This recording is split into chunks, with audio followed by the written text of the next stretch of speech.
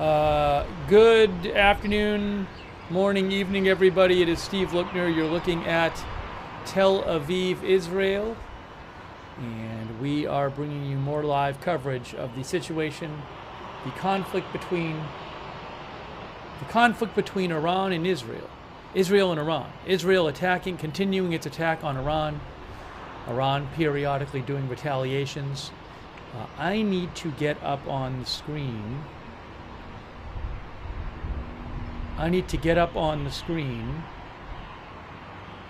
Another camera. Hang on one moment here.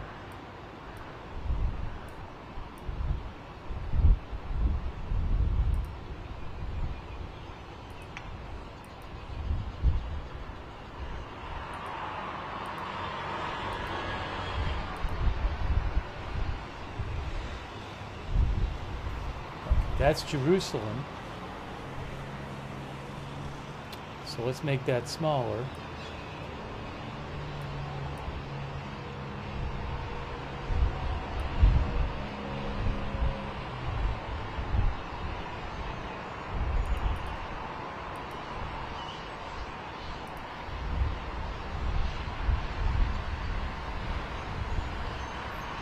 This is Jerusalem.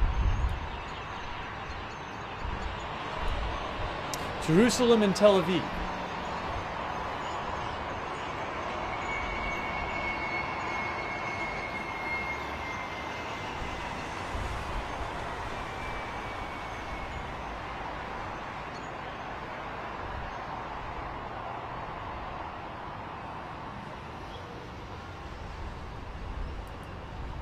We're going to go with that right now. We'll go with that right now. And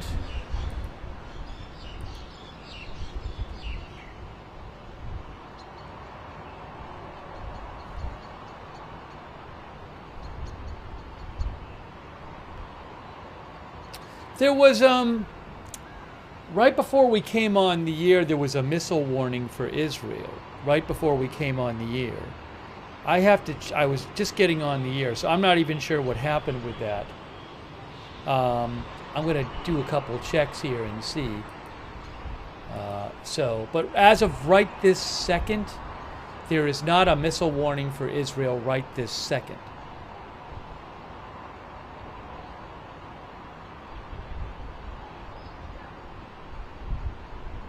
But did something land? I'm seeing possibly. Hang on, I'm checking here. I think it was like a smaller, maybe a smaller missile attack. It looks like I'm seeing some reports.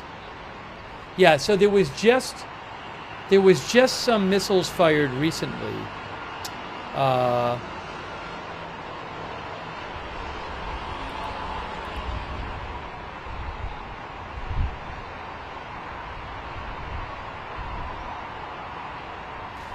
Iranian. I've seen reports that Iran has said that they're preparing some big attack. I don't know if that's true. I just saw a post from Al Jazeera's Claudia Tanios that said Iranian state media said Iran is preparing for the largest and most intense missile attack in history on Israel. I don't know that that's true, but also no reports of impacts or injuries in the latest missile attack. It was a small number of missiles. Okay, so that's reporting from Manny Fabian of Times of Israel says, according to the IDF, the latest missile attack a few minutes ago was a small number of missiles, and Israeli emergency medical says no reports of impacts or injuries from that. Okay?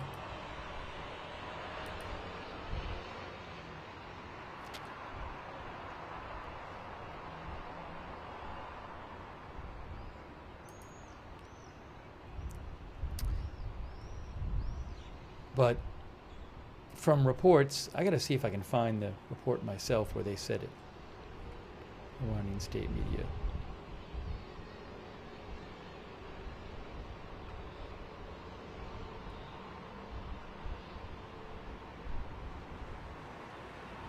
But Iran is threatening some big attack on Israel, big missile attack on Israel.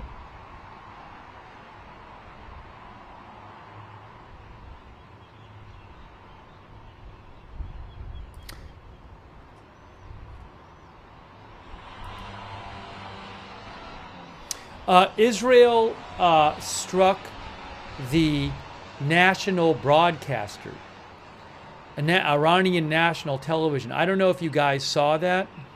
I'll post a link in the chat. I've posted it on my X account. But Israel struck Iranian state TV while they were on the air. I just saw a new video of fire from there, but I just threw that in the chat for you. I'm going to post a link to my X account. I've been posting videos and photos there that I don't have the rights to show here. For more pics and vids, see Steve's X account.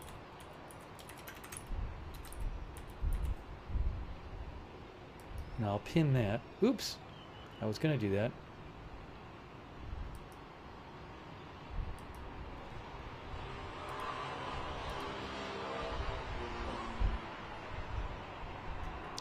Give me a moment.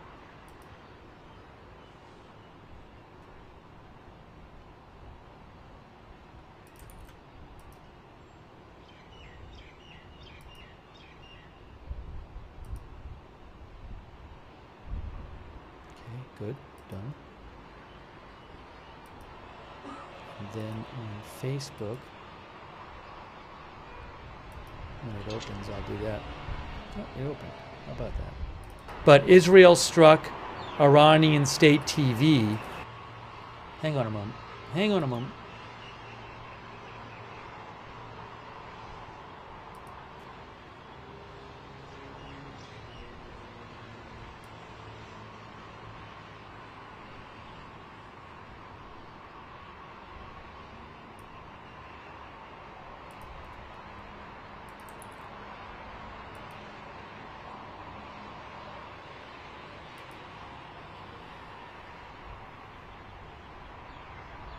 Here, I'll post in the chat for those who haven't seen it, the video of they actually struck the state TV when state TV was on the air.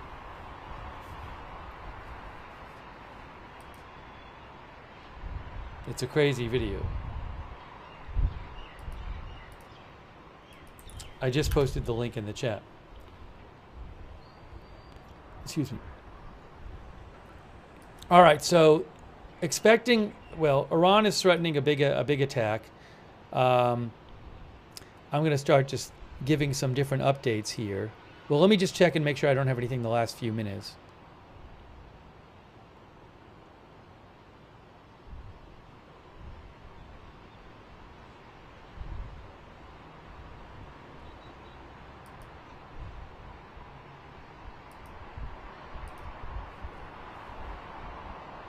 New updates first.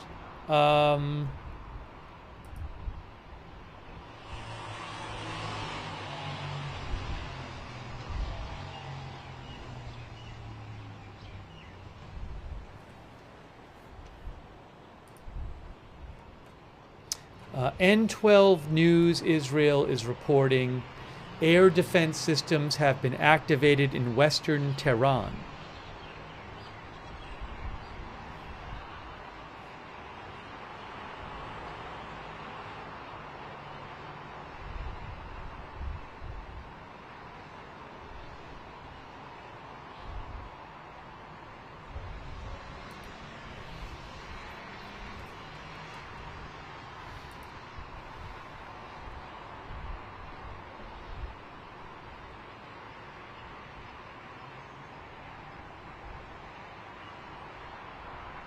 So, by the way, it was confirmed last night that those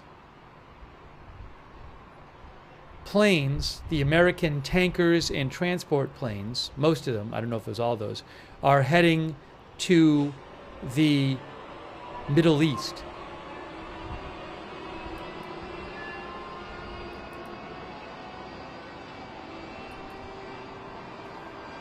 So we were actually watching this last night.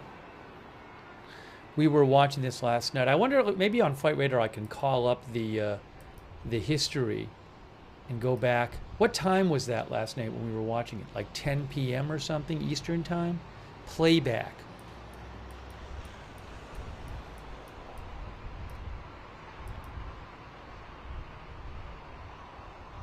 Oh, there's, hold on.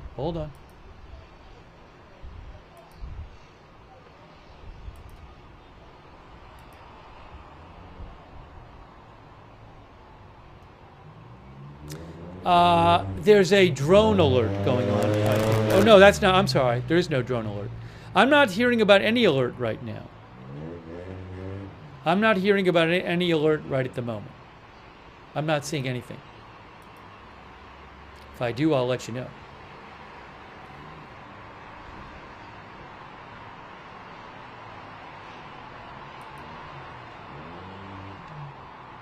So this would have been last night.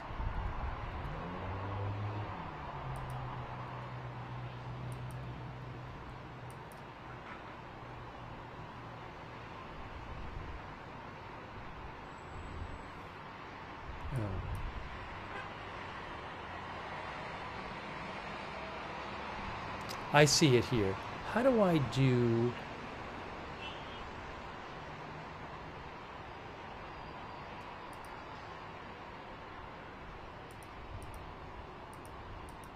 Hang on a moment here. Trying to figure this out.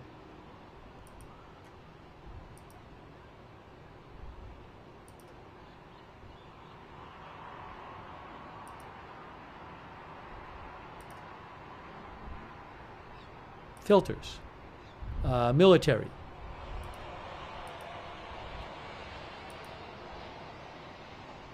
Okay, so this was, I got it.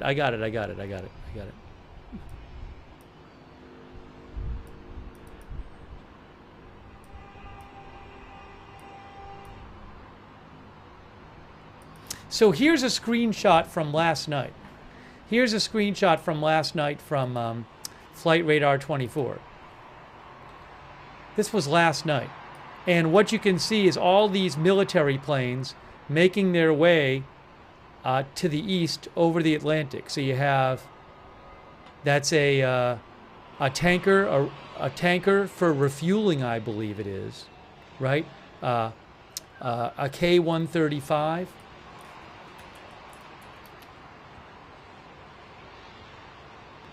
could actually type.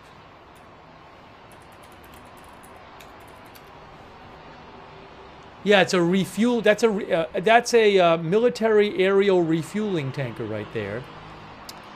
That is a K-135 refueling tanker. That is also a refueling tanker, refueling tanker. This was all happening overnight. We talked about this on the stream. So people were wondering, is this related to what's going on in Israel? All of these tankers, and then there's some container aircraft too. But I'm just clicking on all these different. That one's a KC-46A right there. Why is this not? Which is a refueling and transport aircraft. So you get the idea here. A lot of tankers.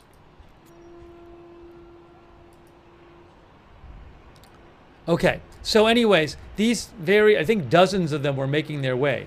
It was actually confirmed, that's from Flight Radar 24, by the way, flightradar24.com. It was confirmed that these planes were heading to the Middle East. For example,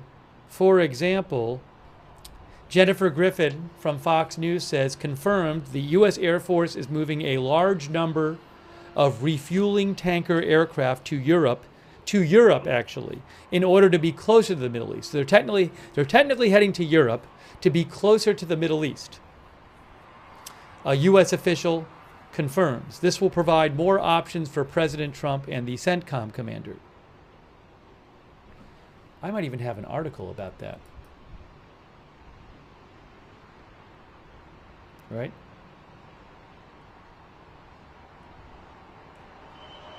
So, the people, a number of our viewers were saying last night, and people online, that they thought that was related to what was going on. It turns out it was.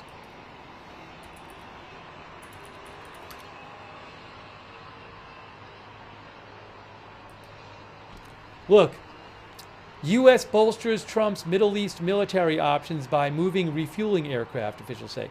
By the way, refueling aircraft would be very helpful for Israel, because Israel doesn't have as many of those as they would like. Remember, the targets in Iran are anywhere from 600 to more than 1,000 miles, roughly 600 to more than 1,000 miles away from Israel. And these are planes that get loaded up with fuel, with heavy bombs, and it limits how long they can stay up in the air, the amount of fuel they have, and also I believe it limits how many planes they can have in their waves of attacks. So it would allow them to have more attacks over time, aerial attacks, Israel, if they had more tankers, refueling tankers. So it would be a big deal for them. Now we haven't heard yet that these are actually going to be used by Israel in their attacks, but we'll have to see what happens. Reuters says the U.S. military has moved a large number of refueling aircraft to Europe to provide options to President Trump as Middle East tensions erupt into conflict between Iran and Israel, says Reuters. Also, someone had asked about this last night. There was a rumor about aircraft carrier Nimitz, or maybe there was an unsourced report about it. Well, officials said U.S. aircraft carrier Nimitz was heading to the Middle East, and what one of them says was a pre-planned deployment.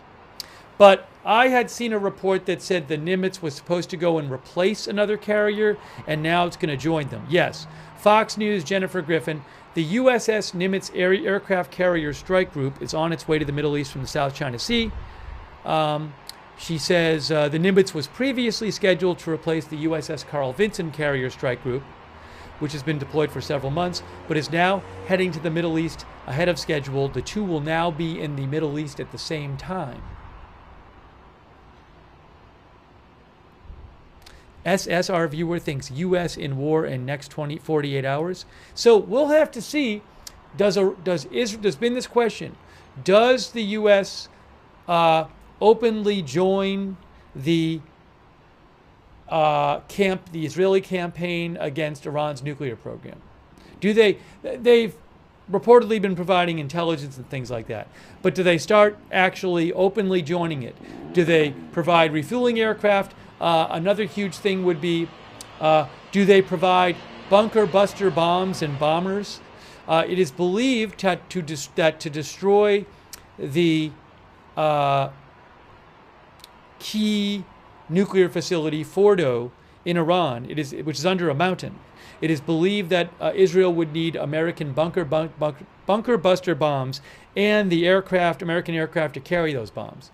So will we see in the coming days President Trump decide to officially join the attack on Iran? I don't know. So far he has not done it.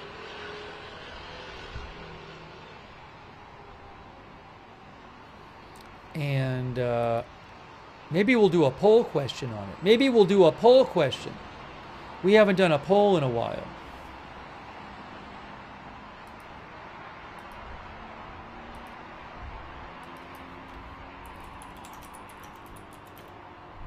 Will the U.S. join Israel's attack on Iran? Formally join. I understand that they've been providing intelligence and stuff like that reportedly. So, but that's how I'm going to phrase the question. Yes or no? I'm posting it in the chat right now. We haven't done a poll in a while, so we'll do that. And I'll tell you what you guys say about it. Oops.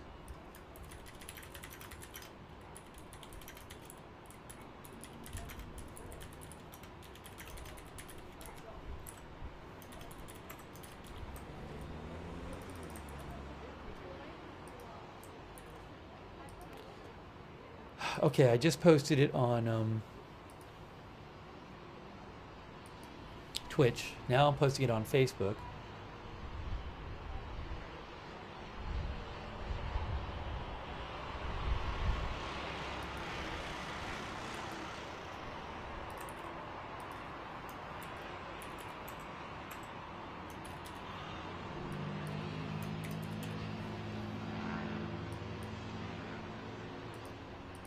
Okay, let's see what you guys said.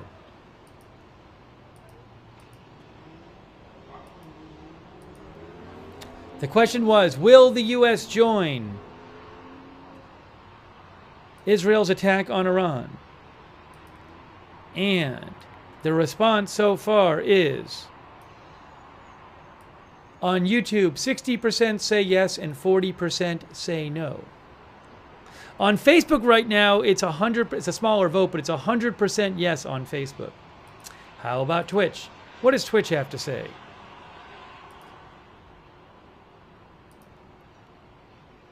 Very close.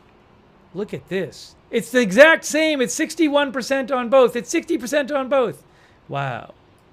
Our viewers on Twitch, they don't always agree, but Twitch and YouTube agree for the moment. Oh, did it change on Facebook? I'll check on Facebook one more time.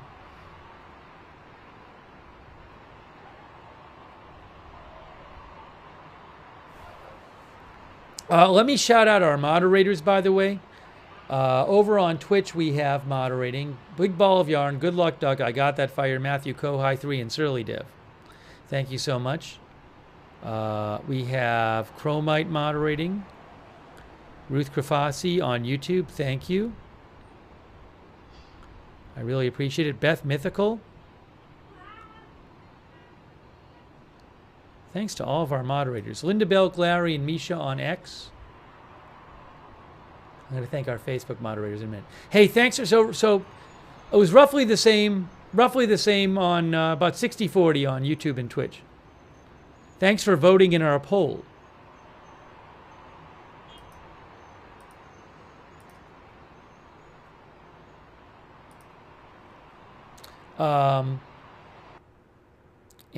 Oops, if we lost that shot, I got to get another shot at Tel Aviv. I have a different shot at Tel Aviv.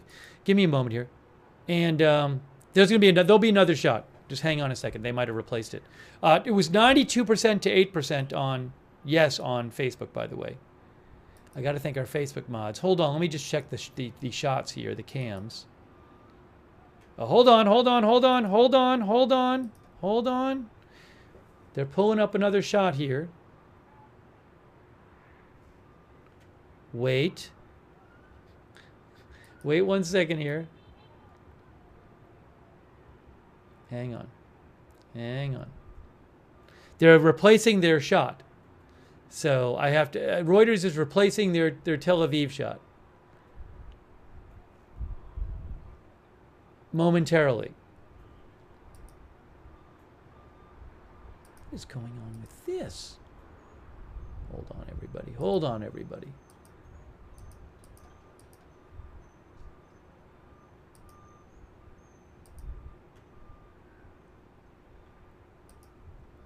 You know, I'm going to get another one up there just for the moment, for the time being.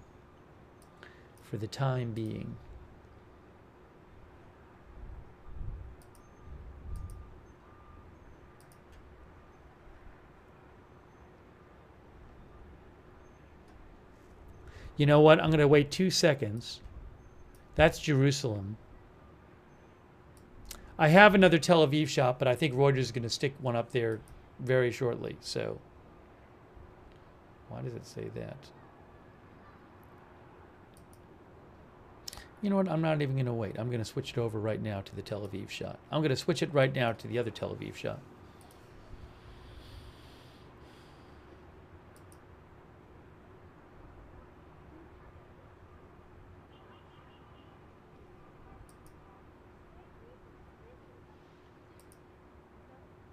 I don't have a HIFA shot right now. All right, one moment.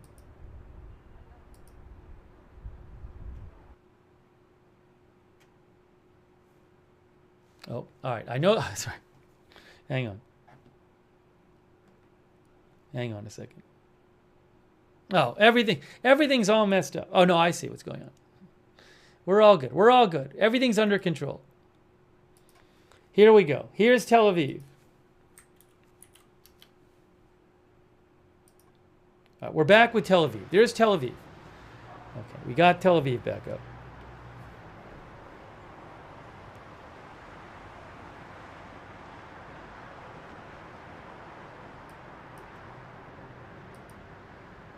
Oh, well, that was fast. You know what? I'm going to use... Here, sorry. Let's do it this way. We got double Tel Aviv. But I'm gonna send the other one back over to Jerusalem.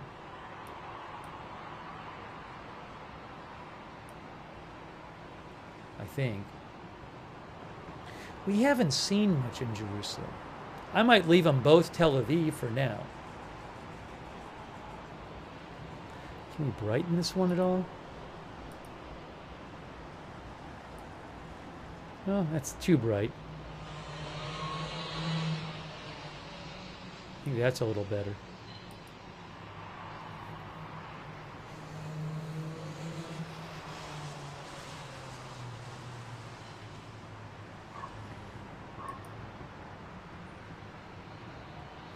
There's supposed to be an Israeli army briefing, but I don't know if any of it's going to be in English. I think some of it might be in English. Israeli army briefing coming up. Hold on a moment. Oh, it's like now. Hold on, it's just starting. It's just starting. All right, give me a moment. I'll put it on the screen. It's in Hebrew right now.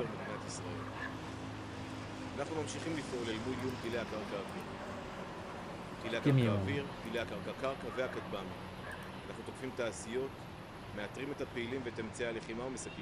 Oh, crap. הם מנסים לברוח למרחב טהרן, ואנחנו ממשיכים להשמיד אותם. אנחנו מרכזים מאמץ על תקיפת אתרי שיגור, מתוך הבנה שהפעולות שלנו מפחיתות את הירי לעורף הישראלי ומצמצמות אותו. I know you can't hear. I'm going to fix the volume. בימים האחרונים, כלי הטייס עקבו אחרי פעילי השיגור, זיהו אותם בתנועה ותקפו אותם דקות בודדות לפני השיגור. That's live, by the way. הערב, כלי טייס מאויש מרחוק, טס מעל שדה התעופה בטהרן, ותקף זוג מטוסי קרב איראני מסוג F-14. מדובר בגריעה נוספת של אמצעי לחימה אסטרטגי לאויב. לפני מספר שעות, תקפנו את מרכז התקשורת של המשטר האיראני, ששימש את הכוחות המזוינים של איראן. המרכז שהותקף משמש כרשות השידור האיראנית. על פי המודיעין שבידינו, המרכז שימש את כוחות לקידום פעולות צבאיות, בקסות אמצעים ונכסים אזרחיים. פעילות המרכז התבצעה בשליחות והכוונה ישירה של משמרות המהפכה. המהפכה קורא לאורך שנים להשמדת מדינת ישראל ולרצח העם. טרם התקיפה, הזהרנו את האוכלוסייה במרחב ופינינו אותה כדי למנוע ככל הניתן את הפגיעה בבלתי מעורבים. מדובר בפגיעה נוספת ביכולות הצבאיות של משמרות המהפכה. כפי שאמר הרמטכ"ל אתמול, מי שיפגע באזרחי ישראל משלם וישלם מחיר כבד. אני מגיע עכשיו מהשטח, ביקרתי באחד מהאזורים שנפגעו. אני רוצה לפנות מכאן למשפחות ההרוגים והנפגעים. אני רוצה להביע את צערי, ליבי איתכם, ואנחנו מחזקים את ידיכם בשעות קשות אלו. אני שב ומדגיש בפניכם, תמשיכו לגלות אחריות. לפני זמן קצר, נשמעו אזעקות בצפון בעקבות ירי טילים משטח איראן. ייתכן וגם הערב, ובמהלך הלילה יהיה ירי נוסף לעבר ערי ויישובי המדינה. אני מודע לקושי שנגרם בשל השהות הממושכת במרחבים מוגנים. אך זכרו כי מדובר בהצלת חיים. הממ"ד הוא המיגון התקני הבטוח ביותר בעת ירי טילים. יש להמשיך ולהיכנס אליו בעת מתן התראה.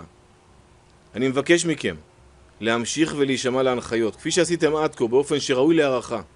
ההנחיות מצילות חיים. נעבור את זה יחד. לוחמי צה"ל ומפקדיו ממשיכים להילחם בכל הגזרות.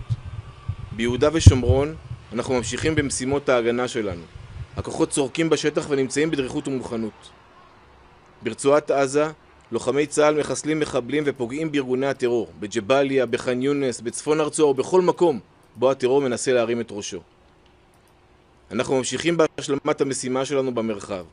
שיטת הפעולה שלנו היא סדורה, עקב לצד אגודל. הכוחות פושטים על יעדים, משמידים תשתיות ומחסלים מחבלים. לסיום, אני רוצה הערב לפנות לחטופים בעזה.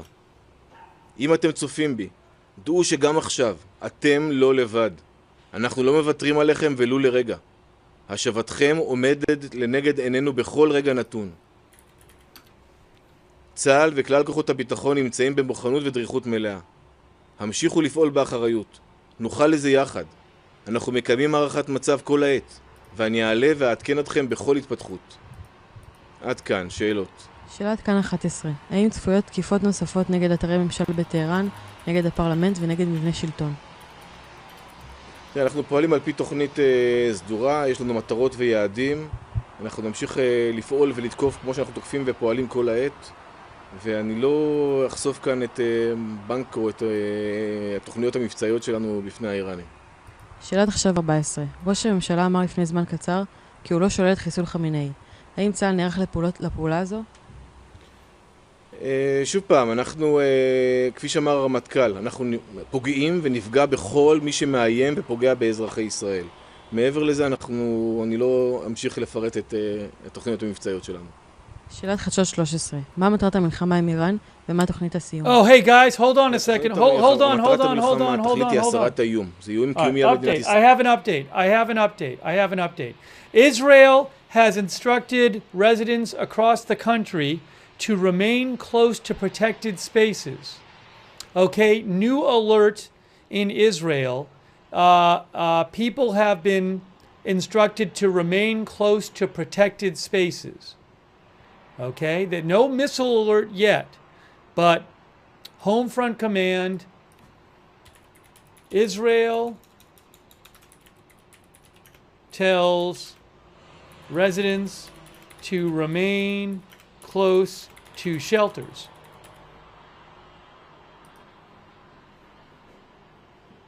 Yes, across the country. Okay, so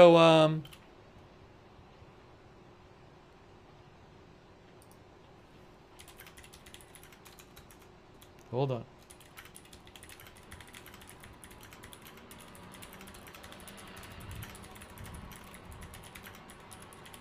All right. Sorry, the briefing is over. I'm not going to worry about the briefing right now. It's over anyway. So hang on a moment. Israel has told its residents to stay close to protected spaces. So we could have a missile alert soon.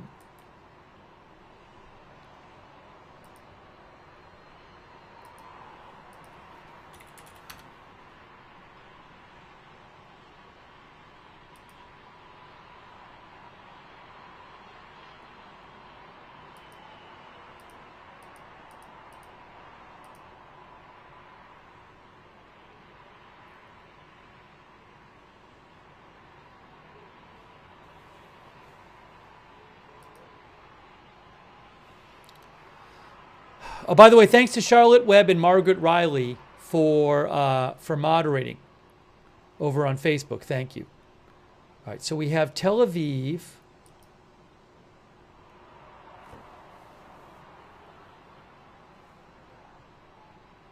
Let me check something here.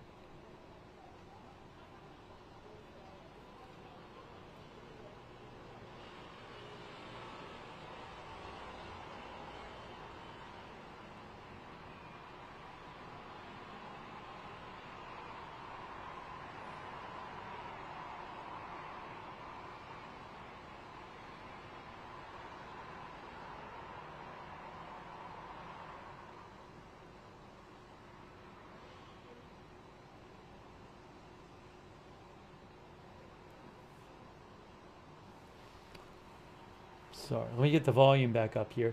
I got to get...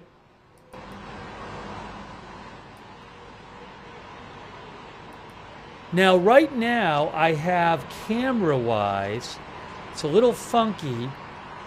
I have this. I'm going to get the Jerusalem camera up, I think. Jerusalem or Modin? All right, I'm going to get Jerusalem up on the other one. I'd rather have one Tel Aviv and one Jerusalem than... And I don't think the small Tel Aviv one is even manned. So that's what I'm going to do.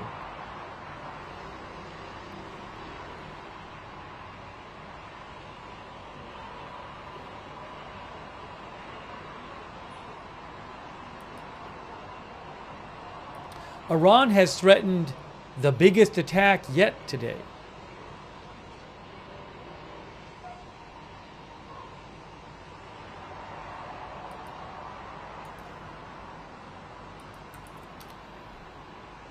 Here's Jerusalem.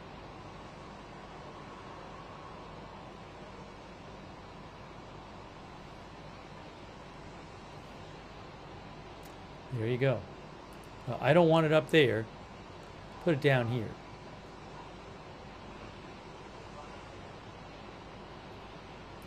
Throw it down here for now.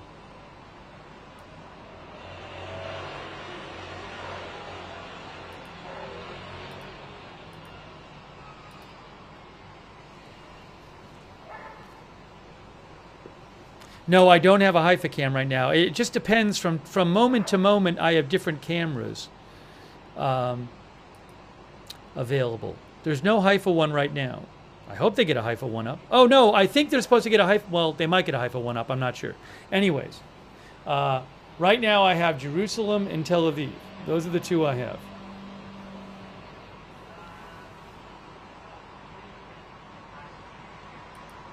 There is no warning on my rocket alert. There is no incoming warning right now. But Israeli military says the Israeli Home Front Command, where'd it go here?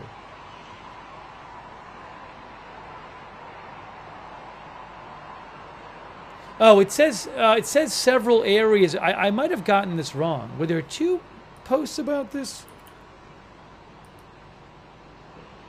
No, IDF. The IDF Home Front Command. The Home Front Command has now instructed residents across the country to remain close to protected spaces. That was 7 minutes ago. Movement in public areas should be minimized, and public gatherings should be avoided. Upon receiving an alert, enter a protected space and remain there until. Oh, what are we seeing? Something? We shouldn't be. And remain there until an official update is issued. The camera's moving. But there's no sirens there yet.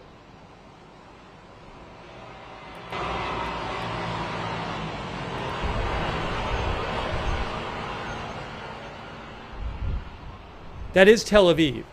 But the camera's now pointed at the sky.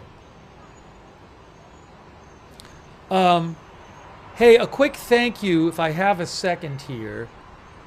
Thank you to...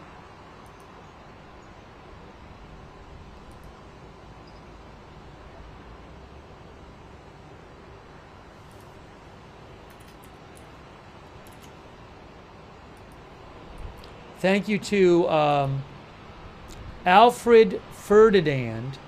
Alfred Ferdinand Sloof, thanks for supporting the channel. Fred Witherow. Mary Benvenuti, thanks for supporting the channel. Also, I have a couple other thank yous I want to give. If you give me a second here.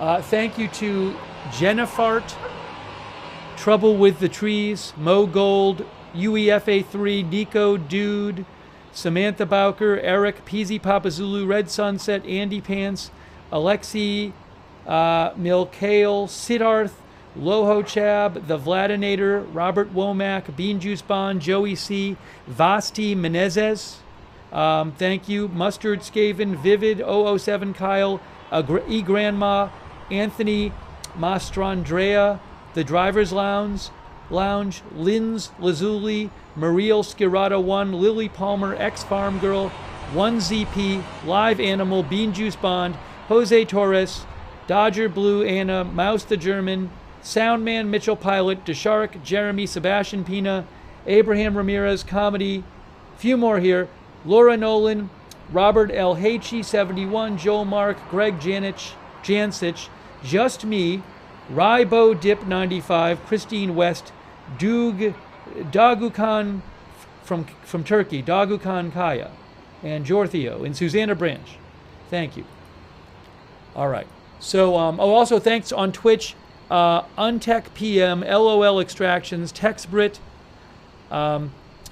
Fat Anon, This N8, Formage 200 on Twitch.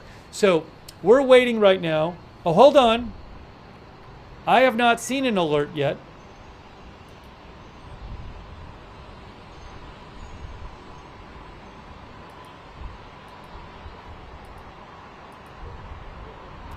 I have not seen the incoming alert. I'm looking at the announcements, and I have not seen it yet.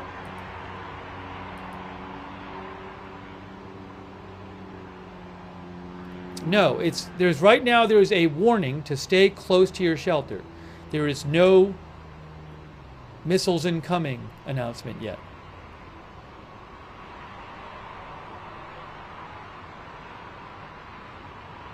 So I'm looking at it. I see it right when it comes out.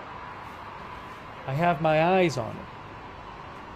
Remember last night there were 3.5 hours of the remain close to shelters, and then after about 3.5 hours, then there was a missile strike.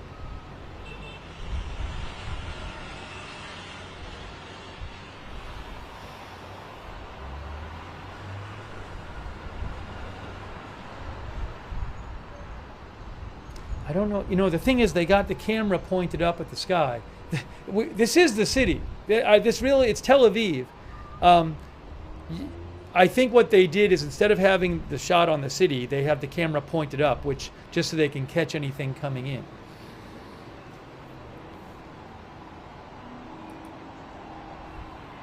I don't know why. Hold on.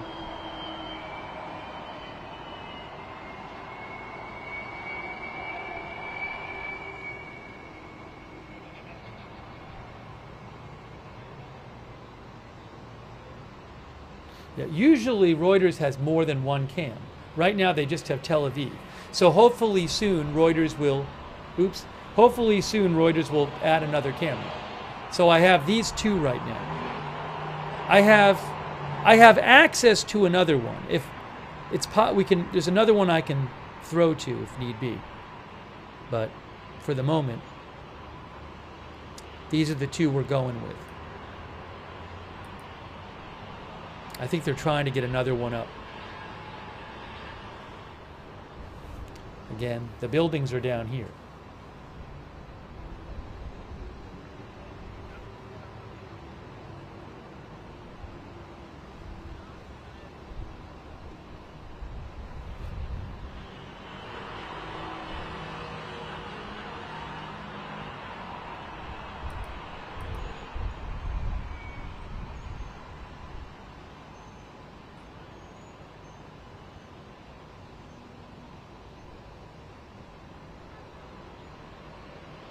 Did Israel say, hold on. Israel has published video of it striking and destroying 2 Iranian fighter jets at an airport in Tehran.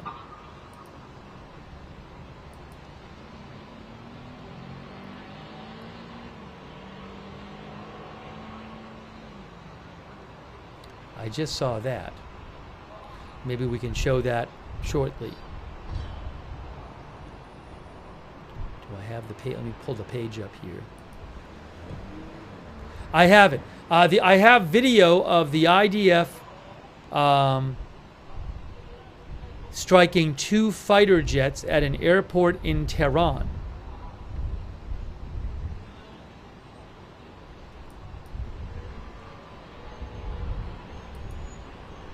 All right, hang on a second. I'm going to show you quickly video that Israel has released of 2 Iranian fighter jets being struck by Israel at an airport in Tehran. Ready? Oops. That's not what I wanted. It is what I wanted, but I'll do it the right way this time.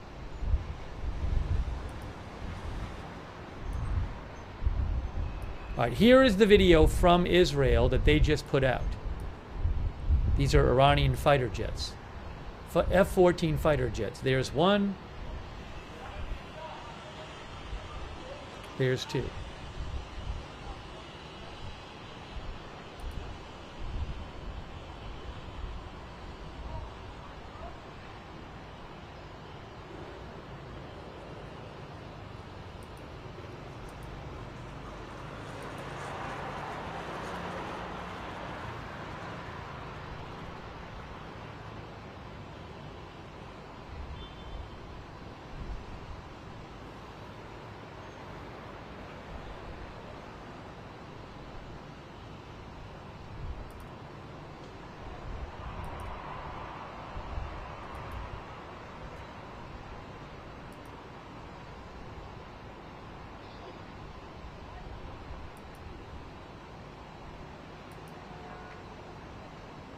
Okay.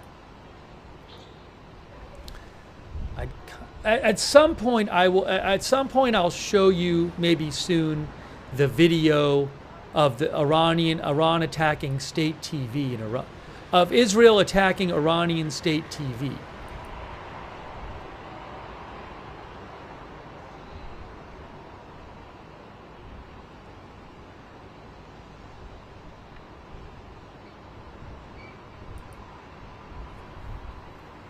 I probably should throw that up there momentarily. It's a crazy video. Give me a moment here.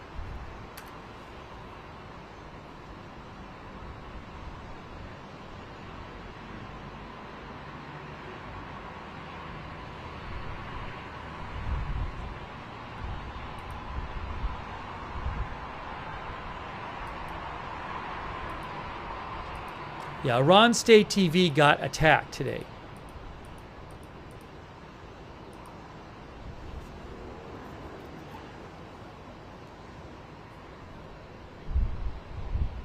Well, hold on a second.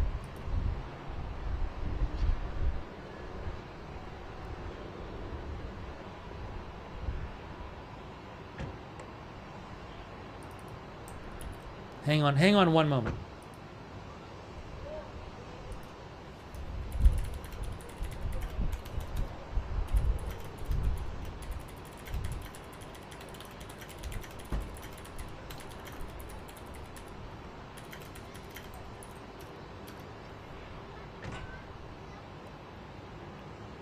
Hang on one second here.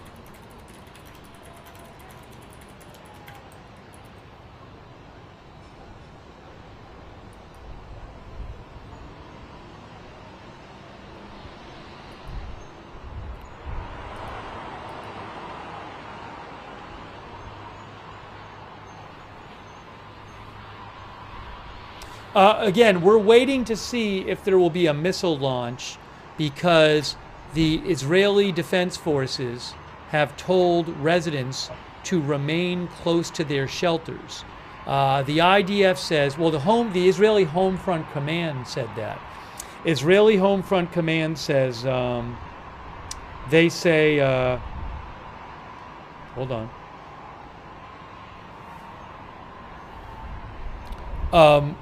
The Home Front Command has now instructed residents across Israel to remain close to protected spaces. Movement in public areas should be minimized, and public gatherings must be avoided.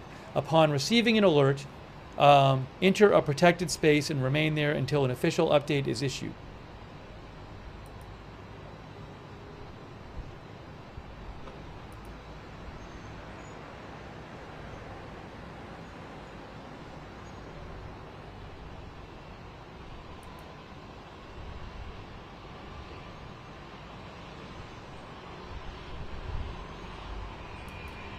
All right, we are going to watch the Iran State TV video where Israel bombed Iran State TV while they were on the air.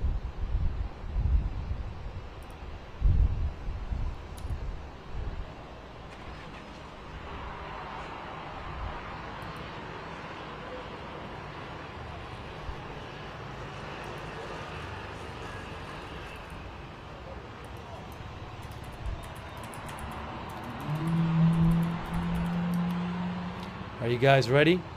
This was today. Let me pull it up here for you. Here it is. This was earlier today.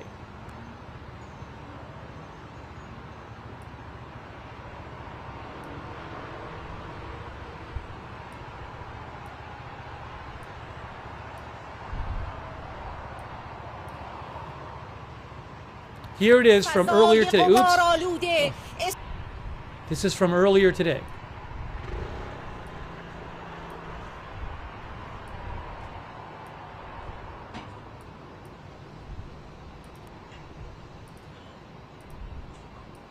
Now turn the volume on.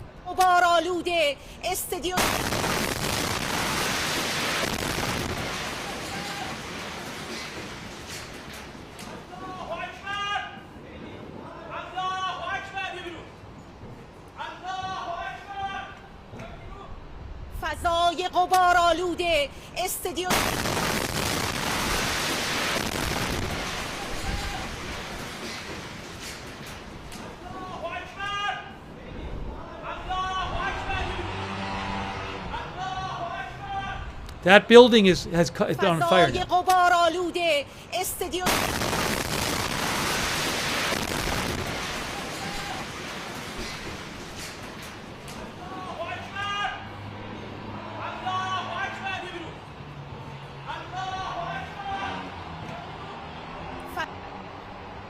All right, so that was earlier today. Israel bombed the state TV headquarters.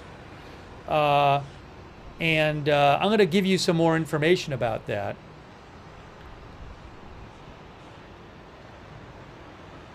I'm going to give you some more information about that right now.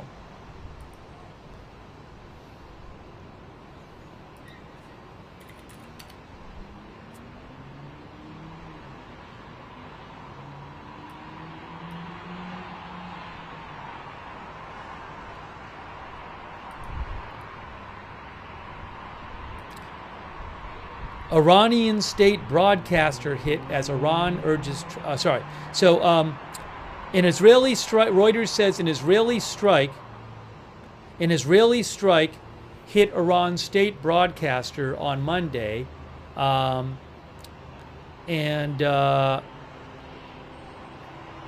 is it here? Do they have more information? Where is it here? They don't really give detail there. I saw something about some more detail about it earlier. There's footage in the aftermath of the building on fire.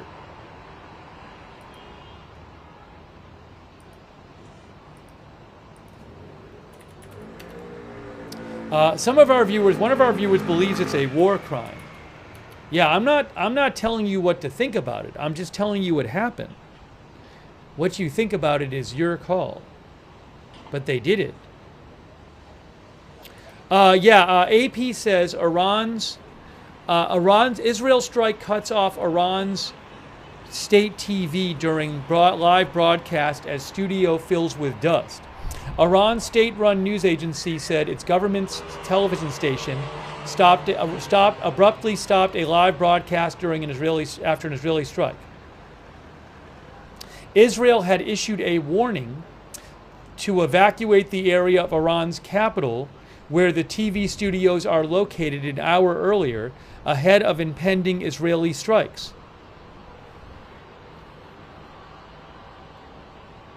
Okay?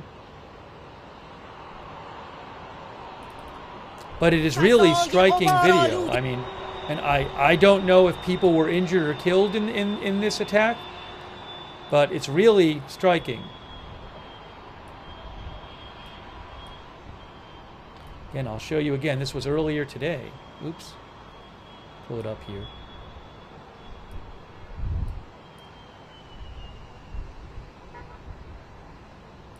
فضای غبارآلوده استادیوم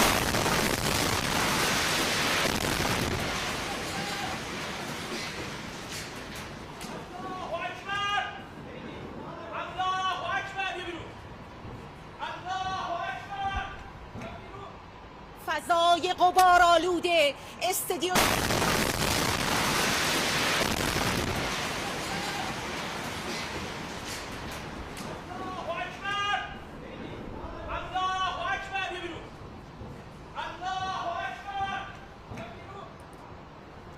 Again, there might have been people killed in that explosion. I don't know yet. I'll see if I can find more information for you.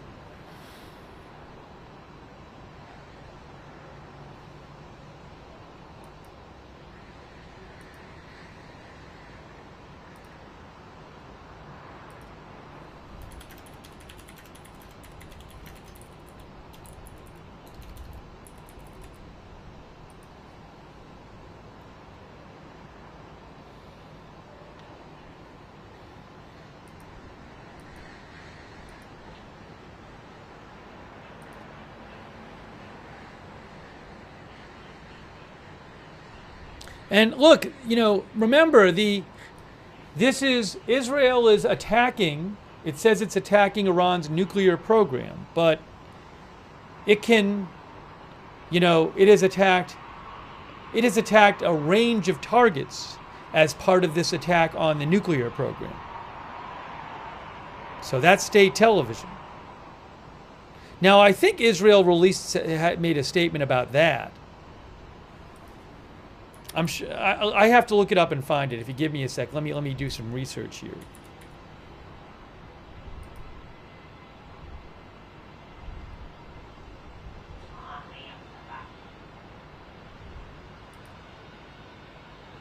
I think it's this one. I think isn't it this statement about the communication center that they posted like an hour ago? Let me just make sure, but I think maybe it is.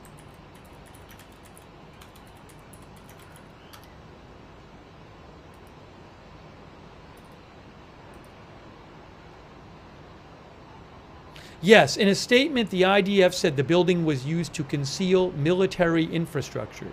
The Washington Post says the claim has not been verified independently.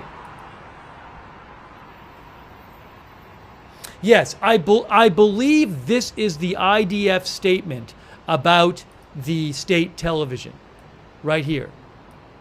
They said, today the Israeli Air Force conducted a precise strike based on intelligence targeting a communications center that was being used for military purposes by the Iranian armed forces.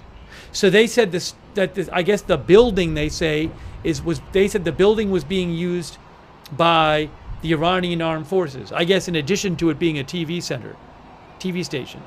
The building was used by the Iranian armed forces under the guise of civilian activity, covering up the military use of the center's infrastructure and assets. So they're claiming like it was like a front, and they actually secretly carried out military activity in there. Prior to the strike, IDF provided an effective advanced warning to the civilian population, including phone calls to mitigate harm to civilians as far as feasible.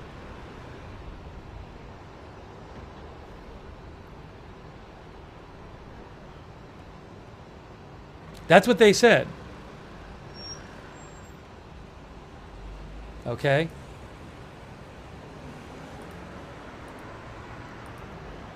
And then that is what they said. And then this is what happened. Again.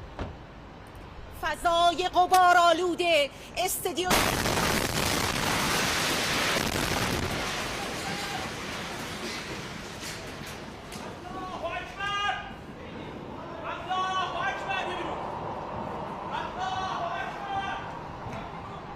فضای غبارآلوده استادیوم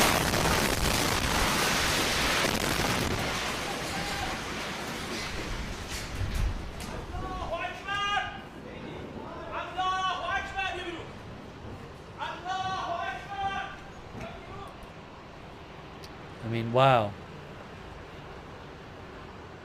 So, that happened today.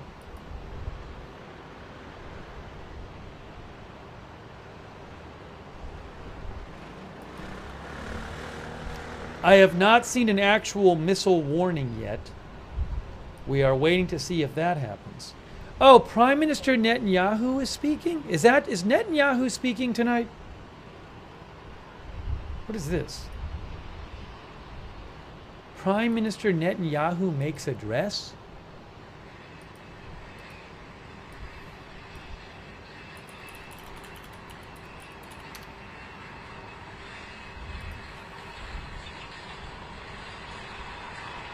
Netanyahu today said, hold on, hang on a moment.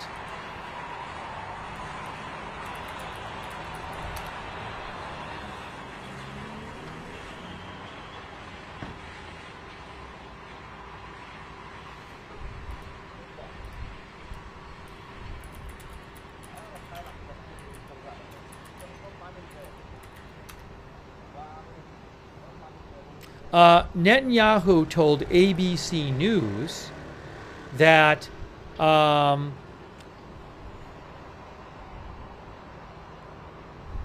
Israel is not ruling out killing Iran's supreme leader Ali Khamenei.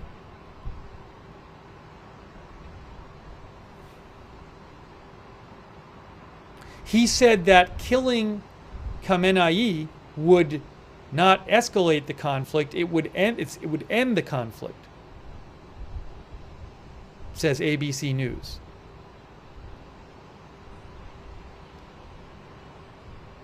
ABC News asked if Israel would target the supreme leader, and he said Israel was doing what we need to do.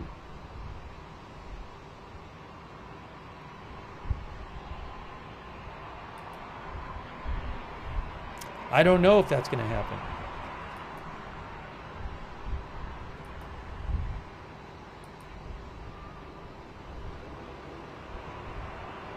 Also, Iran said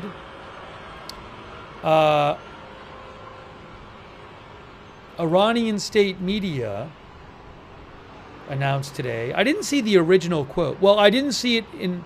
I follow some of their state media. I haven't seen exact... Let me just see if I can find it, actually. Maybe I can find the original quote.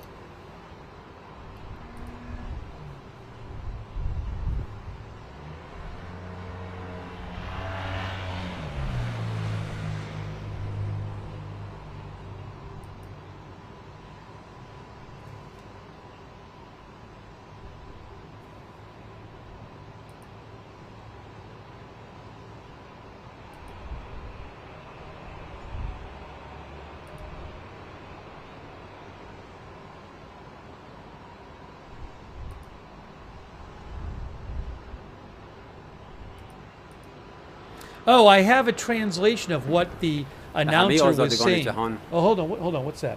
What is that? Why am I hearing something? What am I hearing, and why am I hearing something? I see. I'm sorry. I know what that is.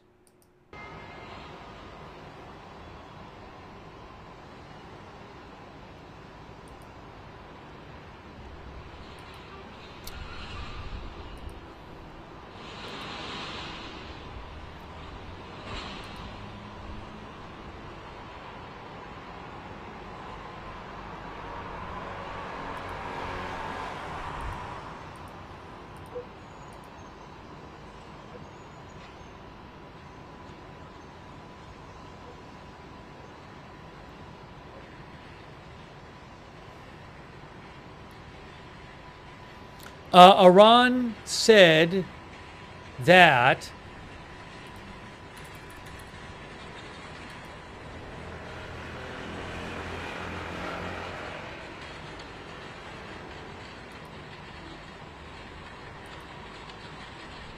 oh, by the way, here is video. I'm posting video in the chat of the state television building on fire after the attack by Israel. I'm posting a video in the chat right now of that building on fire. Let me just make sure I don't actually have a video I can show you of that. Doing a quick check here.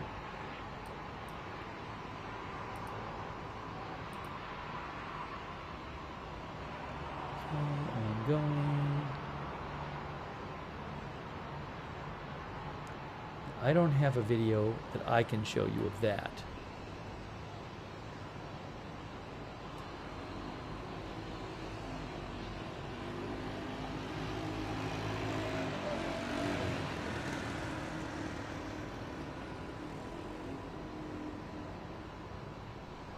Yes, so again, Iran today said that they are preparing for their largest and most intense missile attack against Israel. Okay? Times of Israel has that quote from them. They said they said it on their state TV.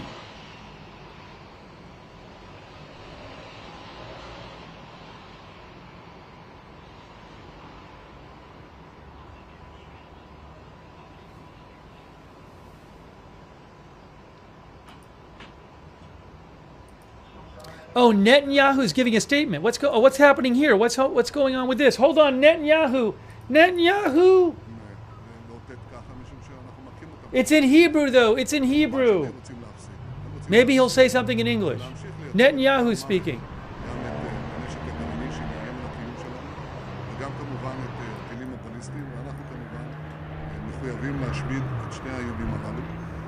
אם אפשר להשיג את זה בדרך אחרת, בבקשה, אבל נתנו לזה צ'אנס ב-60 יום, בשעה שהם מנהלים משא ומתן עם האמריקנים, האייתולה, כן, הדיקטטור של איראן, מוציא ציוצים שישראל תושמע. תודה רבה, אנחנו לא מתפתים. אני רוצה את התוצאה. אנחנו רוצים 3 תוצאות מרכזיות. חיסול תוכנית הגרעין, חיסול הייצור, יכולת הייצור של הטילים הבליסטיים, חיסול הציר הטרור. ואנחנו כמובן נעשה מה שצריך כדי להשיג את היעדים הללו, ואנחנו מתואמים היטב עם ארצות הברית. בבקשה. כן, תמיר מועד, בבקשה. אוקיי, בסדר. זה קודם היה על מיוט. אז אני רוצה לשאול, בהמשך לשאלה הקודמת, האם הקו האדום של ישראל כרגע, מבחינת שיחות עם איראן, הוא אותו מודל לובי שדיברת עליו? האם ישראל תסכים לפחות מזה? ובכלל, האם אנחנו מעוניינים עכשיו באיזושהי הפסקת אש עם האיראנים, או שאנחנו הולכים עד הסוף, עד להפלת המשטר? קודם כל, אנחנו מעוניינים בתוצאה שאמרתי. והתוצאה היא 3 החיסולים האלה שאמרתי. אנחנו לא מוותרים על זה, ועם ישראל לא יסתפק בפחות מזה.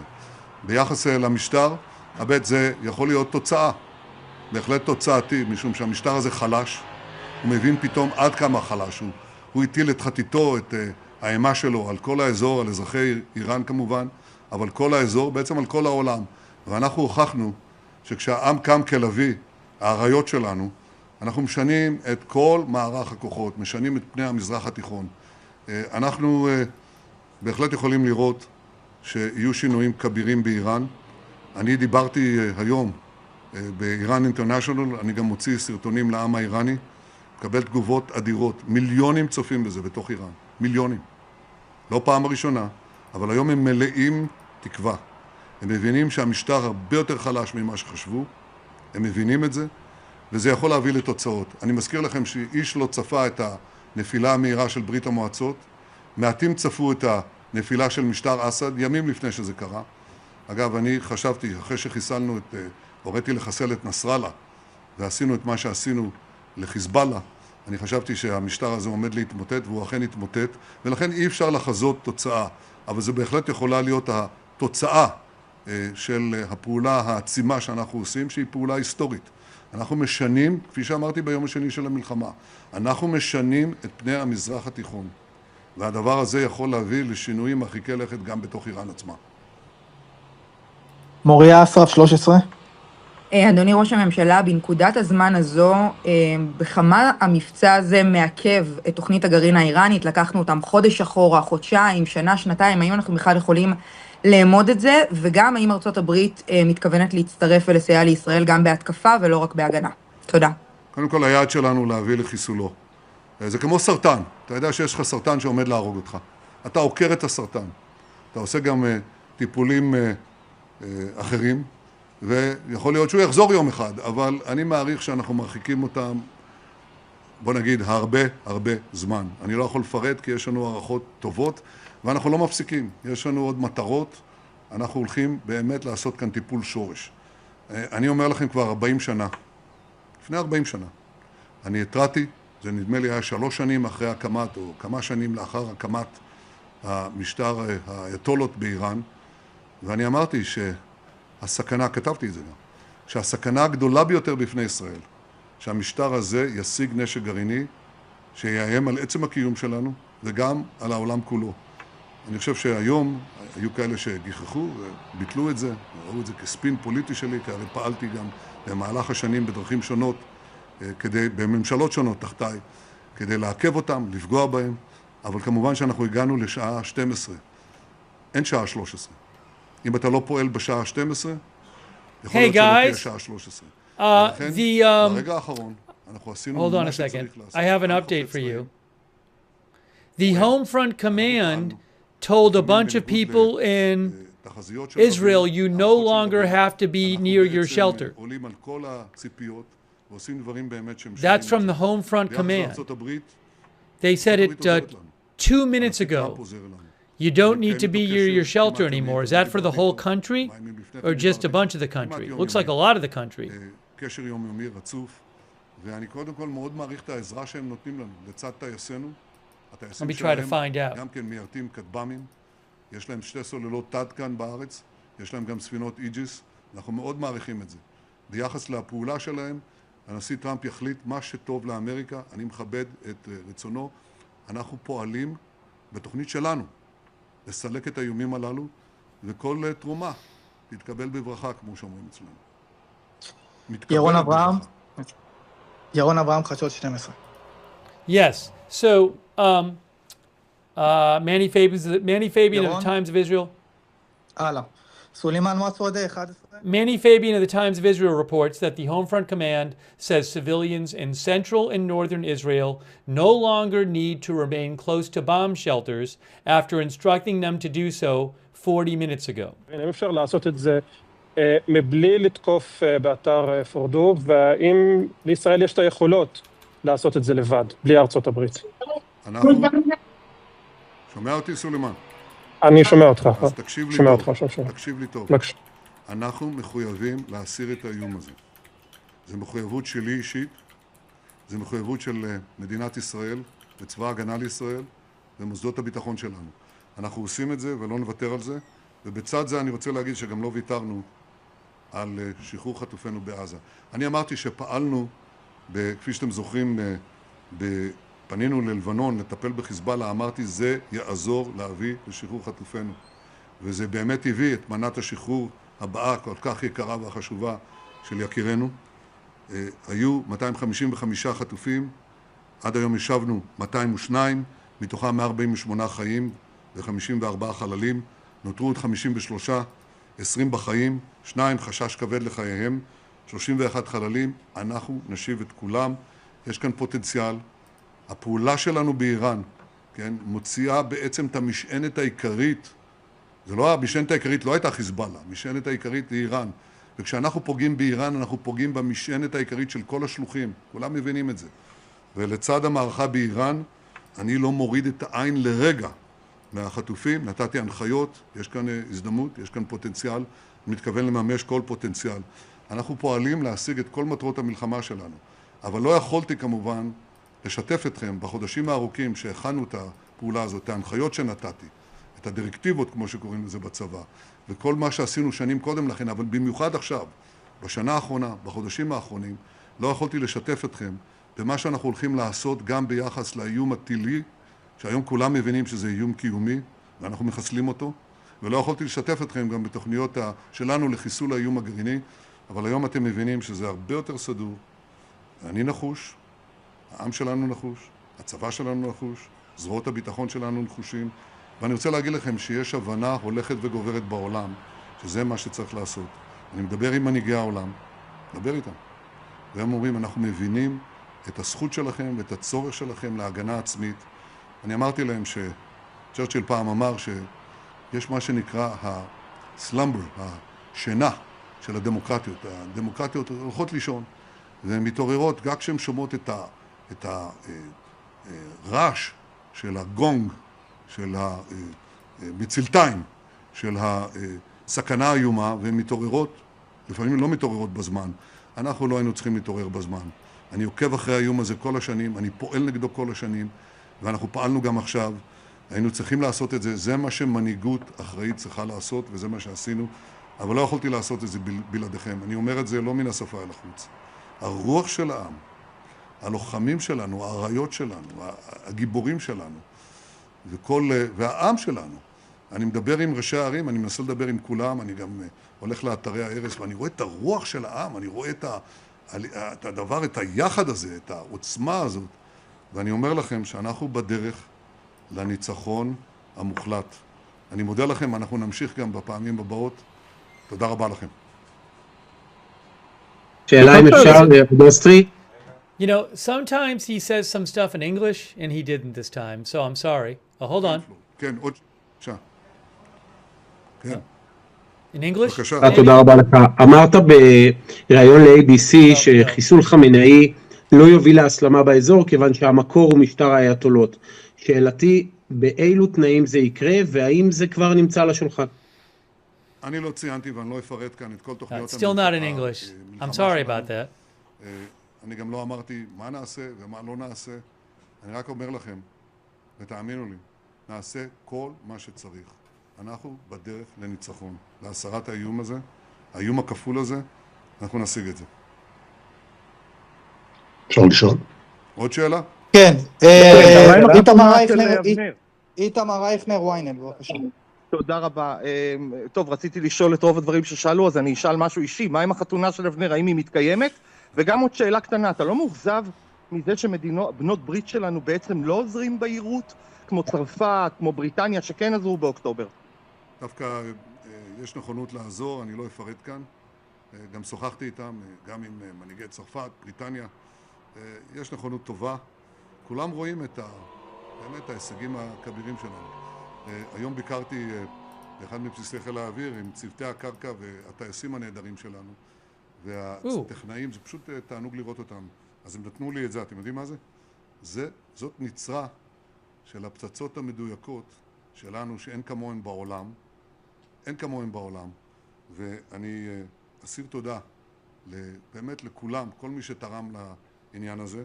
אני אסיר תודה גם לנשיא טראמפ. מה שהוא עושה זה דבר שמשנה באמת כל התמונה. ויש לצד המערכה הצבאית, בהגנה, בהתקפה. I might play a different video for you. אנחנו עובדים על זה ללא הרף. Since he's not speaking in English. Give me a moment here. בעלי ברית שלפעמים עדיף שישארו מאחורי הקלעים, אבל ישראל נהנית כאן מרוח גבית ענקית. אגב, גם בעם האמריקני, רובו ככולו. יש כמובן יוצאים מן הכלל. יש את התנועה הזאת שאומרת כביכול America First. אז אמרתי, אני אגיד את זה באנגלית. אמרתי ברעיון עכשיו לאחת מהרשתות האמריקניות, הרי הם צועקים כל הזמן מוות לאמריקה. לא רק מוות לישראל, מוות לאמריקה, זה היעד העיקרי. אז אמרתי, אני יכול להבין America First, אני לא יכול להבין America Dead. וזה מה שהם רוצים. אז האם הם רוצים שלמשטר הזה שכבר ניסה לחסל את הנשיא טראמפ פעמיים, ניסה לחסל גם אותי פעם אחת, כנראה עוד פעם. ולא רק זה, הם גם מטרגטים את השרים הבכירים שלנו. האם אנחנו רוצים שהמשטר הזה שפוצץ שגרירויות אמריקניות, שהרג ופצע אלפים מחיילים אמריקנים בעיראק, באפגניסטן, שהרג 241 נחתים בביירות, שניסה לפוצץ מסעדה בלב וושינגטון, שבאמת עשה את הדברים, ובארגנטינה פוצץ לנו את השגרירות שלנו ואת המרכז היהודי שם, פוצץ את שגרירויות ארצות הברית. האם אתם רוצים שלמשטר הזה יהיו טילים בליסטיים וטילים בין יבשתיים, כי הם עובדים על זה, כדי להשמיד את הערים של ארצות הברית? האם אתם רוצים, אני מדווח לכם, וזה דיווח אמת. So it seems like maybe he's not going to speak English in this presser. Sometimes he does. So I'm sorry for the many of you who probably don't know Hebrew. I do have, a short while ago, the Israeli ambassador to the UN spoke. And I have that, and I assume he was speaking in English. So I might put that on. לשלוחים שלהם. זה טרור גרעיני על סטרואידים. זה סכנה לעולם כולו.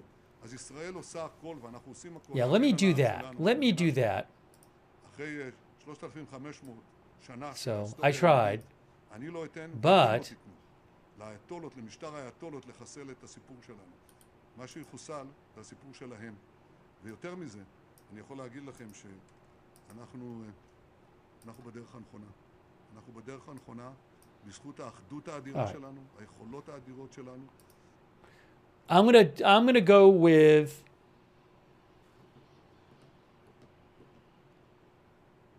where is it here? Where is it here? This. Earlier today, now it wasn't even that long ago, I think it was about an hour ago, the Israeli ambassador to the UN spoke. So I want to throw that up, see some of what he had to say. Ooh, why aren't we seeing him? Why aren't we seeing him? There we go.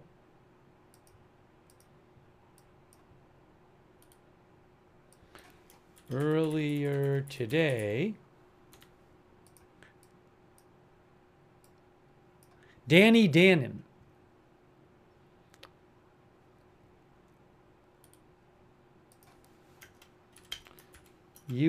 Israel ambassador to UN.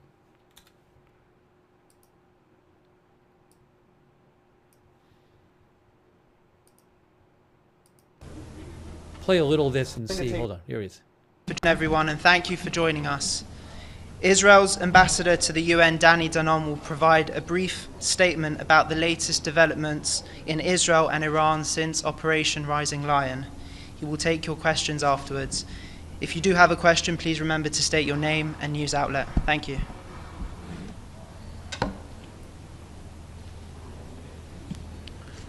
Good afternoon. In the past 48 hours, Iran has launched over 1,000 missiles and drones directly at Israeli civilians. They targeted every major population center in the north, center, and south of Israel. Haifa, Tel Aviv, Jerusalem, Bat Yam. On Saturday night alone, 10 people were murdered, including 5 Ukrainian nationals who were visiting Israel. You can look at this photo from a building in Bat Yam, which is a city south of Tel Aviv. This building was hit by a direct missile strike. 7 civilians were killed, 2 of them were children. Their attacks on our civilians have left 23 dead and more than 600 injured. Last night, 8 more people were murdered and almost 300 injured.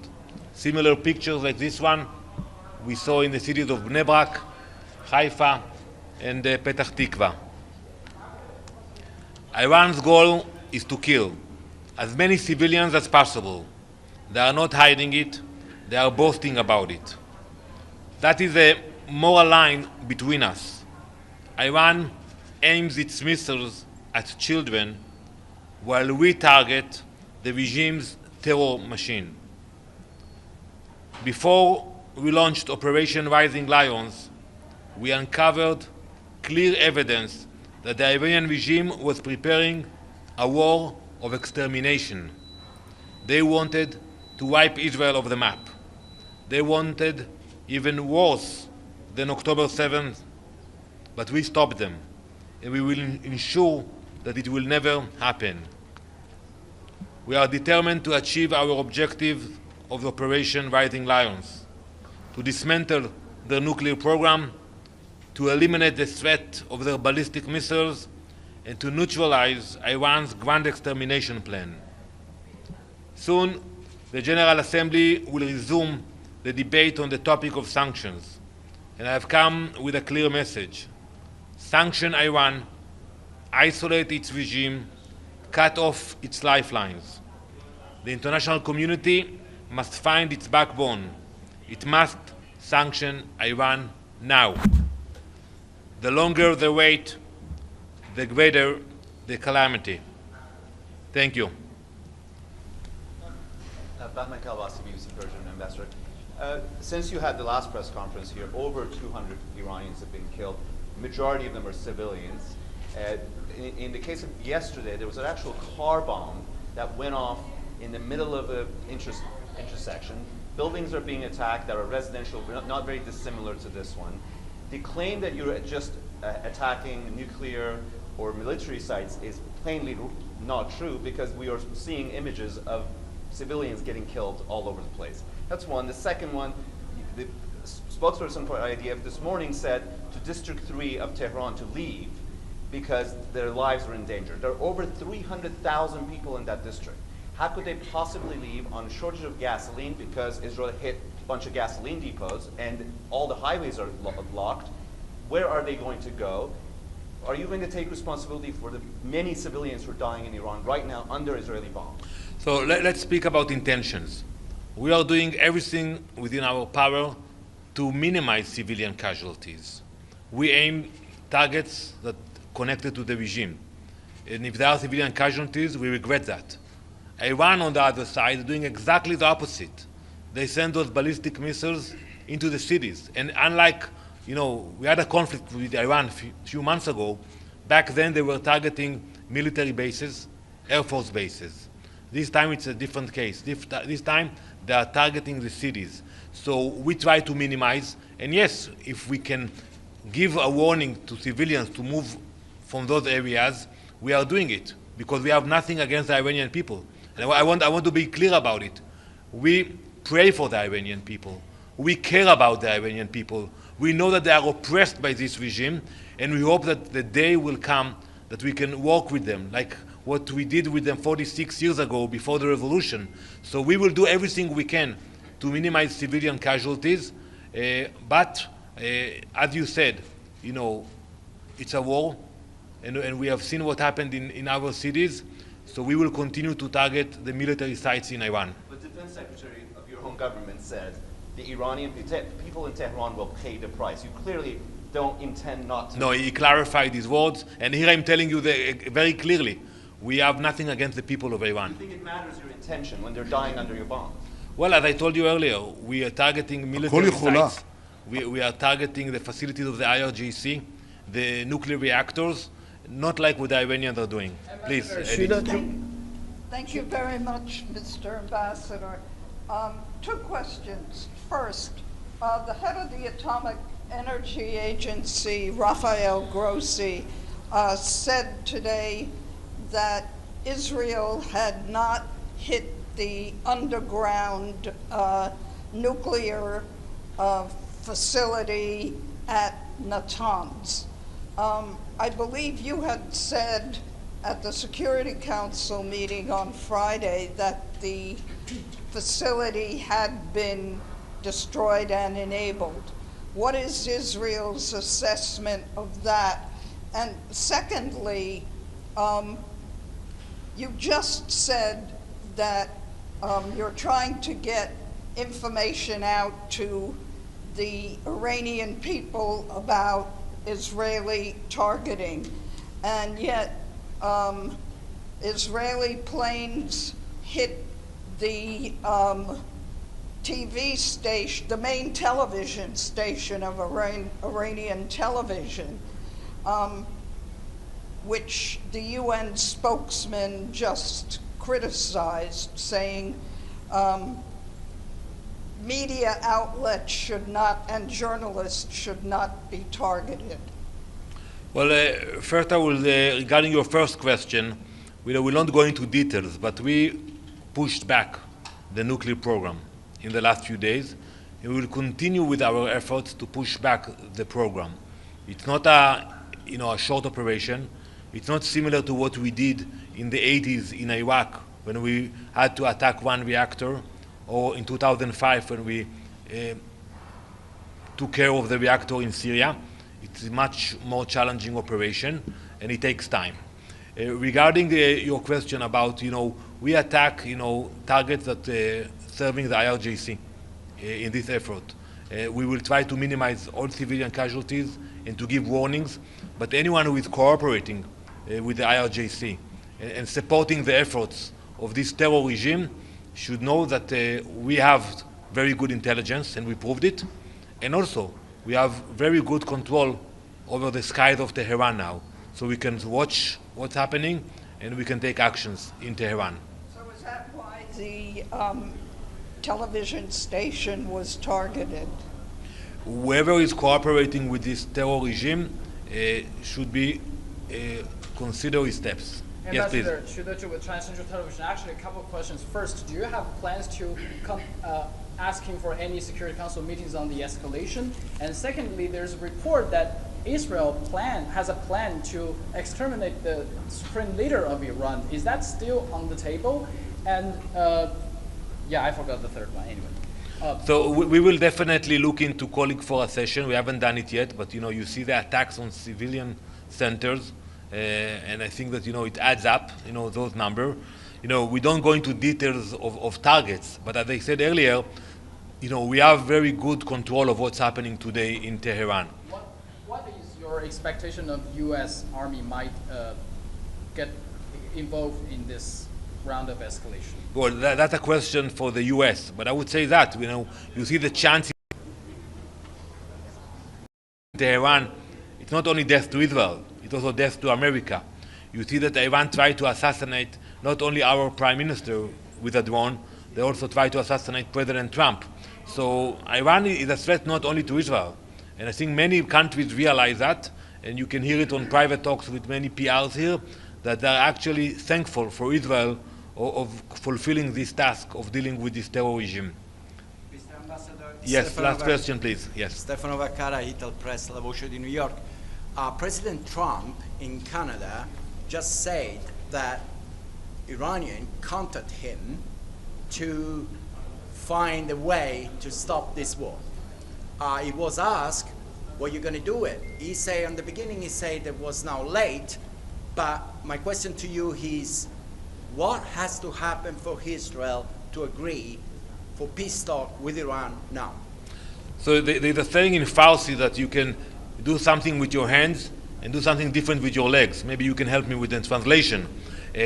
So we need to see what are the actions of the Iranian regime is. Just to say it's not enough, because we saw in the last decades that they are a master of deception. They know how to play the game, to buy time. So if they really mean it, that they are willing to give away this machine of terror and destruction, that there would be place for dialogue. But if they are trying to buy time and to play the game, we are not there. Thank you very much. Yes, you're. Yeah, thank you. Abdulhamid Salam from the Arabic Daily of Quds al-Arab. In 1 week, Mr. Ambassador, Israel attacked Syria, kidnapped 7 people.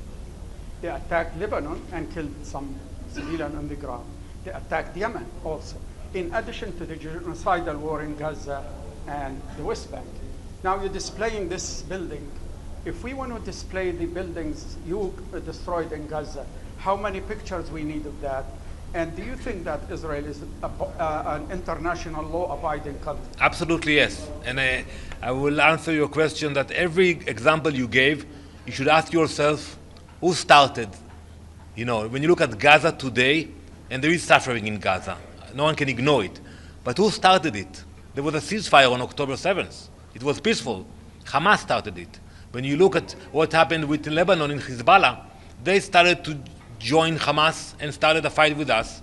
And when you look at Iran today, they decided to spend billions of dollars on nuclear capabilities and ballistic missiles in order to exterminate Israel. So yes, we are taking actions to protect ourselves, and we'll continue to do that. But you need to understand that in our neighborhood, unfortunately, there are some players, not all of them.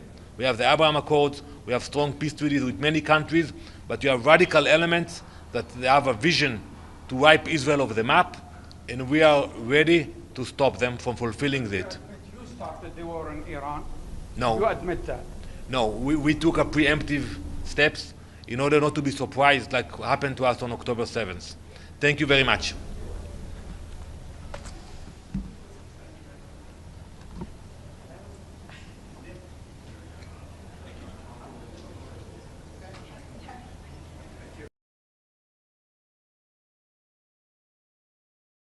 Can't hear me. Hey, that was Danny Danon, the Israeli ambassador to the UN.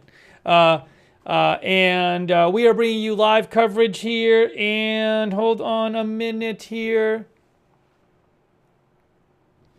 So, about an hour or so ago, there was a alert where Israel told its citizens to get close to their shelters. Normally, they do that right before in a missile attack. But then about 40 minutes later, they said, okay, you don't need to be near your shelters anymore. And so you might wonder what happened. Now, interestingly, about a few minutes ago, the Israeli military posted that they were carrying out attacks on surface-to-surface missile sites in Iran, which I would assume be the kind of missile sites that would launch, that would fire missiles toward Israel, surface to surface, surface of Iran toward surface of Israel. So, could Israel have disrupted this missile attack? Was there going to be a missile attack, and then Israel stopped it by attacking those missile sites? I don't know, but it was interesting timing. But Israel does say, they did post that, I'll read their post to you, the IDF post. It says, the IAF, the Air Force is currently striking surface-to-surface missile infrastructure in western Iran. So was there going to be a missile strike in the last hour? I don't know. Did they stop it? I don't know. And Iran also has threatened today to launch its largest and most intense missile attack yet in state media. So we'll have to see what happens.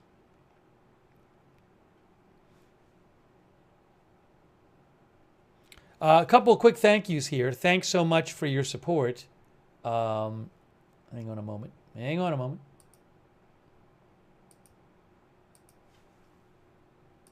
Thanks so much for your support for the channel.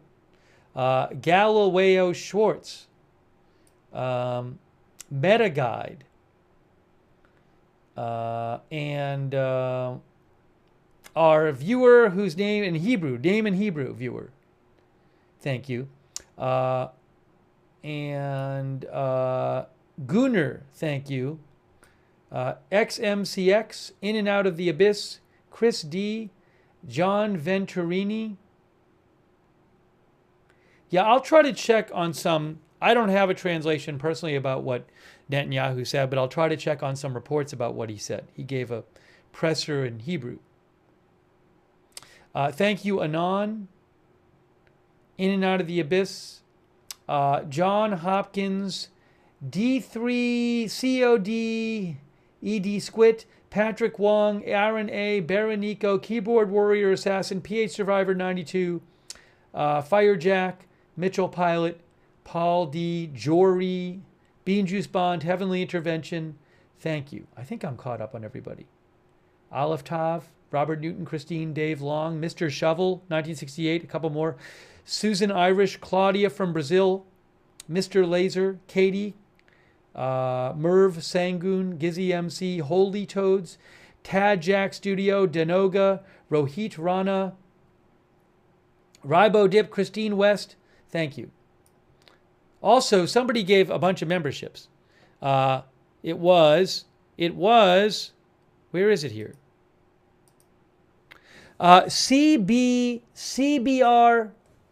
CBRPNK gave 50 memberships. Wow, that's really nice of you. CBRPNK. Make sure you thank somebody if they gave you a membership or a subscription. Thank you. Also, thanks Zuli Tech, Zalai Tech on Twitch, Mola Simano on Twitch, and Oxytropis, and Who Shot JR and Notorious Rob on Twitch. All right, we're going to get you caught up here. Give me a moment. Oh, and also shout out to, very kind of you, Layer Leitner. That's very kind of you. Thanks so much for your support of the channel. Oh, and Gringo. Gringo gave 20 memberships. That's so nice of you, Gringo. Thank you.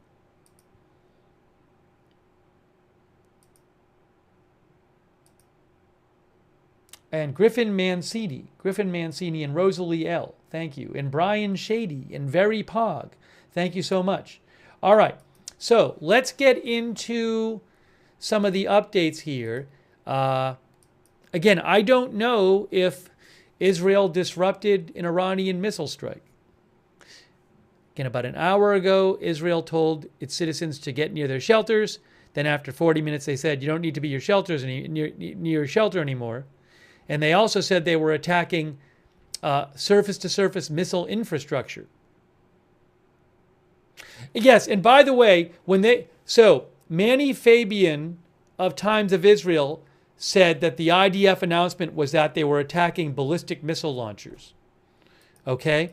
So I guess my translation said surface-to-surface missile infrastructure. Manny Fabian says that means ballistic missile launchers. So, again, Israel tells people to get close to shelters. Then they say, you don't need to be near the shelters anymore. And almost right after they say, we're attacking ballistic missile launchers. So maybe they disrupted a missile attack. I don't know. Or maybe Iran was going to fire missiles and they noted that Israeli planes were close and they decided not to fire them. Thanks, Labib Marcus, by the way. Thank you, Labib. So we will need to see how that plays out. And I just want to make sure I don't have... Hold on.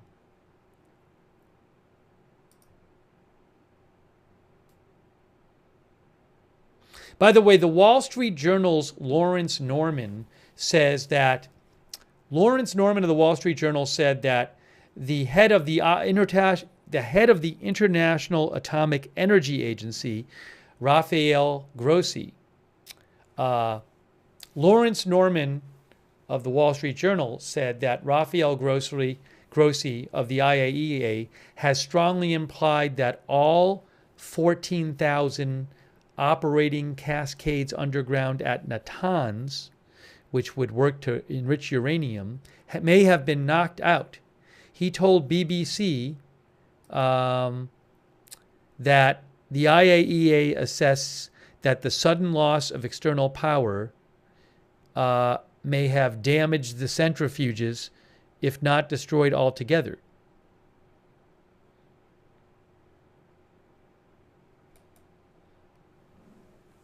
That's an important facility for Iran's nuclear weapons program. But it is not clear. There has been above ground damage. The extent of the below ground damage is not clear.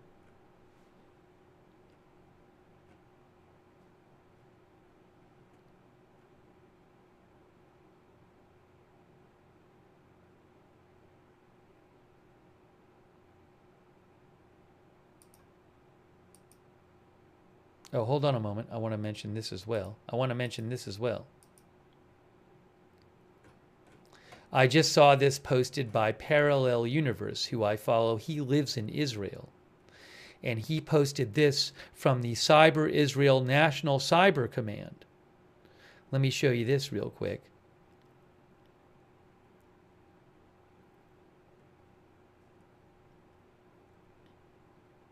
Give me a moment here. Okay.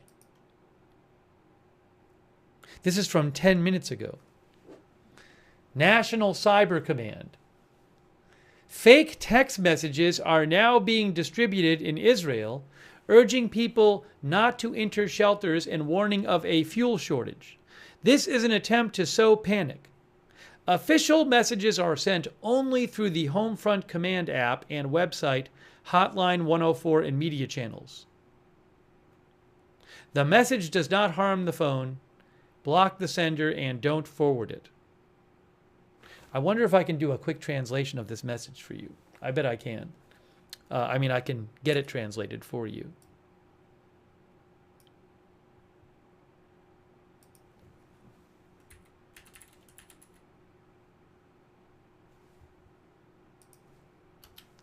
Google Lens can do it.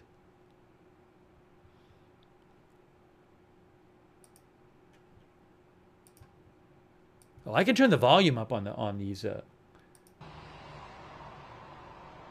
cameras, by the way.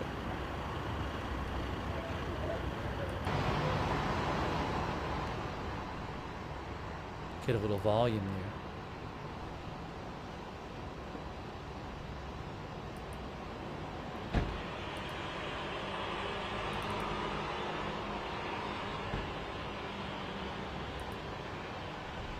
Okay, okay, this is the translation of the message from National Cyber Command. They said this is an example of a fake text message being sent to people in Israel.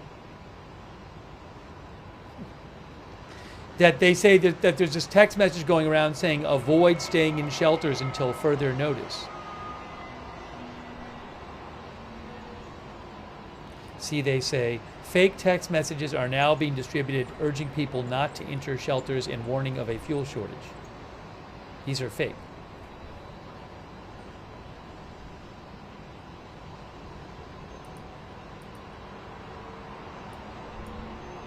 So that's happening.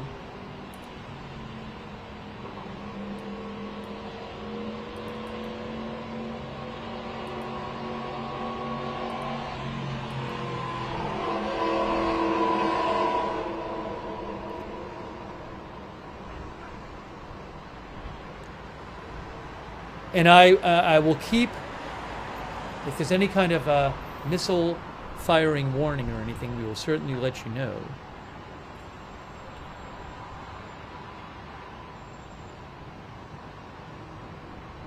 Oh, hey guys, look.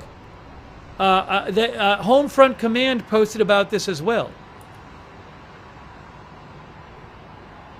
Homefront Command, this just happened. Look, Homefront Command. Israel, in recent minutes, text messages have been distributed that pretend to be messages from the Homefront Command. If you have received such a text message, it is a false message. The Homefront Command does not personally contact civilians. Remember, reliable information is only obtained from the official channels of the Homefront Command. Do not share false information or forward messages without checking their source.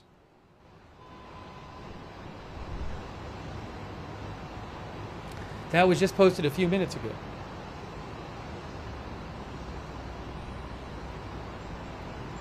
Homefront Command is civil defense there.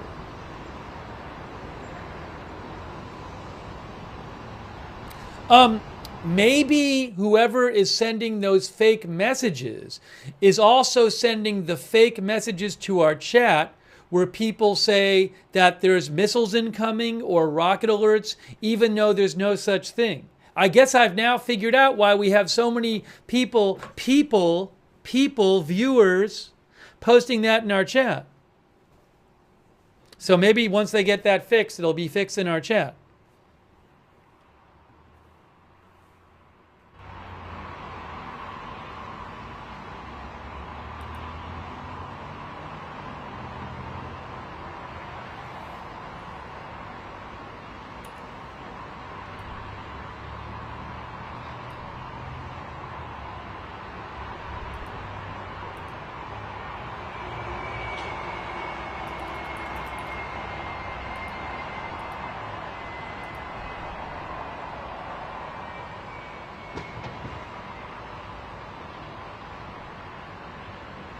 N12 News reports that in the Israeli Basketball League, the championship game between Maccabi Tel Aviv and Hapoel Jerusalem has been canceled.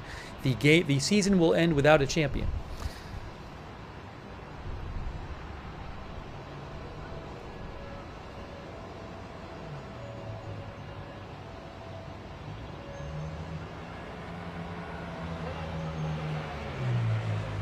Oh, Con News.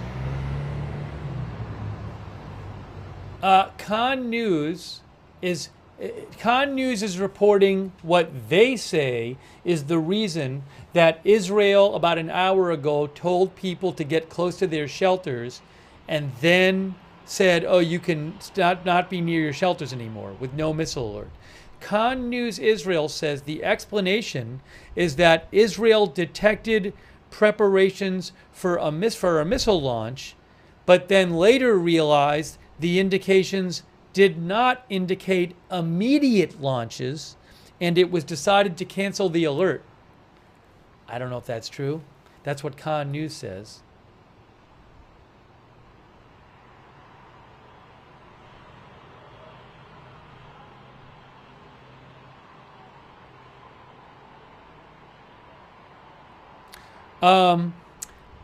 Why don't we check out the, I want to talk for a second about the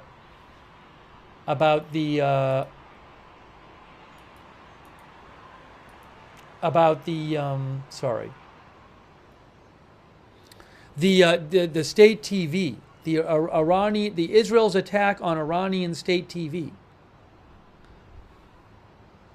That's a big story today.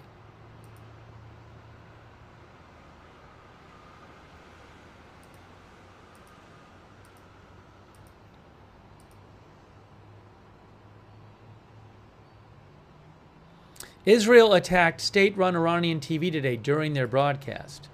They destroyed one of the buildings in the complex. And I want to show you some stuff about that.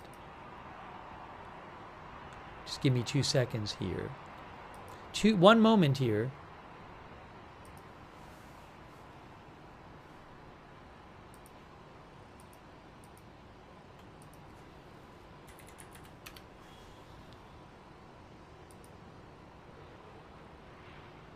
Oh.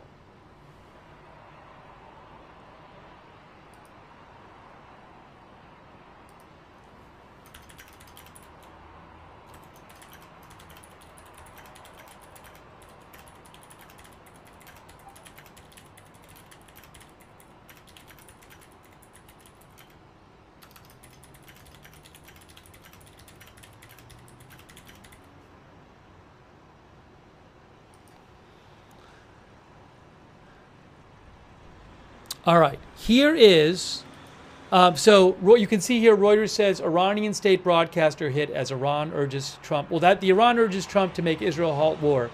That's something else we can talk about after. But here is a clip of what happened at Iranian state TV.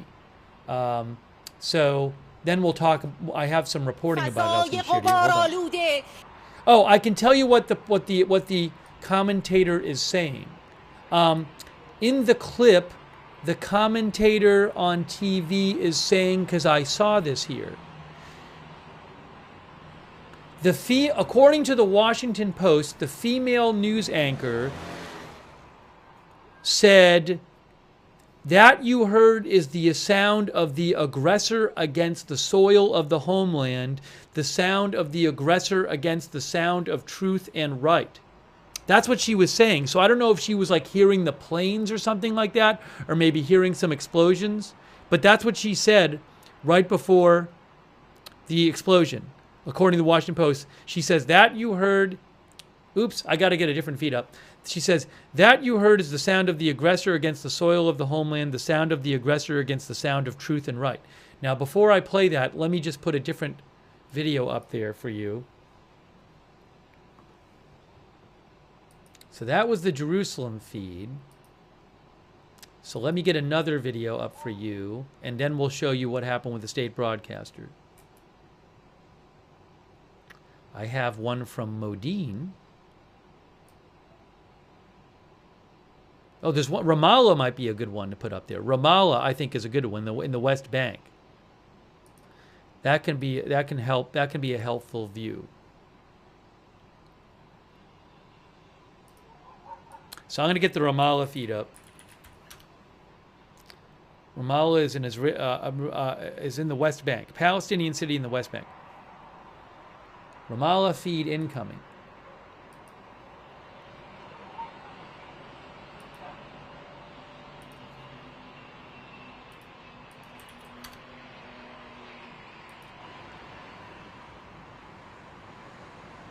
Hold on.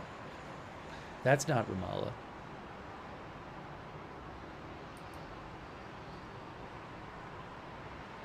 Let's try this again. Let's try this again. There, I got Ramallah. Okay, good. Here we go. There is Ramallah in the West Bank.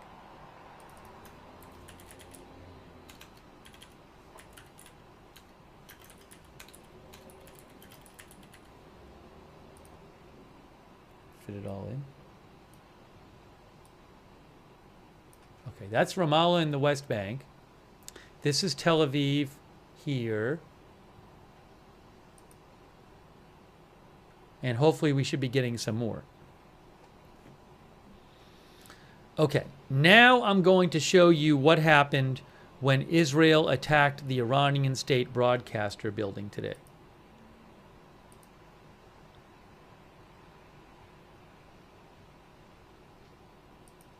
Are you guys ready?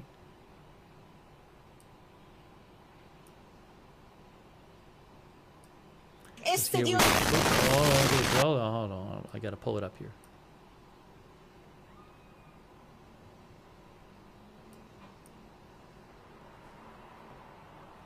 Here it is. Here is the clip from Iranian state TV when Israel attacked it. I'll put it like that. Oh, hold on. Hold on a moment. Hold on a moment. Hold on a moment. One moment. One moment. Oh, there's alerts. There's some sort of alert. It is a drone alert. This is a drone alert. This is not a missile alert. This is kind of common. This is a drone alert. You can see on the SOFAR Red Alert app, TZOFAR. It's a drone alert, 2 drone alerts for northern Israel. These have been happening a bunch the last couple of days. Again, not rocket alerts, not missile alerts. These are drone alerts. I will let you know. We'll probably hear in a few minutes what happened. Usually you hear in a few minutes. Usually hear it in a few minutes. Usually you hear that they shot it down. Calum says the Iranian drones never get fired. Israel said they shot down a bunch of drones, I believe. Maybe I can find that report for you. Anyways, this is on the SOFAR Red Alert app.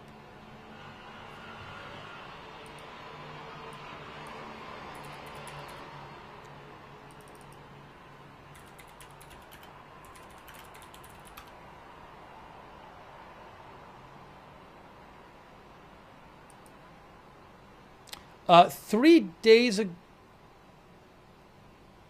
Well, I got to figure that. Hold on. Just forget about that. I don't have an exact number of drones.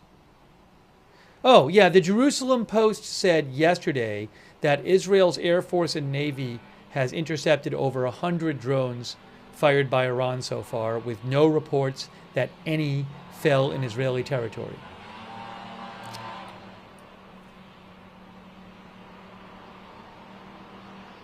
Okay, so let's go now. Now let's look at now the attack on the Iranian state broadcaster today. Here, I'm going to play this for you, and then we'll talk about it. Let me just turn down this volume for a second. This is the attack on the Iranian state broadcaster while they were on TV today. State TV. فضای غبارآلوده استدیو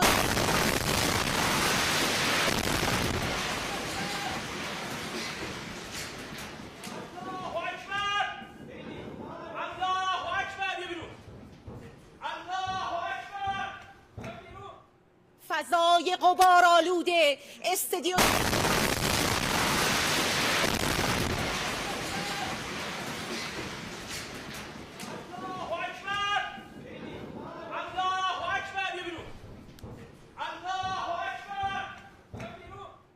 فضای غبارآلوده استدیو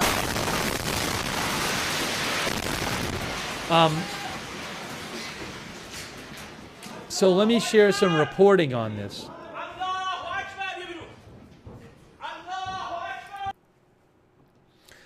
Now, I saw a report about that said some people had been injured. I think the New York Times had a quote about it. According to the New York Times, they said that, where is it here? I thought I had it. Where is their report?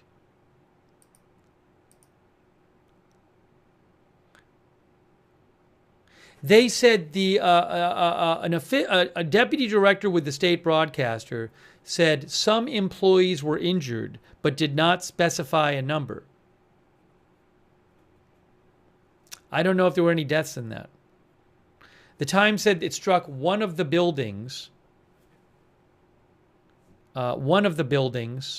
belonging to the state broadcaster. I may have other photos of this. No, for now, that's the one I have. Hold on a second here.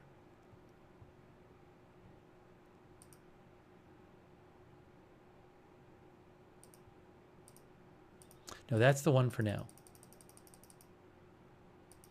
And, I wanted to mention something else about this. So I saw a couple articles in Iranian state media about this. So IRNA is Iranian state media, IRNA, and there's an article in IRNA. Oops, the Ramallah stream's having a problem. We may have to get up. We might have to switch from the Ramallah stream. We'll see if they get it back. Ramallah, do we have you still? Ramallah? Might have to switch there. I have Modine. It says stand by. We'll stand by for a second, and then I'll check. If not, I'll switch it. So give it a moment there. I saw the Iranian state media, IRNA, said IRNA condemns Israeli strike on national TV headquarters. IRNA says the strike was another manifestation of the Tel Aviv regime's policy of institutionalized and state terrorism. Iran's IRNA News said this criminal act was carried out in contravention of all international regulations and norms on the immunity of reporters and media offices, and was a desperate attempt at silencing the great Iranian nation's voice of truth. The foreign ministry spokesperson of a foreign ministry spokesperson of Iran called the strike on the TV station a war crime and asked the UN Security Council to act.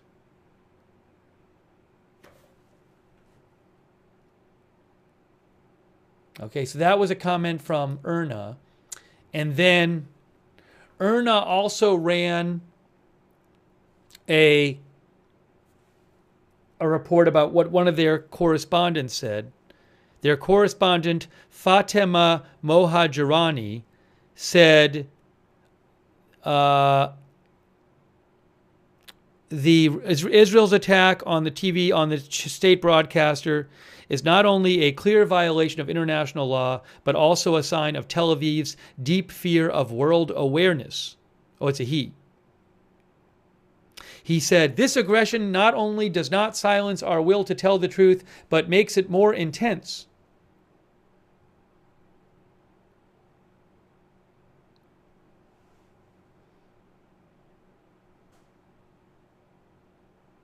Now, our viewer, Raj Johal, hey, Raj, that's really kind of you. Thank you. That's very generous of you, Raj. Thank you so much.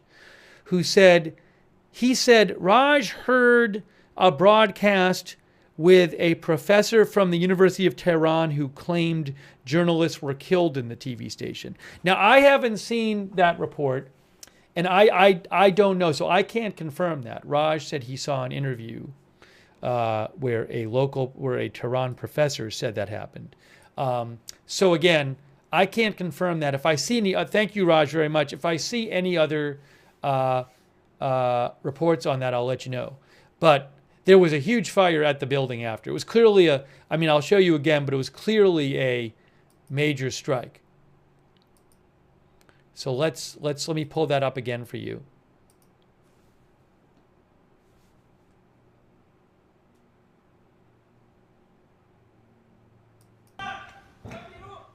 فضای غبارآلوده استدیو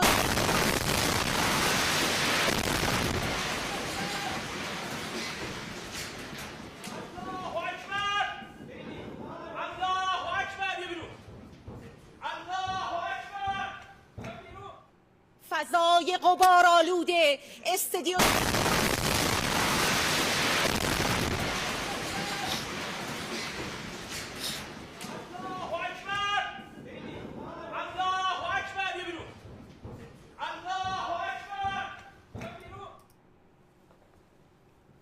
Wow.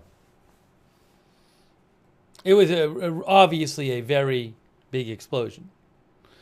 So anyway, I will let you know if I hear updates on that. Oopsie.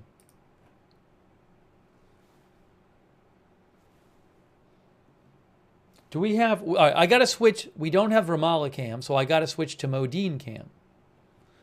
Let me switch the camera so I have two cameras up.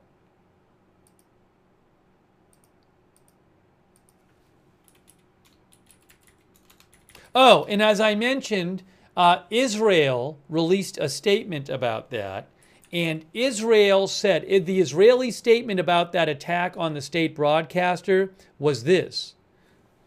Israel said, "Today the Israeli Air Force conducted a precise strike based on intelligence targeting a communications center that was being used for military purposes by the Iranian armed forces. The building was used by the Iranian armed forces under the guise of civilian activity, covering up the military use of the center's infrastructure and assets. Prior to the strike, the IDF provided an effective advanced warning to the civilian population, including phone calls to mitigate harm to civilians as far as feasible." That's what they said.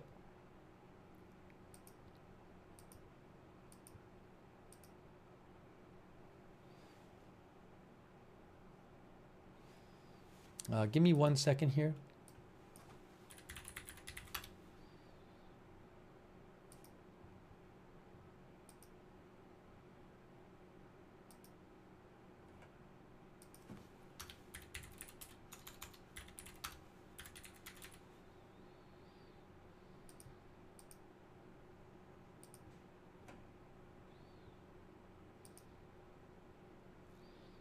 Okay, so the volume is better.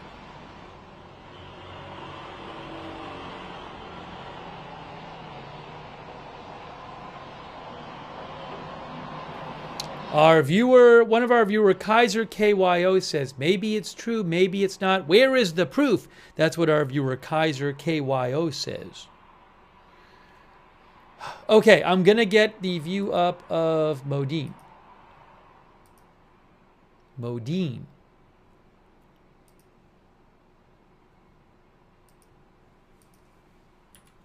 Second camera. Modine is in Israel. Central Israel. About 20 miles from Tel Aviv. Give me a moment. I'll throw that on the screen for you.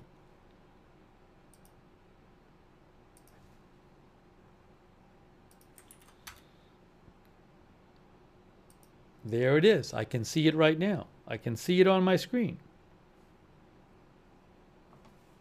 There is Modine.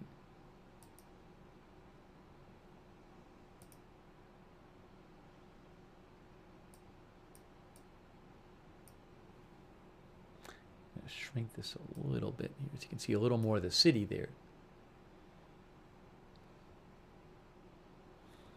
And then we need to do this. Yeah, that is not Ramallah, that is Modine, Israel.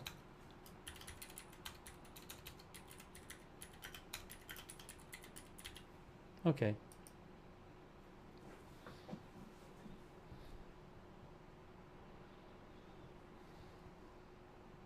By the way, thank you to Super Killa, who thinks it's sickening that Israel bombed the news station.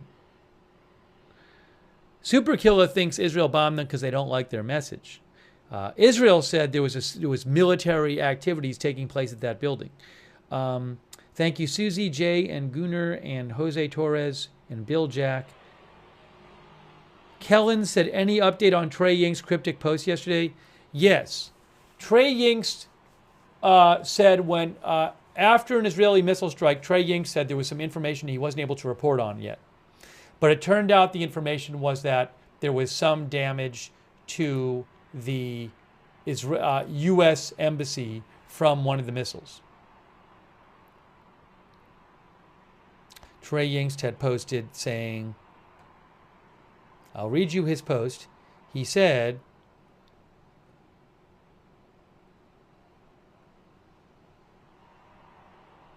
I know it's here somewhere. Why can't I find it? He said, was waiting to report this detail of the strike. The U.S. Embassy branch in Tel Aviv suffered minor damage from the missile blast overnight. This is what I referenced in my live report about more information coming later.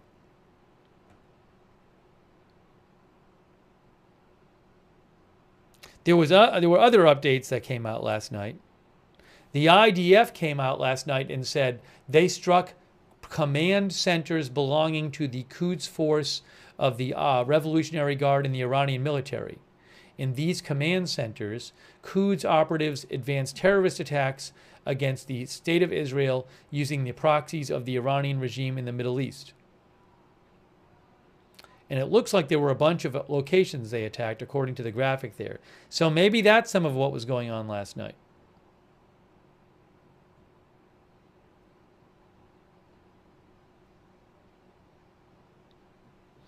Thank you to Raina Hood, A.B., Meh, Anna P., who says the strikes are close to where her grandparents live. I hope in Iran. I hope they stay safe. Anna P. Thank you, Renan, Prowler Duck, Lisa Baptist for the memberships, DEFCON, Stein Grimier, Oli Chris Johnson, I think maybe in Iceland. Thank you for watching from there. Thank you, Paris S. Griffin Mancini. I want to shout out our mods too. Thank you to our moderators. Thank you, Kevin Coach, by the way. Kevin thinks, by the way, that if the U.S. attacked a TV station, the world would be outraged. Hey, thank you to Beth Mythical for moderating. Thank you, Beth. And Emily, thank you. Ruth Krafasi is moderating right now.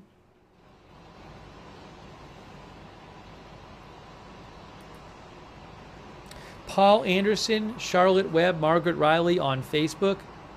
Thank you. Linda Belk, Larry, and Misha on X. And on Twitch, we have Bastion Girl, Big Ball of Yarn, Good Luck Duck, I Got That Fire, Mark and NC, Matthew Kohai 3, and Surly Dev.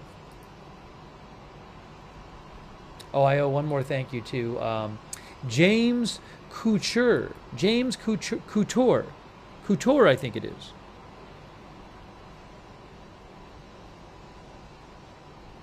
Thank you, James.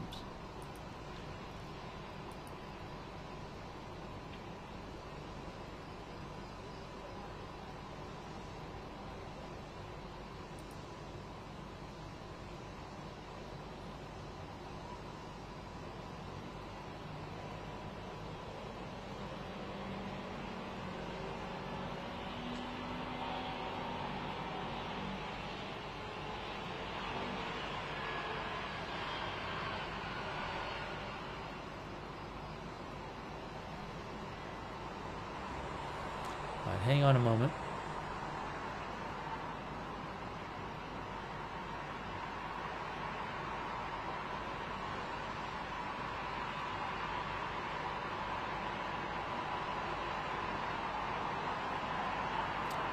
I like to frequently check for updates and make sure I'm not missing anything new. So give me a moment here.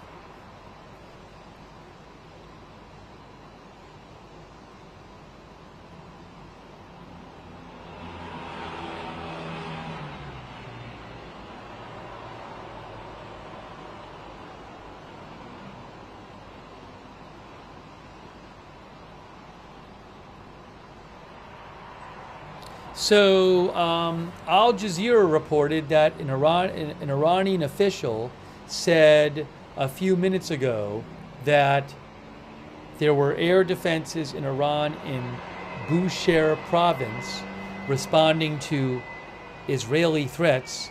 Then the official claimed that the air defenses in Bushehr province successfully repelled an attack on the province's airspace. I'm not sure if that's the case. Maybe there was some sort of attack there, I don't know. All signs point to Israel having dominance over the air in Iran right now.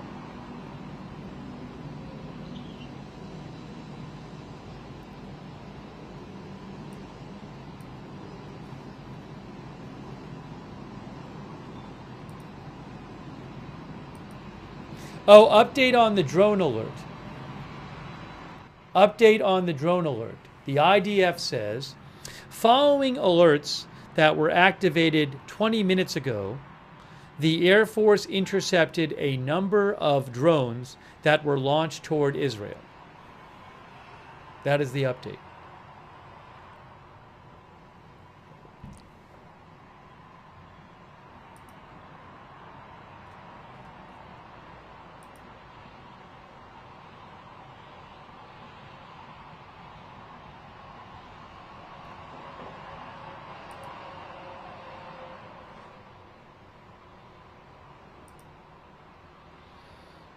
Okay, maybe we should mention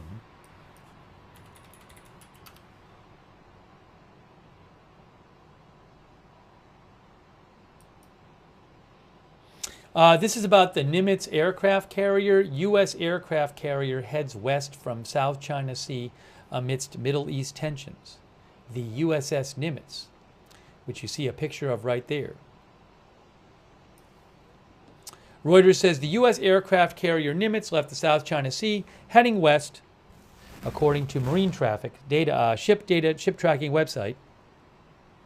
The carrier had planned to visit Da Nang. Its port call in central Vietnam was canceled due to an emergent operational requirement, reports Reuters. We have heard other reporting today saying it's heading to the Middle East. Jennifer Griffin of Fox said that the Nimitz carrier strike group is on its way to the Middle East.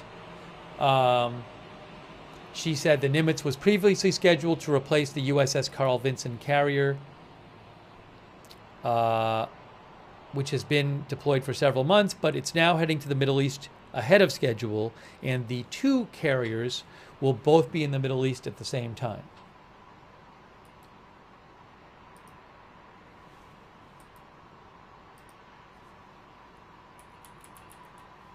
And then we also talked about this earlier.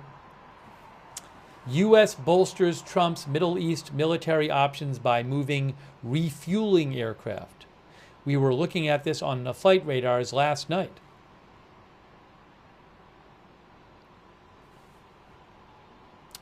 The U.S. military has moved a large number of refueling aircraft to Europe to provide options to President Trump as Middle East tensions erupt into conflict between Iran and Israel, said two U.S. officials. The officials also said the U.S. aircraft carrier Nimitz was heading to the Middle East. Taken together, the deployment suggests the U.S. is greatly strengthening its air power for potentially sustained operations as Iran and Israel trade blows.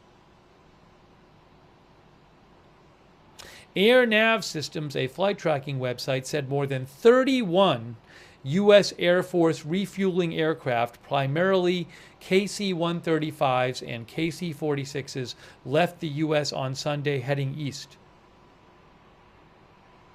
One expert the Reuters talked to, Eric Schutten, said, the sudden eastward deployment of over 24 U.S. Air Force tankers is not business as usual. It's a clear sign of strategic readiness.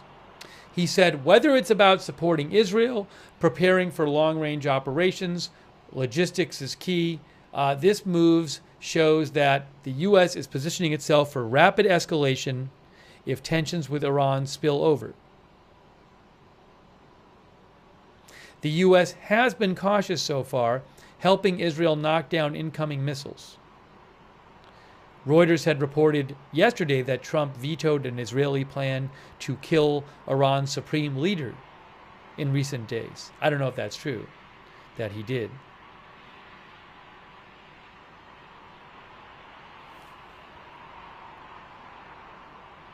Another source familiar with the issue said the United States has told regional countries it is making defensive preparations and would switch to offensive operations if Iran strikes any U.S. facilities.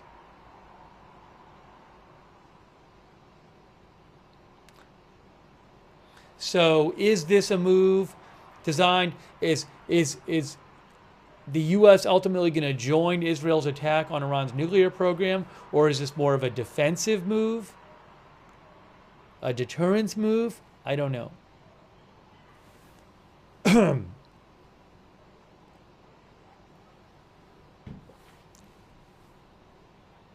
But a lot of U.S. military assets making their way to the Middle East.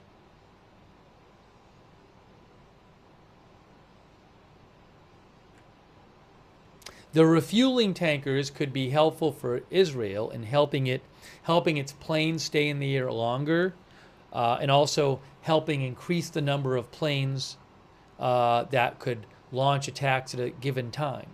That's according to The Economist. But those refueling tankers could be very helpful.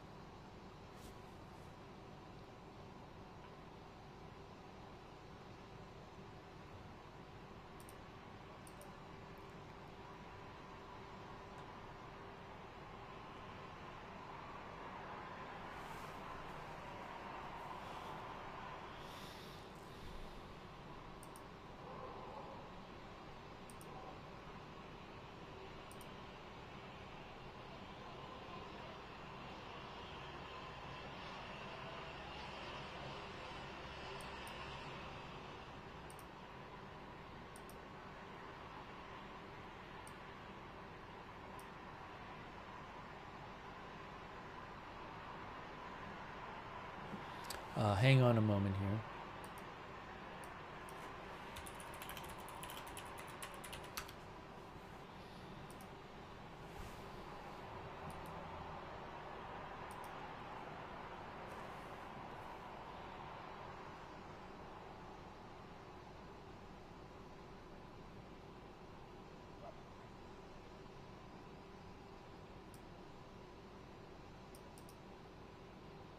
Will there be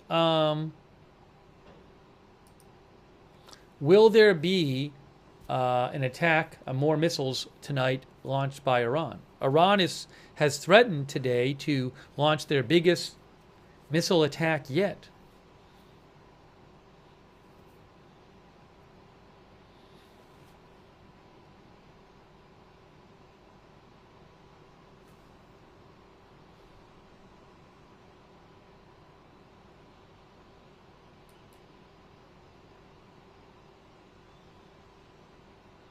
Cloud Pusher Disc says, nah, they cooked.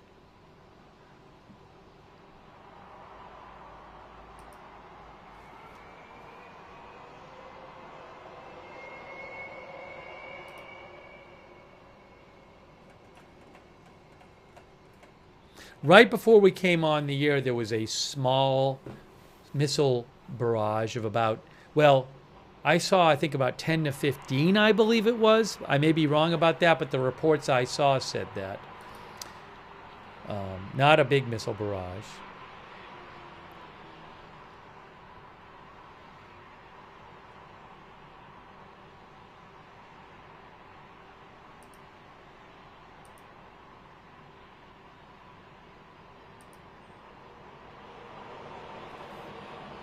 AP, Netanyahu was speaking a short while ago. AP says Prime Minister Netanyahu said Israeli strikes have set Iran's nuclear program back a very, very long time. He added that Israel was not attempting to topple the Iranian government, but said he would not be surprised if that happened as a result of the strikes.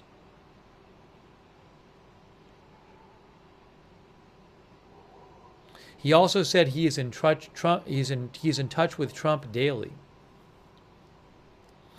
The website for Iranian state TV, iribnews.ir, remains offline after the state broadcaster was targeted by an Israeli strike. I am trying to go to the website right now. I cannot get there either. It does not work.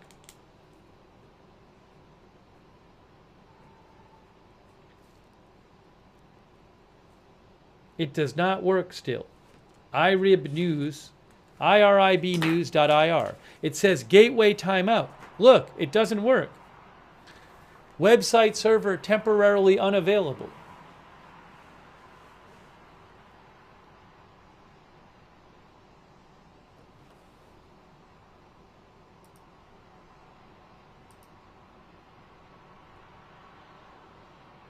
Oh, I have a report about this, more about the TV station.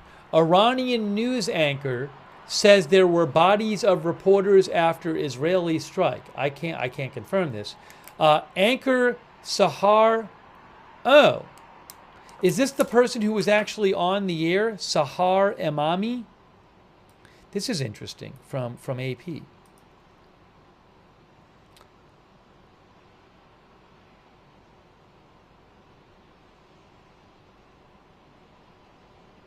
Yes. Sahar Emami was the one on the air.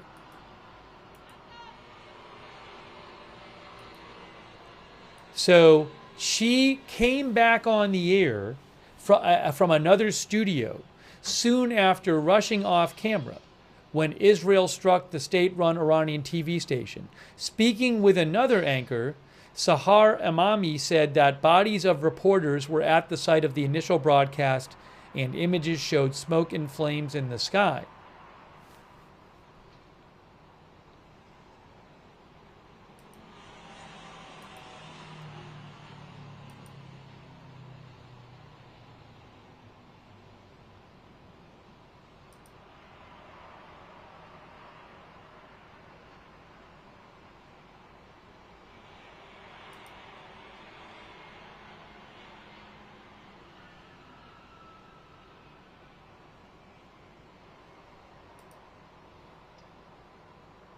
And okay,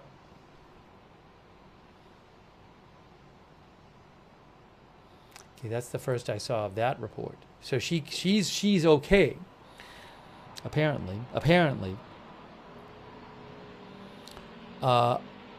The Iranian Defense Minister Israel Katz said of the strike on the Iranian state TV station, the Iranian regime's propaganda and incitement broadcasting authority was attacked by the IDF after a widespread evacuation of the area's residents. We will strike the Iranian dictator everywhere. Human rights groups say deliberately targeting journalists is a war crime. Remember, Israel claimed that the Iranian military was using the state TV building for its own purposes, and that's why they'd attacked it, they said. If you didn't see it, I will play it for you one more time.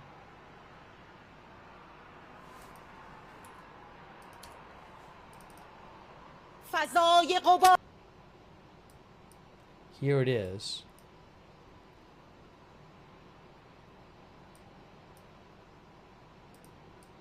Oopsie. That's not what I wanted to do.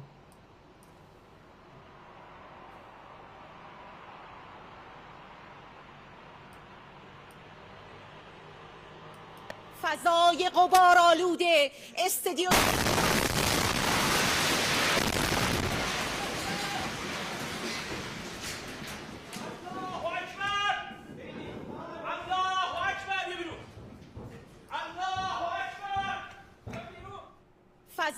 غبارآلود استدیو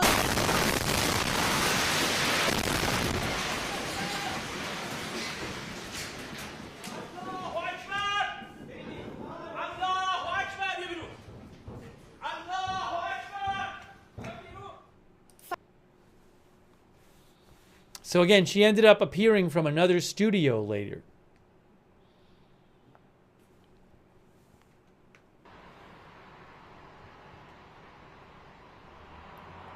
But I can't confirm that there were deaths in the studio. That building was on fire after, though. Let's see here. Hey, a quick thank you to thanks to our subscribers over there on Facebook.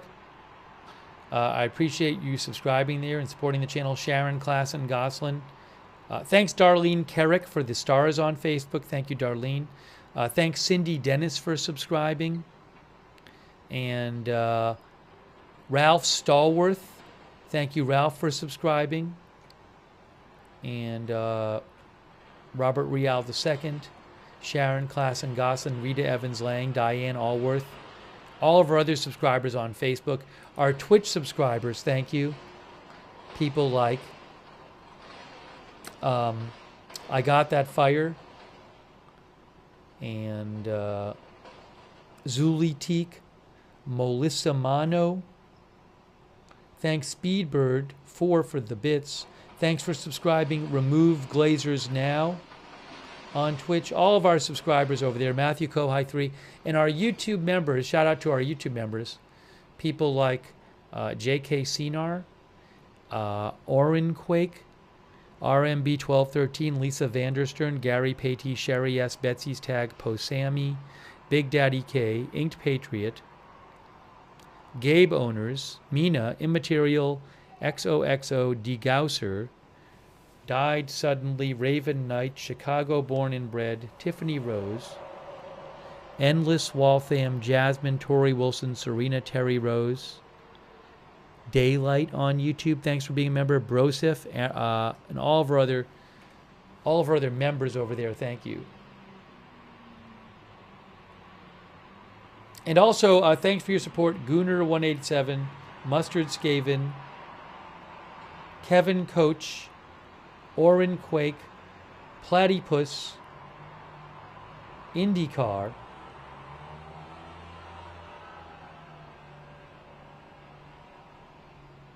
Leal Dahan. Oh, did I misspeak? With it, when I gave the quote from Israel Katz, I meant to say Israel's defense minister. I might have just misspoke and said Iran's defense minister. So, I'm sorry if I did. I thought I said Israel. Once in a while, I just say the wrong word. I'm sorry if I did that. Thank you, Leal Dahan. OU Mike. Harbard Berserker. Juan David Ramirez from Mexico says, I hope this stops soon. The children don't deserve to see this war. This must stop now. Thank you, Juan. Thank you, Freestyle, Mustard Skaven, Dreams of Dionysus, Jim, Chaka Gillis, Don't Kill Me, I'm Just a Vibe, Fred Matthewson, Charles T. Krebs, Jam 8991. Fred, I just mentioned the news that Trey Yingst had last night was that the American embassy was slightly damaged by one of the missiles. You can see his post on my X account. And Anita Mann Talkis and Temi Dank and Jonathan Tolbert, thanks for the memberships. And Gabe Owners, thank you.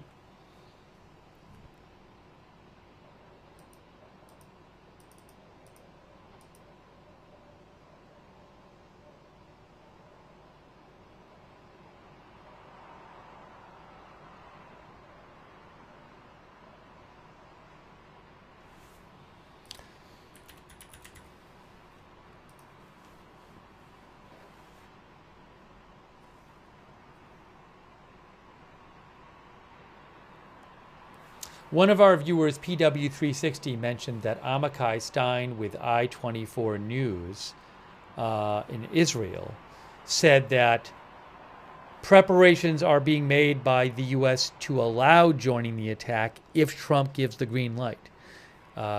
Again, we don't know if President Trump will end up having the U.S. fully join the attack on Iranian nuclear sites.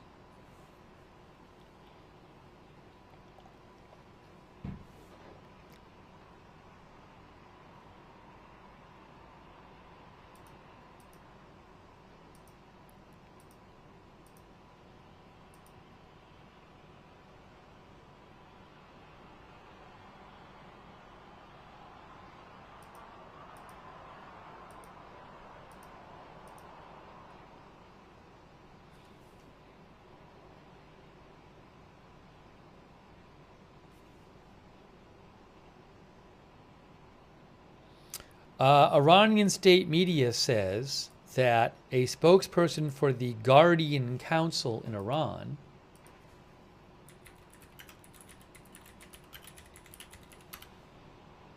which is a powerful 12-member council.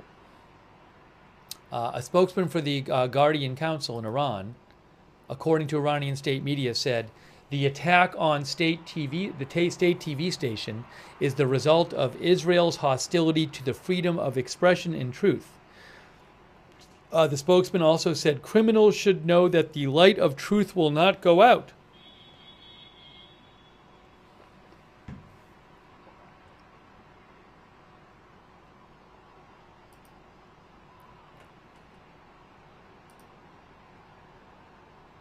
Guys, there's not much to see under the banner, and I'm not moving it anyway. But I'm not covering up all kinds of stuff. I'm basically, you pretty much see most of what there is to see. The camera shot from Tel Aviv is just zoomed up into this, it's panned up into the sky, so they don't have much of the city in it. You could say please.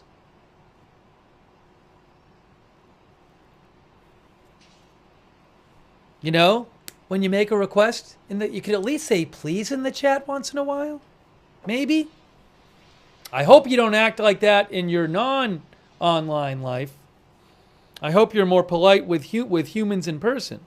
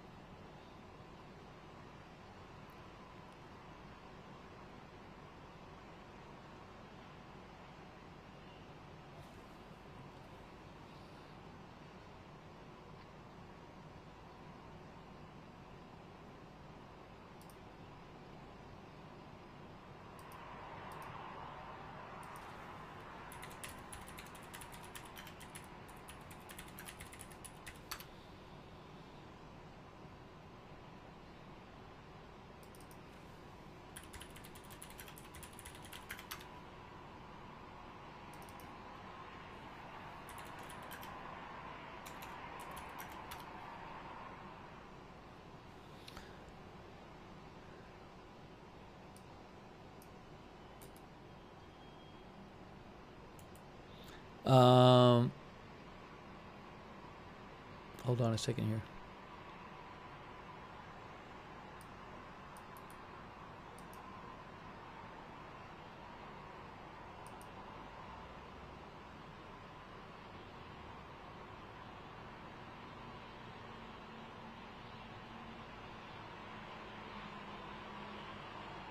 In case you missed it, Iran said it is preparing, Iran state media said Iran is preparing for the largest and most intense missile attack yet against Israel. That's according to Times of Israel.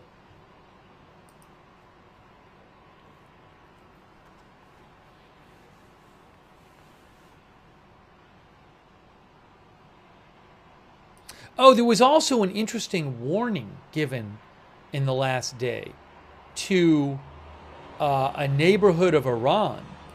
Here, look at this. Manny Fabian. The IDF issues an unprecedented evacuation warning for a large section of Iran's capital, Tehran, ahead of Israeli strikes. This was like 6 hours ago. Dear citizens, for your safety, we ask you to immediately leave the mentioned area in District 3 of Tehran. I don't know if this is where the state broadcaster was, by the way. In the coming hours, the Israeli army will operate in this area, as it has in recent days throughout Tehran, to strike the Iranian regime's military infrastructure, the warning adds.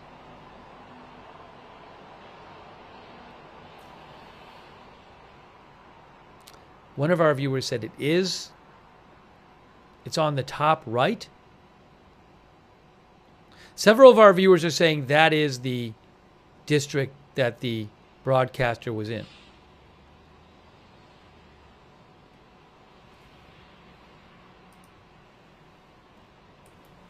I might be able to find it on a map.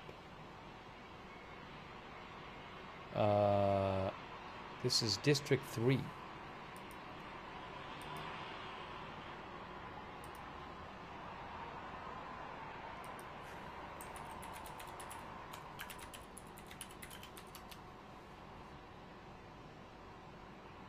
I didn't, okay, so I have District 3 on a map here.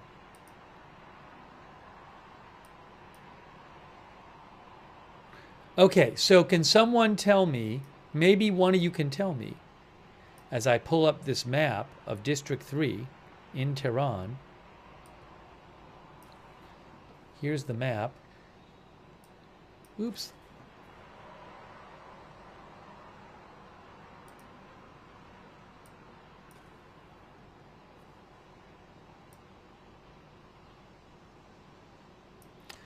Where is the state broadcaster? Oh, right there. IRIB. That's the building. Isn't that the building that was hit? Was it this square one? I saw a picture of the building on fire. Hold on.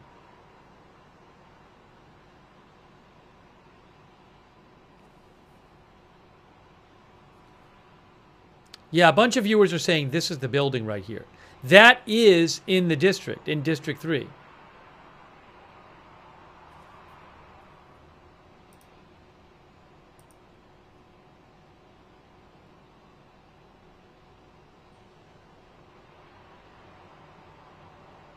Yeah, there's no new missile alert. There's no new missile alert.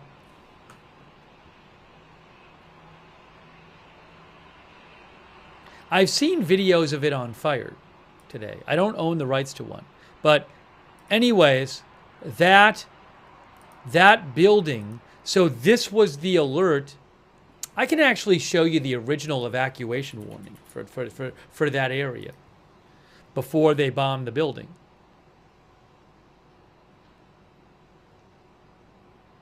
Oh, this is it. Look, that is the building.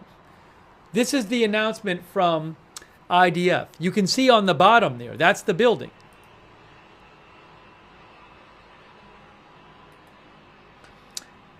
The IDF said the Israeli Defense Forces attacked the Iranian regime's media headquarters, which is used by the Iranian armed forces for military purposes.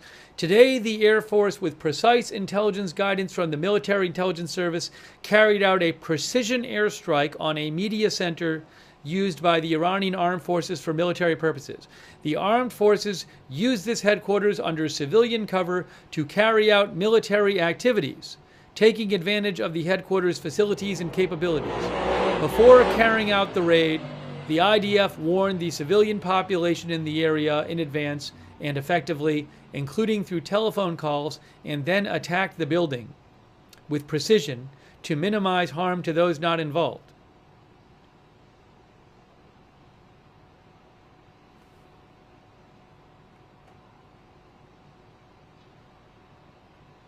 Okay, and then the warning they had given, was to evacuate District 3 of Tehran, which is a large section. Here it is right here.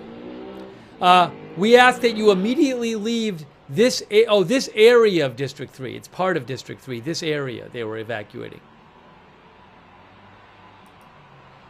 It's still a pretty big area, though. You can see all the buildings in there.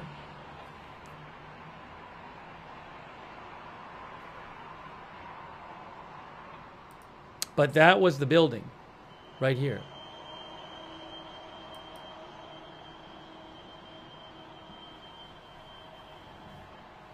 But yeah, you can see it says District 3. So they didn't call for all of District 3 to be evacuated, but a bunch of it.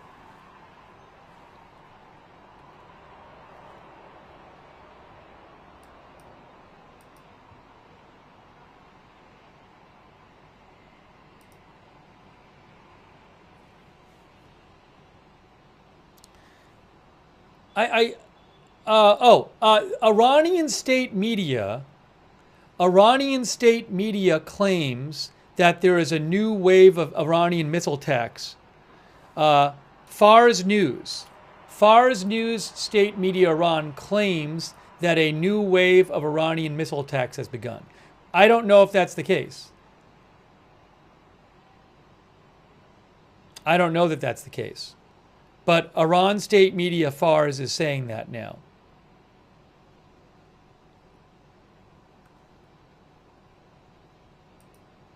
Okay, so Iranian state media is reporting that.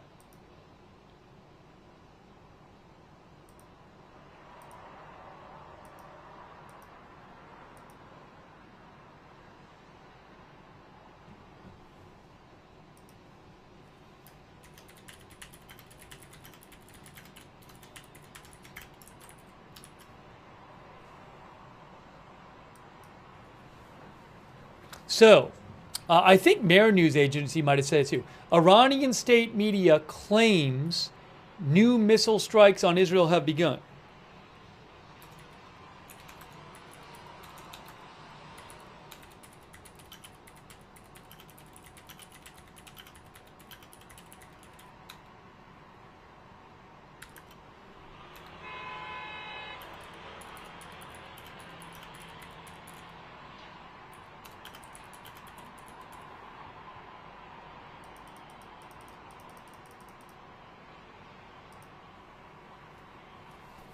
That's the headline right now. Fars definitely said it. Fars News. They literally wrote, a new wave of Iranian attacks have begun. That is from Fars News Agency.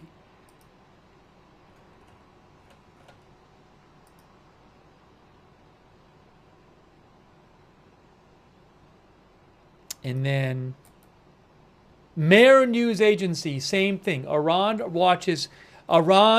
launches fresh wave of attacks on Israel.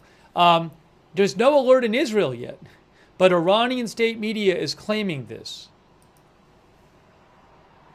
What can I say? I don't know. We'll see.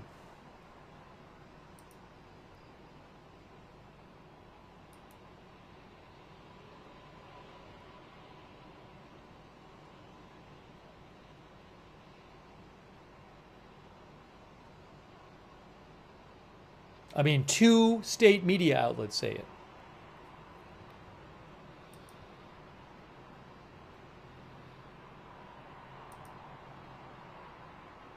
Oh, I have... hold on. I only have Tel Aviv right now. All right. It's possible I'll get another camera. I have access to a Jerusalem camera if we need it.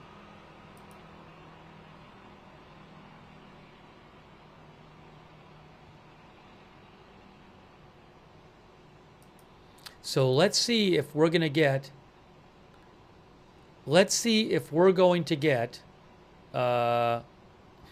any kind of warning from, let's see if we get any kind of confirmation from Israel that there's actually a new missile strike coming.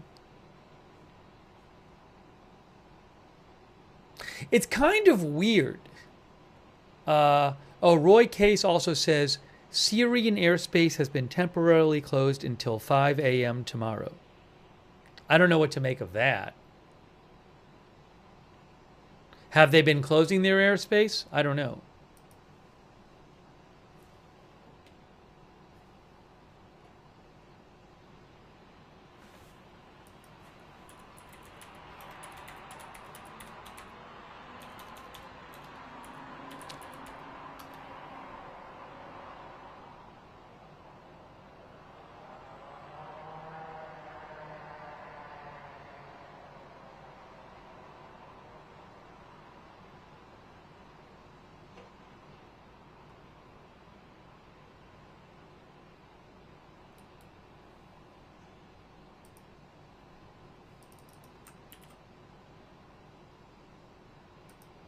Well, I don't know what to make of that, but Roy Case says the Syrian Civil Aviation Authority announces that its Syrian airspace has been temporarily closed until 5 a.m. tomorrow.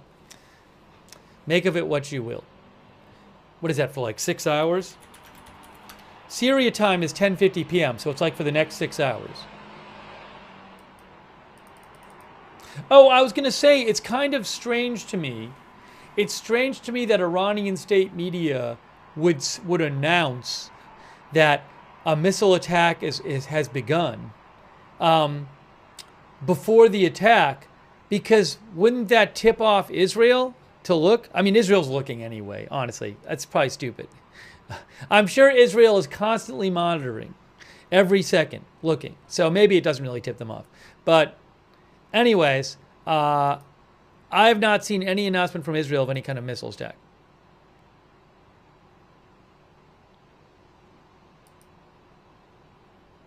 And Mr. Dorp says they know anyway brew.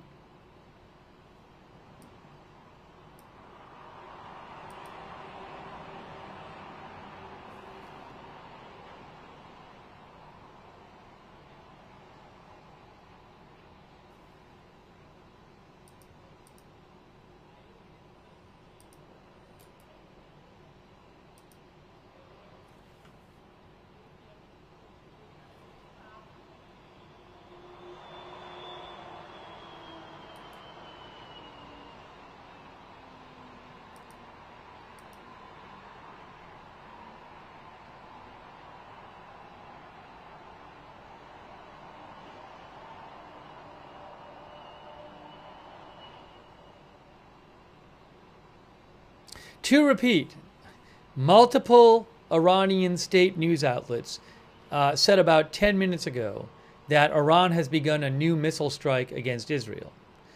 There is nothing coming from Israel about this.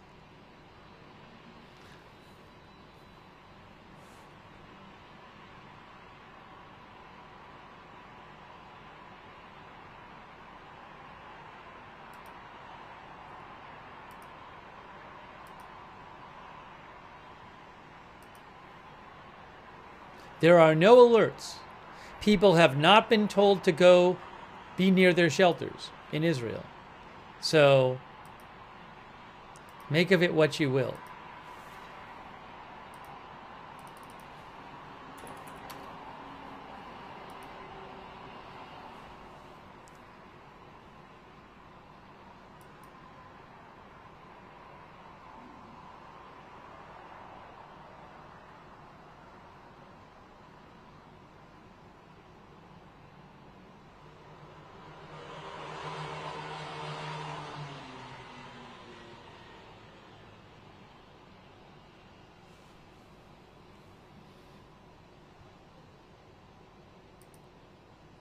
Nope, there is no alert yet. No alert yet.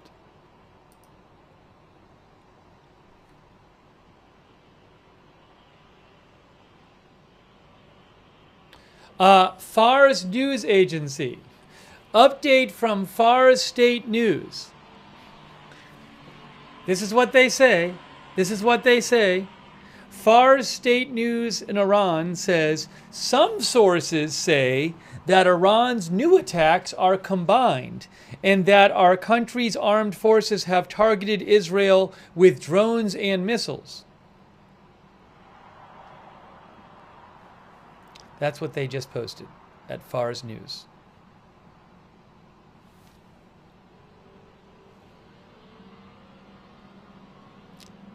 Birch, our viewer, thinks they are lying.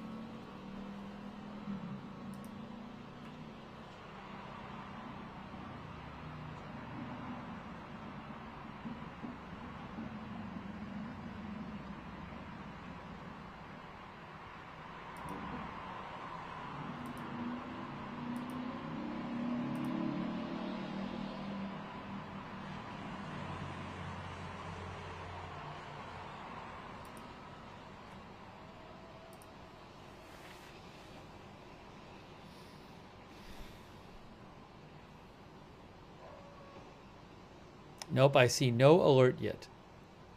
No alert.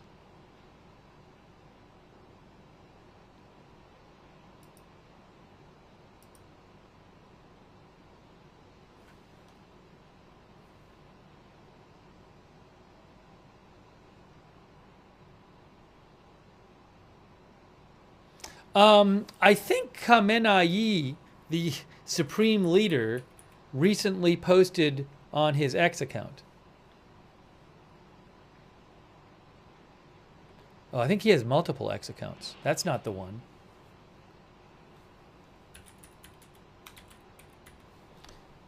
There's English language. Is there a Persian one? Oh, Persian. Yes. So 11 minutes ago, Khamenei, the supreme leader, posted on his account a picture of missiles, of Iranian missiles, and I'll show it to you. This is what he posted, and it's been translated from Persian. It says, "Victory from Allah and near victory," probably bad translation, "the Islamic Republic by God's permission will overcome the Zionist regime."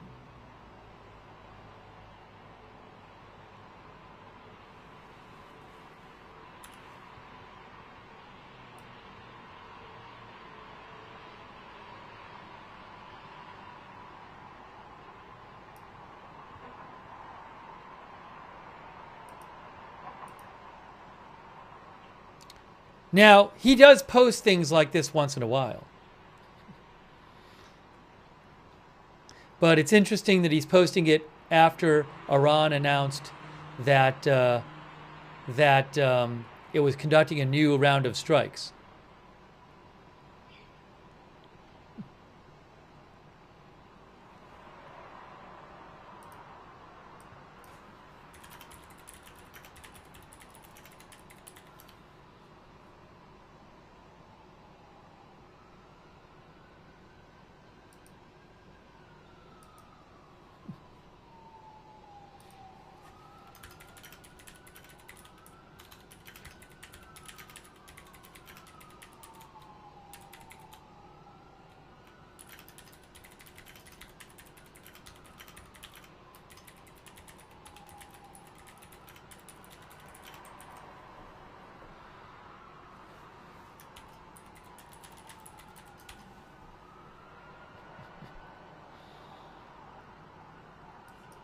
Well, that's what he posted.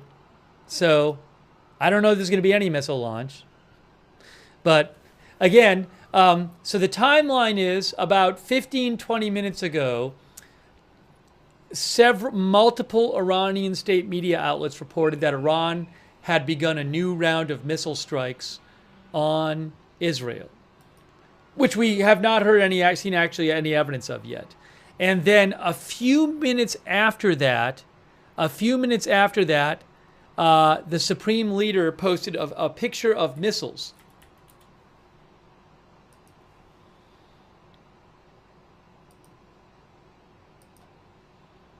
I'll show it to you again. So it's interesting timing, interesting messaging from Iran. Here it is again. This is the post from the Persian language post, which is translated from Khamenei, with those missiles there. See? Victory from Allah and near victory, the Islamic Republic by God's permission will overcome the Israeli regime. Tim O'Brien thinks it's propaganda from Iran.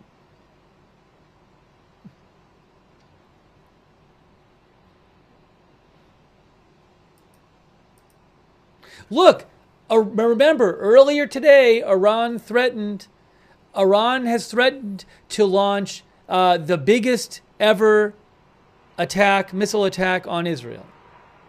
So there are a lot of threatening words coming from Iran today. Yeah, that is a real account. It has like 1 million followers.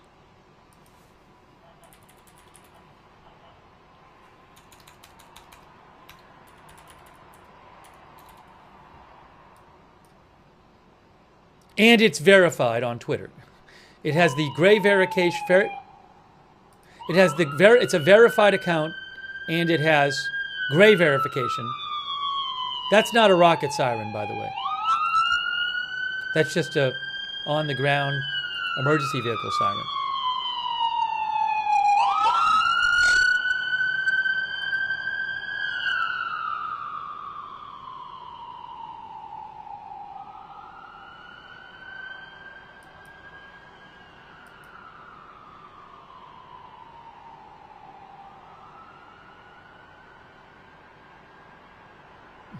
Faytux News just said Iranian state media outlets, 3 different ones, are all posting, are all reporting new ballistic missile launches against Israel. Faytux says, based on the lack of CCTV footage showing launches and HFC IDF alerts, that is not true. It's very strange.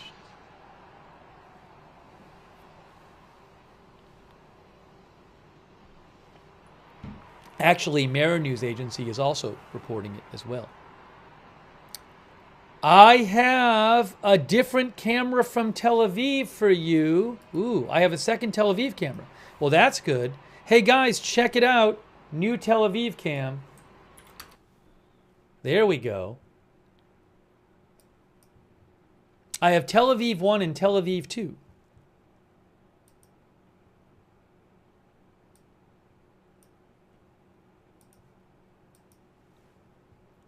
We'll get Tel Aviv 2 up on the screen.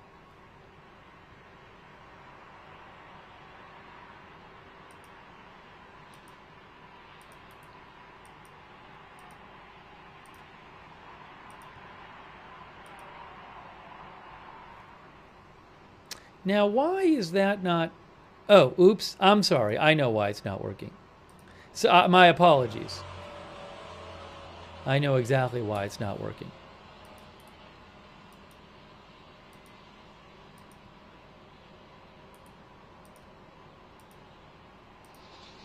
That's Tel Aviv 2.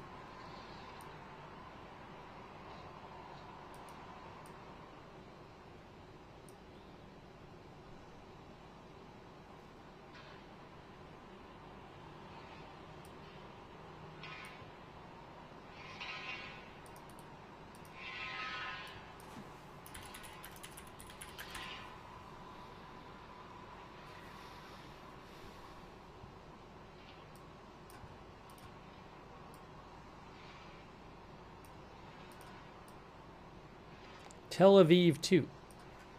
Whoopsie.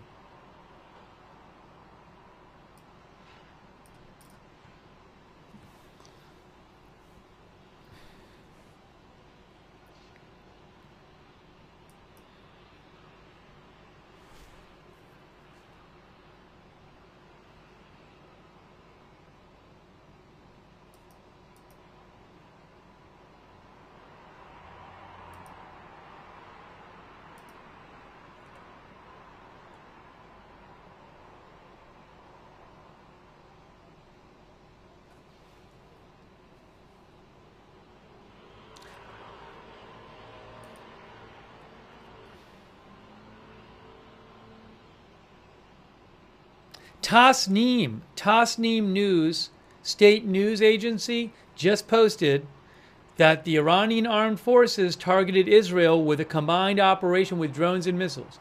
We've heard nothing about it from Israel. They keep posting in Iranian state media. There's nothing about it from Israel yet. No warnings. Have seen no evidence it's actually happening.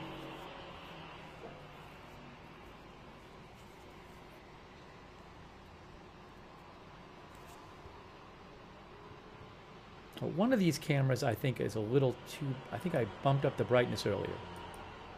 That's better. Sorry. I had bumped up the brightness before on that one.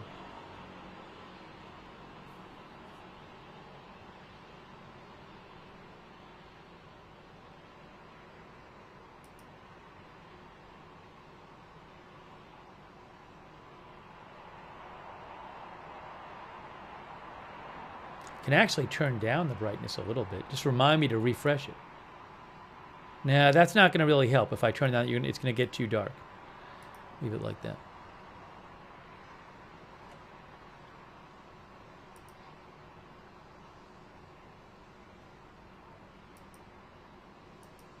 Now, maybe Iran state media posted this about a missile attack because in like 2 hours there's going to be a missile attack. I mean, I wouldn't be surprised if sometime tonight there were a missile attack.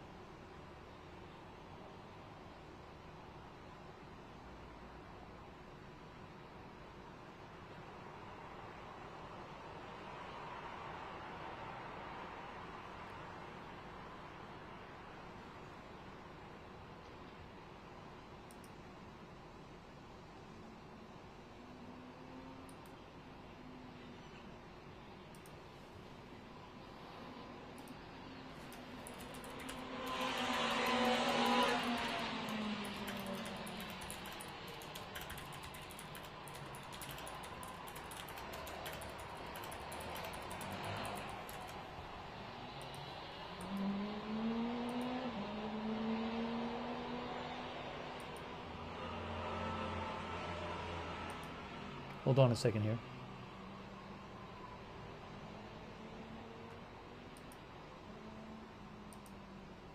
Hang on a moment here.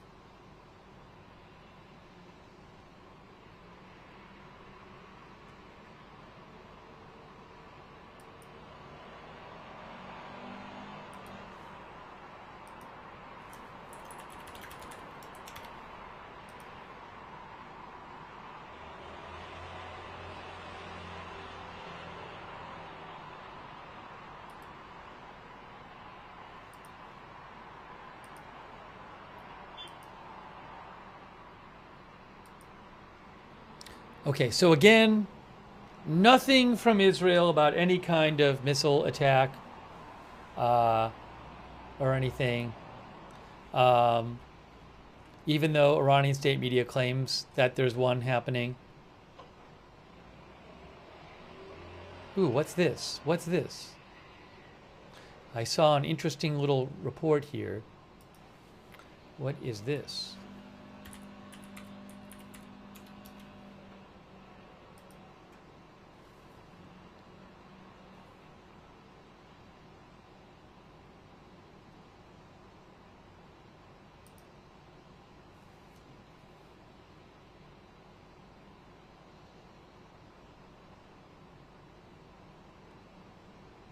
I don't know.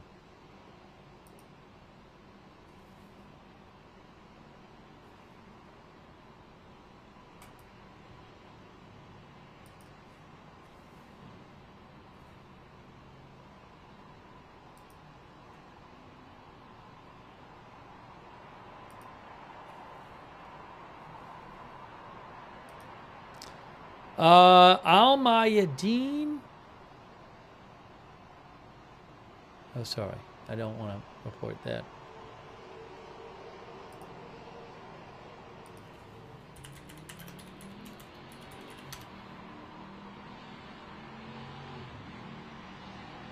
Oh, by the way, there was a... Oh, where is it here? Hold on a second. No, that's old.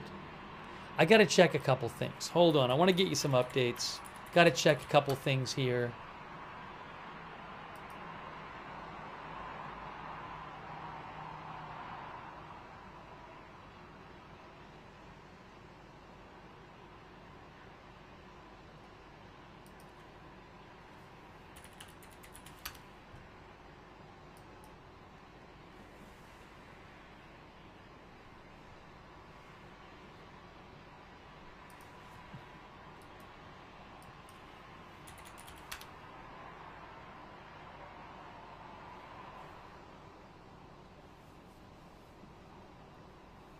Nothing about any kind of... I almost want to take my headline down.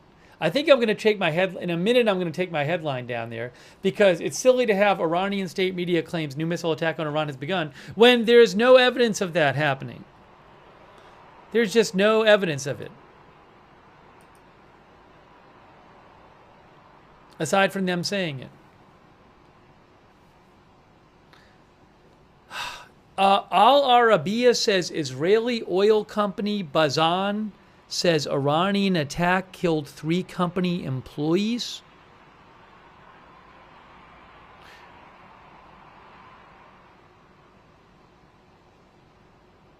Oh, yes. Ariel Oserin says the Bazan oil, he's a reporter in Israel, says the Bazan oil refining and petrochemicals company announces it has suspended activity in all its facilities in the Haifa Bay after yesterday's Iranian ballistic missile strike severely damaged the central power plant. Let me read that to you again. The Bazan oil refining and petrochemicals company announces it has suspended activity in all its facilities in Haifa Bay, Israel, after yesterday's Iranian ballistic missile strike severely damaged the central power plant.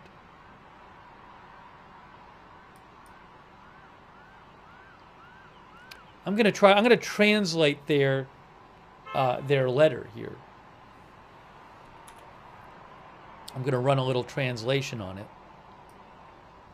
I have to do it this way.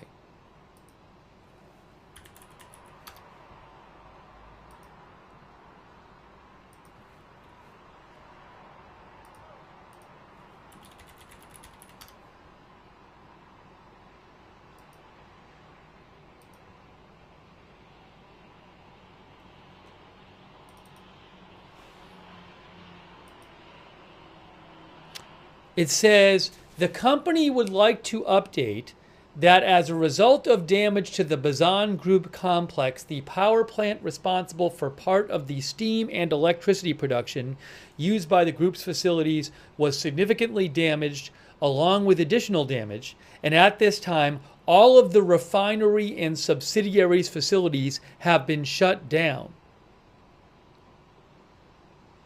The company is working in collaboration with the electric company, which immediately mobilized to promptly carry out the activities required to provide regular electricity to the complex. The company is also assessing the additional damage and the best way to deal with it. 3 of the company's employees were killed in that attack, in that missile strike, they say. The company shares the grief of the families and sends its condolences.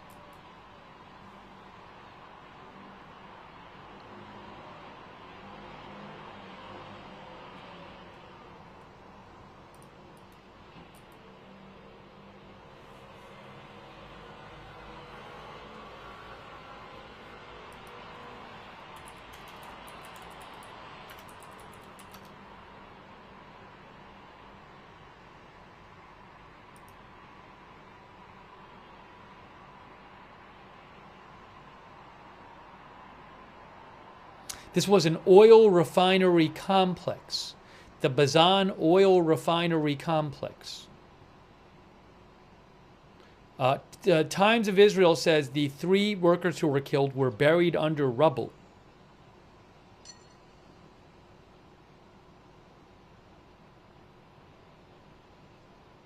Oh, Haaretz reported that they weren't killed in the missile impact, but in the subsequent fire. Wow, that's sad.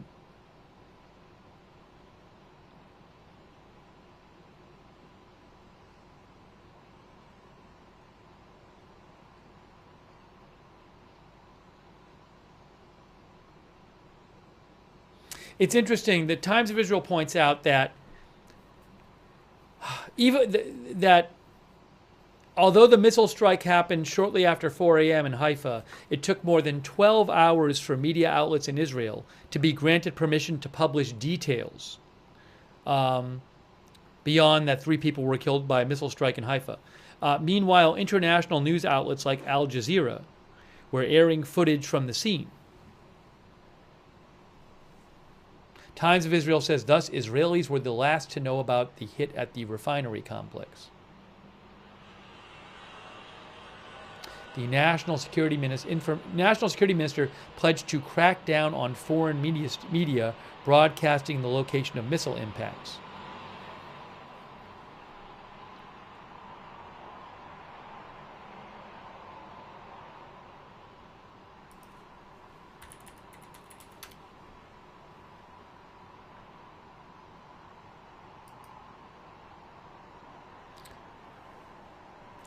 And Reuters reported that Iranian state media several hours ago said Iran is preparing for the largest and most intense missile attack in history on Israeli soil. I don't know if that's true.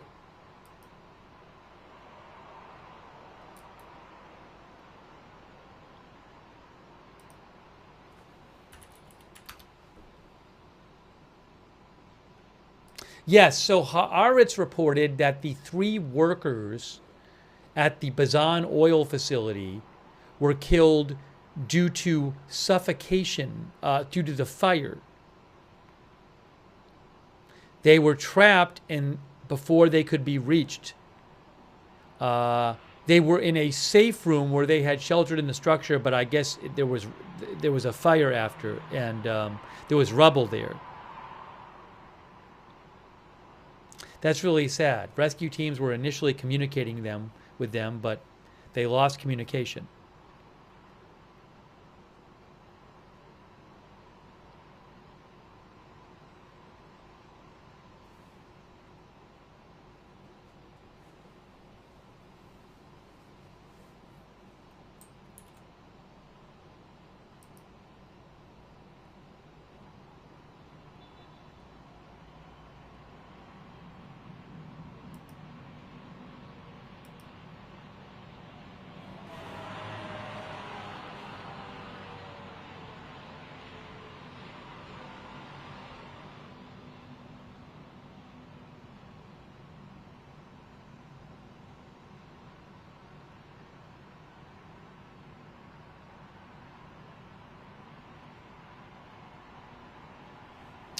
All right, we're bringing you the latest updates here. All right, I'm taking off the headline because there's been no new missile attack.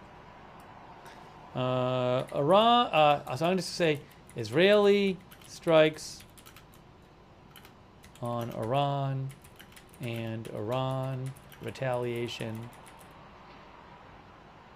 continue, and Iranian retaliation continue.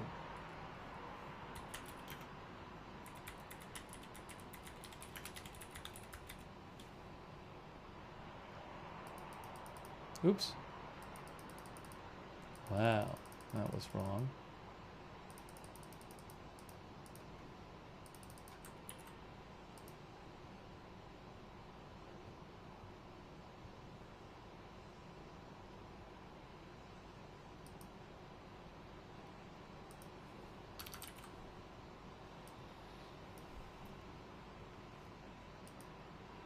Hey, a quick thank you to Florian, Mustard Skaven, Anthony, Mastrandrea,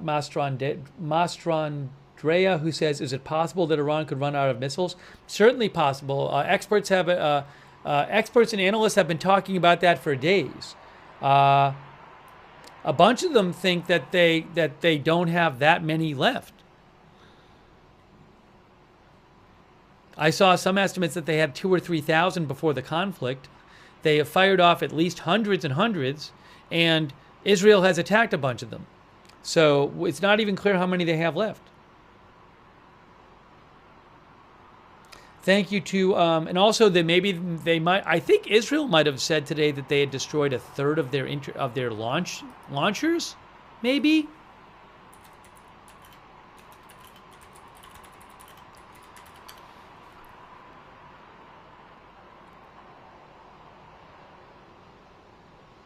Yeah, Israel claimed that, yes, Manny Fabian, the Israeli Air Force, according to an IDF spokesman, the IDF claims that the Israeli Air Force has destroyed a third of Iran's ballistic missile launchers and is managing to disrupt extensive parts of its attacks on Israel.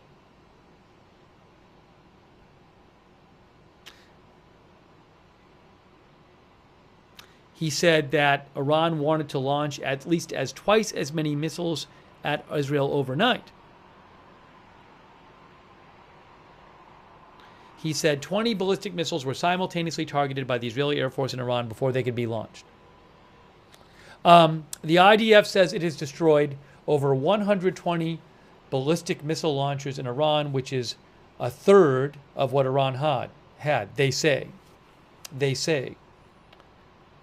Thanks, Anthony. Thank you to Kitch Dongo Batis.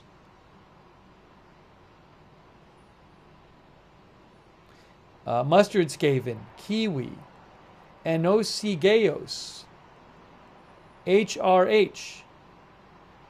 Thank you. And Jessica Boyle, and Acadius, and Grey Scout, and Boss King. Yvette Kelly, Integra, Mo Raz, Cameron S, PH, Fireflies in the Sky, Mary Sean O'Gara, who shouts out the Discord chat. Nice. Charles Phillips, John Oliver. I don't have the Haifa cam right now. If I get one back that I can show you, I'll put it up. PsyOps. I think last year we were doing some Iran coverage, and yeah, one of the state media outlets ran a short clip from this channel, which was kind of interesting. Thank you, PsyOps. Mustard Skaven again, Stephen Dion 12 number, Bob NL, Douglas Pruitt, Evan Guthrie, thank you, Anglo Blackson Marvo, Marverson, Jose Torres, Susanna Branch, Lena Lopez, Fire Medic Nurse. A fire medic nurse thinks the Iran has increased the size of its warheads. That I do not know. I've seen reports saying that they have larger warheads they haven't heavier payload missiles that they haven't launched, whether it's larger warheads or missiles that carry larger payloads. Kevin Cash, thank you. Hank Klusterman. Freddie, corporate billionaire. Better you than me. Thank you. And Don Hirsch. And H4NZ Goper. And Aaron Green, who thinks the regime is losing control of military. Thanks also Florian. And Santa Mimon on Twitch. And Daddy Dino on Twitch. And Speedbird on Twitch. And A Fisher Girl. And Zuli Teak on Twitch. All right, do we have any updates here?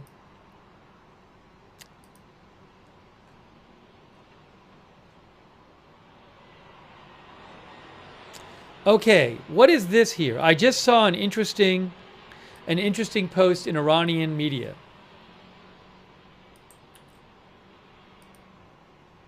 I just saw an interesting post in Iranian state media. Hang on a moment.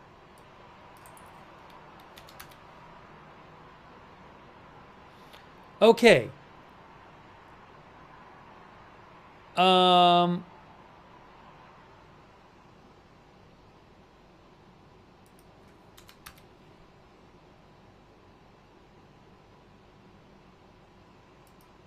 So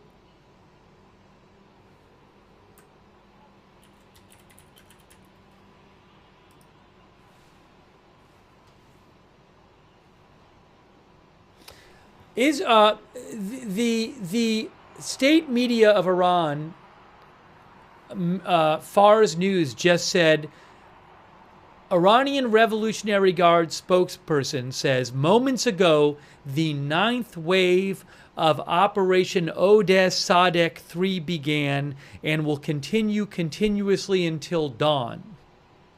So, I believe Operation Odess Sadek 3 is the name Iran gives to its retaliation against Israel. So, this is a new post from Iranian state media saying that the Revolutionary Guard spokesperson is saying that the new retaliation wave has begun, that it's missile and drone based, and it will continue continuously until dawn. Yes, IRGC spokesperson says that a combined missile and drone operation began, and it will continue continuously until dawn. Breaking news! Oh, drone alert. Okay. There's a drone alert. I thought it was a missile alert. It is a drone alert. I thought that there was going to be a missile alert right after they announced that in the Iranian state media. Multiple Iranian state media outlets are carrying this statement from the Revolutionary Guard spokesperson that there's going to be a drone and missile attack on Israel operations till dawn. Is that true? I don't know. But they're saying it. They're saying it. Anyways, let's talk about this drone alert. There is a drone alert in northern Israel. No missile alert. Drone alert. Is that Golan Heights? Southern Golan. Yes. Southern Golan.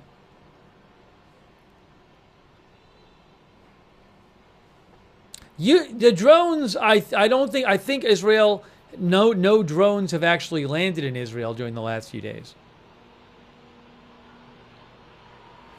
But these are drone alerts. They are not missile alerts. But again, very interesting rhetoric.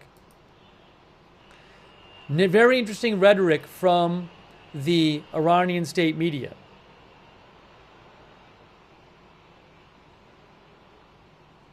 There's a lot of rhetoric coming out of Iranian state media, threatening rhetoric.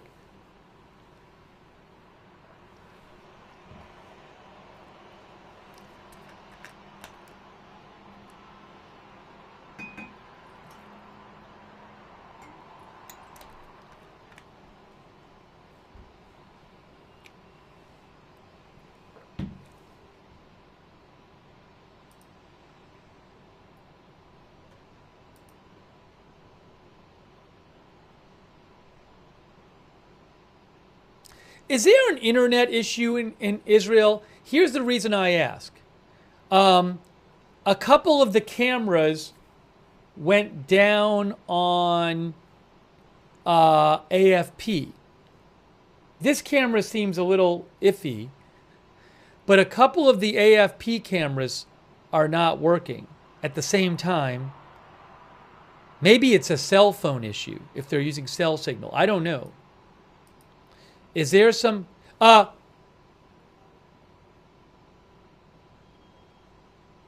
have not heard of any kind of internet issues or cell issues in Israel myself from Israeli media or anything.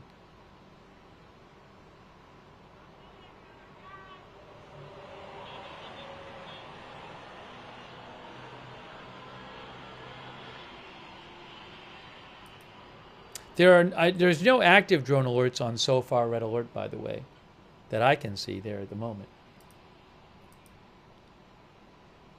It's weird. All of this threatening language coming out of Iran, saying there's going to be drone and missile attacks basically till dawn.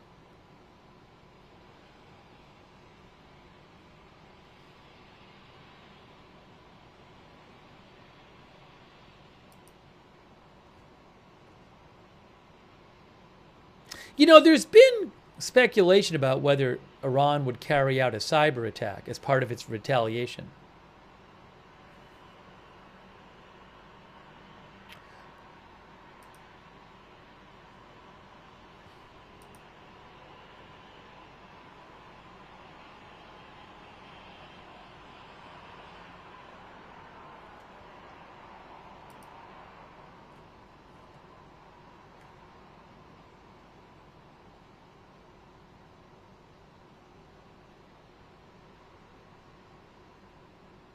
Well, we'll have to see what happens.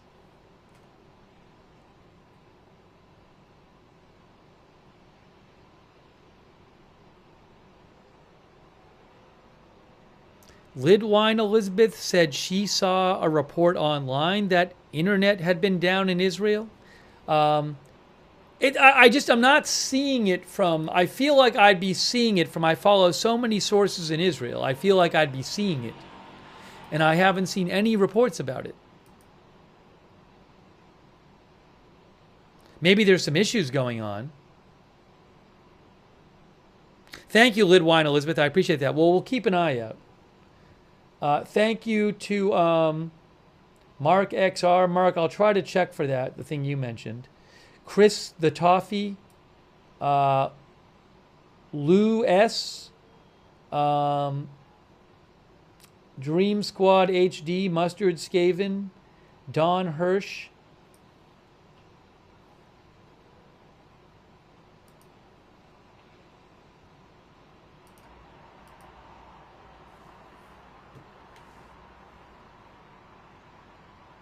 It's weirdly specific. It's not like every night there's all these new threats.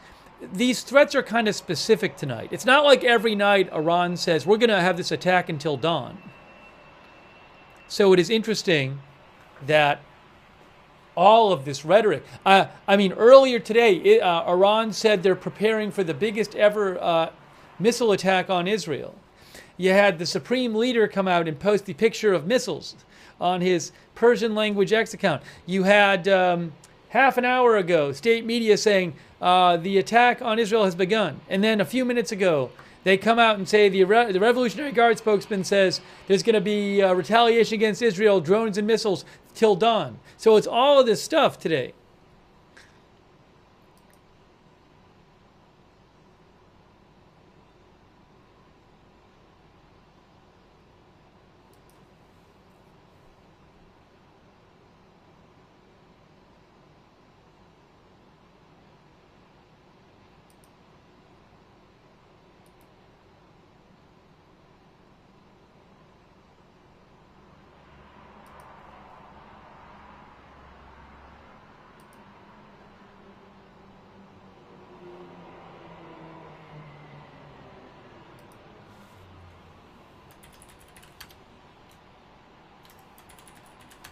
Hold on a second here.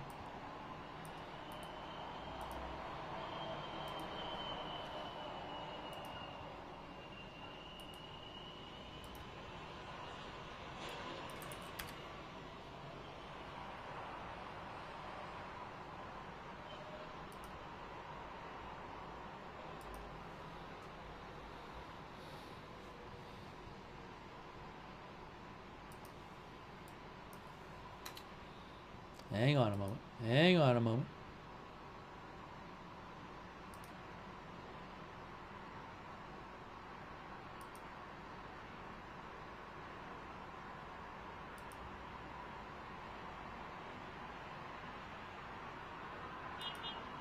Kind of tense with all these threats from Iran.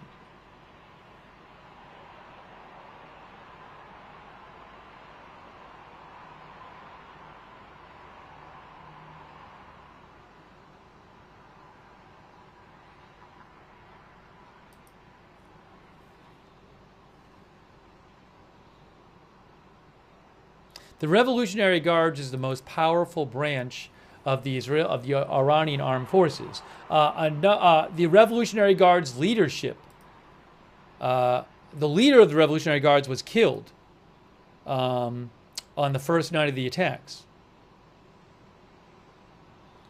And again, the Revolutionary Guards is saying that there's going to be attacks on Israel until dawn. Yet there have not been any so far. And right before we came on here, there was still daylight. There was a small missile attack, but nothing at night so far. So what can I say? What can I say? You know what I'm going to do right now? I'm going to take 1 minute. I'm going to take 1 minute here while I have a second, while I have a minute. And just take 1 minute and come right back. So we'll see what happens.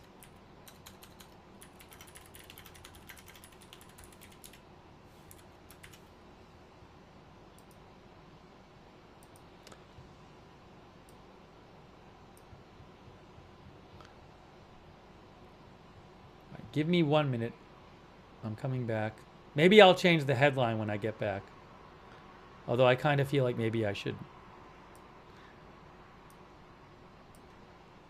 All right. Hold on.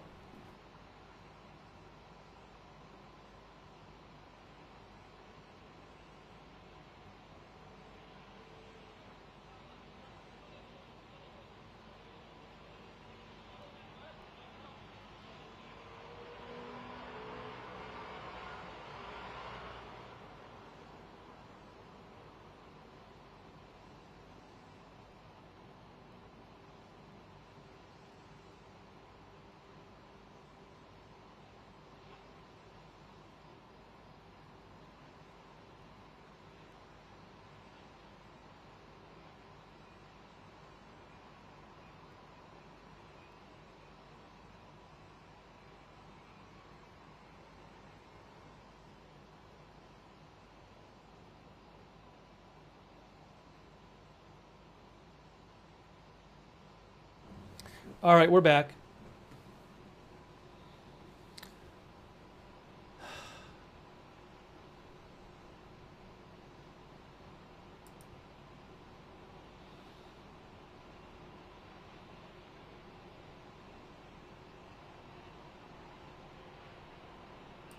To repeat, Iran's Revolutionary Guard is claiming that there are going to be retaliation attacks on Israel until dawn.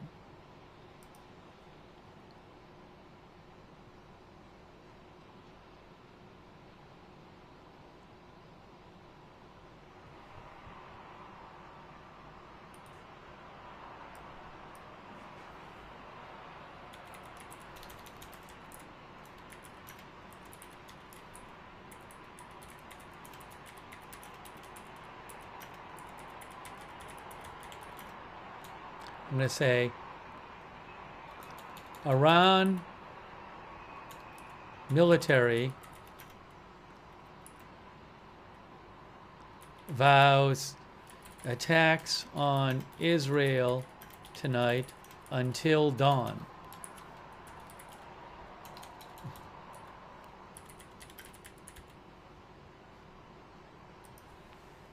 I don't know if it's going to happen.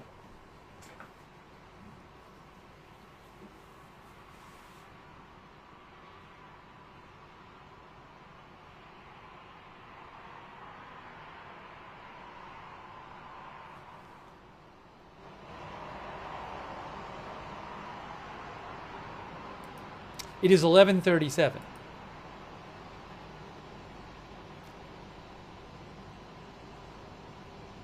Oh, the drone was the drone shot down? Manny Fabian says, with Times of Israel, yet another drone that was launched at Israel, apparently from Iran, was shot down over the Golan Heights a short while ago, the military says.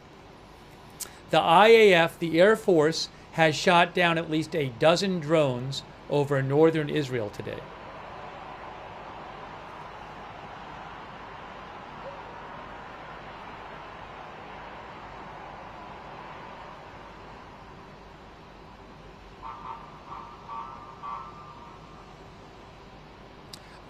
Itay Blumenthal, who is with Channel 11 Israel, says that the Israeli military, the defense establishment, is definitely preparing for missile and drone launches from Iran in the coming hours.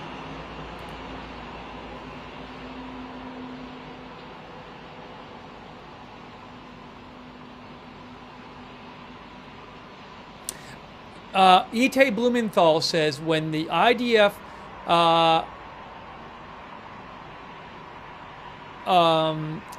basically they will first issue an instruction to stay near the protected areas, and then as soon as they detect launches, a minute and a half before the threats arrive, that's when the sirens go off.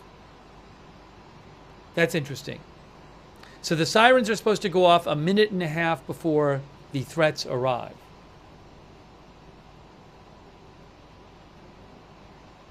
A lot of Israeli media also reporting that the Revolutionary Guard spokesman said there's going to be missiles and drones fired at Israel until dawn, continuously until dawn.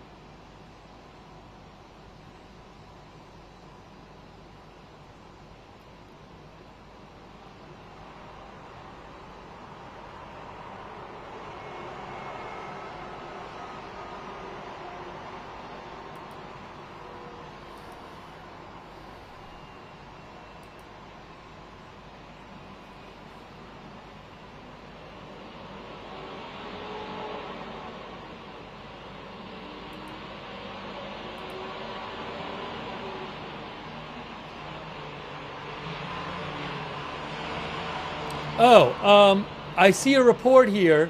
Saeed Azimi with France 24, who's their Tehran correspondent. The Tehran correspondent of France 24 says air defense systems in Tehran are active again. The Tehran correspondent with France 24 says air defense is active right now in Tehran. So there may be attacks by Israel and Tehran going on right now.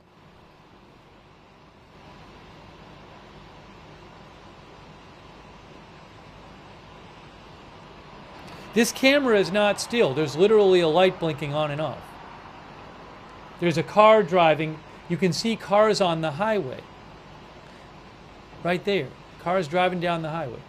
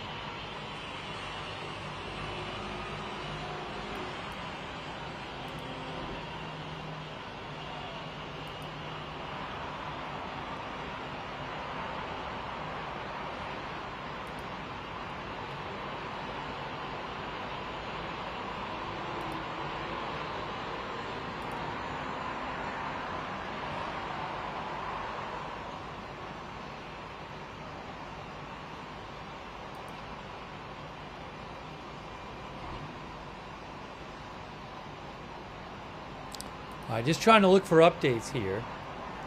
Nothing from Israel about any kind of attack going on.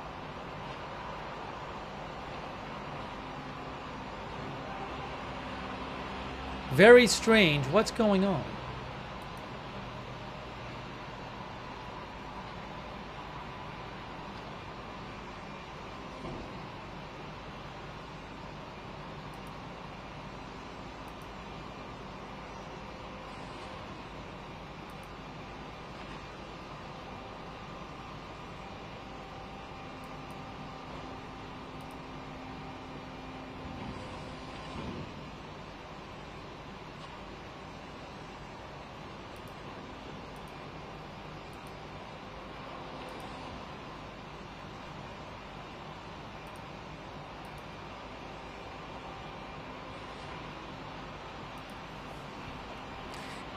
Feels like something might happen soon.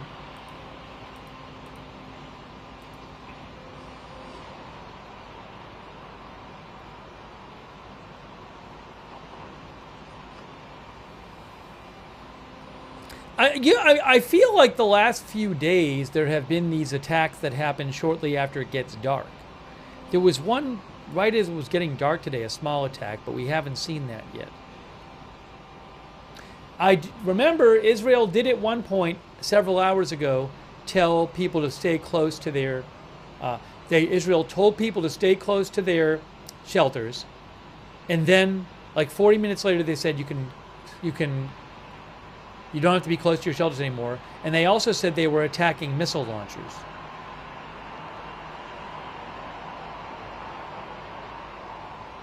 Richard Hendricks, our viewer, says, I would be surprised if Iran is able to mount an attack. Shout out to our mods, Janet B, Beth Mythical, thank you.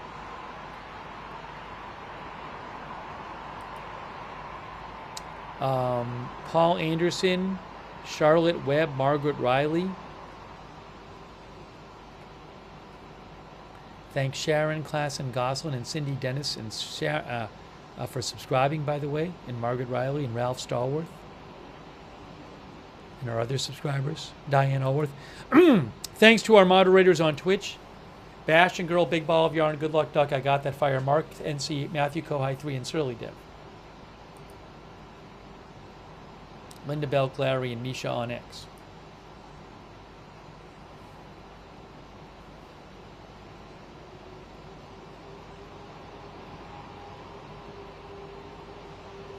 Also, thanks so much to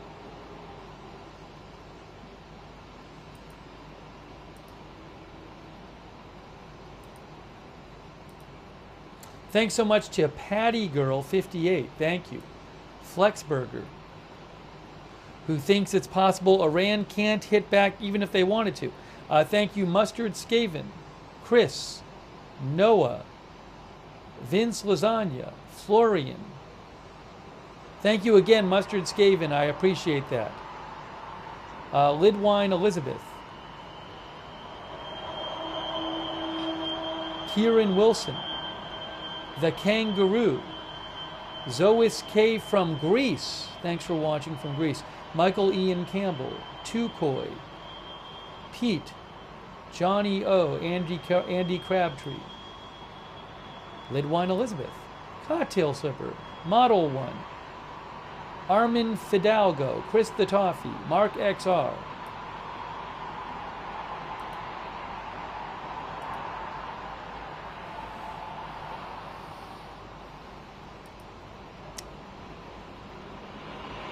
I have no kind of update from Israel of any type of attack going on.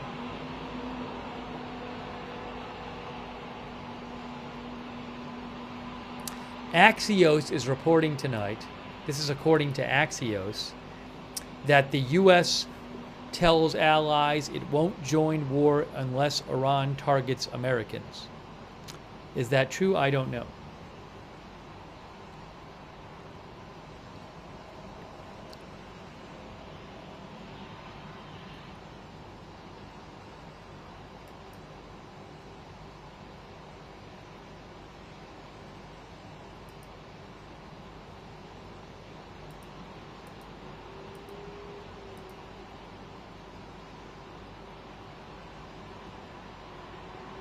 Hey, this is helpful. Isik Matter of NetBlocks. They are an organization that does internet news and internet research on the internet when it goes down, on the internet going down and internet issues. They say Isik Matter of NetBlocks says disinformation alert. Israel's internet is not down at the moment. Telemetry from NetBlocks does not show a nationwide disruption. Connectivity remains largely stable across the country with no evidence of a blackout or total outage.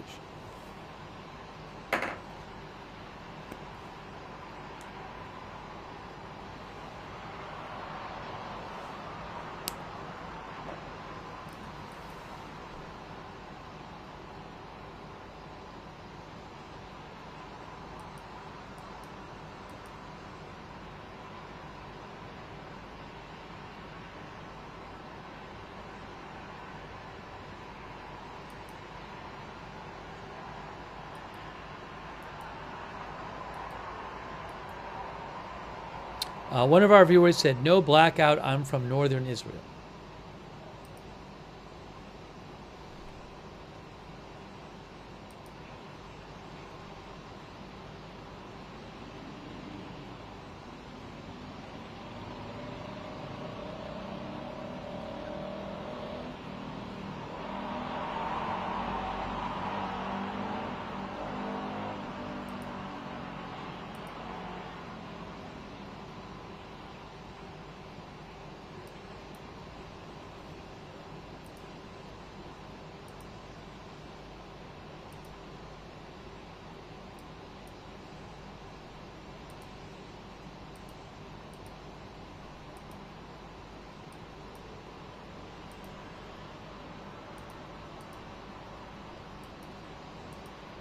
Oh, IL Red Alert. IL Red Alert, which covers rocket alerts, messaged me and said some live cameras went down yesterday after the refinery strike in Haifa because they revealed strike locations which the IDF opposes. Thank you, IL Red Alert.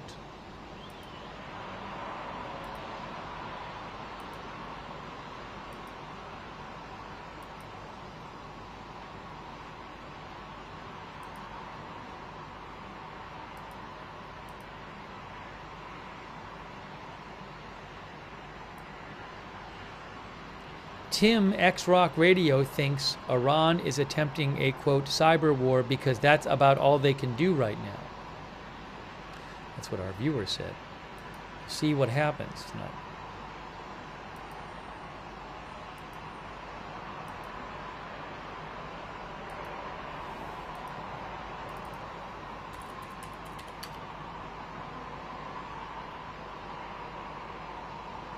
In case you missed it, Israel hit the Iranian state TV broadcaster, the station, while it was on the air today.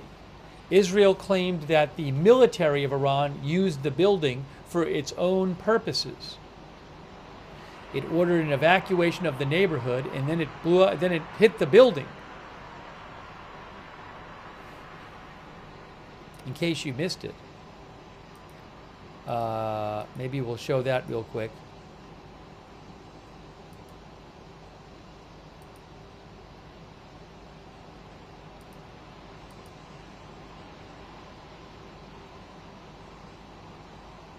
Here, let's just show that for the people who haven't seen it.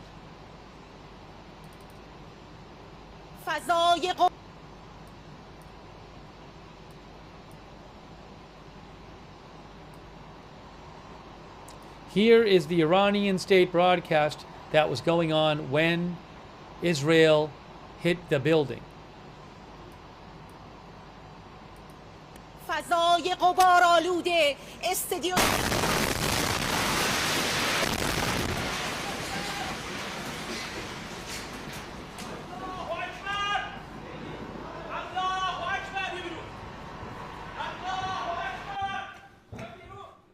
فضای غبارآلود استادیوم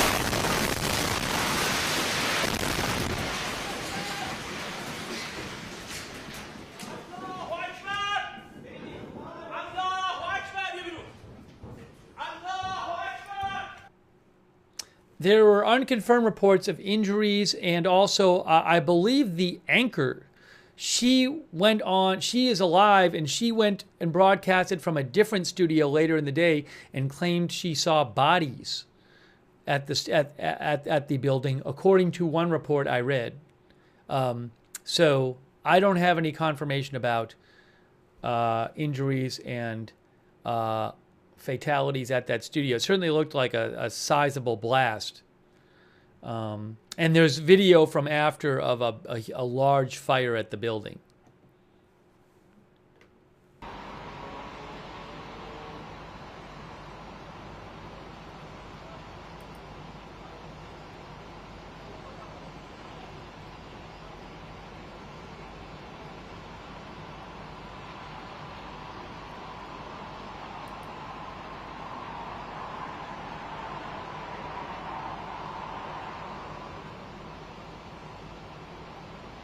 Let me read you another little update here.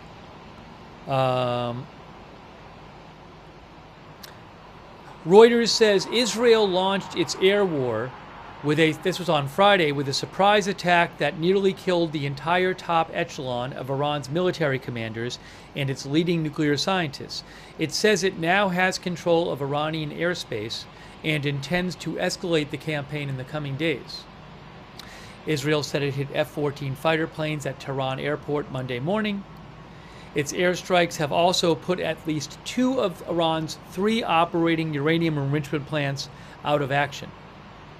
The head of the International Atomic Energy Agency told BBC Monday that it was very likely that all the roughly 15,000 centrifuges operating at Iran's biggest uranium enrichment plant at Natanz were badly damaged or destroyed because of a power cut caused by an Israeli strike. There has been very limited or no damage at the separate Fordo plant, he said. That plant is under a mountain.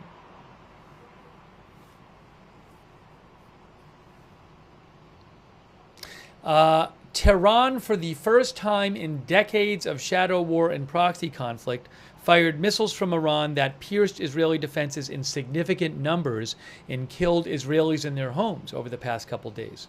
24 people have been killed so far in Iran's missile attacks, all of them civilians.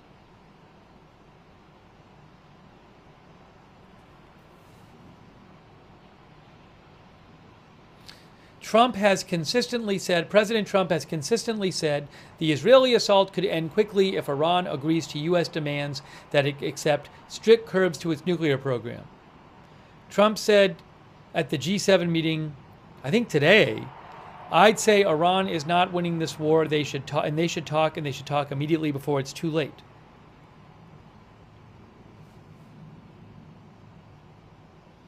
And as we have mentioned tonight, the Iranian Revolutionary Guard has vowed that there will be drone and missile attacks on Israel until dawn.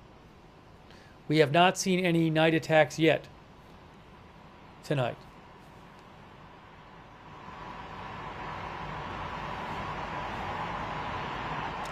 We also mentioned that, as many of you know at this point, the U.S. is sending a number of refueling planes to the Middle East.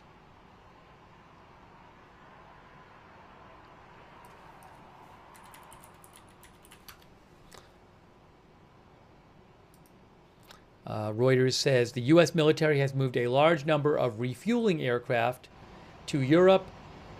Not to the Middle East, I'm sorry, to Europe to be available for Middle East use. That's what I should have said. Reuters says the U.S. military has moved a large number of refueling aircraft to Europe to provide options to President Trump as Middle East tensions erupt into conflict between Iran and Israel. Reuters reports. Also, Fox News' Jennifer Griffin reported that the U.S. aircraft carrier Nimitz is being moved to the Middle East to join an aircraft carrier already there, that it was going to replace eventually. It was supposed to replace that, but they're now both going to be there on duty. Reuters says, taken together, the planes and the air with the planes heading there, and the aircraft carrier heading there. This suggests that the U.S. is greatly strengthening its air power for potentially sustained operations as Iran and Israel trade blows in unprecedented open warfare. They also say AirNav Systems, a flight tracking website, said more than 31 U.S. Air Force refueling aircraft, primarily KC-135s and KC-46s, left the U.S. on Sunday heading east. We were looking at this on one of the flight trackers last night.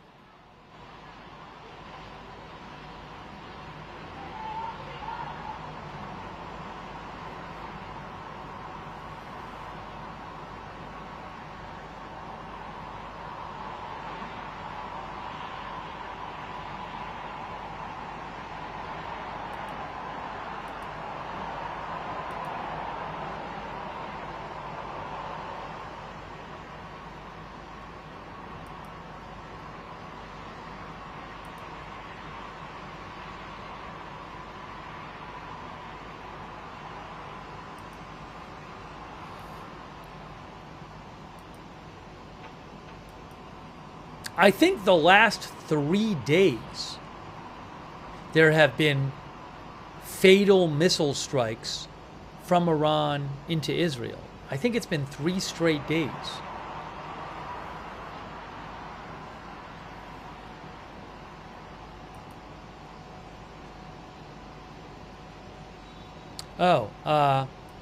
Thanks to Yep, who mentioned Brian Enton posted 2 pages from the Minnesota shooting suspect Vance Bolter's notebook.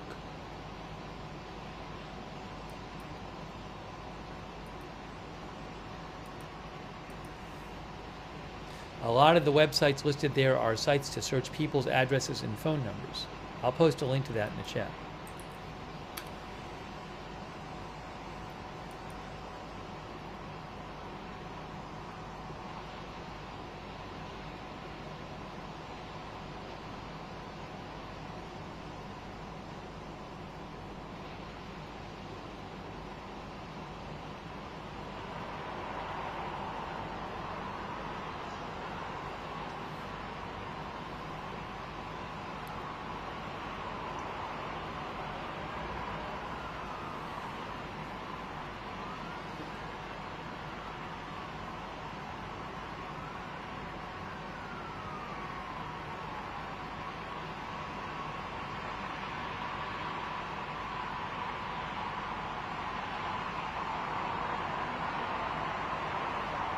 It is now midnight Israel time.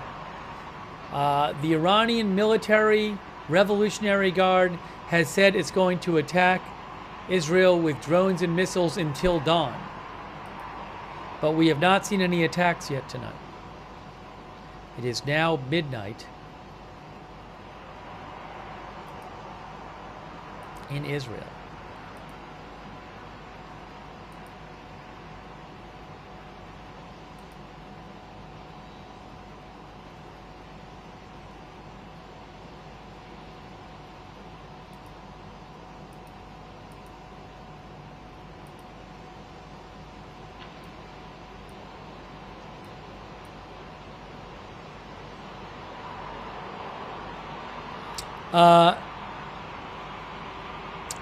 AFP has a report on some comments that Netanyahu made today. Prime Minister Netanyahu said today that Israel was changing the face of the Middle East with its military campaign against Iran, which could lead to radical changes in the country, he said.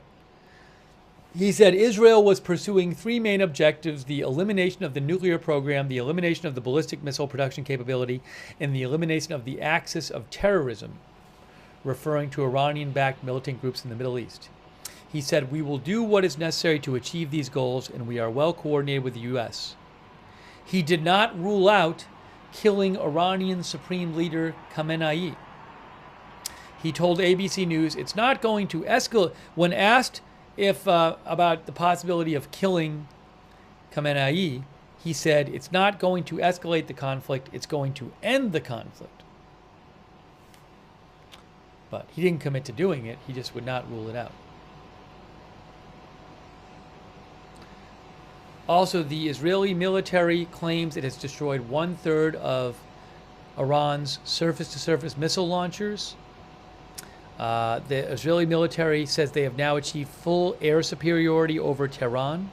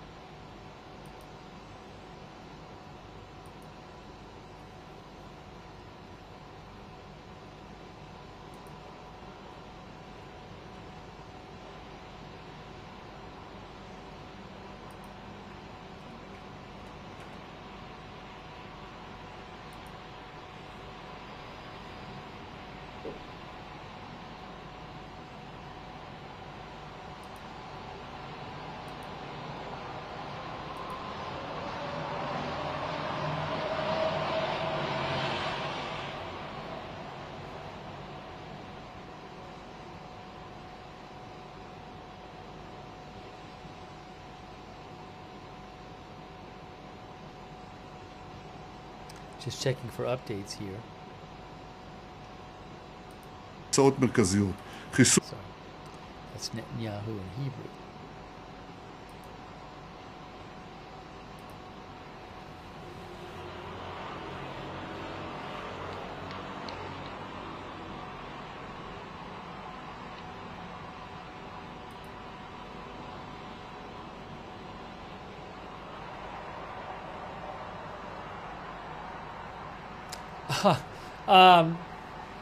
Iranian state media just posted an obviously old video, claiming it's from Tel Aviv. It's just not a current video. I saw somebody post it like an hour ago or 45 minutes ago, and it's clearly not. And I saw somebody else talk about how it's old. It's clearly not live, because there's all these, it's of all these projectiles coming down in Tel Aviv. I think it might be from like the 2024 missile strikes, but like we've had the Tel Aviv cameras on. There's not lots of projectiles that have just hit Tel Aviv, but Mehr news agency just posted it.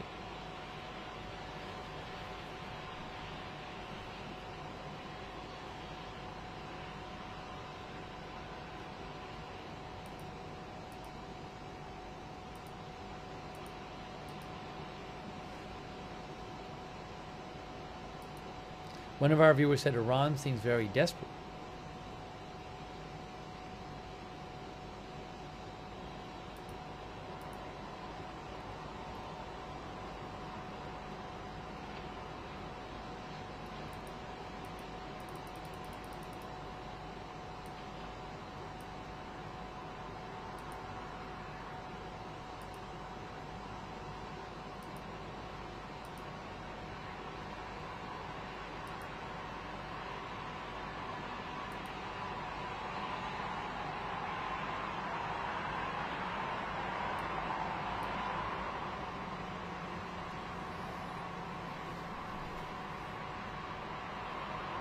What is this? A viewer just mentioned something.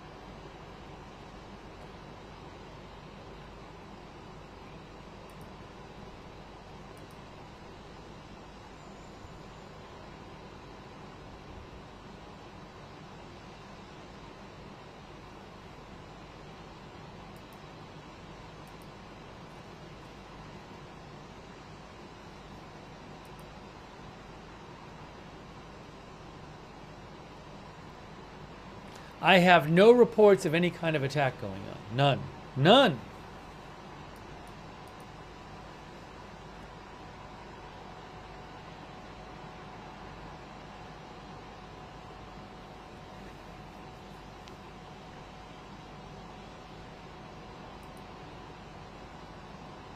It could turn out that there is no attacks tonight, even in spite of their threatening language. We'll have to see.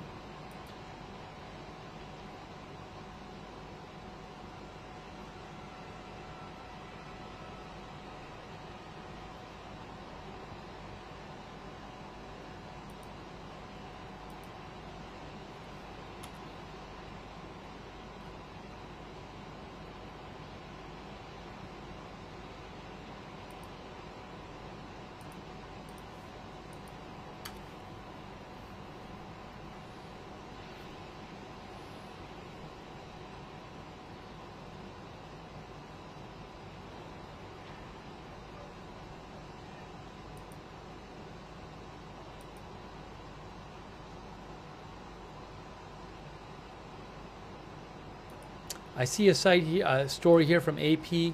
UN nuclear agency warns of possible contamination inside Iran's Natanz site after Israel strikes. Ooh, that's an interesting picture there.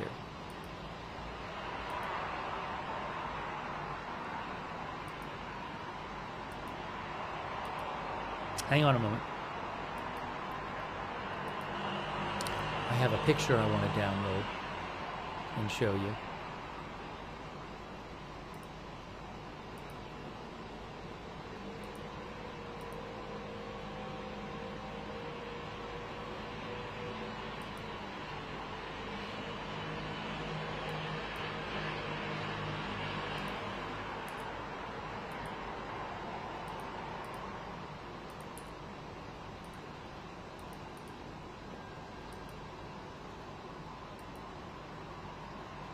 What happened?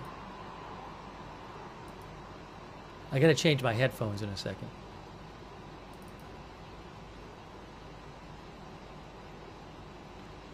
Okay.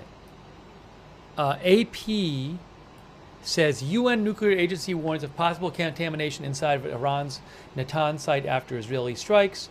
The head of the UN Nuclear Watchdog Agency said today there is a possibility of both radiological and chemical contamination within Iran's main nuclear enrichment facility in Natanz following Israeli strikes, although radiation levels outside the complex are presently normal. The radiation poses a significant danger if uranium is inhaled or ingested, said the IAEA's Director General. The risk can be effectively managed with appropriate protective measures, like respiratory protection devices while inside the facilities.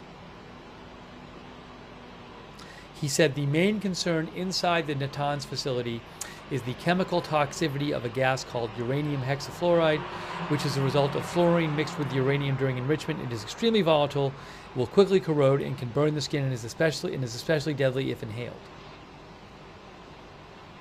Satellite photos show extensive damage at Natanz, at the nuclear facility. I have one of the photos right here from AP, from that article. Well, hold on, I'm going to show you real quick. Here's the big version of the photo. That is Natanz nuclear facility. So I'm assuming some of this is destruction from the missiles, like here. That thing down there, let's make that bigger at the bottom there. Here's the bottom. Yeah, that looks like destruction right there.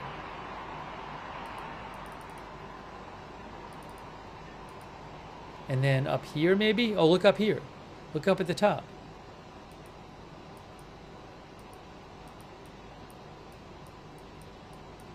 There.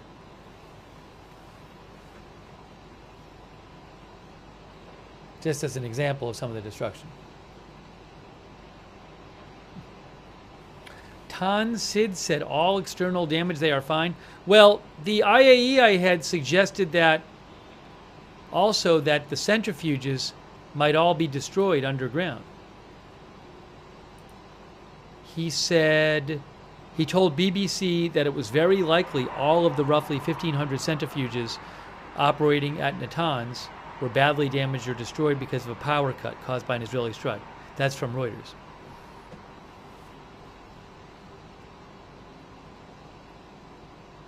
I have to switch my headphones out because these ran out of power.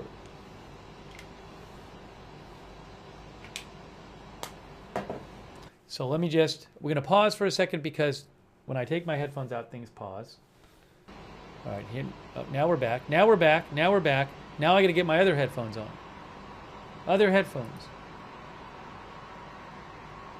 Earbuds. I should say earbuds, not headphones. They're earbuds.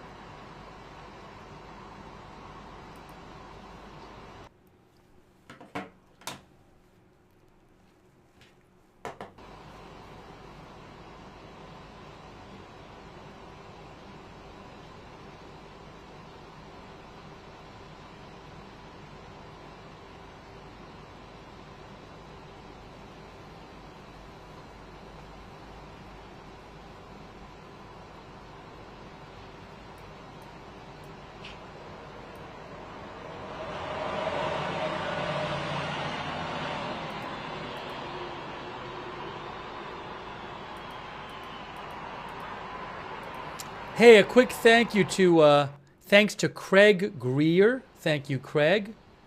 Thanks also to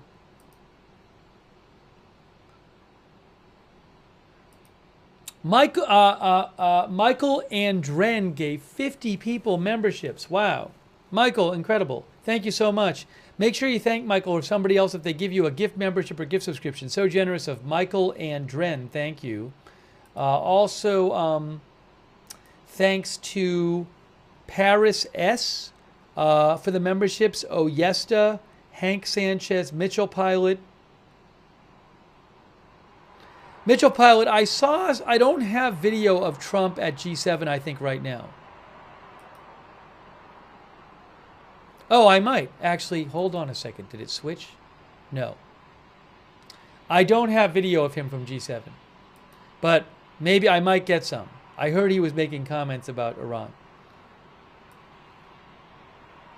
I'll check into it. Thank you, Mitchell Pilot. Caitlin Price.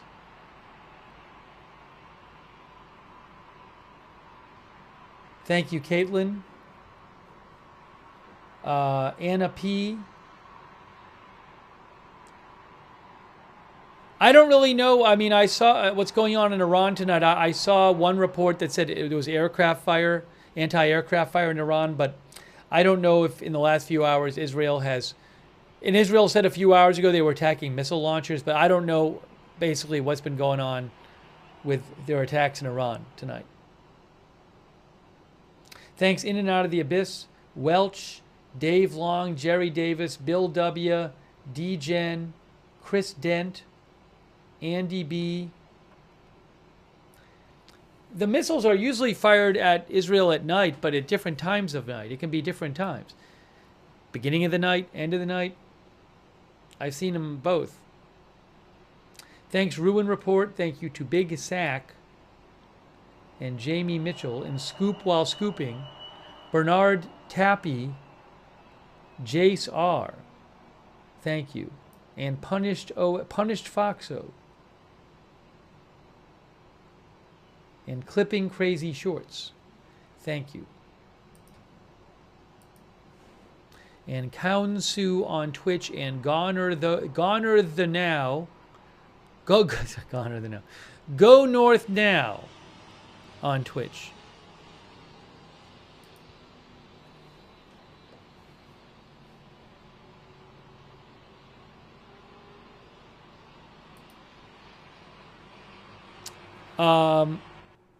Oops, hold on.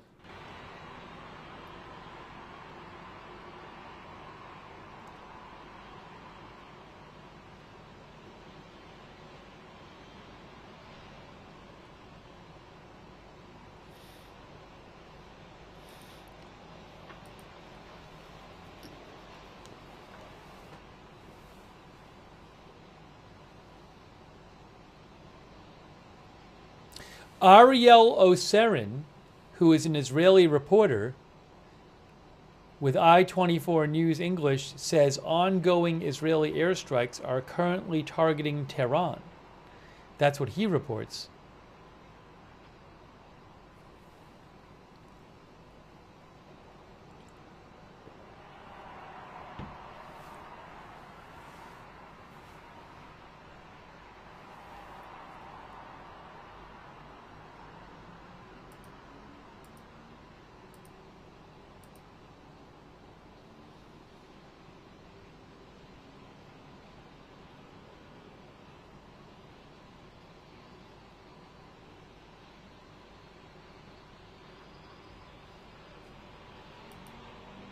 What will happen tonight?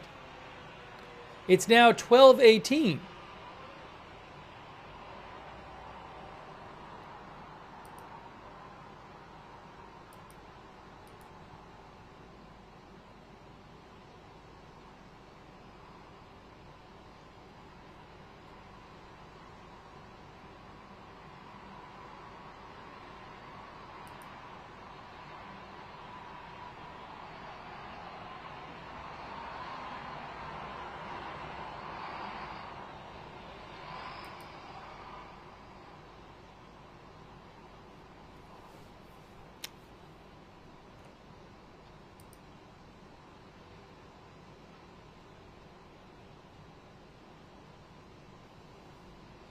I'm checking for updates as we speak.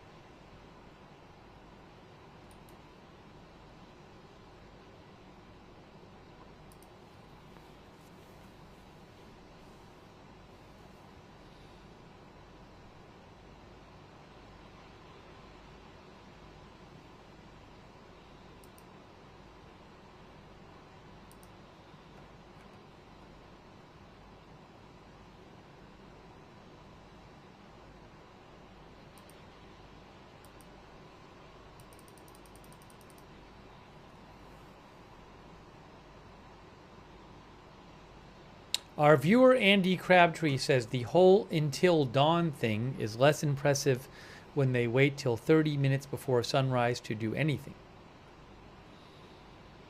Well, we'll have to see what happens.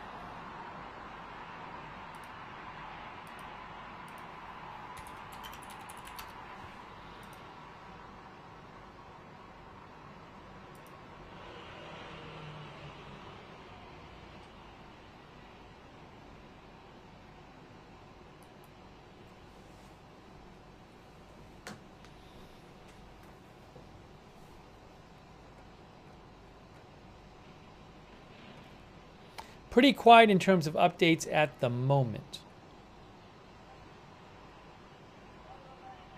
Oh, here I have some reporting about what Trump said recently, I think in the last hour or so, at the G7. Trump predicts Iran will sign nuclear deal. President Trump said today Iran should have signed a deal with the U.S. on its nuclear program before Israeli strikes began, and he believes they now want to make an agreement. As I have been saying, I think a deal should be signed or something will happen. But a deal will be signed, and I think Iran is foolish not to sign, he told reporters at the G7.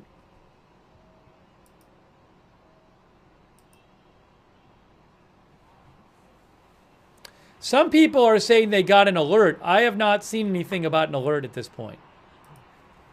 Breaking news, missile alert. Breaking news, the IDF just said they detected missiles launched from Iran towards Israel. The IDF has detected missiles launched from Iran towards Israel. Breaking news.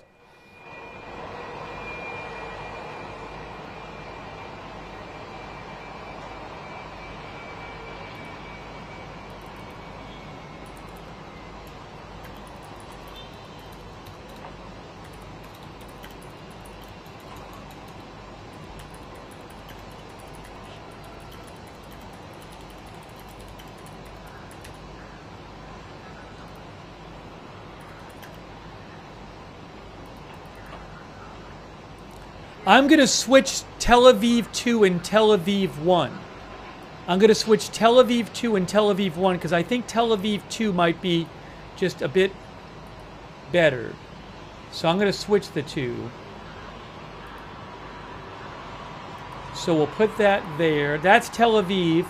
Then we need Tel Aviv 1 above that.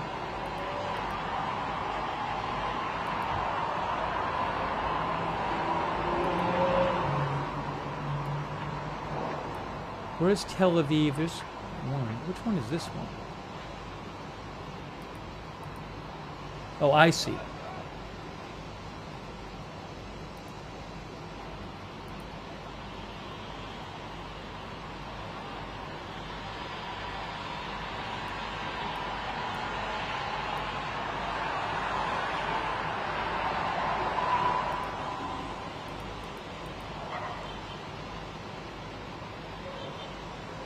I'm going to shrink this one down. There we go. There's Tel Aviv 2.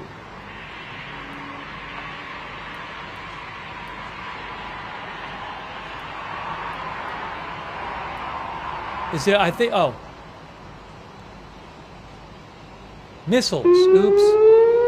All right, here we go.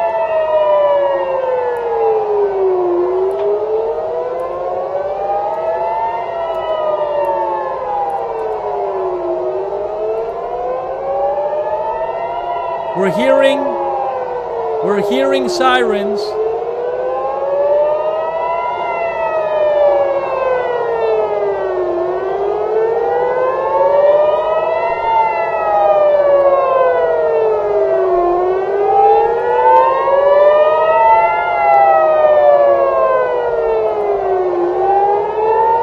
The camera is moving. The camera is moving.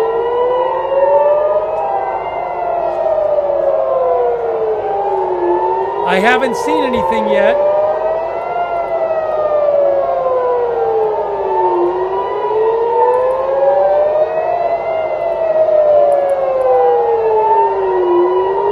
I am not seeing anything yet.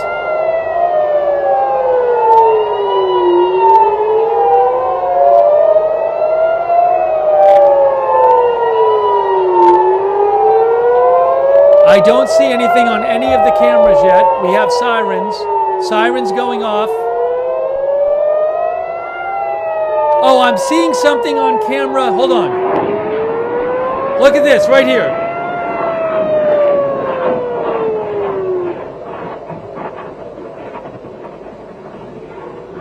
Hold on. There's something on the bottom there. There's something on the bottom. Maybe an interceptor on the bottom.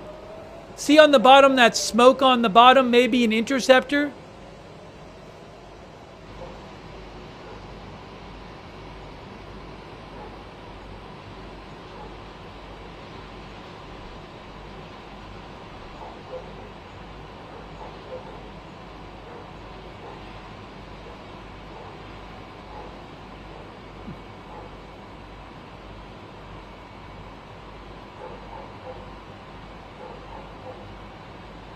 Well, we didn't see much.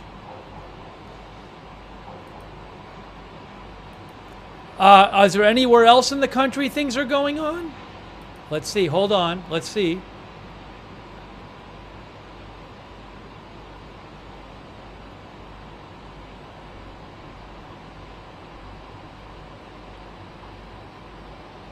The camera is panning around. There's no current alerts. The camera is still panning around.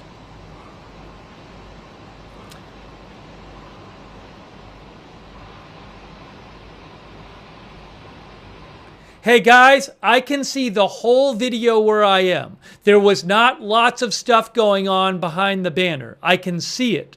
I can see it without the banner, okay?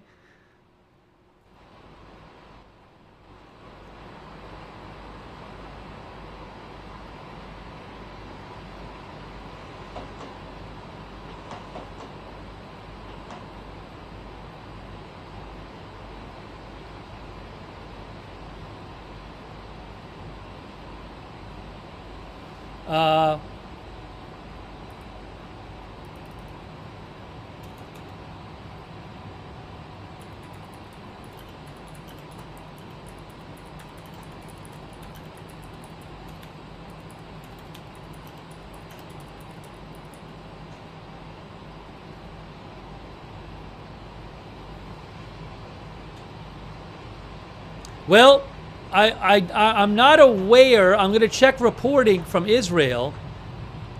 Are there other locations where there were missiles? Let's see what I see.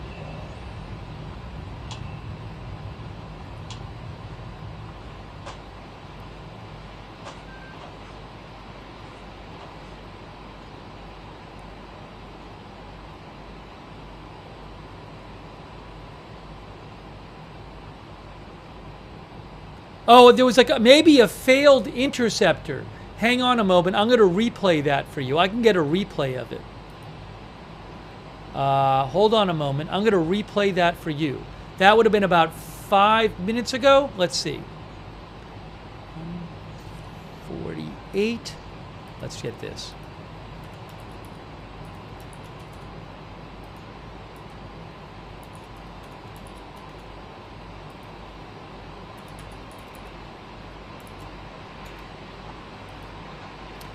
I'm going to see if I can find a replay of what just happened in Tel Aviv. Possibly a failed interceptor.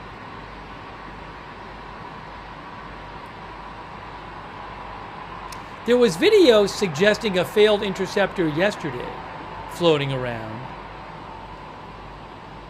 Hang on, I'm getting the video right now to replay it. Then I'll put it on the screen for you guys.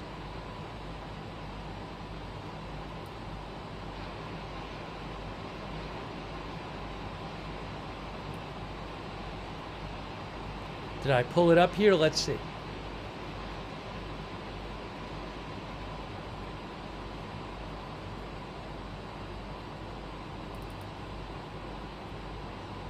Oh, why is it that one? What happened here? Sorry, it's the wrong one. Wrong one.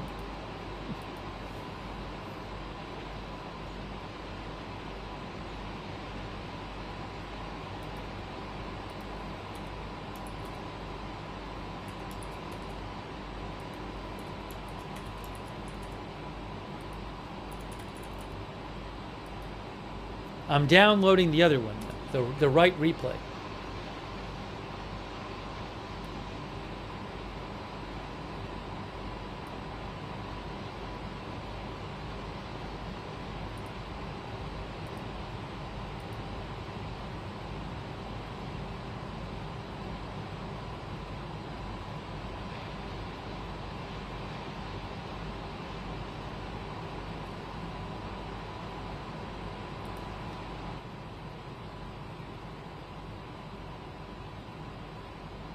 There were definitely sirens. I'm not aware of how many missiles there were or any missile strikes.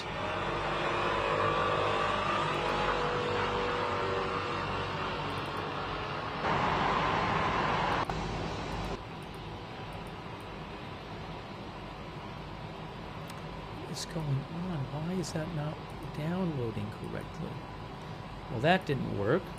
Okay, let's try this again.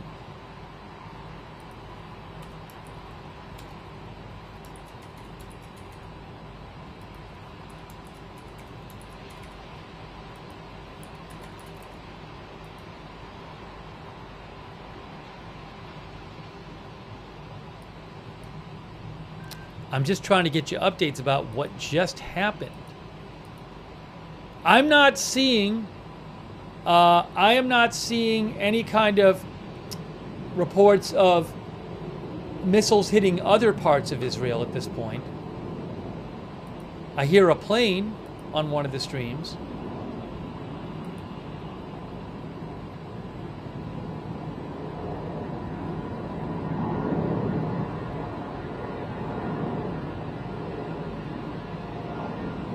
Strange.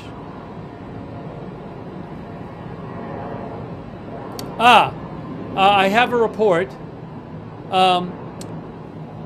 N12 News reports report of a missile fall in an open area in the Negev region.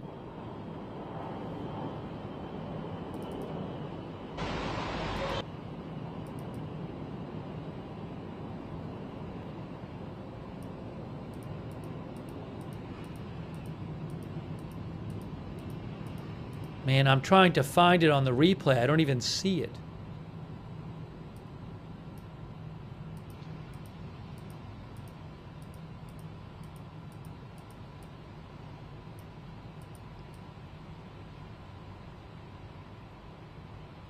Oh, I see it. I got it. I got it. I got it on the replay. I found it on the replay. All right, here's a replay from moments ago. Here is a replay from moments ago. Let me put this on the screen for you. I got to put up replay. Give me a moment. Give me one moment.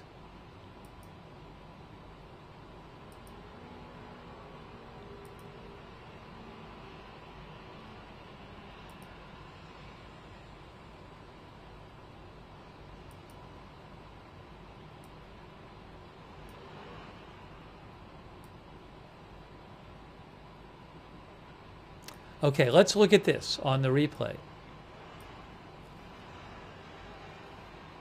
Okay, so it's going to be at the bottom. It's going to be at the bottom. And hold on a second there. It's still going to be at the bottom. It's going to be at the bottom.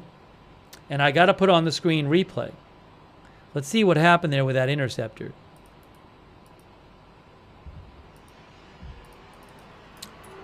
Moments. Replay. Moments ago.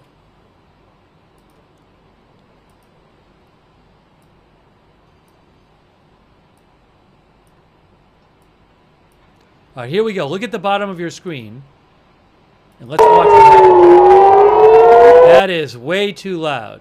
Look at the bottom of your screen.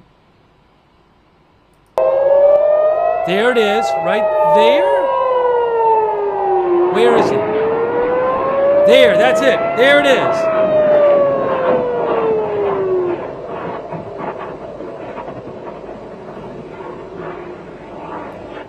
That's it.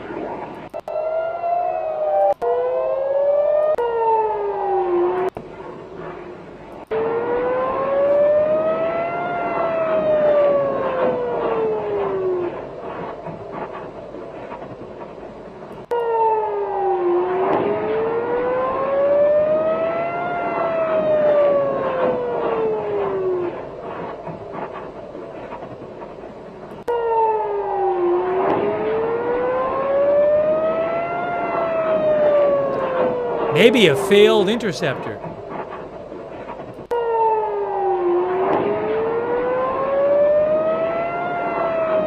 I don't know if it's failed, but maybe. I don't know.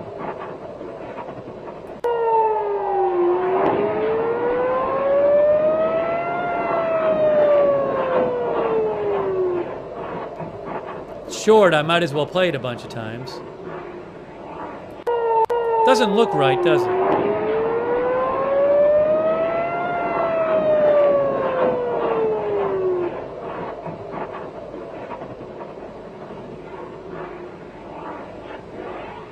Then do we hear the boom after? Does it land or something? Do we even hear a boom? I forget.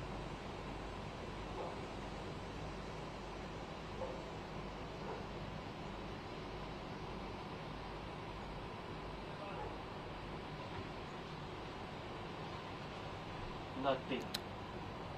The guy said nothing. That's it. Silent. That's what he just said. Any sound from another area, nothing. Okay. I think he was talking to his boss or something. He said nothing in the area, silent.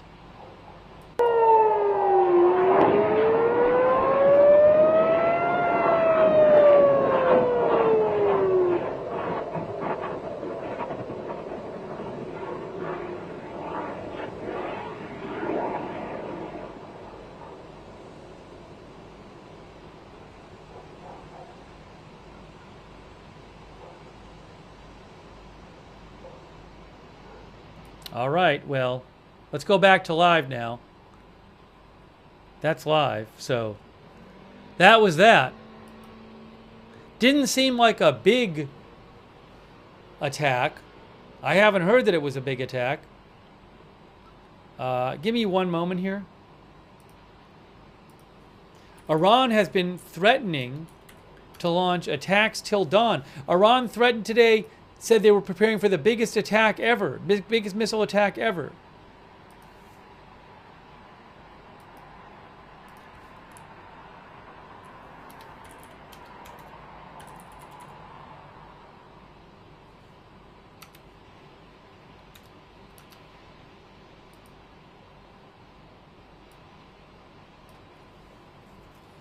Hey, a quick thanks to thank you to Matuz Adam Katana, who gave 50 people memberships. Wow, that's so nice of you, Matuz.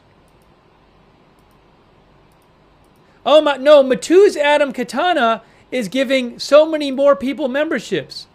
Matuz Adam Katana has given 200 people memberships. 200 people memberships from Matuz. That's insane. Hey, thank you, Matuz. That's so generous of you. Make sure you thank Matuz. Wow. Matuz Adam Katana being very generous, giving people memberships in our YouTube chat. So make sure you say thanks.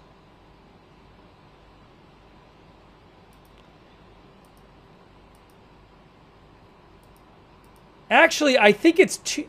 Oh, and thank you, Ed Weeby, for the memberships as well. I got to thank some more people, but let me just check on the reports after that. Looked like a small... Oh, hold on. Hold on. Hold on. What does it say? Home Command... Sorry. Home Front Command just said you could leave the protective area in a bunch of areas. Home Front Command has just told lots of people in Israel, you can leave the protected area. Maybe everybody. So it looks like that attack is over for now. They just posted it.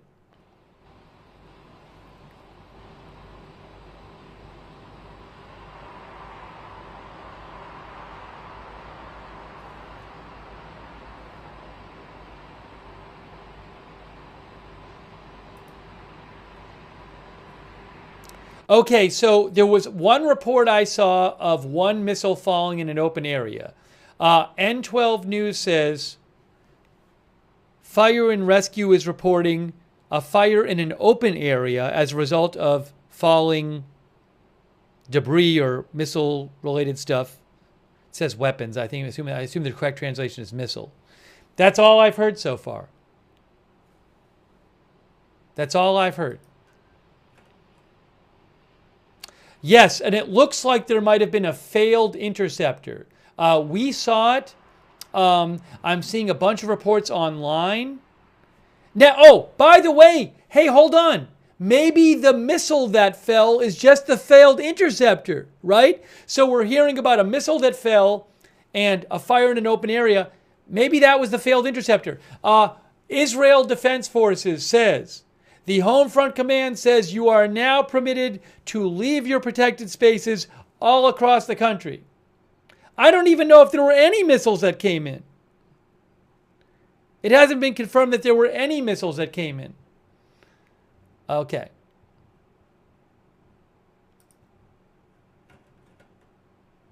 But it looks like maybe there was a failed interceptor. And I'm going to show that again.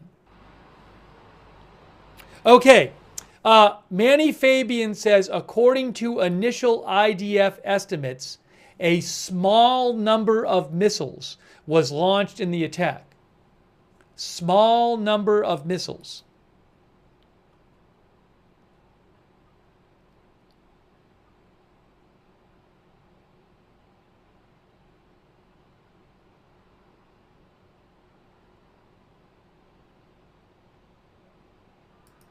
The Israeli Defense Forces just posted, "We target, they attack." As simple as that. Attacking does not equal targeting.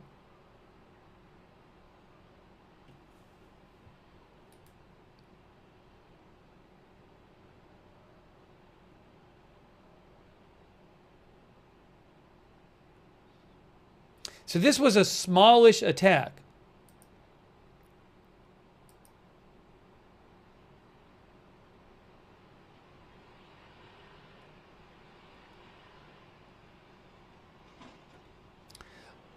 Let's look at that Interceptor video again. N12 News says around 10 missiles launched in latest attack. Around 10 missiles.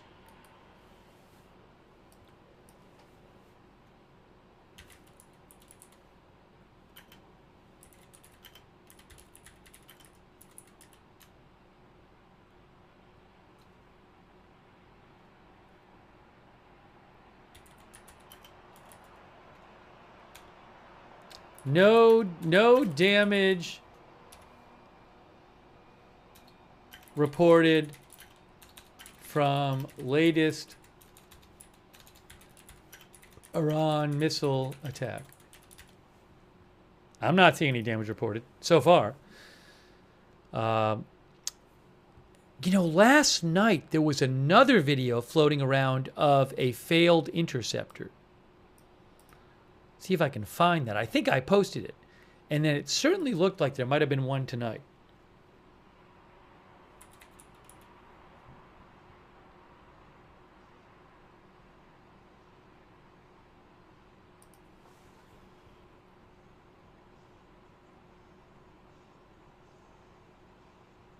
Was it Joe Trusman who posted the one last night? Let's see. Got to try to find it. Yes, I'm going to post a link to Joe Trusman's post of last night of a purportedly failed missile attack last night. Oh, I got to do something real quick here. Hold on a second here.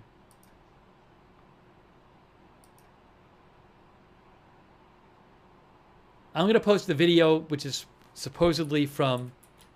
Actually, I think it's from last night. That's not even clear in the post. But it was posted last night of purportedly a failed Israeli interceptor earlier. But I'm going to play the video right now from what just happened.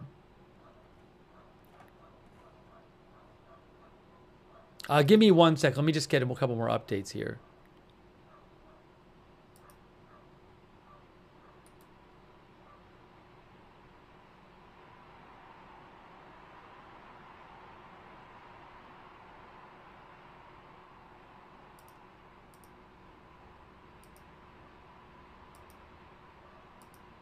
Wow, major damage. I just saw a picture of a bunch of damage at the Weizmann Science Lab.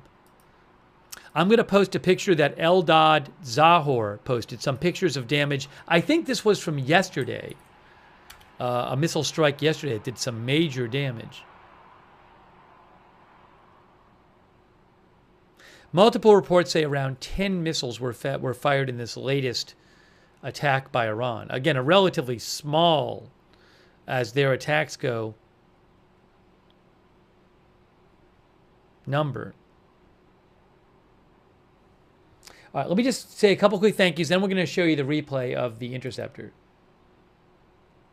Hang on a moment.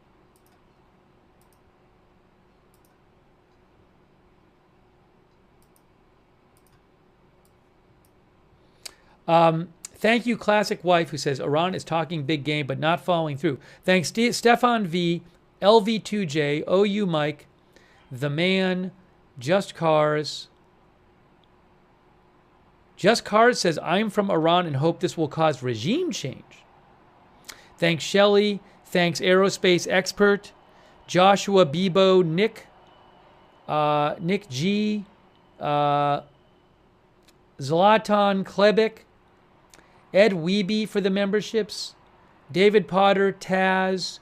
Cullenworks, Raven Knight, Crazy Yoda. Crazy Yoda is wondering if there were other interceptions by U.S. ships. I don't know. I mean, we heard there were 10 missiles, and we didn't see 10, so maybe some of them got shot down somewhere else over the country by something or other. Thank you, Crazy Yoda. Matthew Jaffe, Mannequin09, Teresa Staub, Matt Cannell, thank you. Jean-Paul Lachance, thanks for the gift memberships. Jean-Paul Lachance, I really appreciate that. Andy Crabtree, Tom Lee, Donna Smith, Corn Pop 82, Big Sky, Deox DeSoto.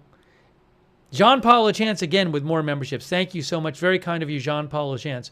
JCW Edit 7, Skin 4444, Tom Lee, Scott Gullett, Andy Crabtree, Bernard Tappy, thank you, Punished Foxo, and as I mentioned before, I think it was 200 memberships from Matuz Adam Katana.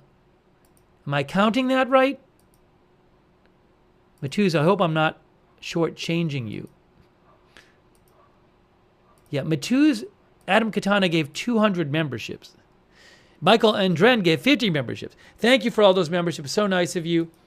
Nice to see all the members in the YouTube chat.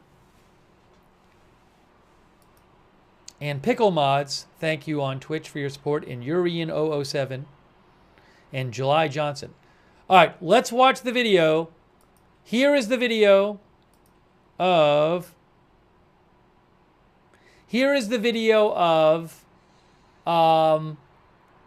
the Iranian, what it looks like a failed interceptor. Possibly a failed interceptor. Here it is. All right, here's the video. Hold on. There's that. And then we're going to put on the screen replay moments ago. Okay, that works. Oops, I messed it all up. There you go. And then we want to turn this down for the moment. Here is the replay. Replay, replay, replay. Uh-oh. Before. Here's the replay. Look right here. There it is. Oh my gosh.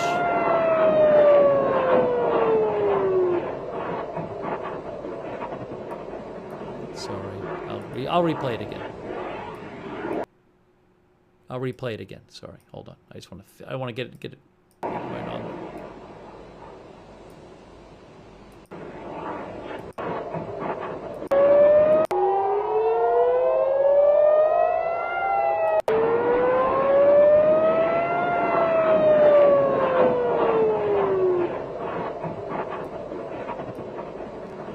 This thing, hold on, I gotta position this better. There we go. That'll be better for you. Let's get it on the screen so you can see it, really see it.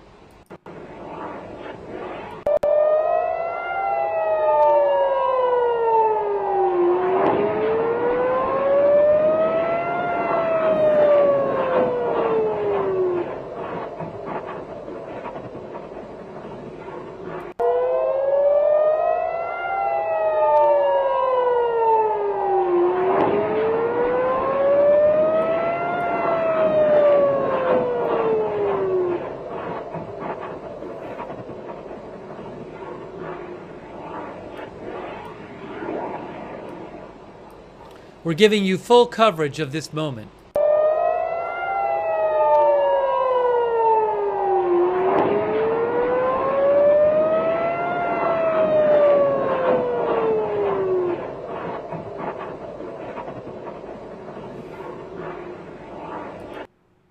All right, so again, maybe it was a failed interceptor. I don't know.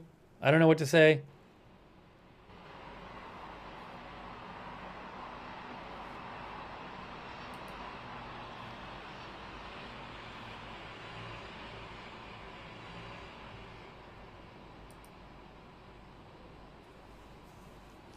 For all the threatening rhetoric that Iran has been making today and tonight, that was not a big missile attack. Now, there could be more coming. What's this? What's this? Oh, I'm seeing a new report. Where did that report claim come from? I'm seeing one report claim there are 2 missiles launched. Seemed like a pretty small. So another one said 10, but it seemed like a pretty small attack. Oh, hold on a second. Hold on a moment.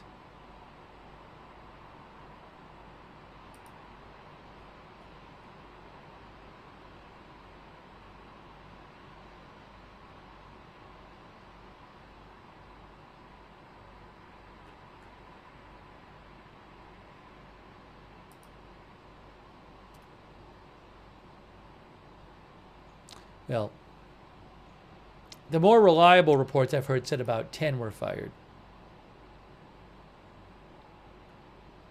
Roy Case, who is an Roy Case is an Israeli reporter.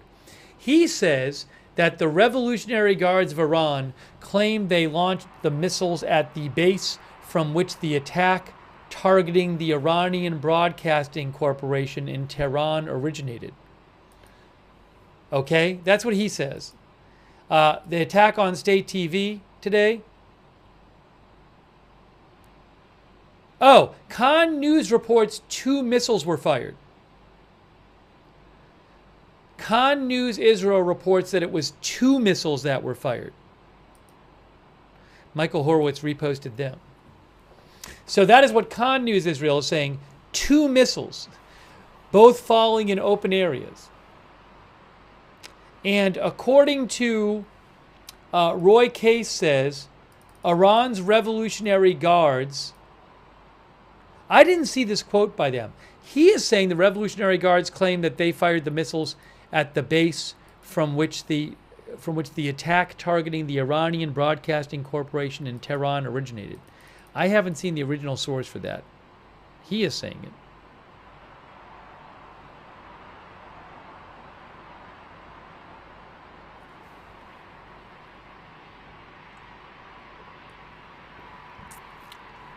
Is it really 2? Was it really 2? Corn Man thinks that it's a fake out and the next wave will be really big. Look, we have seen them. Sometimes there's a missile launch and then a few minutes later there's another one. So that has definitely happened before. You can't, in the past, we have not been able to read into the size of the next one from the previous one. Thank you to Cornman, to John Paul Lechance. More gift memberships from John Paul. That's so nice of you, John Paul. Thank you. Cy Exorus, thank you. Braden Kemp thinks they're using older missiles.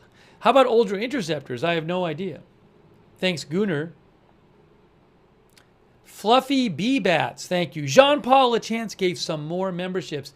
Please make sure you thank people like that who give memberships and subscriptions. Thank you, Jean Paul. So nice of you. Frank Hanna, Hoover Maneuver, Princess Teapot, My Blank Smells, thank you.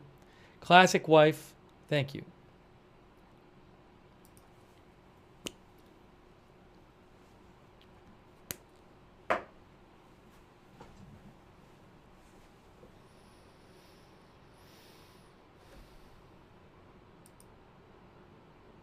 That might have been the smallest missile attack yet. Update. I'm seeing an update here. Hold on. N12 News reports. N12 News reports that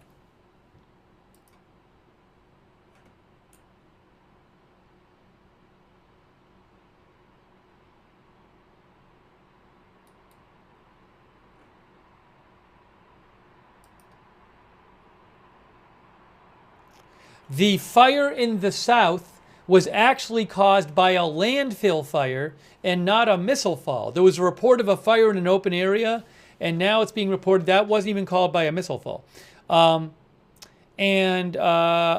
a reporter with N12 says, although only a few... Is this them saying it? Or is this the military saying it? Well, what a reporter for N12 said, I believe, is that although only a few missiles were launched in the last 2 waves, Iran still has the ability to launch heavy waves. Yeah, it's not just this one. Right before we came on the air, there was a Iranian missile attack, but quite a small number. So there have been 2 in the last, 5-6 hours, but quite small attacks. Now, is that because they're running low on missiles? I don't know.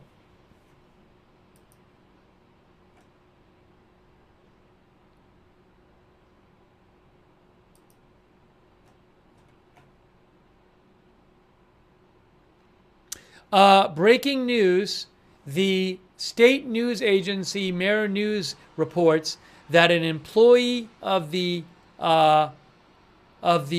state broadcaster was killed in the blast wave by the attack on the state TV building.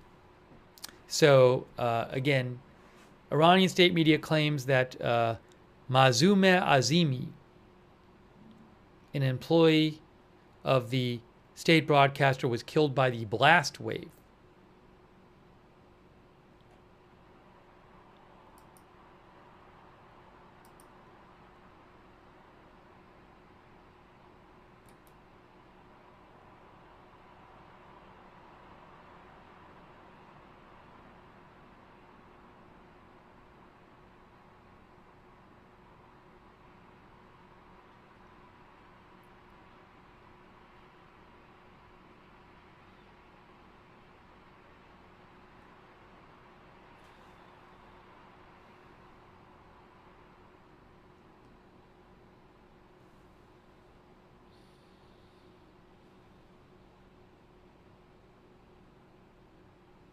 Oh, Ariel Oserin says he just posted another video of the Interceptor, and he says it malfunctioned. It's the same one we were looking at. I'm going to post a link in the chat. So Ariel Oserin, I just posted in the chat another video with another angle of that Interceptor that looked like it failed.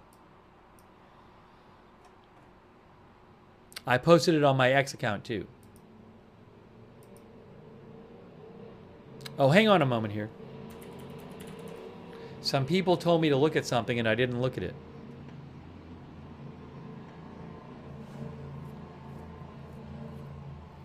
Oh, Pete Hegseth, Secretary of Defense, announced, over the weekend, I directed the deployment of additional capabilities to the U.S. Central Command area of responsibility, which covers the Middle East.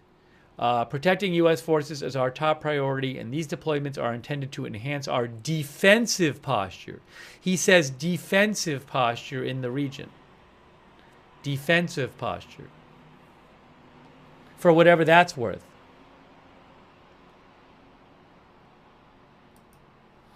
We're a bunch of around 30 tanker aircraft were sent over there in the past day, reportedly sent to Europe to be close to the Middle East, and also a second aircraft carrier is being sent to the region, the Nimitz.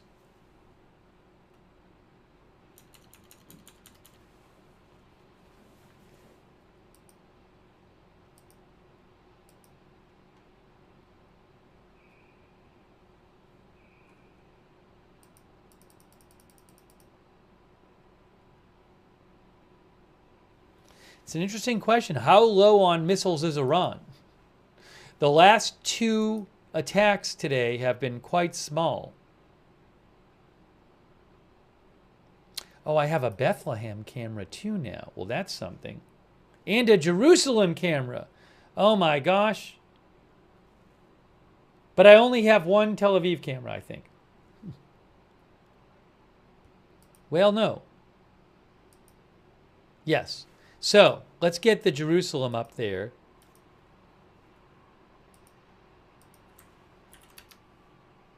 All right, hold on. We gotta have this make sense. So we want to do this way. One moment, please.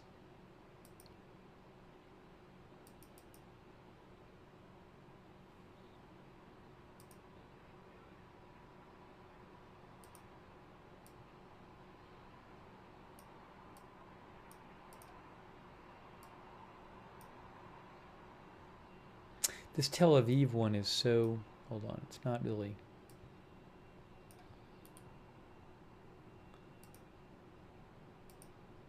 I wish they would point it a little lower, but I don't have a choice. That's Tel Aviv. This is not Tel Aviv 2. That's going to be Jerusalem.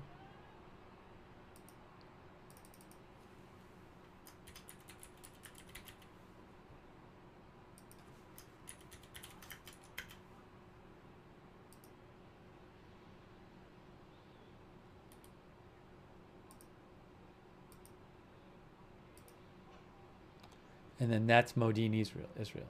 Okay. Very well. Then I have a Bethlehem one too. I have Bethlehem. Might as well put it up there. Nope, Bethlehem's not live right now.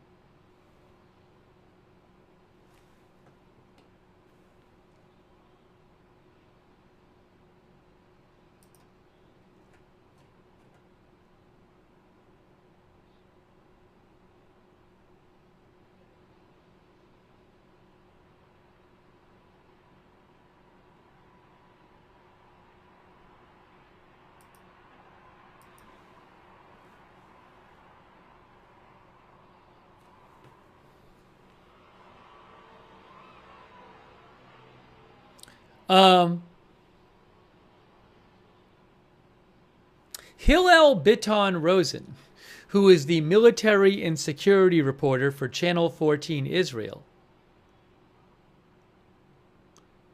This is interesting. I don't know why. This is an interesting post from him. Check. This is Hillel Bitton Rosen, who is the military and security reporter for Channel 14 Israel.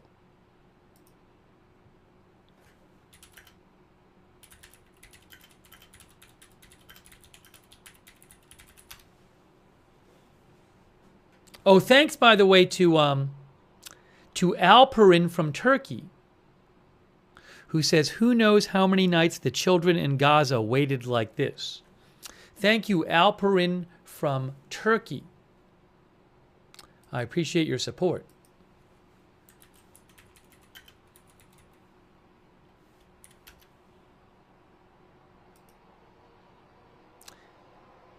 So Channel 14 is considered to be a channel that supports the government, okay? But I still think it's an interesting post from Hillel Bitton Rosen. Hillel Bitton Rosen with Channel 14 says almost 24 hours have passed since Iran managed to launch a double-digit barrage of missiles. So I guess the last two, this one a few minutes ago and the one like 5 hours ago, were quite small. He says, in this day and age, Israel has turned it into a Persian carpet and is constantly stepping on it. He thinks the next 24 hours will be dramatic if Israel realizes that enemy number one is on the board. He says, basically what he's saying that Israel could... It sounds like he thinks Israel could end up taking out the supreme leader. I think, if I'm reading him right.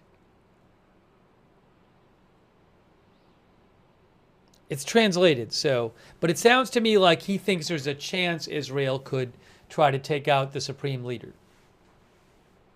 He's saying it will be dramatic, basically, if Israel realizes that enemy number one is on the board and that it must be taken out, so to speak. He says, we will achieve a historic achievement.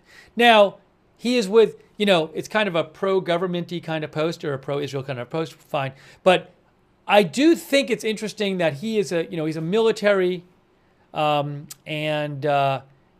think military and security reporter, and he mentions the next 24 hours. So has he heard something?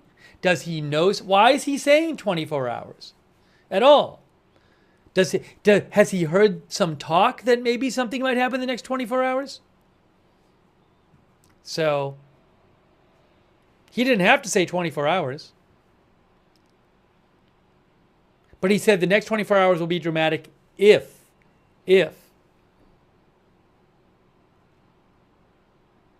I wonder if he's thinking that if Israel thinks that basically Iran doesn't have many more missiles, that it might try something escalatory then.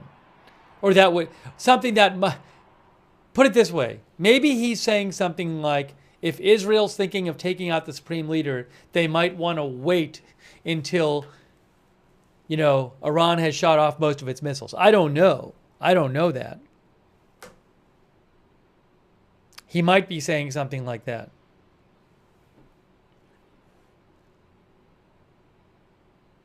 Oh, listen to this. Ariel Oserin, I-24 News English. After launching 150 ballistic missiles on Friday and dozens on Saturday and Sunday, Iran has launched a total of 5 missiles. A total of 5 missiles in 2 barrages on Monday.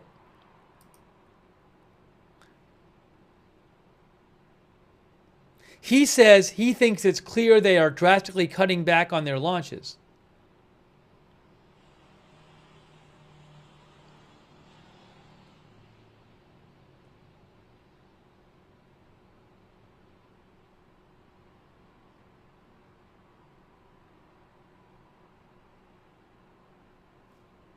Wow.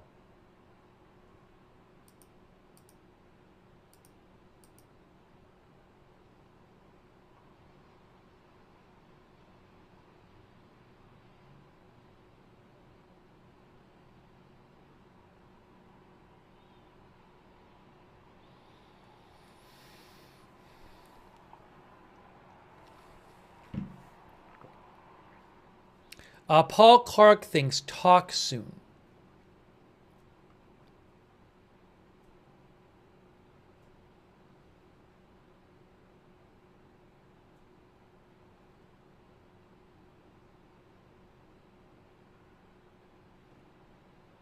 Now, maybe they have a bunch more and they're just not firing them, but certainly their pace of their number of missiles have lessened.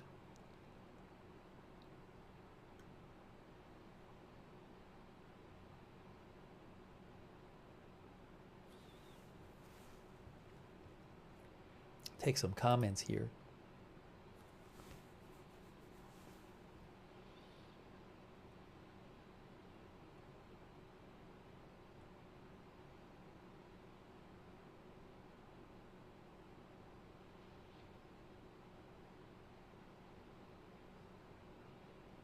Al-Yat Zion, our viewer, thinks Iran is scrambling to save face. They are severely weakened already.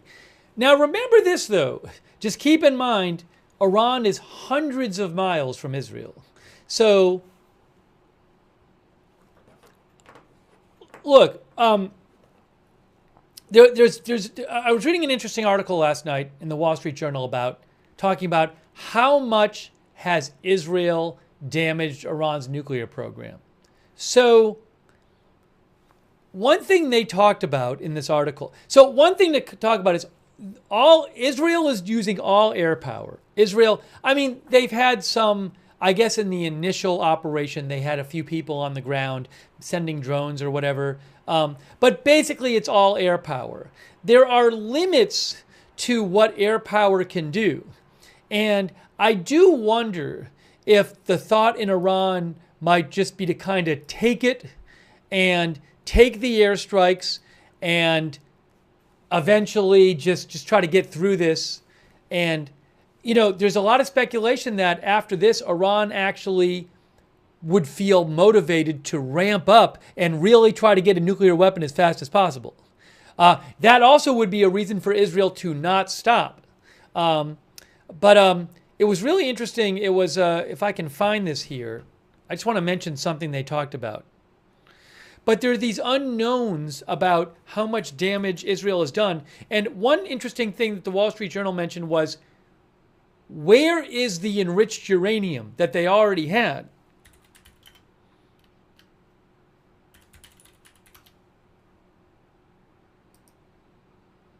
You can go read this if you want. The article in the Wall Street Journal was, Israel has struck a blow to Iran's nuclear program, but it isn't yet a knockout.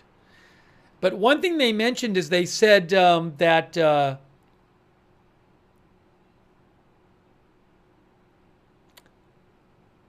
where is it here?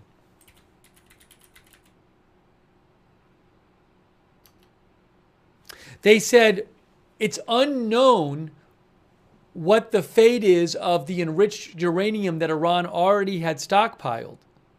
And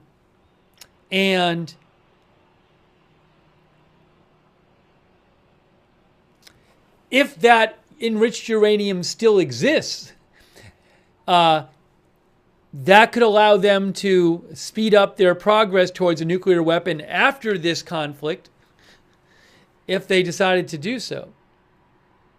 And another thing the Wall Street Journal mentioned is talked about, like, you know, maybe they have another facility that they have that they could use to do this that people don't know about. Although they do acknowledge that Israel's intelligence seems to be pretty good.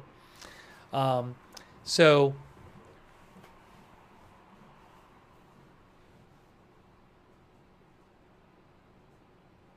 they say that they could have centrifuges stashed away to use.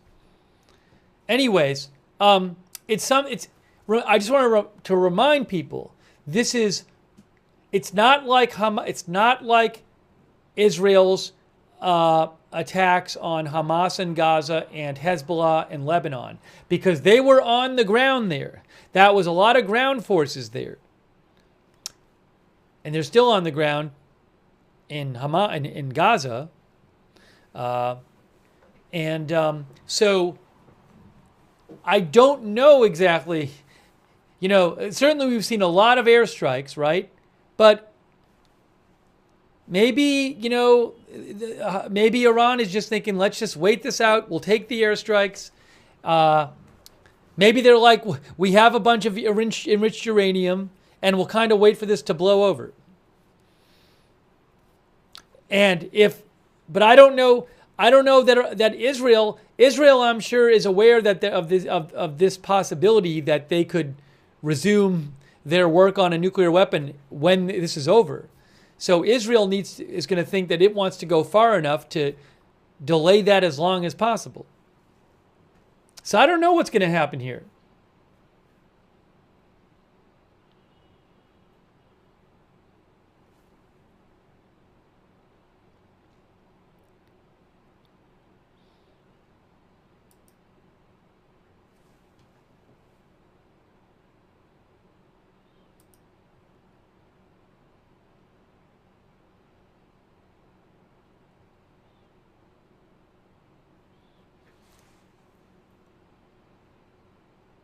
Oh, one of our viewers asked, like, didn't Iran say they wanted to make a deal?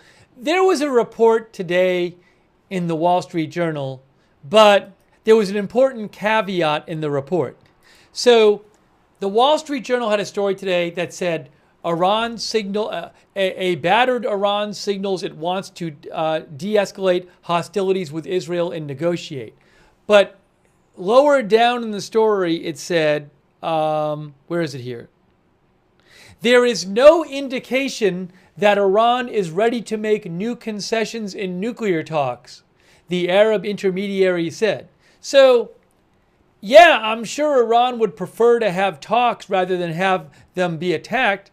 But if they're not willing to make new concessions, then it's really not it's not a really important thing that they would rather talk. It's sort of obvious.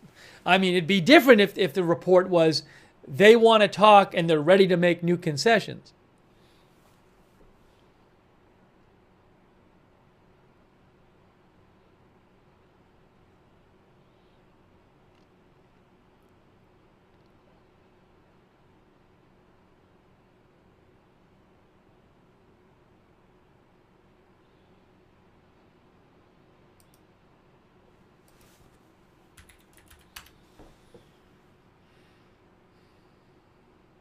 Excuse me.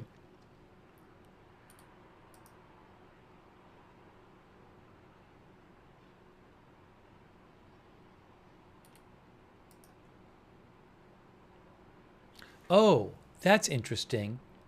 I saw something else about this. Hang on one second here.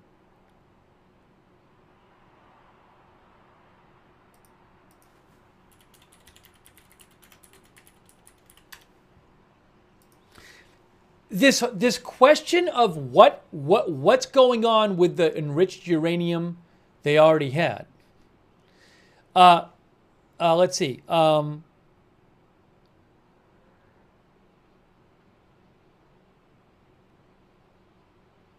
Where is it here?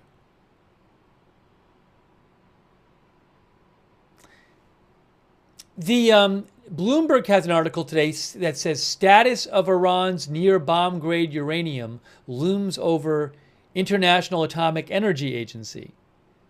They mentioned that they say that the conflict has dramatically complicated the IAEA's ability to account for Iran's stockpile of highly enriched uranium, which could quickly be turned into the fuel for 10 warheads.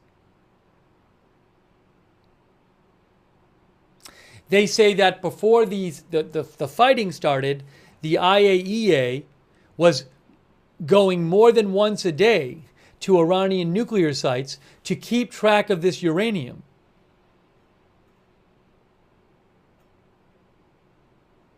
Oh, and check out this. Bloomberg reports that the Iranian deputy foreign minister told state TV a couple days ago, over the weekend actually, that Iran has implemented special measures to protect its uranium stockpiles and enrichment machinery. Oh, this is really interesting. Iran's 880 pounds of highly enriched uranium, according to Bloomberg, could fit into 16 cylinders measuring 3 feet in height. Wow. Wow. Even if Israel destroys Iran's enrichment infrastructure, the location of that material would still need to be verified. Whoa. Wow. Well, I think this is a big issue. I'll post a link to the article on my Twitter.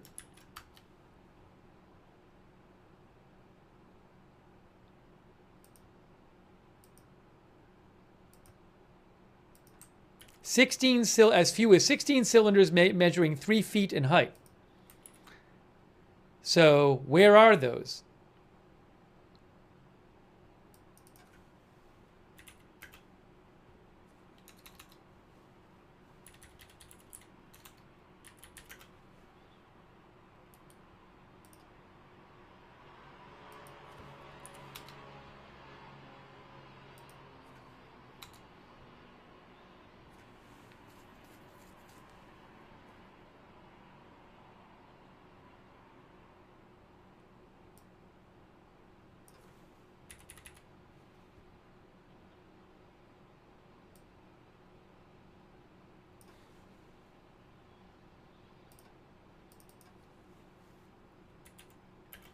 Give me 1 second here.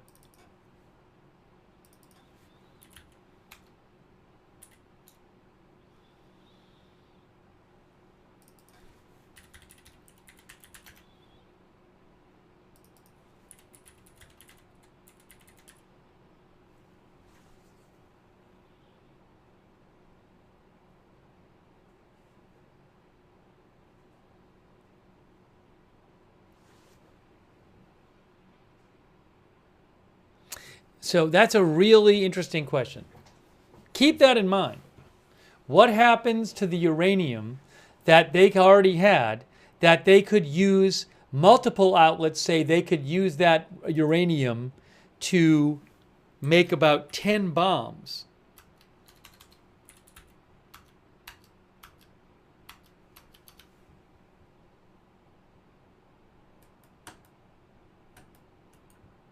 Where is that other thing I was looking at here?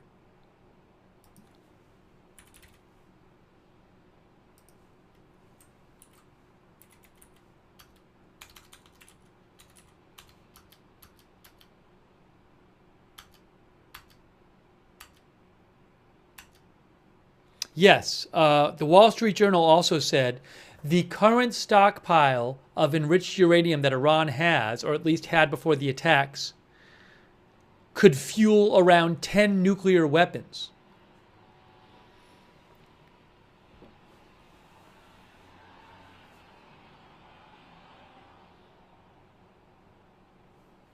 An expert that the Wall Street Journal talked to said that they could use its stockpile to fuel 9 nuclear weapons within a month.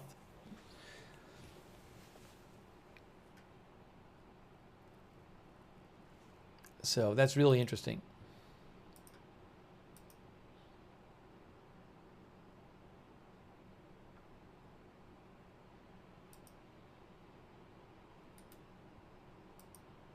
Now, I'm sure Israel this is a priority for them to figure out where this is. Maybe they know where it is. Maybe they've already gotten it. I don't know.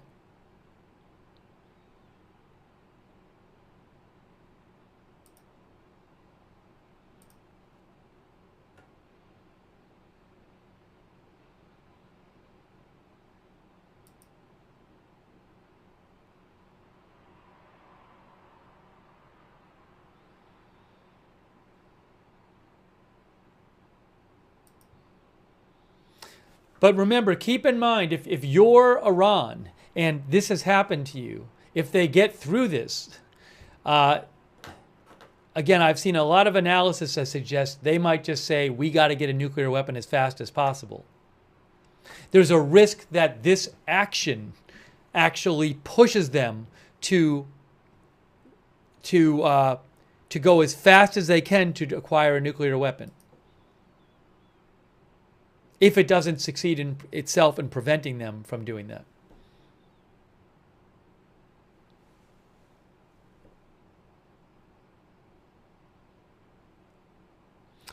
Toby N. thinks the Mossad knows the location or is in the process of finding out.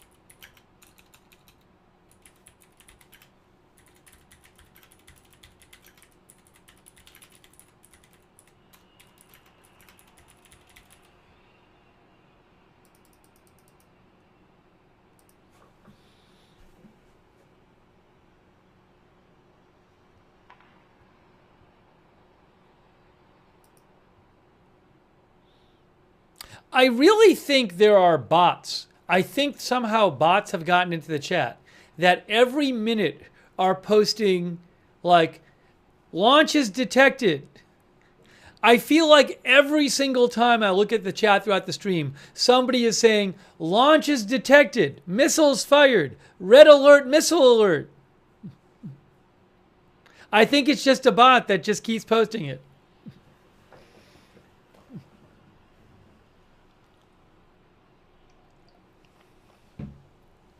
It's like every time I look.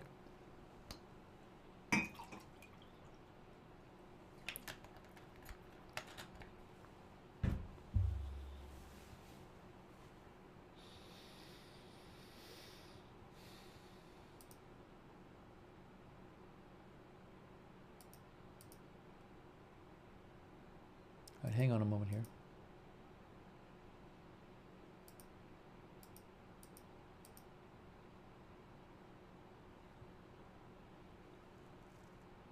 Thanks to our moderators who are here. I really appreciate it. We have Sabrina is here. Roberts May Queen is here. Beth Mythical is here. Moderating, thank you. On Twitch, Bash and Girl, Good Luck Duck, LB Prairie Dawn, I Got That Fire, Mark and NC, Matthew Kohai 3 and Surly Dev, thank you. We have on Facebook, Margaret Riley, Charlotte Webb, Paul Anderson, thank you so much. Linda Bell Glary and Misha on X. I want to say a couple other thank yous here. Thank you too for your support, Paris S., Bean Juice Bond, Martin Gingrich, Cookie Monster, Marmote Armata, McLean 33,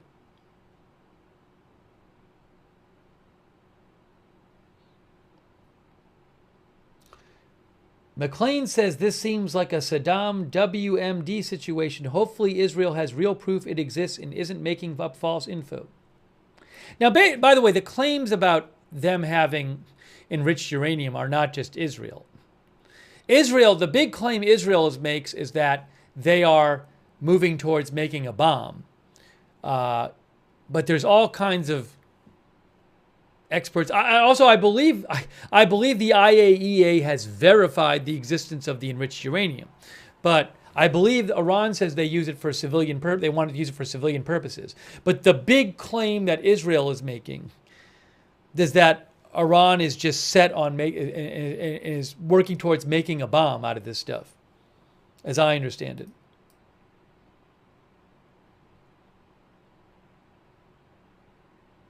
Thanks, James Kromschak. James thinks that all the Iranians have used for missiles is the old stuff in stock. It's an interesting... I got to try to find more about, I saw some article a couple days ago saying that they had more powerful weapons they had not used yet, but I got to see if I can find more about that. Bean Juice Bond, Nathan Louder, Northwatch, thank you.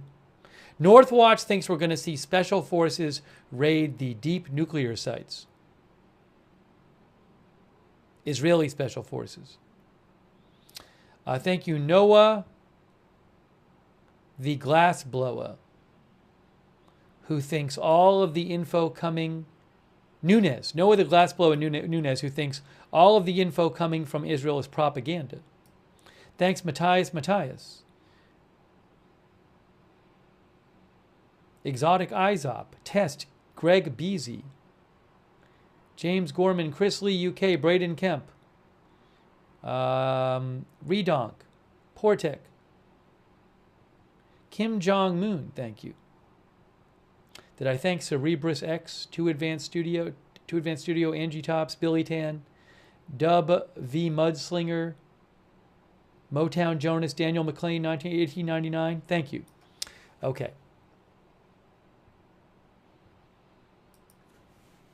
But reportedly, the last 2 missile waves by Iran in the last 6-7 hours have contained a total of 5 missiles.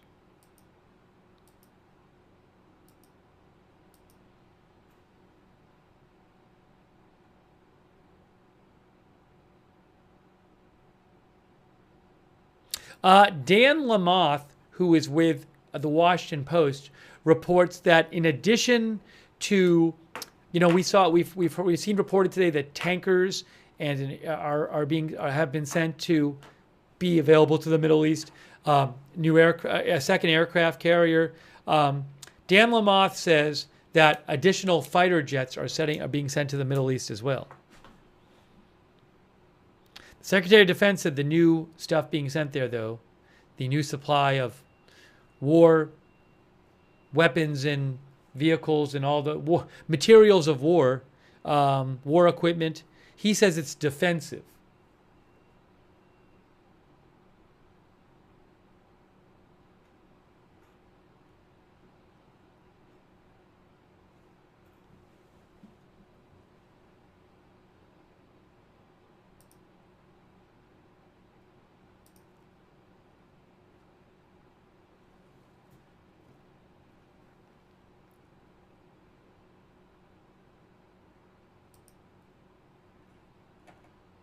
Toby N. does not believe him.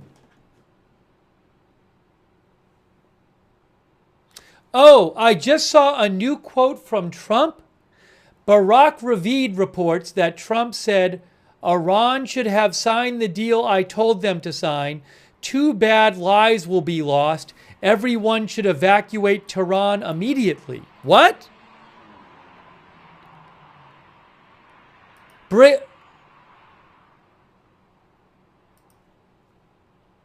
He also said, Iran should have signed the deal I told them to sign. What a shame. What a waste of human life. Simply stated, Iran cannot have a nuclear weapon. I said it over and over again. Everyone should immediately evacuate Tehran. Whoa, whoa, whoa, whoa, whoa, whoa. Whoa, whoa, whoa. Barack Ravid, who's a reliable reporter, he just posted this. Did Trump just say this at G7 or something? Barack Ravid just said that Trump said this. Here's the quote from Trump. Iran should have signed the deal I told them to sign. What a shame and waste of human life. Simply stated, Iran cannot have a nuclear weapon. Did he post this or did he say it? It's on his Truth Social. It's on his Truth Social. Oh my gosh. It's on his Truth Social. Breaking news. He posted on Truth Social that everyone should evacuate Tehran. Trump posts that everyone should immediately evacuate Tehran.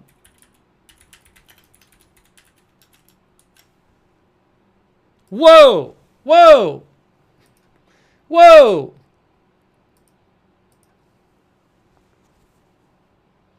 Whoa! He just posted this 5 minutes ago. Breaking news. Trump posts that everyone should immediately evacuate Tehran. Now, I don't know if he's serious, but this is big news. He says immediately. I'm not making this up. Look, it's right there.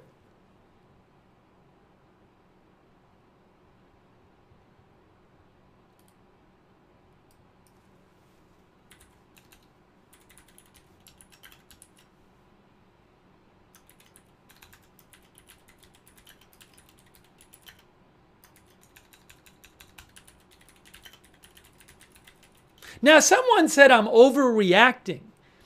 I mean, you might think he's not serious, but what do you want me to do? The President of the United States just said everyone should immediately evacuate Tehran. He didn't have to say immediate either. I mean, at a certain point, are we not supposed to take anything he says seriously at all?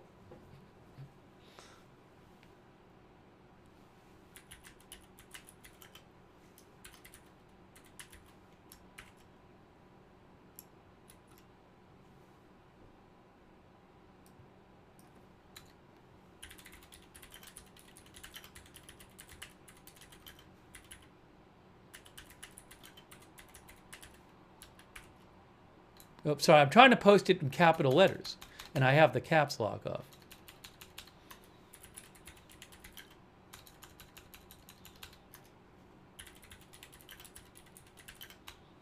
Why is it? Oh, the caps. I'm not pressing. There it is. There's the caps lock. Sorry, I was pressing the wrong button.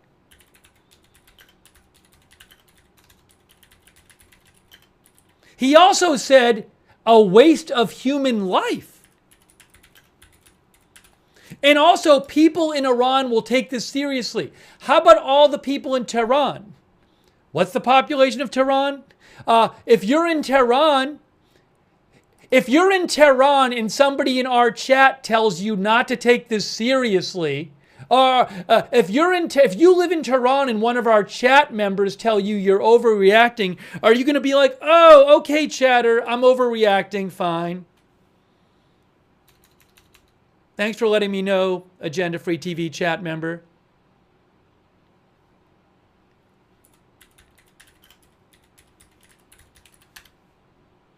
$10 million people live there.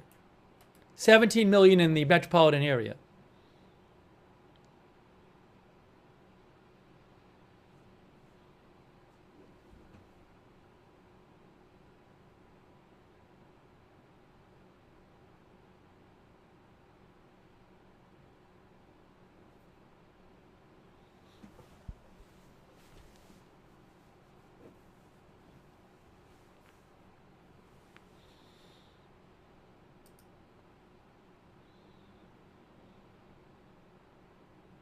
Yeah, this is big news, guys.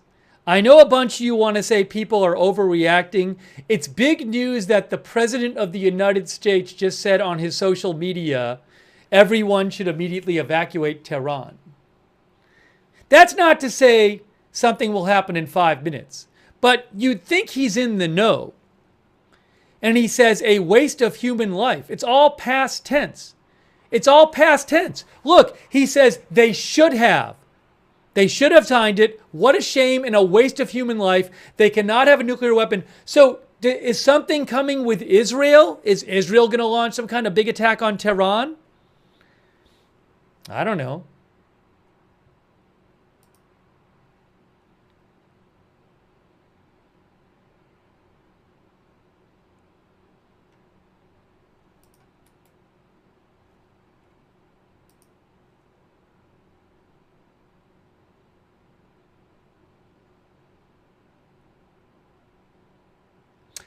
Wow.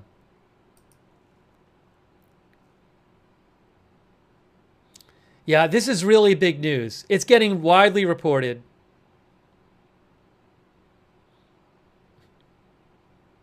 This is getting widely reported now.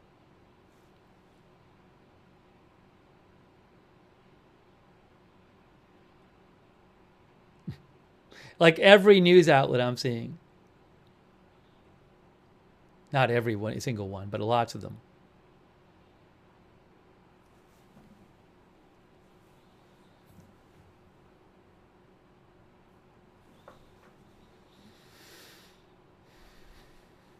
What do you guys think? What do you guys think?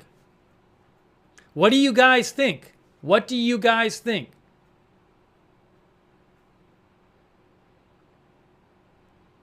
It's also an interesting choice of words. I feel like he doesn't usually, it doesn't feel like, that's not like a catchphrase he normally says, that everyone should evacuate someone. You know, he says things a lot like, oh, if they don't agree to this, it'll be worse. It'll be like nothing they've ever seen or something like that. But it's not even written as an if-then statement. It's not written like if they don't agree. It's all written as if it's already decided.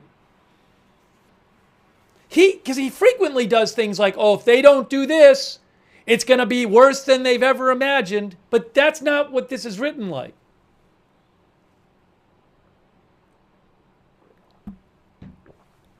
Wow.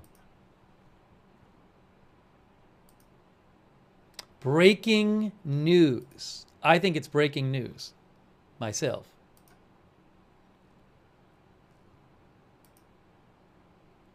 Breaking news. I might give it the breaking news graphic in a second. I might give it the breaking news graphic in a second. If I have it queued up here.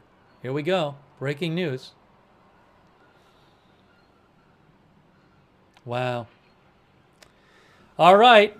Now, will we hear something from the White House like, well, when he was saying they should evacuate Tehran, he was just saying, you know, that they should evacuate if they don't agree to a deal. Set to Chill says, I would leave Tehran. Oh, I definitely think. I mean, there are reports of people leaving Tehran. Plenty of people are still there. I definitely think people in Tehran will see this and be like, whoa. I mean, if you lived there and you saw this, wouldn't you think about it?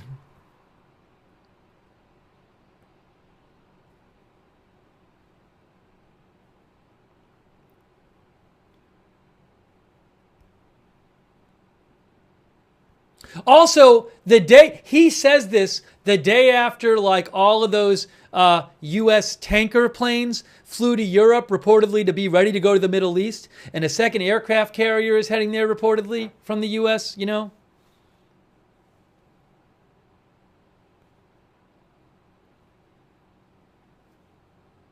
All right, let me just do something real quick. I need to... Hang on. Let me make an adjustment here so I can put this on the screen. I know how I'm going to do this. I'm going to put it on the screen this way so you can still see the live shots. Here's how we're going to do this. Watch this. Watch this. We're going to get it up this way on the screen. There, now you can see it.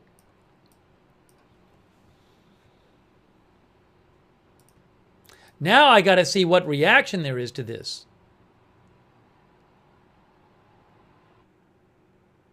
Uh-oh. What happened to the feeds? What happened to the feed? Tel Aviv feed. All right, this one is still going. No, Tel Aviv. Whoa, what, did the feeds switch? Did the feeds switch? I think, did I not switch them? I thought I was, why is this one in the back? I think the feeds might have switched on me. Because I wanted, oh no. I know what it was. No, what it was is, this was the other feed. This is the old Tel Aviv feed. That's what happened. They switched out the Tel Aviv feed to the one without the sound on it. That's what happened. I don't know where the other Tel Aviv feed is, but that's exactly what happened. And the other ones don't really have oh no. There's some sound on the other ones. Yeah, so the other one has louder sound. Let me, the old Tel Aviv feed, yeah, this is the current Tel Aviv feed. I have a Jerusalem, a Tel Aviv. Oh no, I'm sorry. Guys, I can get the Tel Aviv feed back. I have 2 Tel Aviv feeds. I got it. Don't worry, we're good. We're good to go. We're good to go. I'll just do it this way. There it is. That's the better Tel Aviv feed. Everything's under control. Everything's under control. I think they just switched them. Okay. There we go. Okay.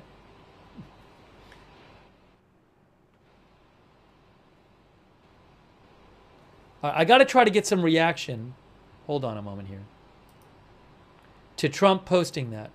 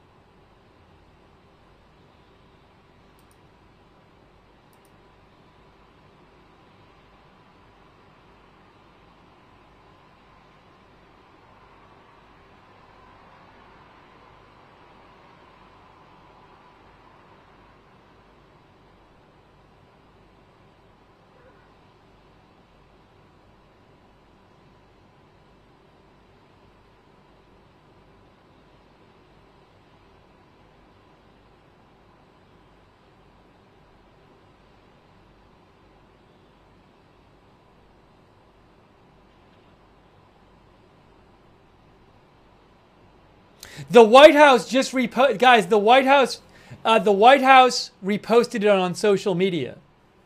The rapid response. Oh, Secretary of State Rubio reposted. Secretary of State Rubio reposted it too. Hold on a second. Hold on. Let me show you this.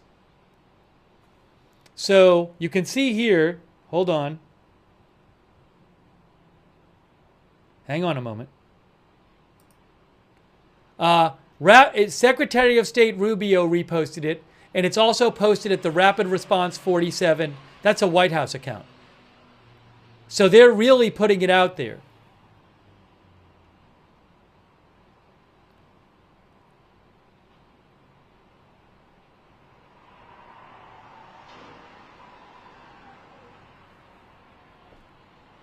They're really going with it.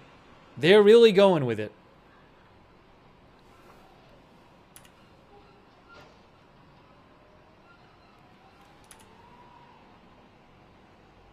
Hold on a second here.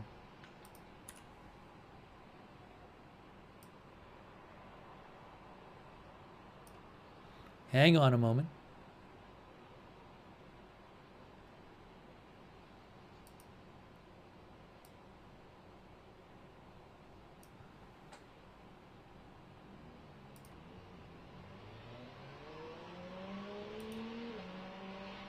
Rubio reposted it. That's interesting.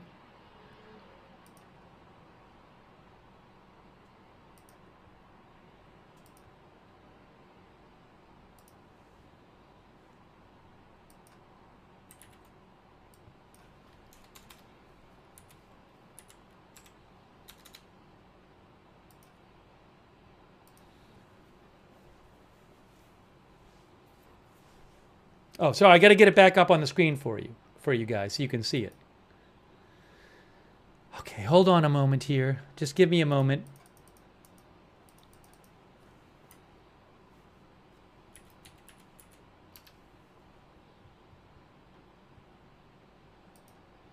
There's going to be some reaction to this, so I want to get you some reaction.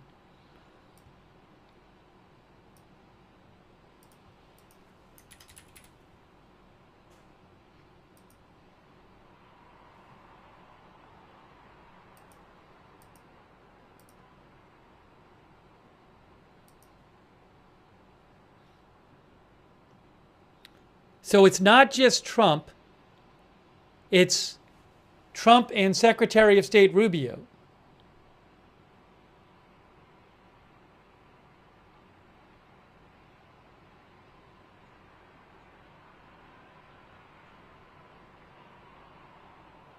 Wow, guys.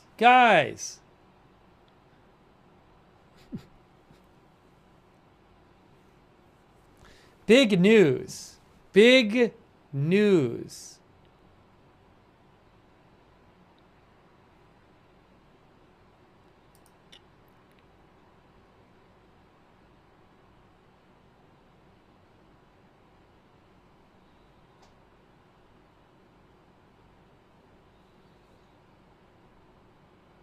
Now again, I don't know what he means by this, but people in Tehran, all 10 million in the city, I don't know that they want to take the chance that he's not bluffing or something.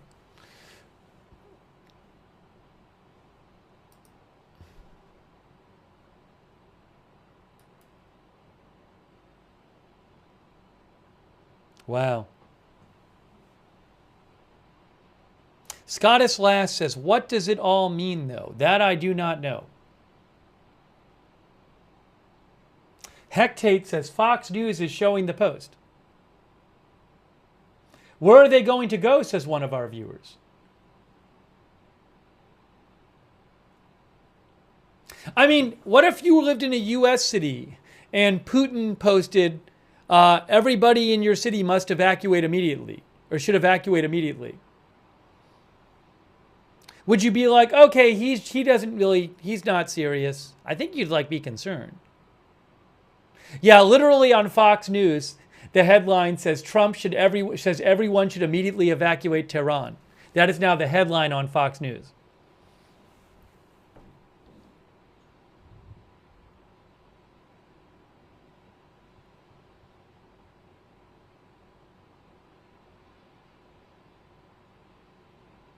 Eddie C. thinks you have to take it seriously.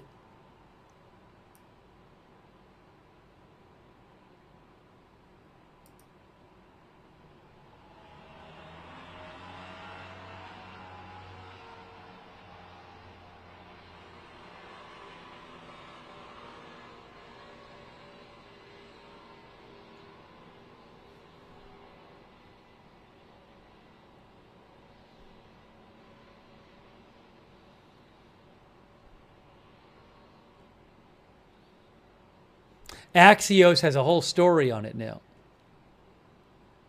Axios says it's not immediately clear what triggered his dramatic post.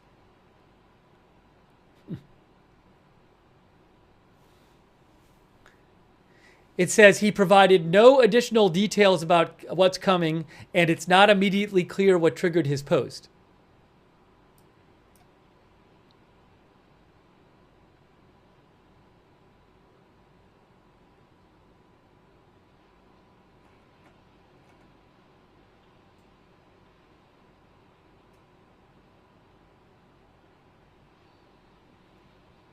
Wow.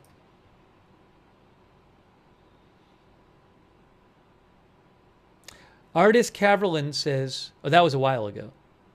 Sorry. Why is my chat, hold on. I think my chat is slow. Let's try this again. Oh, I see what's going on, I think. Oh. Artist Caverlin says, oh, that was a while ago. Sorry. I see what happened. Cheryl Dula on Facebook says, I would take Trump's words very seriously. Very scary words. Thanks, Cindy Dennis, for subscribing on Facebook.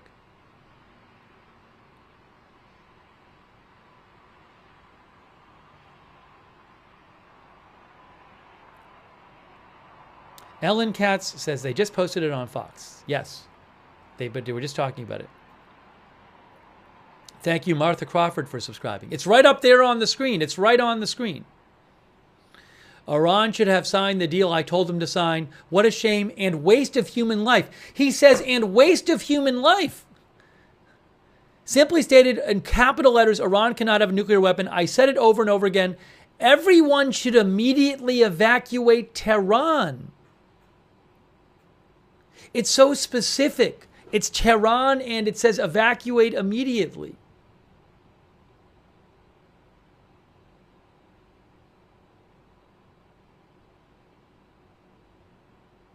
Thanks, Ava Knight, for modding. Thanks, Erin Van S, for subscribing on Facebook, too.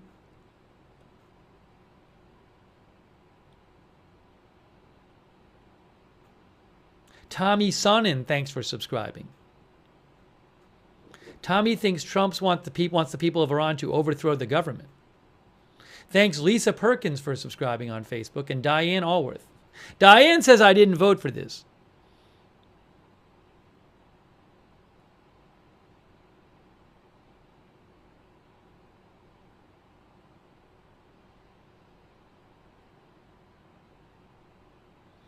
Thanks, Margaret Riley and Shannon Davis Hughes on Facebook for subscribing as well. Hang on a moment here.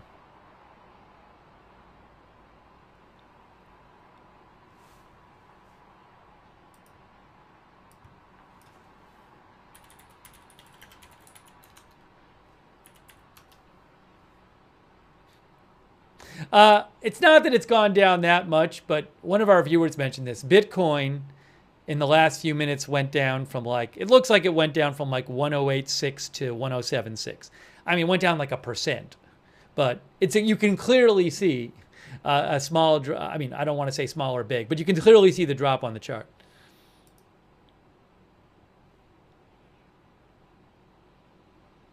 The White House has just reposted it.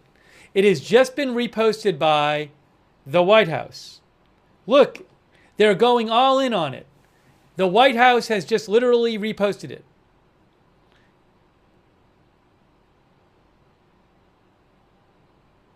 But the thing is, remember that he didn't post it on his X, I don't think. So people on X who follow him might not have seen it. Or people on X who will follow the White House might not have seen it on his True Social. Oh, they put it in yellow highlighter. The White House just posted it with it highlighted in yellow. The White House, I don't know what to make of this. The White House just reposted this with the last line highlighted in yellow.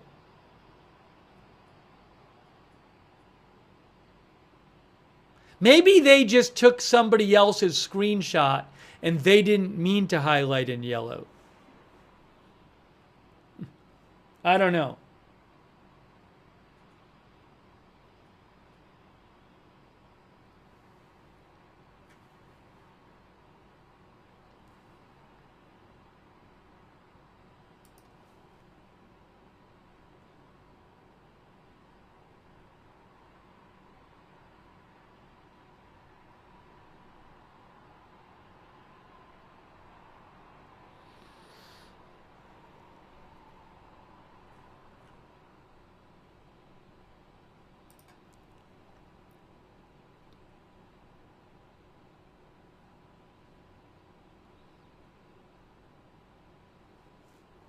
Wow.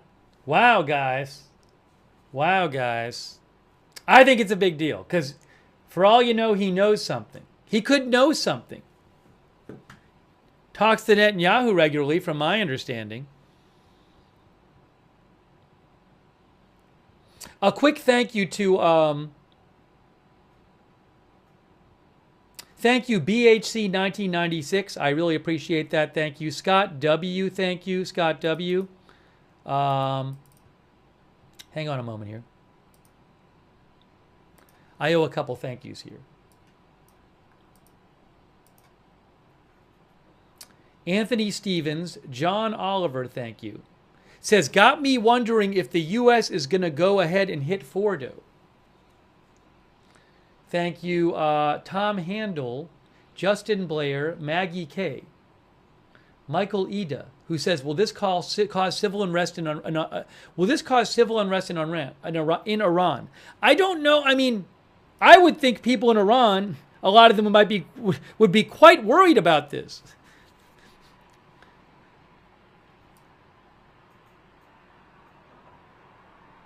By the way, time in Iran is 2:30 in the morning. Thank you, Gunnar and Babs and Bradley Moore.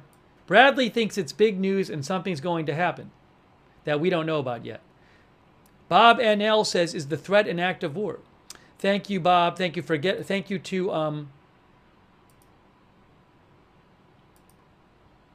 Forget About It. Thank you, Jim A00A1. No, I don't have live cams from Iran. I don't have any from Iran. Brax thinks Iran bluffed about their attack tonight, and we don't. Thanks, Brax. Thanks, Bradley Castaneda. And C. And Evyen. And Laura Swanson. Hold on. I owe a couple more thank yous. I got behind here. Aksidi. Balls, Gunnar.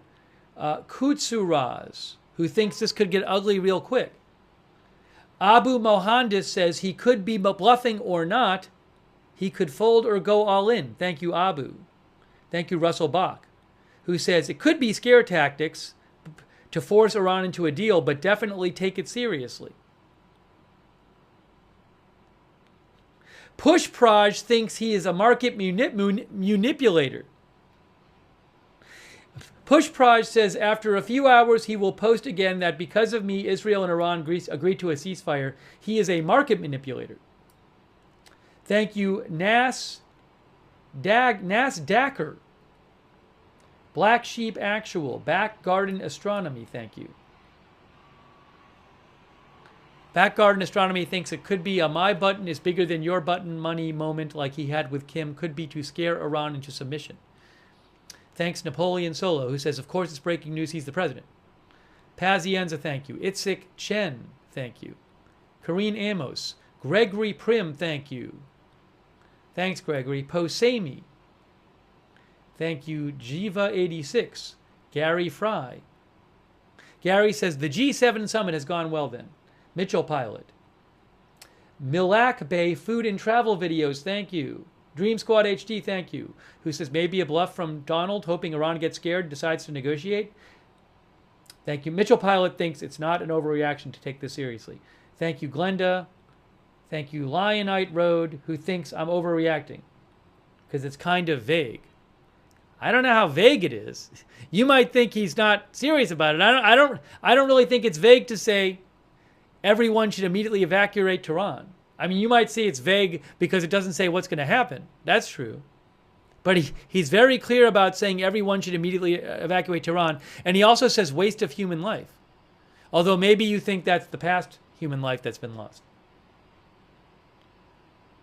Thank you, Michael Cromwell, who thinks it could mean the U.S. is involved now. Thank you, Mid-Hudson Security Consultants, LLC. He thinks Trump knows the panic that statement will cause in their country. Thank you, Accedi and Cajunization. Anita Mantakis, read the freaking comics, who thinks he doesn't understand the meaning of his words, doesn't realize. Hamid Salar ORG, thank you. Brian771, thank you. Brian says it's true. Check the date when he told Iran to take the deal. He gave them 60 days, and 60 days later, Israel attacked. Thank you, Kerry Poteet, who says, whoa. Thank you, Lena Lopez, who says U.S. agents said there was no weapon threat. There's reporting that says U.S. intelligence or some in U.S. intelligence disagreed with Israel. I think. I got to look that up.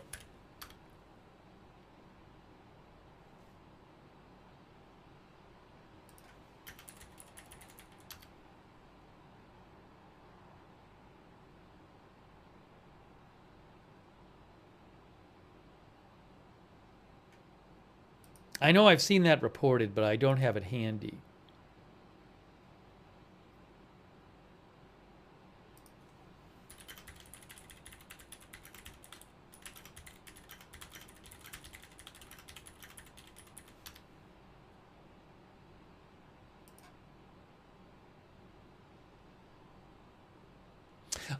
The BBC says this March, Tulsi Gabbard, Director of National Intelligence, said that the U.S. intelligence community continues to assess that Iran is not building a nuclear weapon.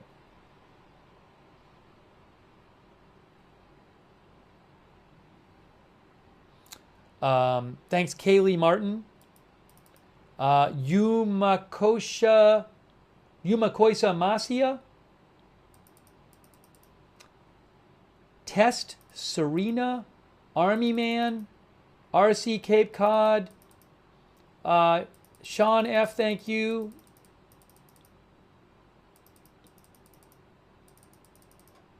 All right.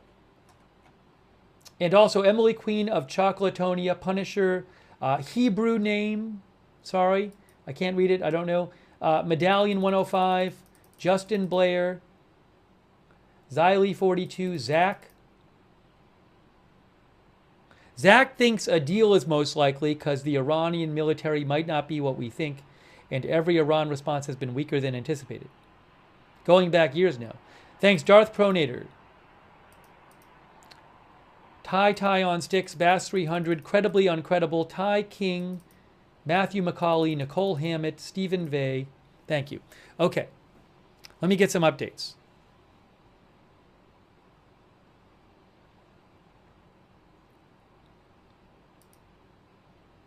Oh, I just got to shout out a couple people on Twitch too. Plume Loom, Chaotic Chickens, thank you. Tap It on Twitch. Luddington71 on Twitch. KJK98420 on Twitch. Xanthos, Coke4E Iyor. I'm probably reading that wrong. Thank you.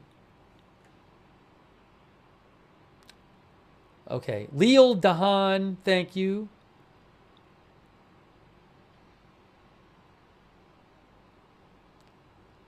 Leal thinks that Iran has a report. Leal read a report that Iran could attack oil interests across the Middle East. I guess if they are attacked in a certain way. Thanks, Arlander. There's been questions about whether they would do such a thing. Maisie H, the pro of pro gamers, Crypto Devil 75. Thank you. All right, hang on a moment. Let me check for updates and give you updates. But this is very big news. I think it's big news. That President Trump has said everyone should immediately evacuate Tehran.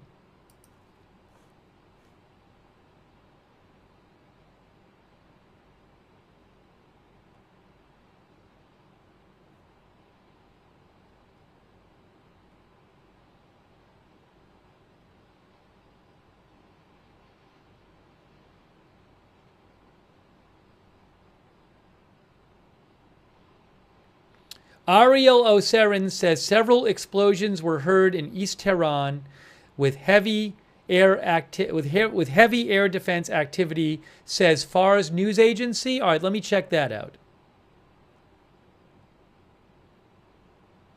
I have to check that myself. I am looking at Fars. Ah, yes. A half an hour ago, that is true. A half an hour ago, Fars news agency said several explosions were heard in eastern Tehran, near Peruzzi Street. Now, by the way, this has been going on for days. This is not a new thing that there's explosions in Tehran. At the same time, defense systems have also been activated. So they did say that several explosions were heard in eastern Tehran. They posted that a half hour ago. We'll have to see if there's reporting on what those were.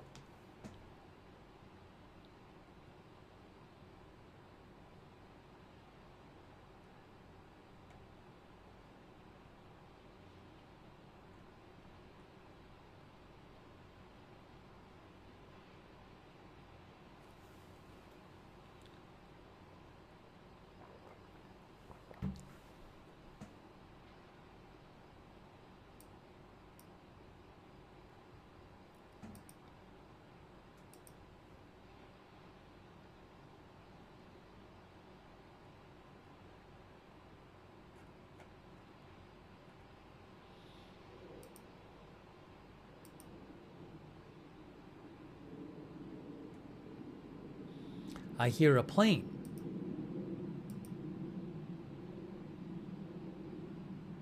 Times of Israel reported the Trump post. Oh my gosh, what did I say? I said this. What did I say? What did I say we might hear from the White House? I said, will somebody from the White House say that he said something like he meant, well, they should evacuate if they don't make a deal or something. So Faytux News found a report from CNN that says White House official says Trump's post urging Tehran evacuation reflects urgency for Iran to come to talks. A White House official told CNN on Monday that President Trump's social media post telling Iranians to immediately evacuate Tehran reflected the urgency of the need for Iran to come to the table as its tit for tat with Israel continues.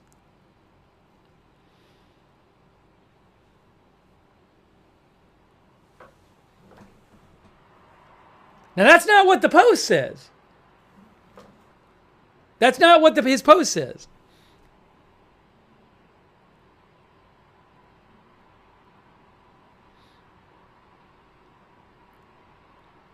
I wonder if they're going to give such a they might be giving that statement to other outlets as well. I'll check other outlets. We might see the same statement from the White House.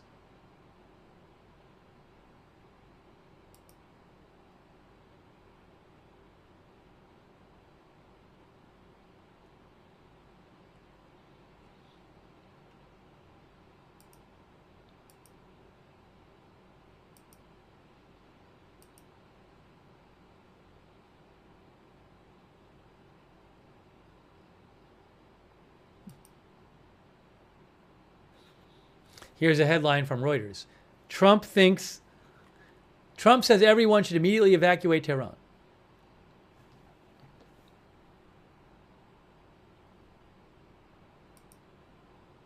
It's also interesting that the White House official supposedly told CNN that he really meant that it's really urging them to come to talks, when the White House social media literally just reposted his post with a yellow highlight under the last sentence, over the last sentence.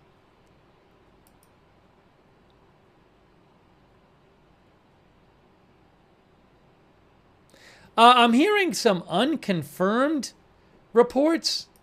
Remember last night when we heard all these claims on social media that there was an attack on Fordo, the nuclear plant, which I have not actually seen any evidence that it actually happened. I'm seeing some unconfirmed claims that there is some sort of attack on Natanz tonight. But again, it's not sourced well. But state media did say that there were several explosions in Tehran.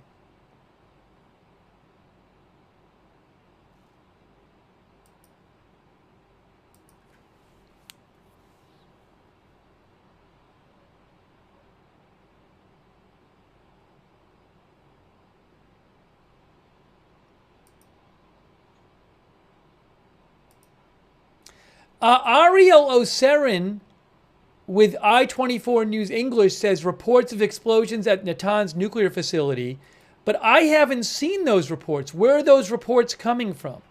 I have not seen those reports about Natanz. So I don't know if it's a case where people are just reposting other people's reports, because I haven't seen them.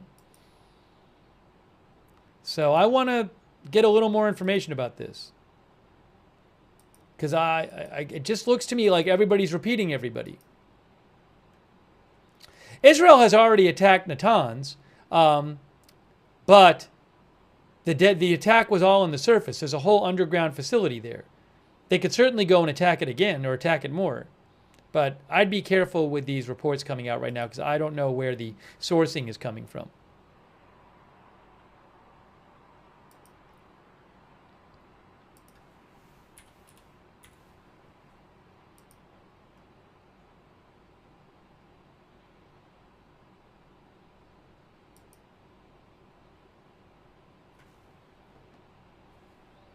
Yeah, Faytuck's linked to a couple of different posts on social media. Hold on, what's this? No, but there's no sourcing. One of them just says it, and it's not like a well-known news account. One of them I follow, but they say there are reports of. Well, who's giving the reports? Where is the original reporting?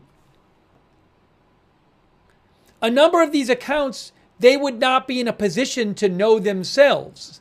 So who is the original source for this stuff? That's what I'm wondering.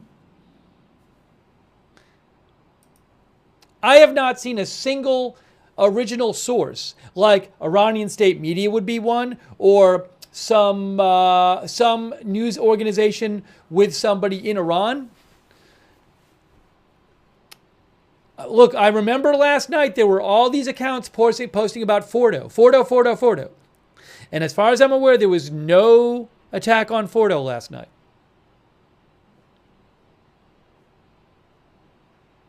So I would like to see at least one original source that's explaining where they got the information.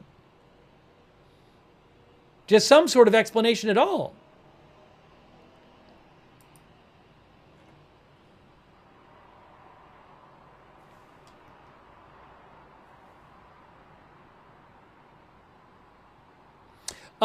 Al Arabiya says, that's a Arabic news outlet, Arabic language news outlet. They say, Iranian media say air defenses activated in Avaz, southwest Iran, where most of the oil facilities are located.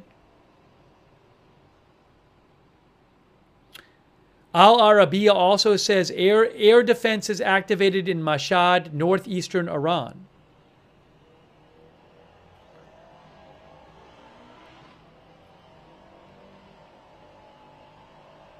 Yeah, there's a lot of stuff flying around right now, and I'm not really confident in it. So I need to see better sourcing than a lot of this stuff.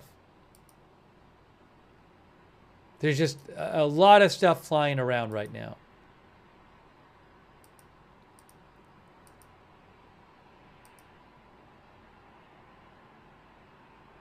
And again, I will just direct you to last night when all these people online were saying that Fordo was being attacked, and it turned out false.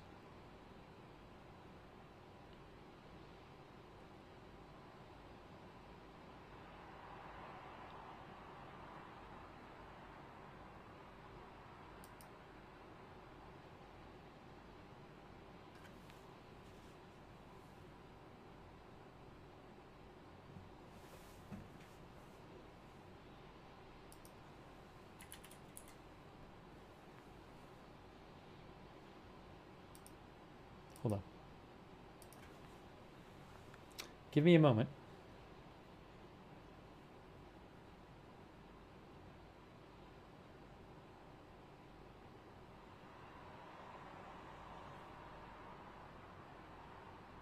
Give me a moment.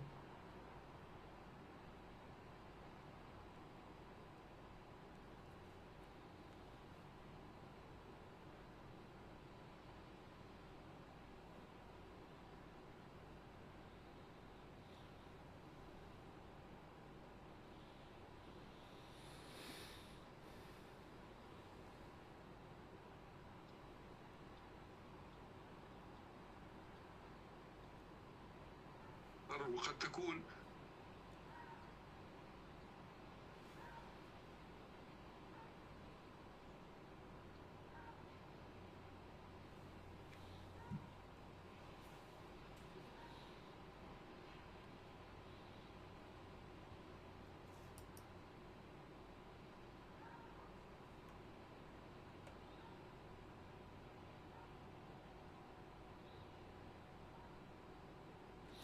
A lot of people sending me posts from accounts that are not like major news outlets or people who would be like have inside information claiming all this stuff is going on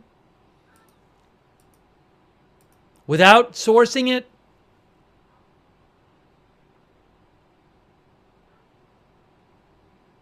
All the Natanz stuff, I haven't seen good sourcing on any of that stuff yet. All the Natanz stuff. Everybody's reposting everybody else.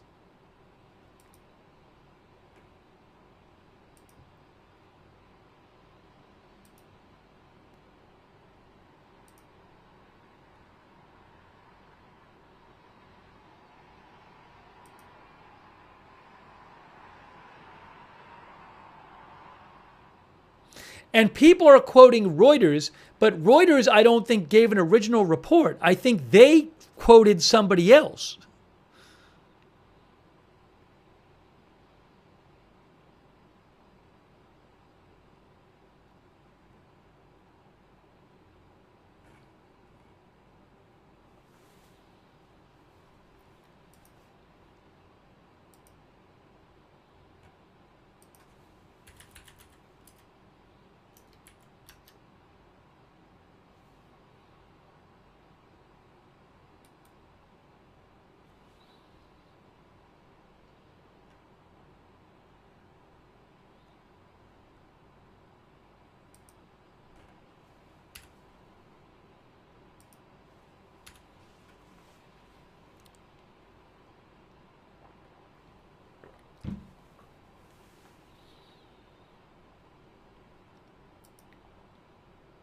In case you missed it, about an hour ago, President Trump posted on his True Social that everyone should immediately evacuate Tehran. You can see the post up there on the screen.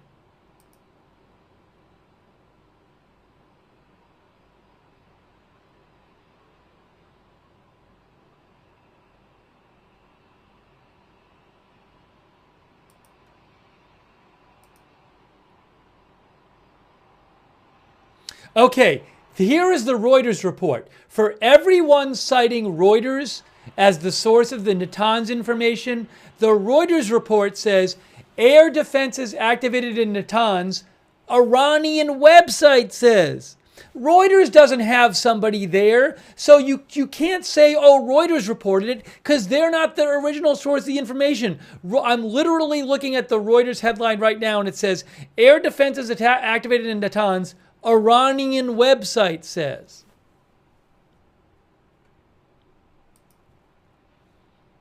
So anybody that says, any report that says, well, Reuters reported it, well, no, they didn't actually. They're not the originator of the report.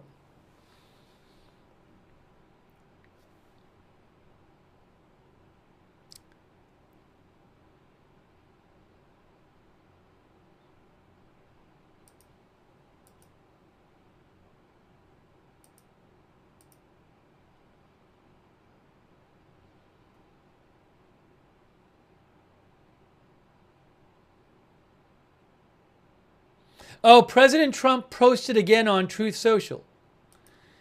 President Trump just posted again on Truth Social, and here is what he said. He said, somebody please explain to kooky Tucker Carlson that Iran cannot have a nuclear weapon. Is maybe Tucker Carlson live talking about Trump's post that everyone should immediately evacuate Tehran and saying, oh my gosh, is Tucker Carlson saying, like, this isn't good because it'll be like another war? Is that why Trump is responding there?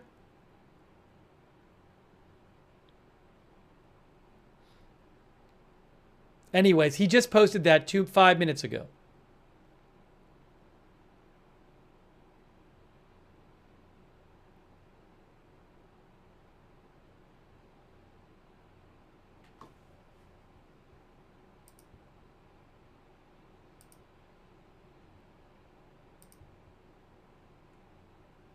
Oops, sorry. We got to go back this way. That's where we want to go.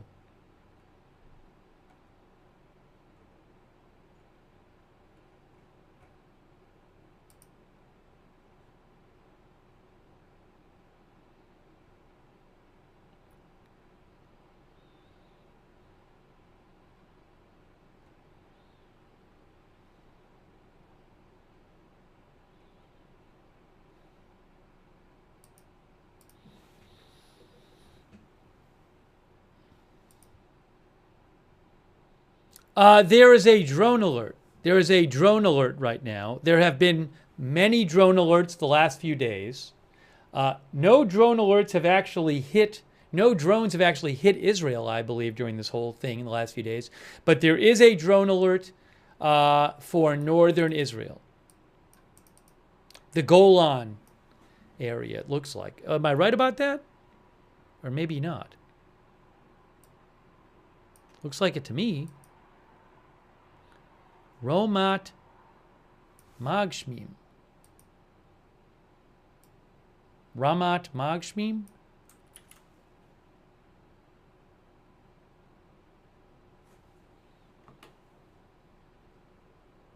Anyways, we'll see. I'll keep an eye on that.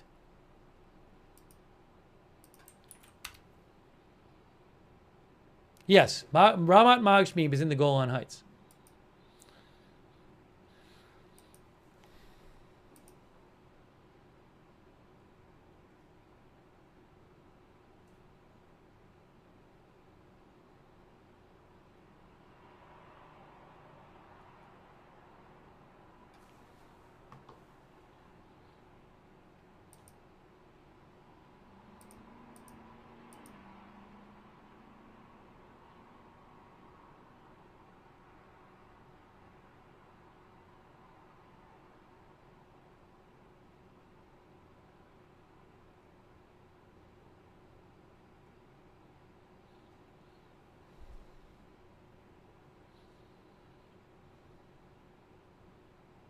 I'm seeing some, again, a bunch of Israeli media posting about Trump's post.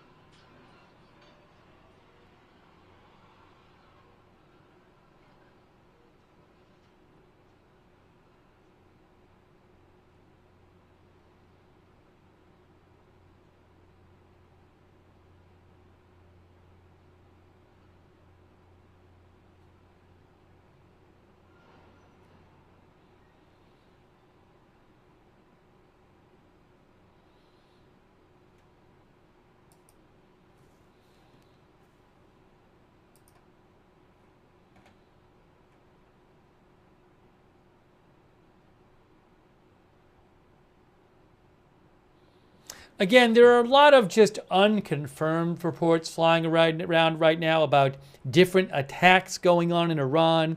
Very poorly sourced. I don't know if any of them are true. A lot of people reposting other people or saying reports say, or just not saying where they got the information.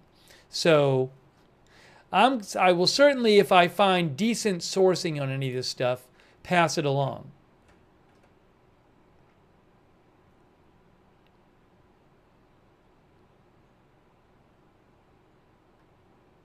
Did Trump post again on Truth Social?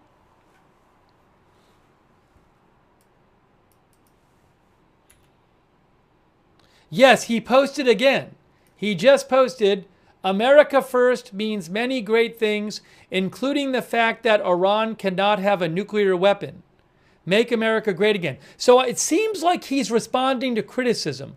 It seems like what happened is he posted his original post saying that everyone should immediately evacuate Tehran. This is just a guess.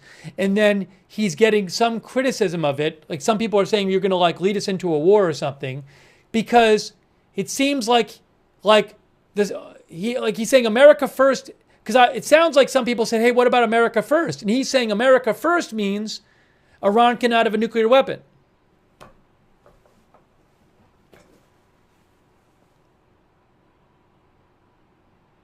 Like, it seems like maybe he's getting some pushback from some on the right. I mean, he responded to Tucker. It seems like a response to Tucker Carlson, too.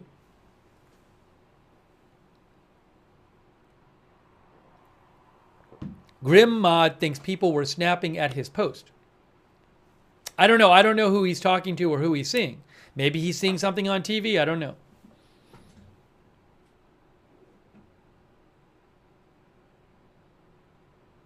That's 3 posts in the last, what, well, no, those 2 were the last 10 minutes, 11 minutes. The one before was an hour ago. Anyways.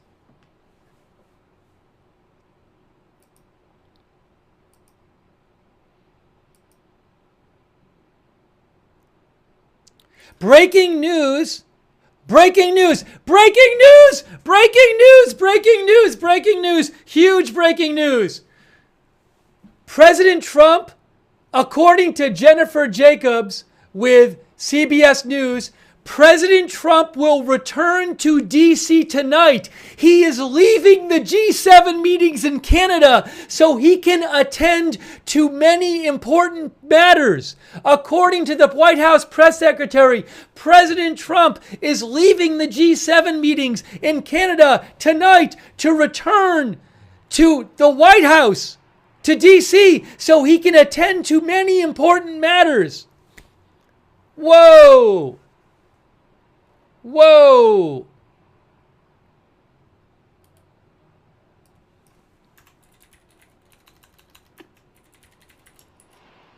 It's coming from, well, I'm going to put it, she got it from the press secretary.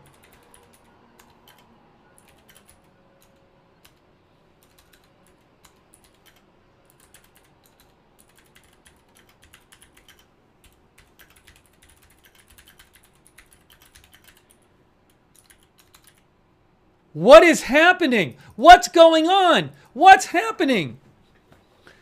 What is happening? This is big news, guys. Something, I mean, what can I say? This is big news.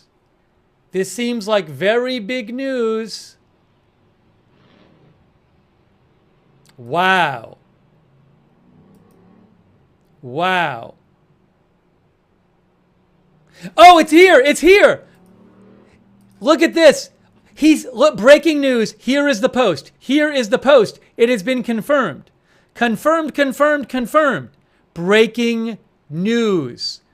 Breaking news. President Trump had a great day at the G7, says Carolyn Levitt, even signing a major trade deal with the UK and Prime Minister Keir Starmer. Much was accomplished, but because of what's going on in the Middle East, President Trump will be leaving tonight after dinner with heads of state. All of a sudden, they just decide all of a sudden that he's leaving? This was not on the schedule? What is happening? What is happening? This news comes an hour after he said everyone should immediately evacuate Tehran.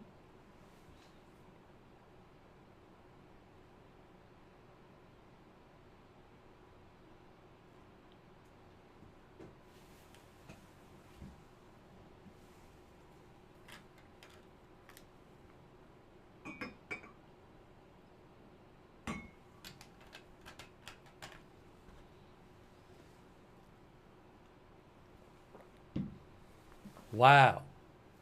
Hold on, I got to put this up a different way now. Give me a moment here. Give me a moment. We need to get everything on the screen properly. All right, we're going to get all this on the screen properly. Just give me a moment. I have to set everything up properly here. I know it's going to look strange for a second, but let me just get everything properly here.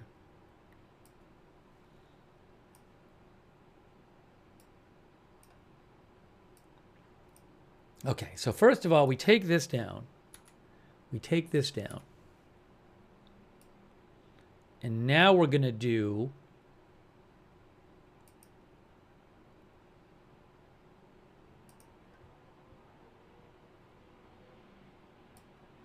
this is really big news. Very big news.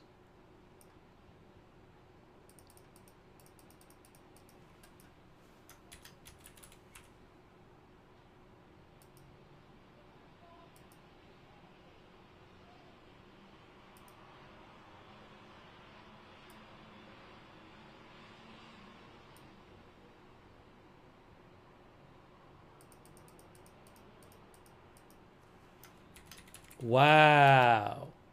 Wow.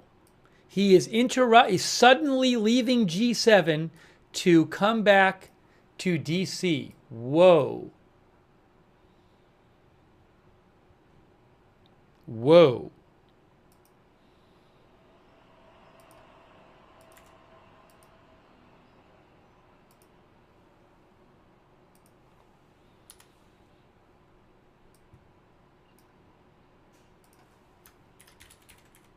What is happening there? What's going on?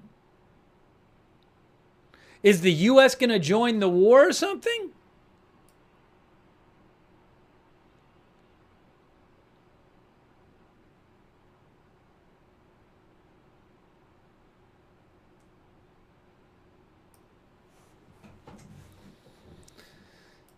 Wow, wow, wow, wow.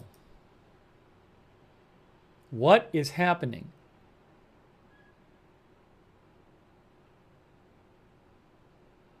Barack Ravid posted the news about Trump leaving the G7 early with 3 sirens. A lot of sirens about this. He's just leaving. How long was he supposed to be at G7? Well, he definitely was supposed to be there tomorrow.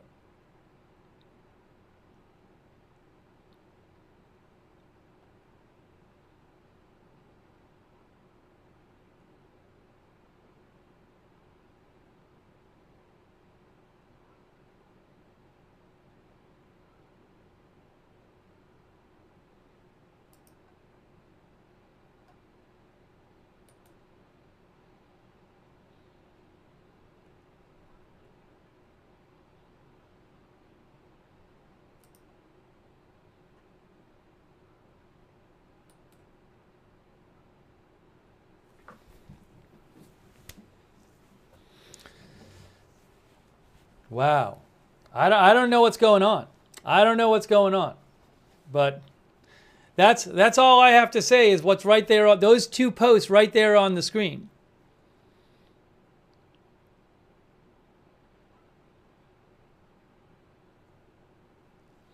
Hey, shout out to,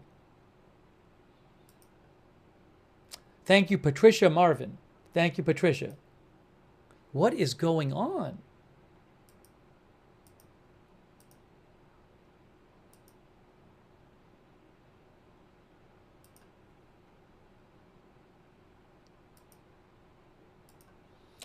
Thank you to,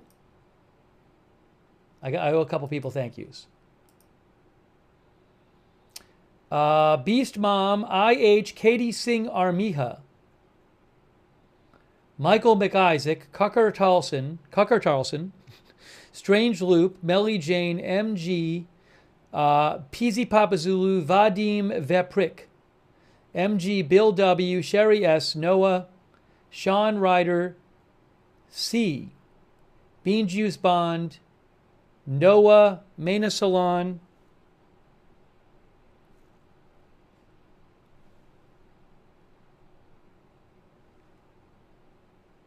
Milfred Weeks, thank you.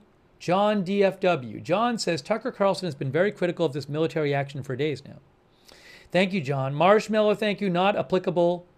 Classic Wife, Mitchell Pilot, Anon, J.K. Lloyd, XCD, Rob Zamiga, A. Thomas 718, Obscured, hold on. Thank you. Rick Campbell thinks something big is going to happen. Also, Bad Toastery on Twitch, Plumaloom on Twitch, Slang and Rock on Twitch, Maple Katsu on Twitch. What next? Wow.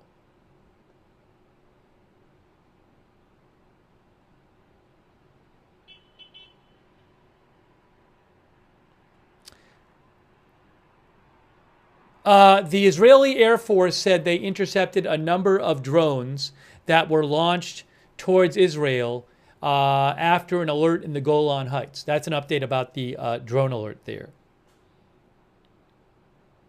So, I mean, one possibility, just off the top of my head,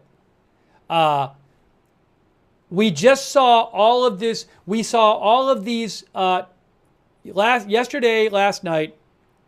there were like 30 tanker planes, refueling tankers, U.S., that flew from the U.S. to Europe, reportedly to be ready to help out in the Middle East, right? Then Pete Hegseth posted tonight he's sending extra resources to the Middle East. He called it defensive. Reportedly, a second aircraft carrier is going to join. The Nimitz is going to join one already there. And so one possibility you might think is, well, is the U.S. just going to say we're going in with Israel, and we're going to join their mission to their campaign against the Iranian nuclear program? Remember also that Fordo nuclear plant, reportedly only the U.S. and not Israel has the bunker buster bombs and the aircraft to carry those bombs that would allow that to be destroyed. So that's one possibility. If that's not what's happening, I don't know what's happening. I don't even know.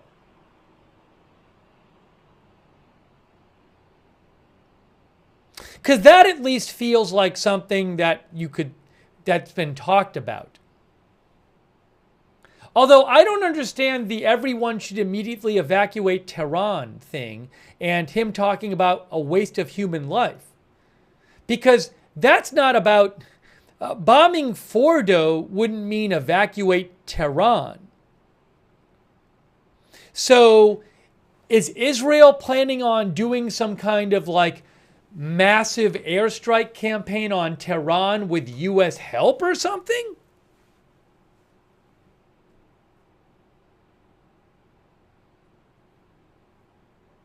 Look, we saw what Israel did in southern Lebanon and also parts of Beirut, or the Beirut suburbs, and certainly Gaza. Also, another idea is that maybe Israel's getting ready to go after the supreme leader or the political leadership of Iran.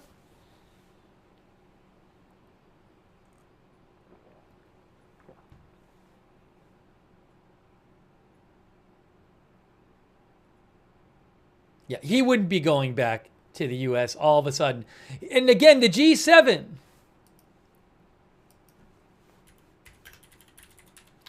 The G7 includes France, Germany, Italy, Japan, the UK, Canada, and the US. He's not going to just... That's a big deal, the G7 thing. He's not going to just leave. Unless it's a big deal.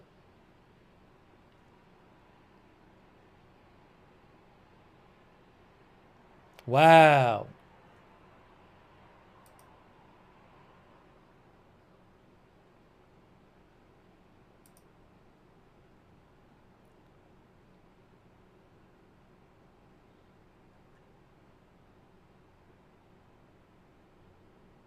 Thanks, Maria Biondo, by the way.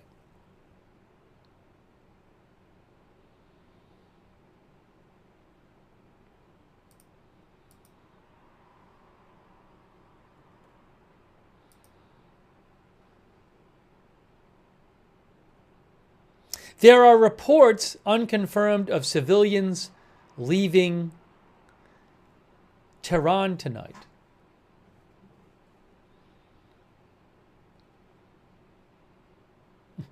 Oh, OSIN Technical mentioned Google Maps. Can we pull it up on Google Maps? Because I see these videos online and I don't know where they're coming from and stuff. Google Maps is there. So if we go to Tehran, are we going to see anything here or not?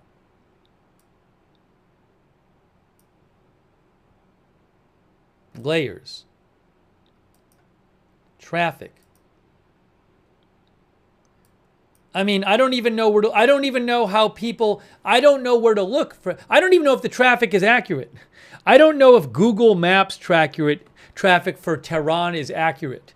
But I also don't know where would people be leaving. Like, this is red here, but like, what roads would people be taking? I don't know. I mean, there's some red here, and it's heading out of it looks like maybe it's heading out of town, but maybe that's always red there at this time of night. I mean, it is, I don't even remember what time. It was like 3 a.m. or something. I don't know. So,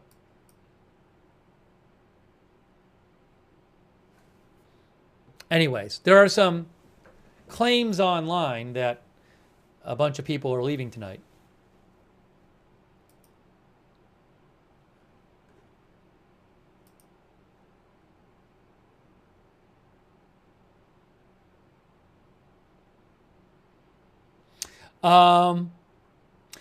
Jennifer Jacobs reports that Trump's schedule tomorrow at the G7, now upended, included private time talking and mingling with many heads of state and a press conference with White House reporters. So he was supposed to meet with many heads of state privately and a press conference with White House reporters. There was a bunch scheduled tomorrow. And now he's just suddenly leaving. And that announcement comes shortly after he said everybody should evacuate Tehran immediately.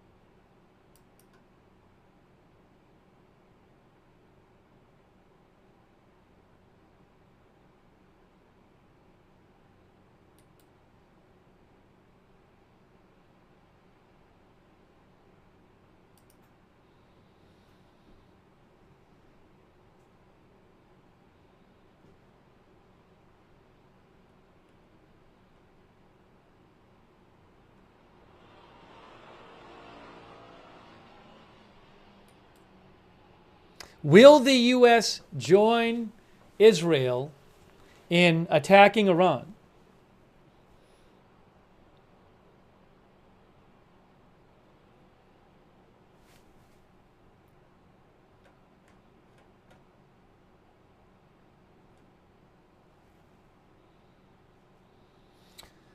Crazy.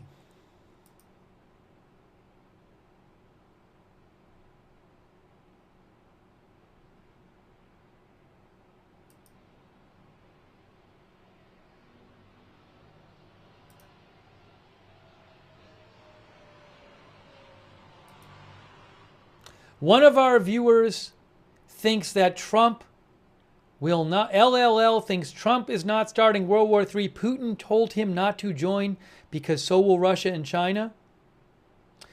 All right, well, so if you think he's not going to join Israel, then, I mean, I think something's happening. So maybe he's not, maybe the U.S. isn't going to join the war effort. I don't know, but something's happening. We lost sound on one of our videos. Oh, it almost seems like the Tel Aviv stream froze. Is that what happened? I think.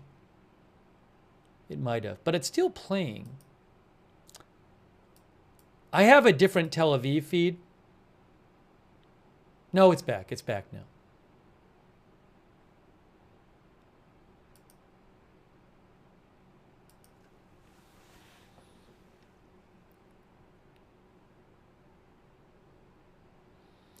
Yeah, it just seems like him leaving early and going and suddenly leaving the G7 and going back home. It just seems like something's up.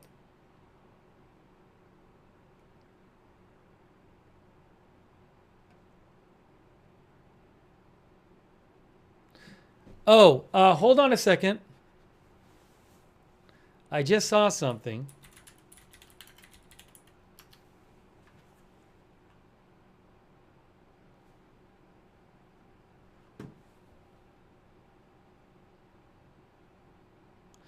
Fox News' Lawrence Jones from Fox News says, I've been informed that the president will have dinner with the heads of state of the G7 nations and then immediately depart for Washington. He has requested that the National Security Council be prepared in the Situation Room. Whoa.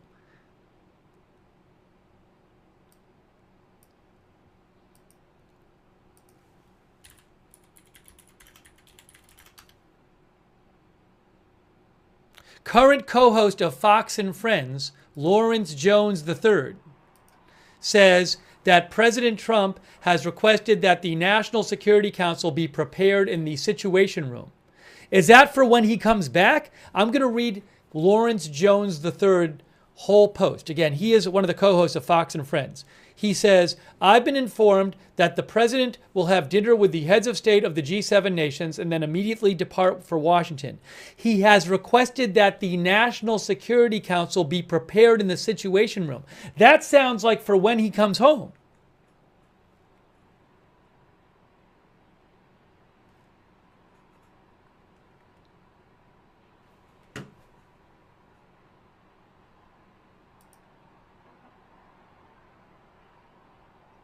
Oh, breaking news. He just posted again. Lawrence Jones posted again.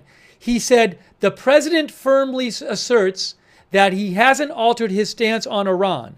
While he emphasizes that his sole desire is peace, he acknowledges he cannot make such a decision for other nations. Instead, he can only offer it as an option they must choose. That's what else Lawrence Jones said.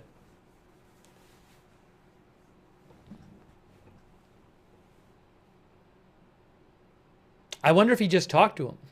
It sounds like almost like Lawrence Jones III just talked to him. It's possible.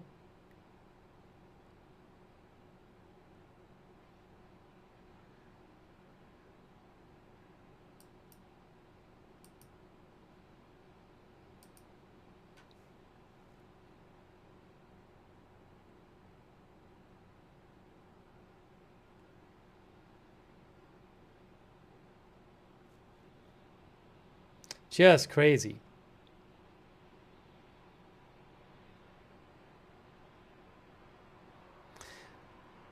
Again, a Fox on-air personality, Fox on-air host Lawrence Jones III says Trump has requested that the Situation Room be prepared when he returns tonight.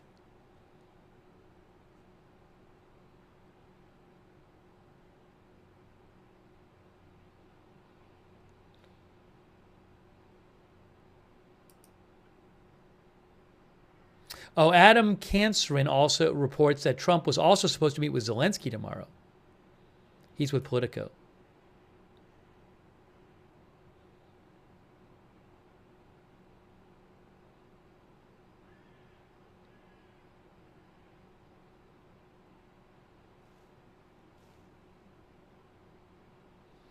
Oh my gosh.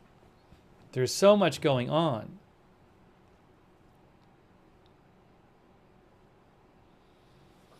Raw thinks we are going in. We're going to do another poll right now. Same question as before. Will the U.S. join the Israeli campaign against Iran?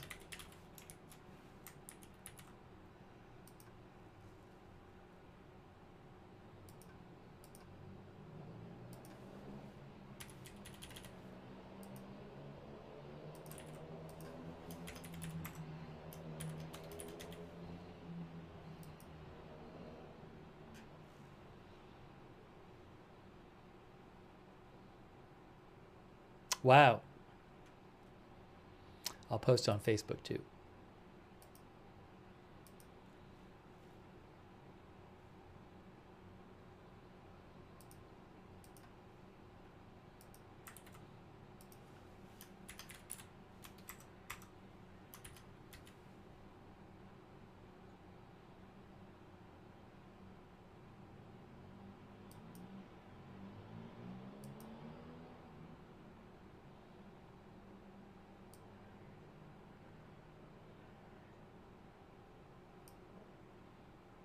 Oh, wait.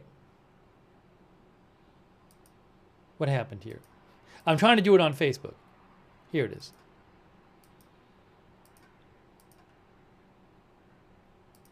Okay, I asked you guys, I said, will the U.S. join Israel's campaign against Iran? Is that what's about to happen? I don't know.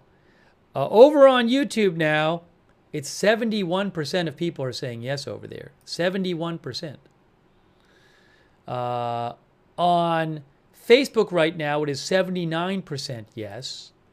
And on Twitch, it is... Oopsie. I'll show you in a second what it is on Twitch. He's coming tonight. He's coming back tonight. And it sounds like he might be meeting with the National Security Council tonight.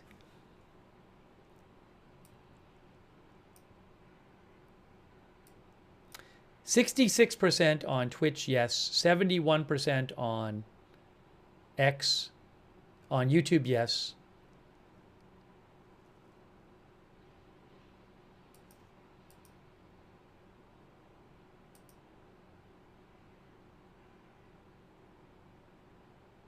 Oh, a massive explosion in Parchin.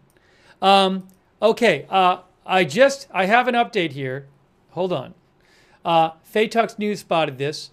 Saeed Azimi, who's a Tehran correspondent for France 24 English, claims that he said there was a massive explosion in Parchin, where I believe there's a nuclear facility. Thanks for voting in our poll, by the way.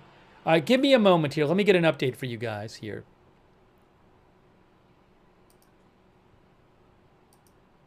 On Facebook, it ended up 84% yes.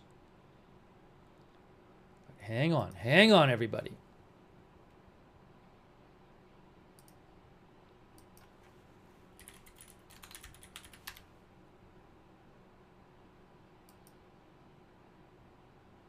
Parchin is Tehran province. So if he's in so that reporter, I think, is saying he's in Tehran and he heard it. Parchin is about, well, it's about 10 miles out. It's like 15 miles outside the city or something. 15, 20 miles outside the city. It looks like to me. I mean, not that it's 15 miles, but that's Parchin there. And I believe there's a nuclear facility at Parchin. Let me look this up.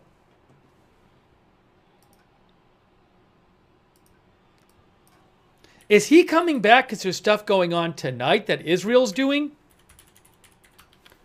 Yes, Parchin is an Iranian military complex, says Wikipedia. It is closely linked with the Kosher missile production complex.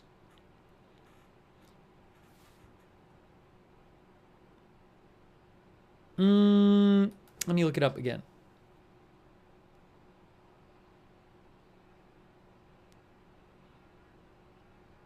Last year Axios said that Israel in October destroyed an active top-secret nuclear weapons research facility at Parchin.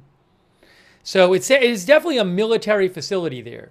Again, Saeed Azimi, who is with France 24, Tehran correspondent, said, massive explosion in Parchin, just heard the noise.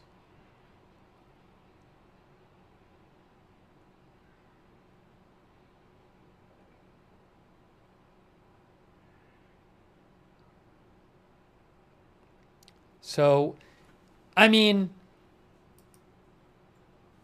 here's a thought. We've been thinking, well, why is Trump coming back? What's the U.S. going to do? Well, maybe it's not about what the U.S. is going to do. Maybe Israel's going to do something, and Trump thinks that it's going to be a big deal, and the U.S. is going to have to respond to it, and it's going to be very serious. You know what I'm saying? That's a whole other idea, is that he's coming back because he's heard Israel's going to do something.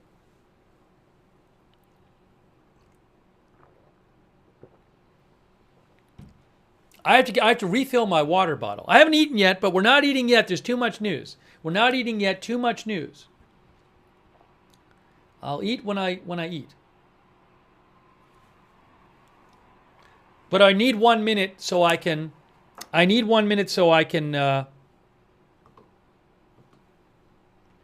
Fill my water bottle up.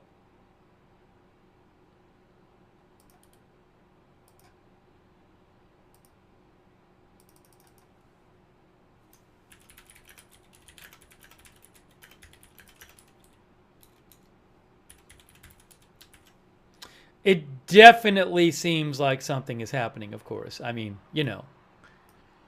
I think that's pretty clear. Oh, no, it's not Steve will. It's not Ni Nasi. It's be back. All right. Give me 1 minute. Ba back. Give me 1 minute. I'm coming right back. 1 minute.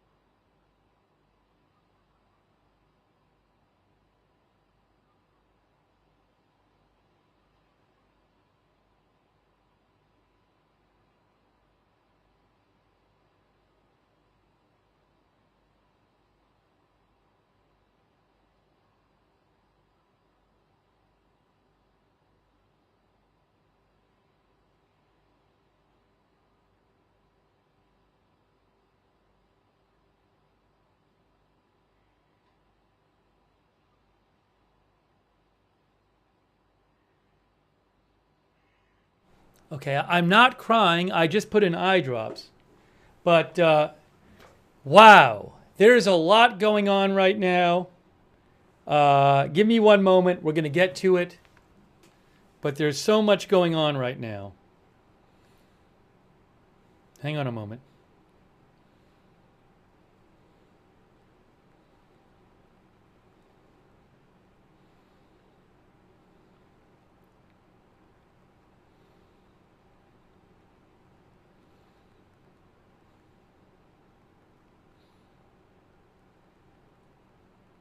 So, first about, what was it, an hour and a half ago, President Trump kind of out of nowhere posted that everyone should immediately evacuate Tehran.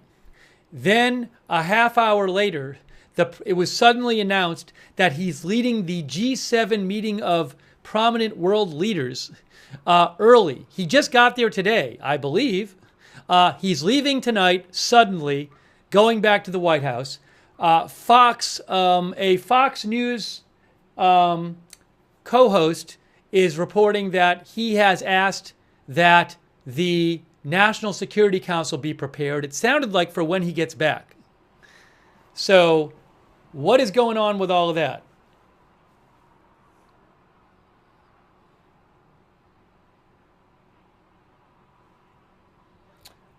Let me just get caught up here. I got to say thanks to some people too, but let me just get caught up, make sure I'm not missing anything new. New post from Lindsey Graham. Whoa, what's this about? What is this about? Guys, what is this about? New post from Lindsey Graham. Hold on. What is going on here? No one can say that President Trump has not tried to seek peace regarding Ukraine, Russia, and Israel, Iran. He has gone the extra mile, and I appreciate that. However, you have to have willing partners to make peace. Iran played the same old game with the wrong guy. God bless Israel, God bless the United States, and God bless President Trump?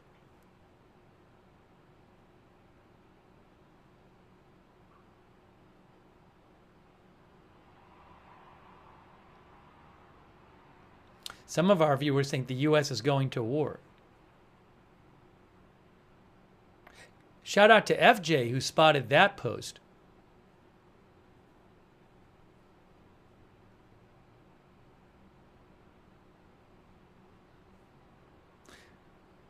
I mean, look at those last two lines. Iran played the same old game with the wrong guy. God bless Israel, God bless the United States, and God bless President Trump. What is going to happen? This is what I don't even understand what's supposed to happen. I mean, I feel like you wouldn't talk like this. Here's what I don't understand. This kind of talk doesn't make sense if the U.S. is going to team up with Israel, so Israel has bombs to bomb Fordo nuclear complex, right? I mean, that's something the U.S. could do. I don't think the kind of language we're hearing is not the kind of language you'd hear if we were just going to help Israel bomb the Fordo nuclear complex. It seems like something else is going on. I mean, that does not make sense that language would be used in that situation.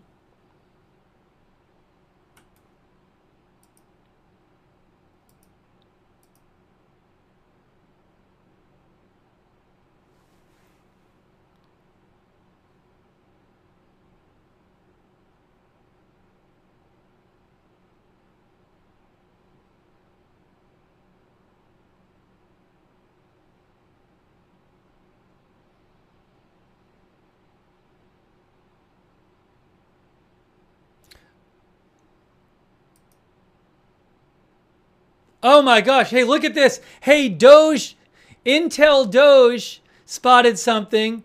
Intel Doge spotted something.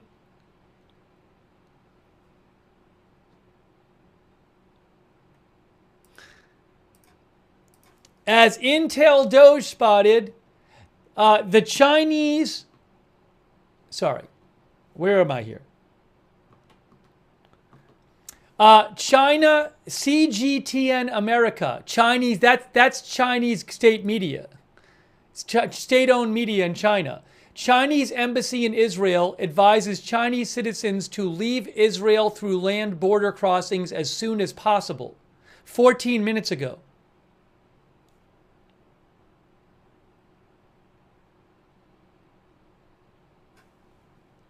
Good job, Intel Doge, at Intel Doge finding that. Hang on.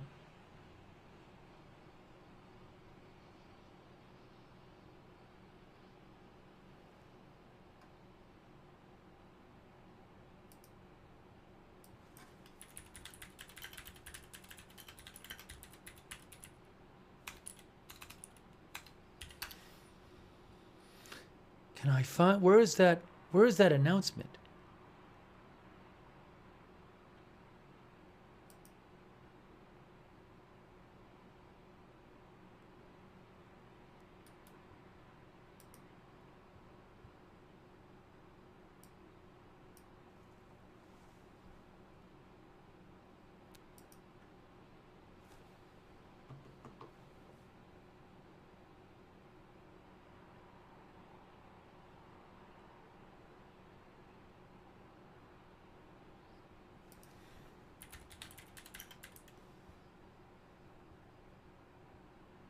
I don't know where Intel Doge found the second part of that, but Intel Doge says he saw an announcement, part of that announcement, where they also said Intel Doge says the Chinese embassy warns citizens to evacuate as the security situation has become more severe.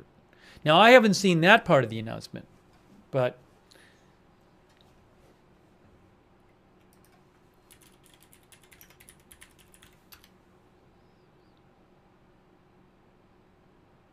oh, I found it, I think.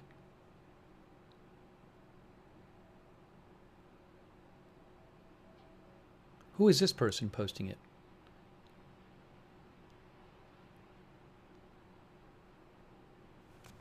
This is the supposed announcement. Can I translate this?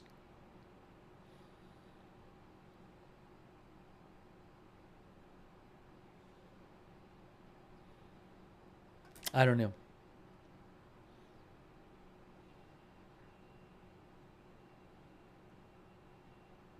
Again, CGTN America, which is, CGTN is China-owned media.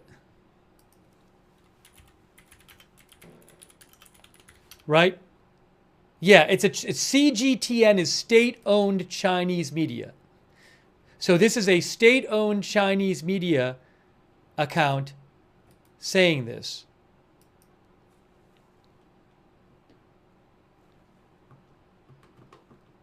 Chinese embassy in Israel advises Chinese citizens to leave Israel through land border crossings as soon as possible.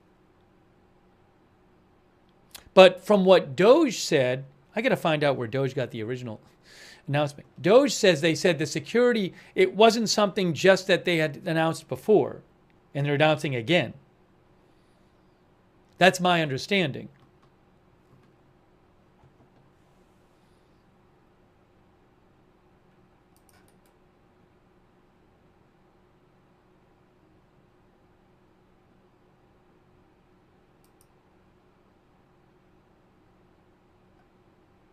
Let me, you know what I'll do? Hold on a second here.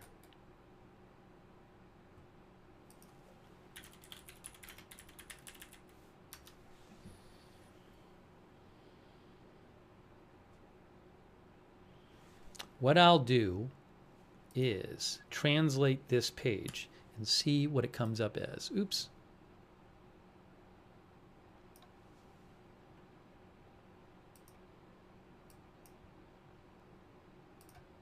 Sorry, I got to get a little more organized here. I'm unorganized here. Got to get things fixed. Okay.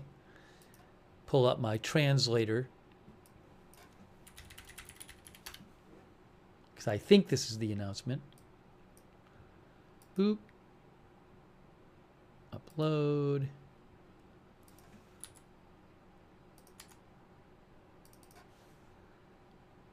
Translate.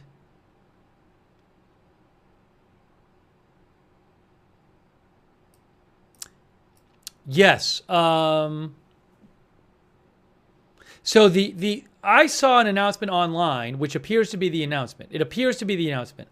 And it says the Chinese embassy in Israel issued a reminder for Chinese citizens in Israel to return to China or leave the country as soon as possible through land border ports. They issued this on the 16th local time, pointing out that the current conflict between Israel and Iran continues to escalate. And they say the security situation has become more severe. Okay, so I believe this is the announcement. I believe this is it. And it does say in the new announcement, they say the Chinese embassy says the security situation has become more severe. I don't know if that's in reference to everything else we're seeing tonight, but there's all this stuff going on.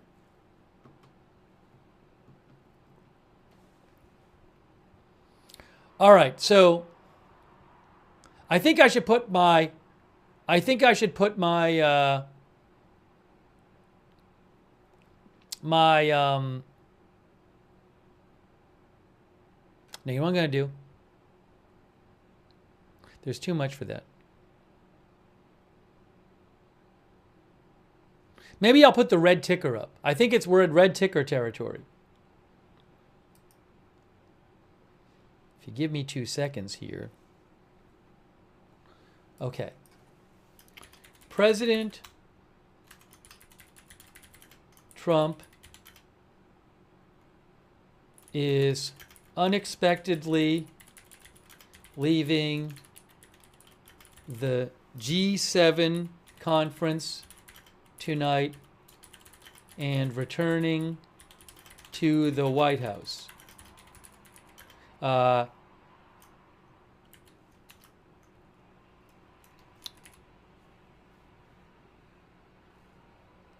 This comes shortly after he posted on Truth Social that everyone should evacuate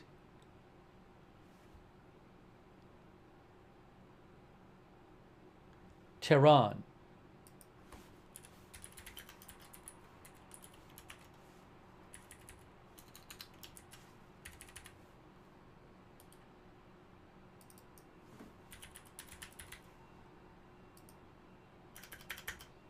Okay. And we can update that as need be.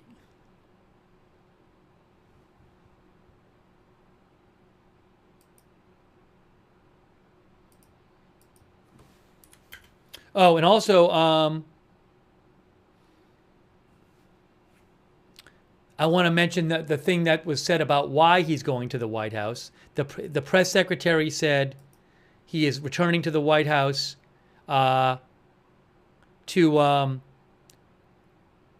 because of what's going on with the Middle East.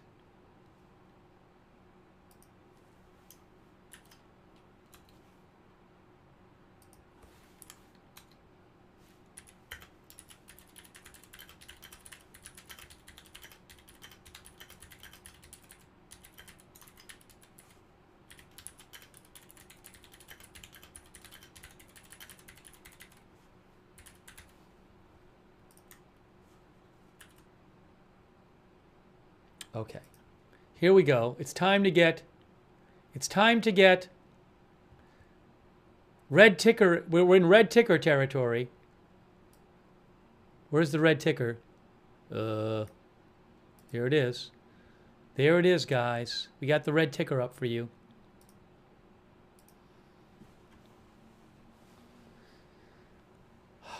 All right, I know I probably missed something in the last few minutes while I was typing, but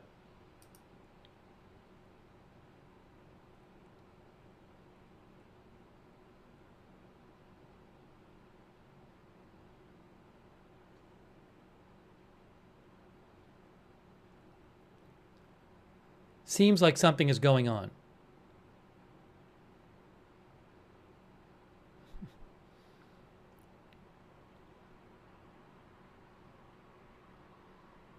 Oh, Fox News, did they officially post it on the Fox News site? Hold on a second here. Fox has the headline, Trump to depart G7 because of Israel-Iran conflict. Yes, Fox News, it's not just the Fox reporter. Fox News reports that Trump has requested the National Security Council be prepared in the Situation Room for his return. There you go. So that's officially from Fox News now. Fox News reports that Trump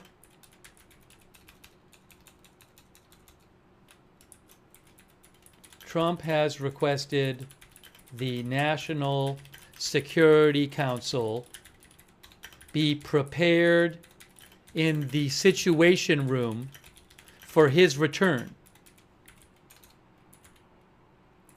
Yeah.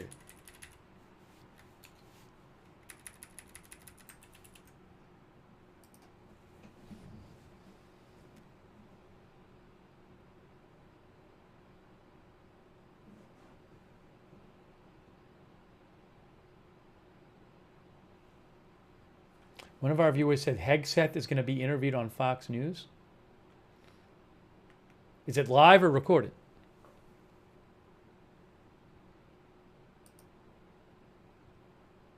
AZ Intel, thanks for posting that Fox News had that story too. I had posted it from a Fox personality before. Hold on a second here.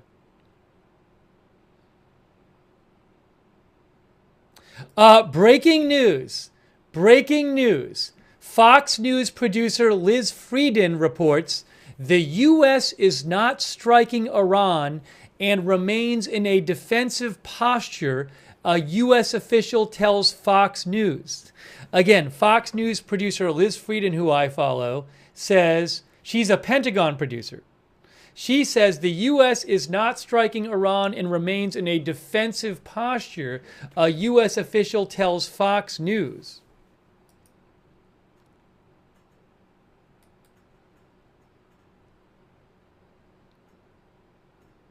Maybe by defense, because Pete Hegseth said he was sending resources to the Middle East today, but said it was defensive.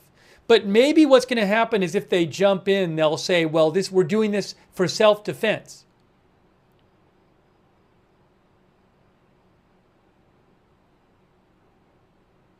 All right, hold on. I'm behind on a couple thank yous. Let me just say a couple thank yous here. I'm sorry. A couple quick thanks. Gordon McNutt, Nightshade FM, who said, should I fill up my gas tank? J.K. Lloyd, Lisa asked Tiffany Rose, who says this is going to get rough. Scott Hadaway, Sue Ellen Peters, Danny Kane, Sweecat, thank you, Proximate Cause, is wondering why there aren't more Iranian attacks tonight. I understand the question. Iran has conducted the last two Iranian missile launches, I believe, according to reports, had a combined 5 missiles. I don't know if they're low on missiles, or maybe Iran thinks something's coming and they're not worried about it. The weird thing is there was all this rhetoric from Iran earlier in the evening about how they were going to be attacking Israel all night. So I don't know what's going on there. Thanks, Rita77, Afshar Sigarchi, Robbie Gravino, who says could be massive peace through strength posturing. I don't know. It just feels like so much is happening right now, and the stuff people are saying, it feels like more than bluff. It feels like people know something's coming. That's what it feels like to me. Who knows, though? Silver Sergeant, thank you, who thinks the Iranian leadership should be afraid. Logan Misiak, Crooked Menagerie, Melissa Doe, Mid-Hudson Security Consultants, who thinks they're going into Iran ground assault. There's also the idea that there could be some kind of ground operation in Iran to, for example, deal with nuclear facilities and that kind of stuff, and and target political leadership. I don't know. That's not a full invasion, but some sort of ground operation. I don't know. Ryan M, thank you. Victories, thank you.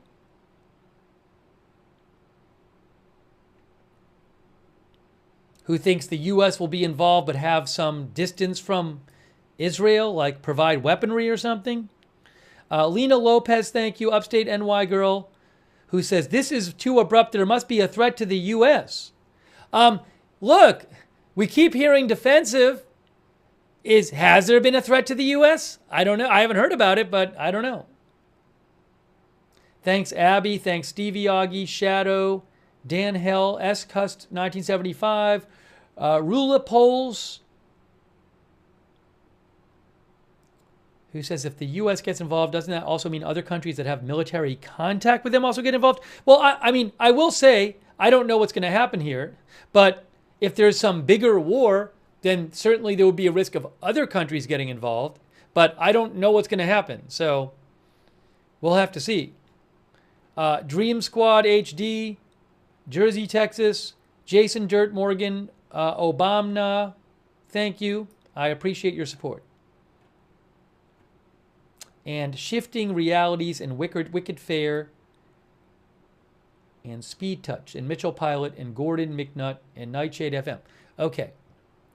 Also thank you to K-Dog DFW, Big Dog Gaming, J Drabble, Bada Bing, Sear TW,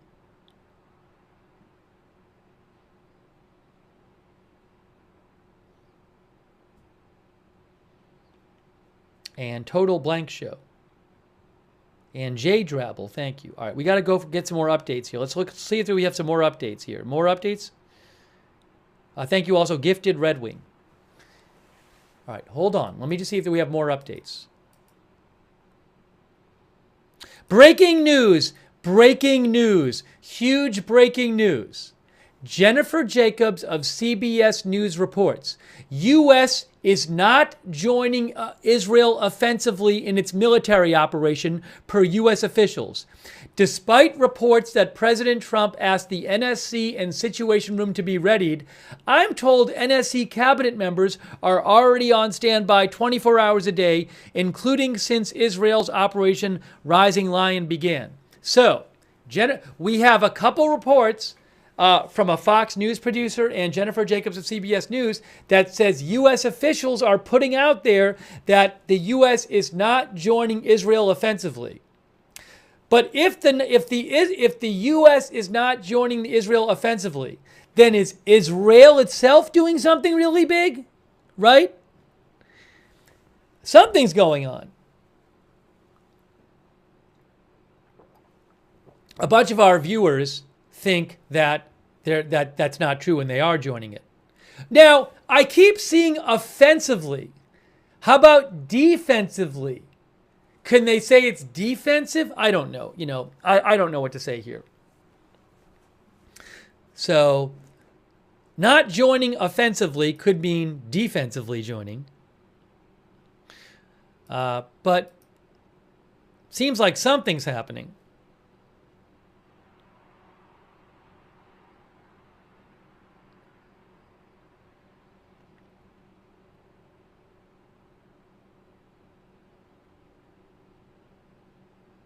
I wonder if Israel's doing something. Oh, hold on a second. Reports from CBS News and Fox News reporters say that the U.S. is not joining the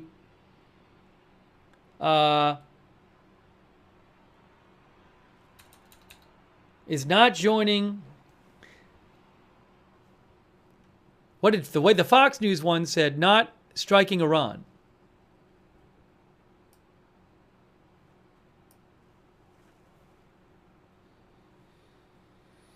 Is not joining Israel in striking Iran.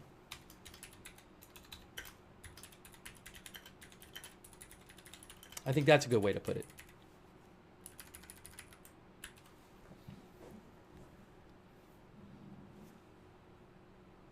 But it's interesting, it's like there are U.S. officials going out to these reporters and saying, we're not joining the offensive.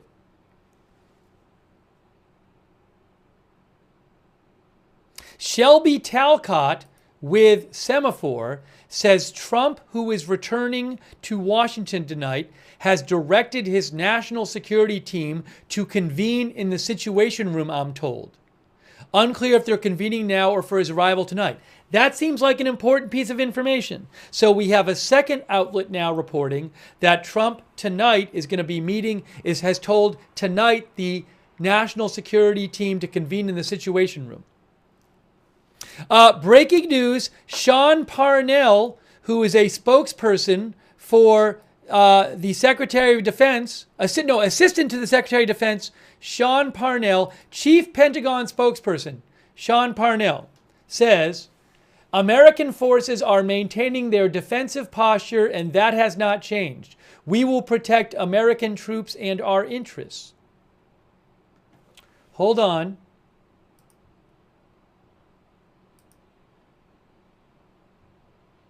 There is an alert. There's some sort of alert. Heads up with all of this. Hold on. Breaking news. Homefront Command says that in the next few minutes, there are expected to be alerts in certain areas. Not the whole country yet. They said in lowland area and Lashish area and Odan area. So, missiles. Breaking news. IDF says missiles on the way. IDF says Iranian missiles on the way.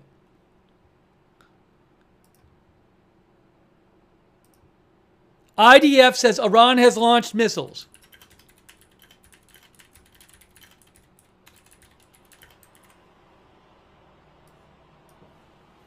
Breaking news. Iran has launched missiles.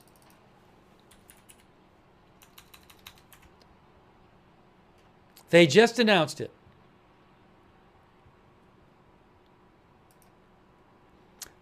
IDF identified missiles launched from Iran toward the territory of Israel.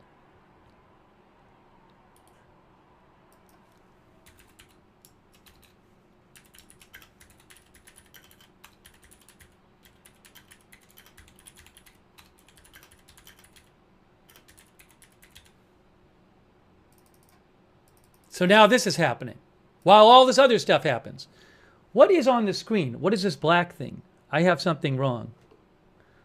There it is. Sorry.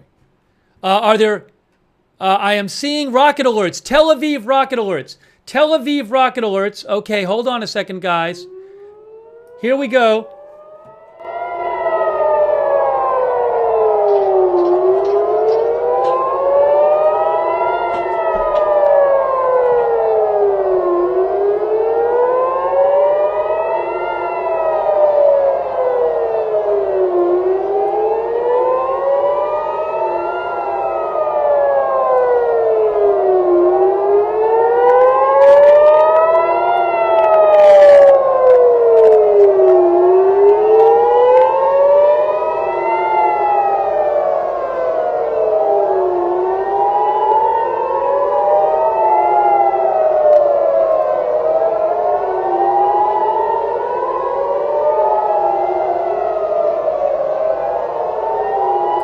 I am not seeing anything yet. We're hearing sirens. Expect to hear something soon. I don't know which camera things might be on. I'm looking.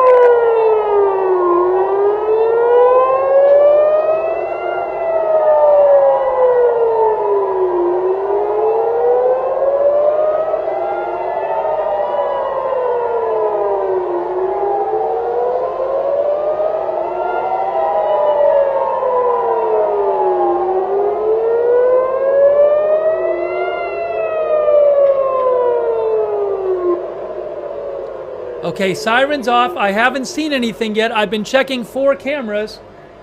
I've been looking at the 4 cameras. I haven't seen anything yet. Still seeing nothing yet.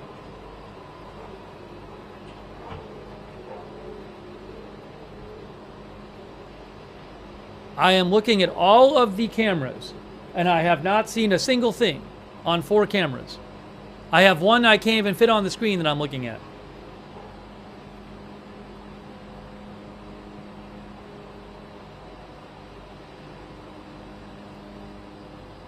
The alerts are not on the on SOFR anymore. Oh, hold on. What's going on? What is happening? I heard a boom. That's something. There's some sort of boom. There's some sort of boom. I don't see it on any of the cameras. Maybe an interception somewhere?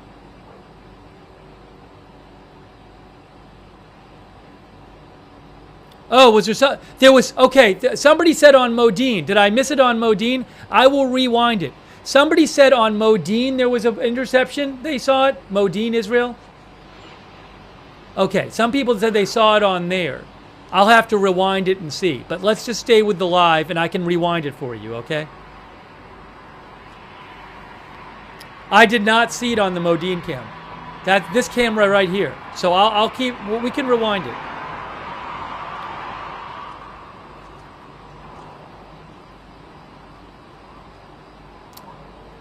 Do you want me to rewind it right now? Let me rewind the Modine cam for a second. I'm going to rewind. Where was it on the Modine cam? Oopsie, that's not what I want to do. I'm rewinding the Modine cam to see where it is.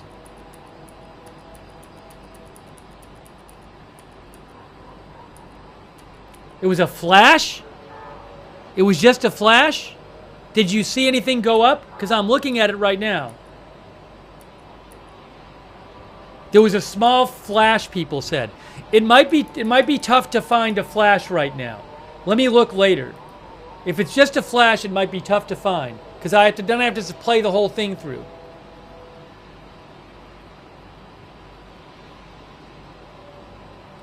Let me check for updates too.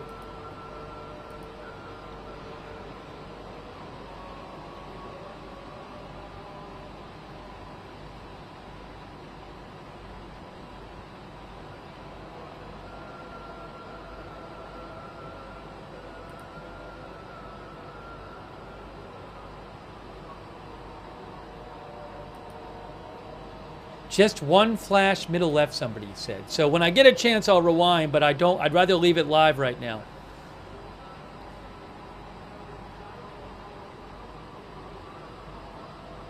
Now, the Home Front Command has not said people can leave their security, their shelters yet. So we'll have to see what they say.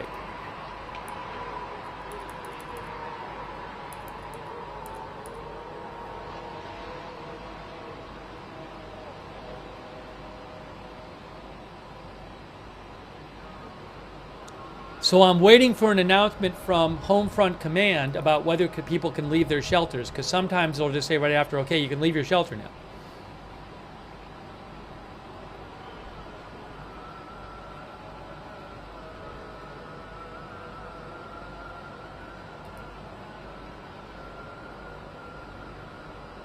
There is so much happening news-wise, it's crazy. All right, hang on a moment here.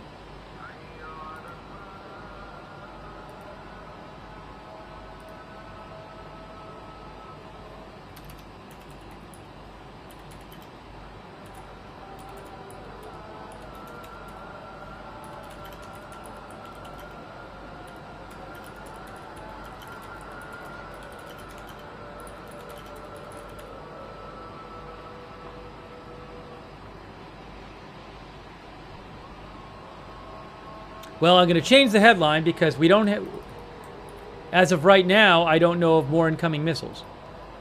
So let me just to do it.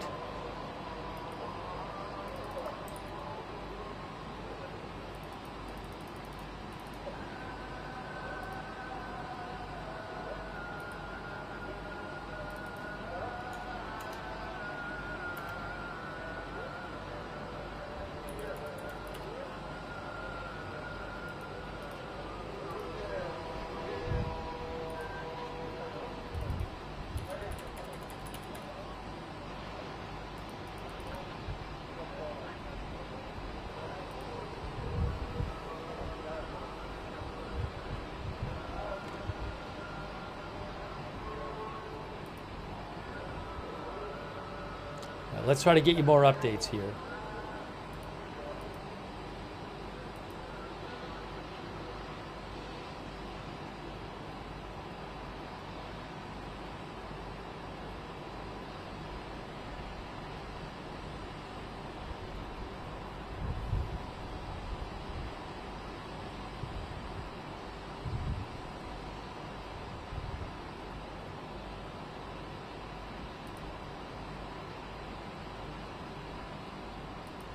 Joyce Karam, who I follow, she is a reporter from the Middle East. She says, none of this looks good. Some escalatory scenarios. U.S. joins campaign, hits Fordo nuclear facility mile deep. U.S. official denying at the moment. Heavy bombardment of Tehran leading to overthrow of regime. Wider regional escalation that could drag down U.S. into the war. She's just thinking of different things that could be happening, and that might happen.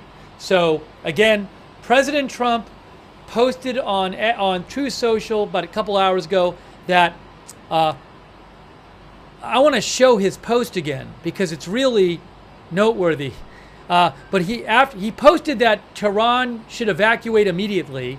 Then it was announced that he's suddenly leaving the G7 conference, returning to the White House.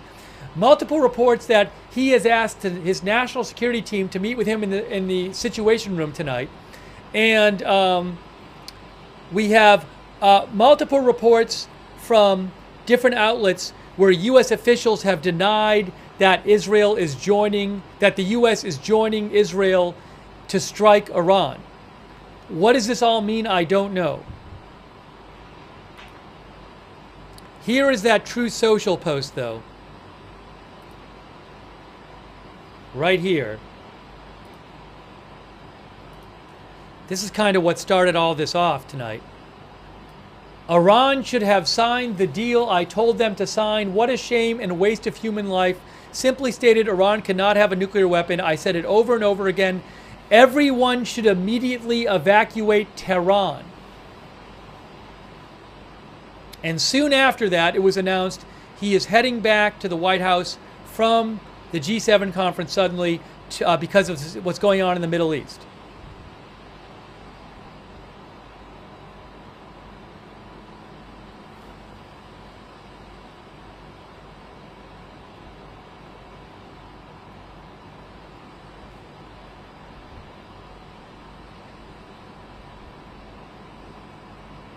The Tel Aviv camera is live. There's a light blinking on and off on the Tel Aviv camera.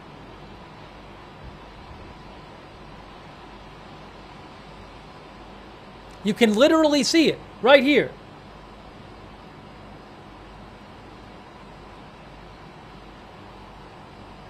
The zoom is the camera itself. I don't have control over the zoom. It's not zoomed in, it's just pointed up high. That's how they're doing it. That's the whole shot. That's it. I don't control the zoom. I don't control the pan. That is what it's panned up. That is what it is.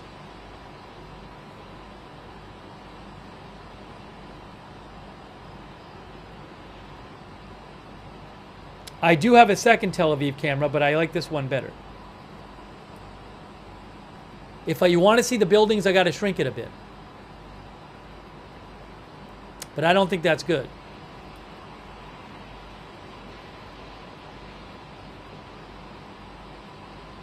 The other Tel Aviv camera I have is this one. But the other one That's not a manned camera. Well, for them, we're going to leave it like this. My stream, we're doing it my way.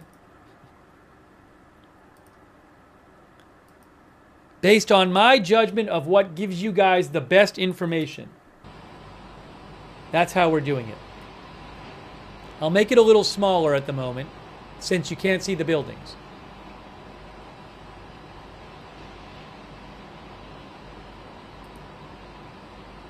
Now what's happening? Oh, hold on. What had just happened here? Oh, I know what happened.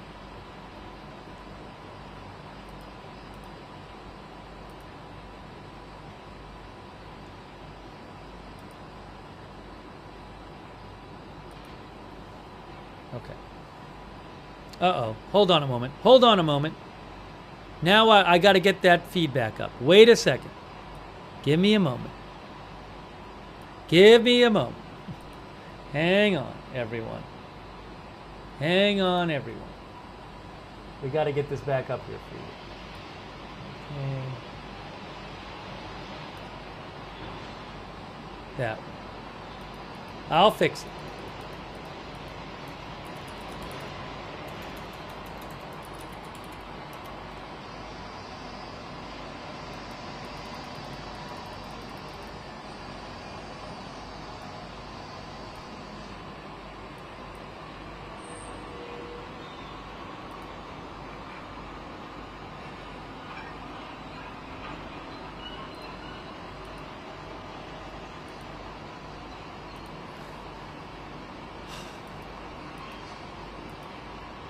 Need to check for updates.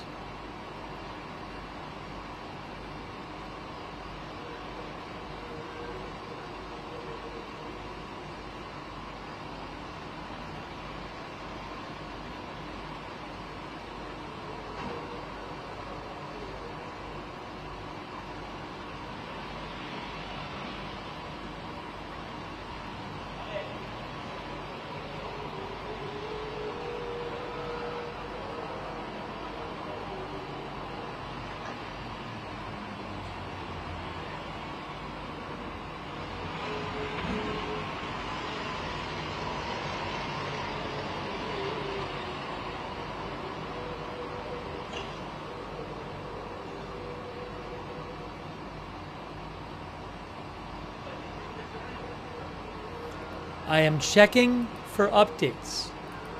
Give me a moment while I check for updates.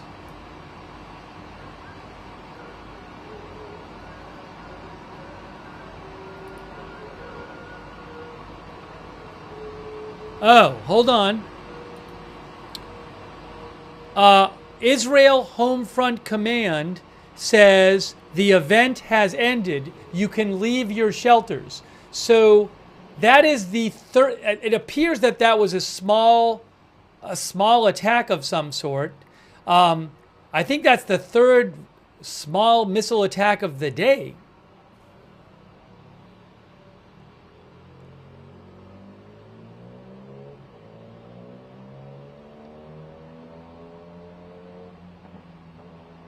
Yeah, the rocket missile firing event has ended. Those staying in the protected area can leave. How about that? Does Iran not have many more missiles? I don't know.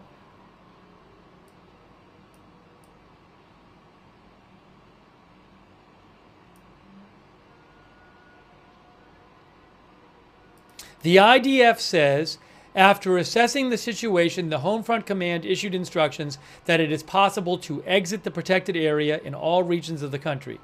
You are asked to continue to obey the Home Front Command's instructions and the instructions that are distributed to you.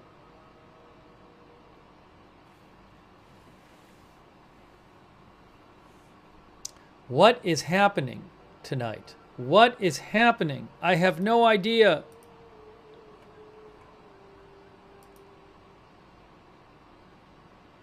What is going on?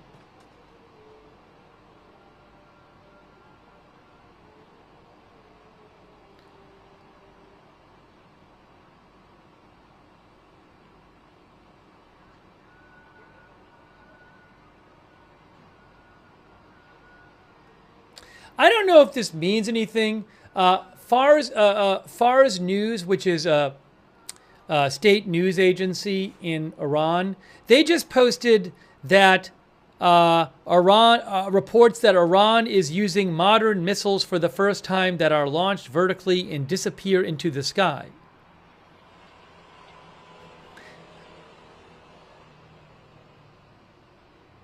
I don't know. I don't know if Iran is using a new type of missile. I mean, it doesn't seem like there were many of them. I'm just saying they posted it.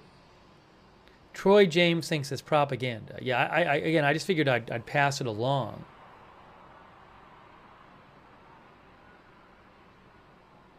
The Canadian, according to Al Jazeera, the Canadian Prime Minister said, "I understand Trump's need to leave the G7 summit." What is this?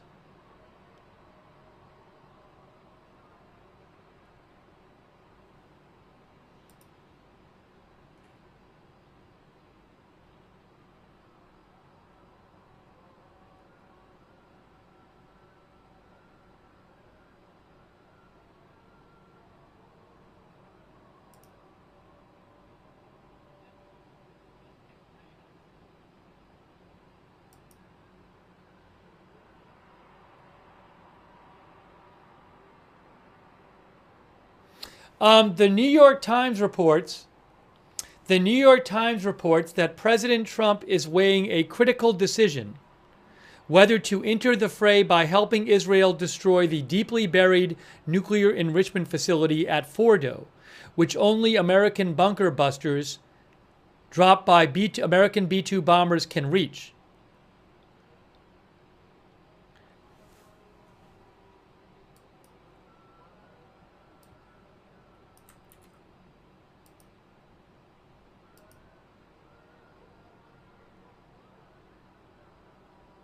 Now, I don't know if that's really what he's considering, but that's what the New York Times says.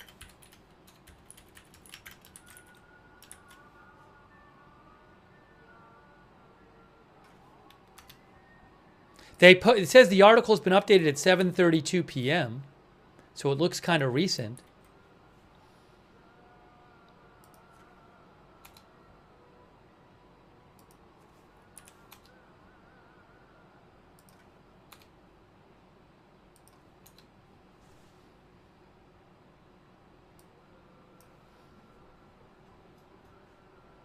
And the article says if he decides to go ahead, the U.S. will become a direct participant in a new conflict in the Middle East.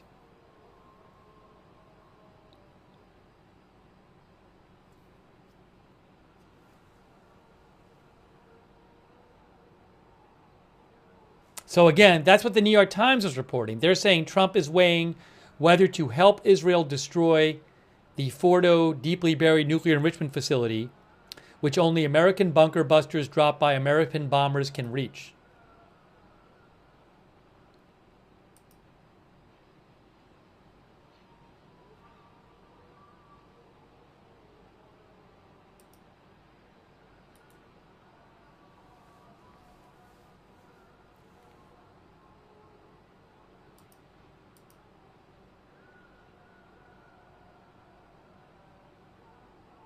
Now, arguably, that would not be joining it offensively. I just feel like maybe it's something more than that, though.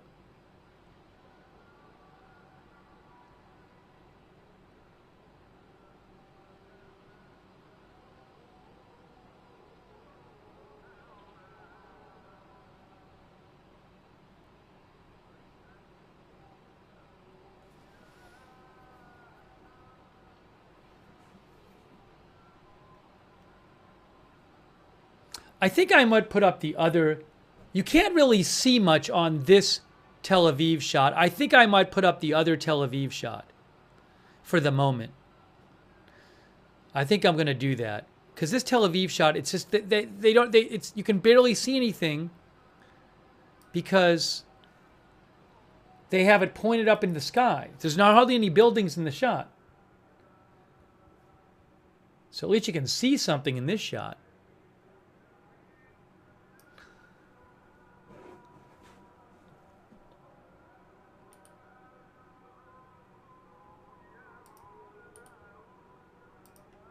I think we're hearing some kind of call to prayer or something.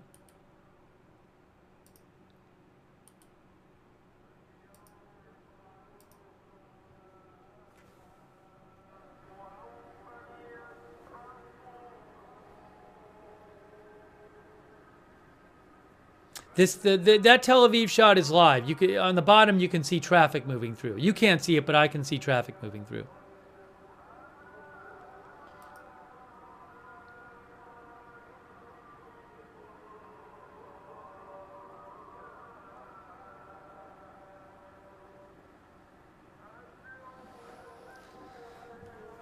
What is going to happen, guys? I have no idea. I have no idea.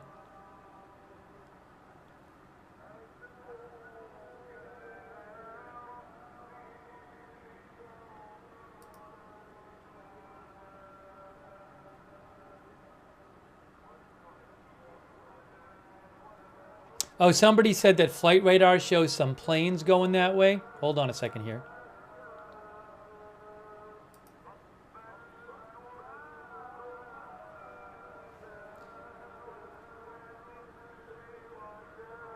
Hey, for those watching on Facebook, I can't believe it. We're getting close to 8 hours. If you're watching on Facebook, Facebook automatically ends the stream after 8 hours. So for those people watching on Facebook, I will restart a new Facebook stream after Facebook ends the stream. If you're watching on the other platforms, it doesn't matter.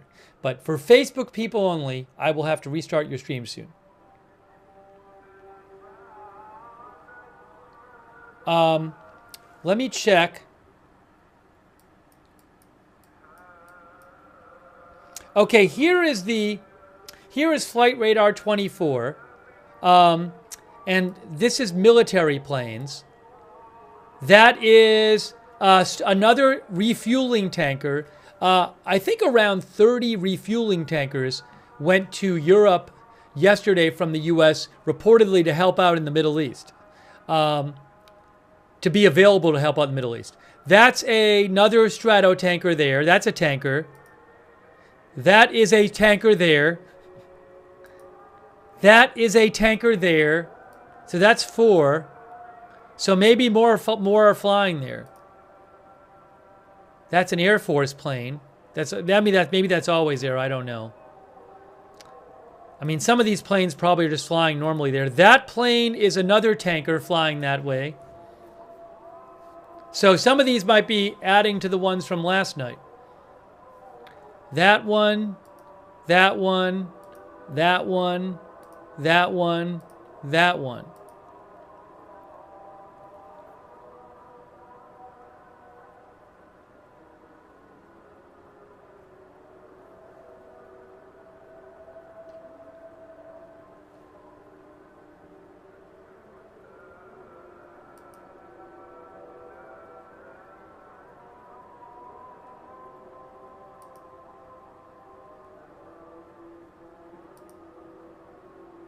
Oh, somebody mentioned, well, I don't even know about that one.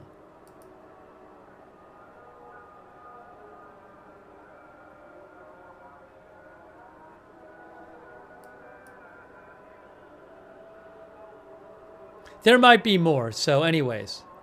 One of the viewers said the Pegasus is a tanker. Anyways. The overall point is just there might be some more planes going there. Is Facebook need to be restarted yet? I got to restart Facebook in about 2 minutes. Hey, I got to thank a couple people too. Thank you to Matthew Ersick. Thank you, Matthew. Thank you also to let me just say thanks to some people.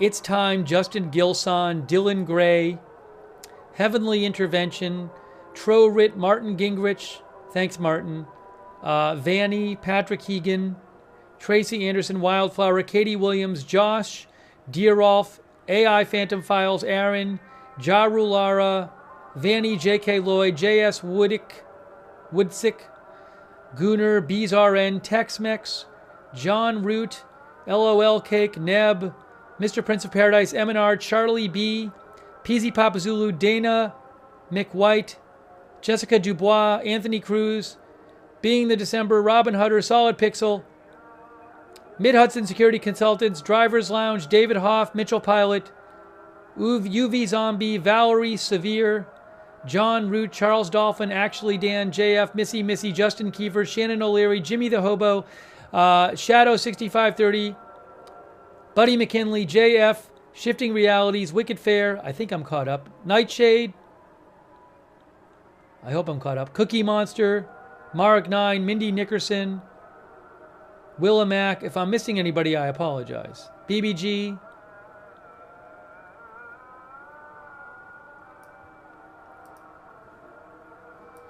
And over on Twitch, Jay Stubbles, thanks for the gift subs. 703, Abby Swift. Replica Gaming, thank you for the gift subs. Top Right Moz. Pirate 5151, Moomed, Trent Hazard. Notorious Rob. Big Dog Gaming, Jay Drabble, thank you. All right, let's try to get you some more updates here.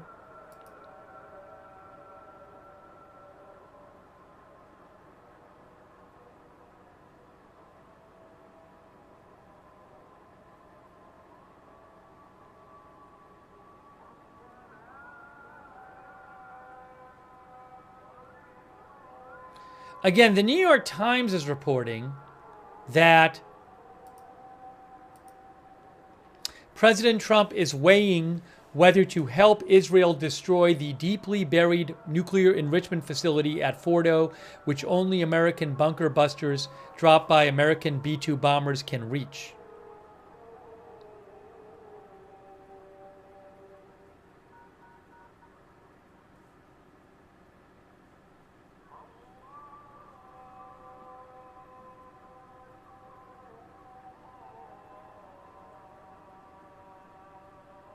But I don't know for a fact that that's what's going on here. I mean, President Trump has repeatedly said today that Iran cannot have a bomb. But he also said Tehran should be evacuated. That's what I don't understand. Everybody should evacuate Tehran. I just don't understand if this is all about just that.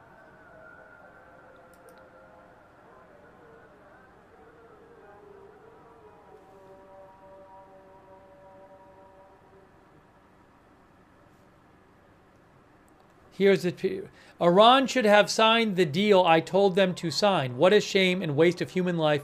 Simply stated, Iran cannot have a nuclear weapon. I said it over and over again. Everyone should immediately evacuate Tehran. If all that the U.S. was going to do was help Israel knock out Fordo, it doesn't make sense to me that he would say everyone should evacuate Tehran. I just don't understand it.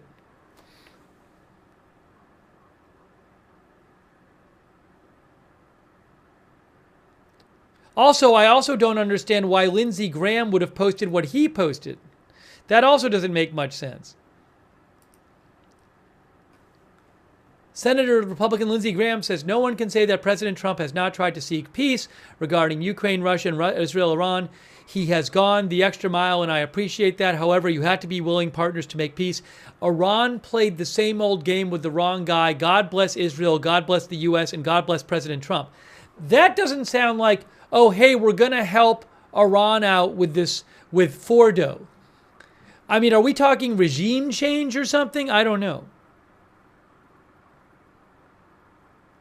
Joe Gray thinks Tehran is where the uranium is at.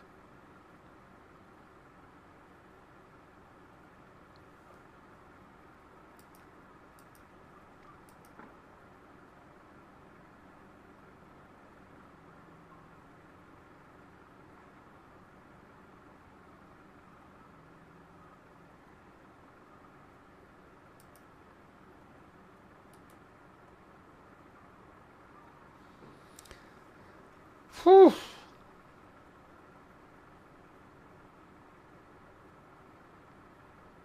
Oh, I got to restart Facebook. Let me restart the Facebook stream. Hang on a moment. Just got to do that. Just got to do that.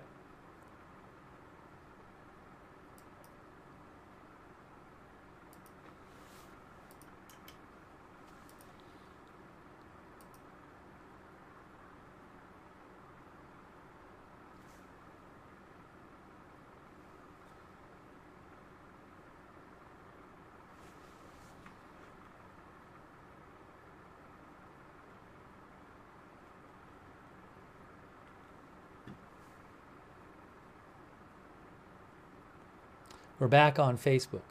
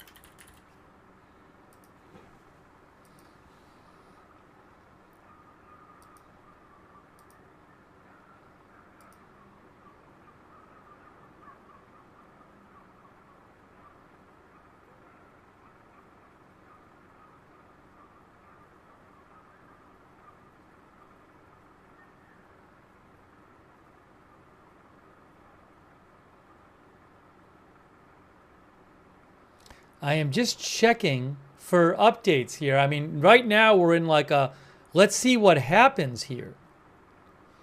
I have no idea what's going to happen. It's crazy.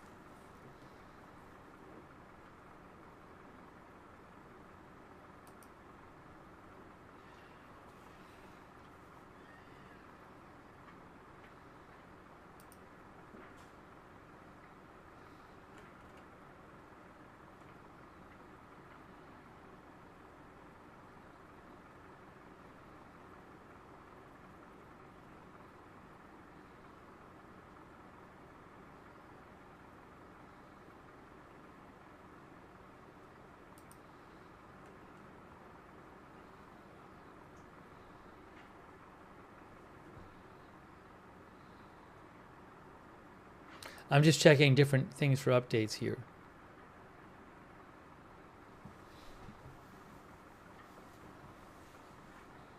No, I'm checking all kinds of updates from all kinds of sources, and I'm not seeing any kind of big update right now.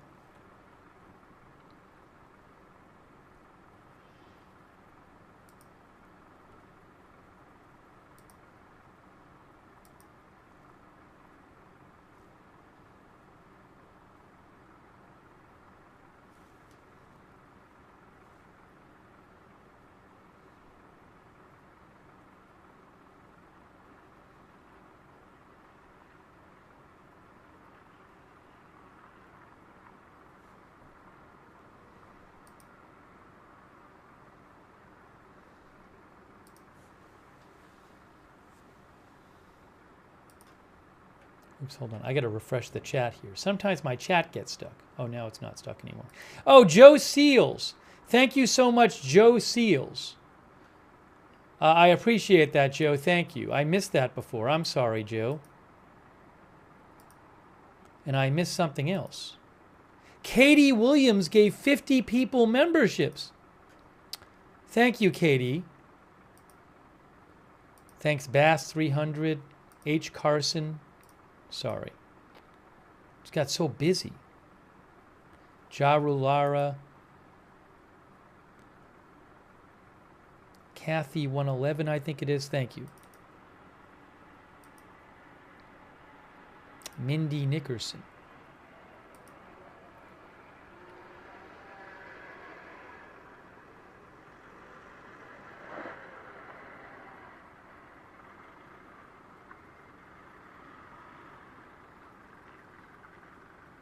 I think we might hear some more reports about stuff tonight. Oh, hold on. I got to get the Jerusalem caption back up there.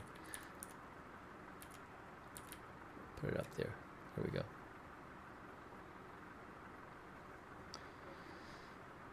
Wow. Wow, wow, wow. What is happening? What is happening tonight? What is happening?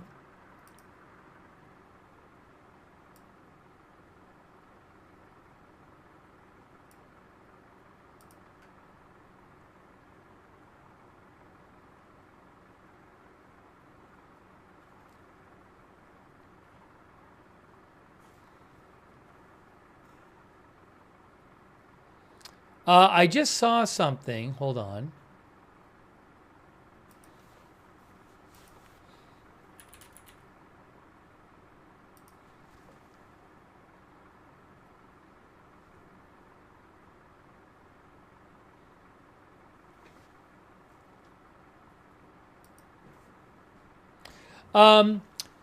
I just saw an update from the U.S. State Department. They say that Secretary of State Rubio spoke today with UK Foreign Secretary Lamy about the ongoing Israel-Iran conflict. During the call, Secretary Rubio and Foreign Secretary Lamy reaffirmed their commitment to staying in close contact and encouraging a diplomatic path that ensures Iran never develops a nuclear weapon. Read into that as you will.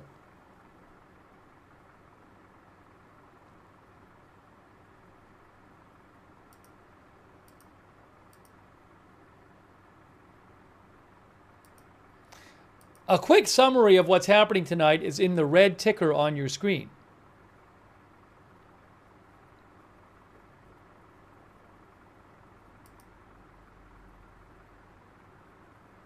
Hold on, I just saw something here.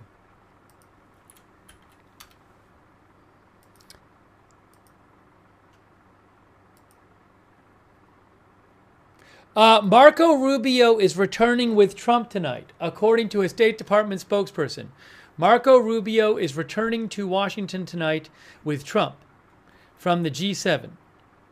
Trump is leaving the G7 early. He just got there today, right? Wasn't he just get there today? Am I correct about this?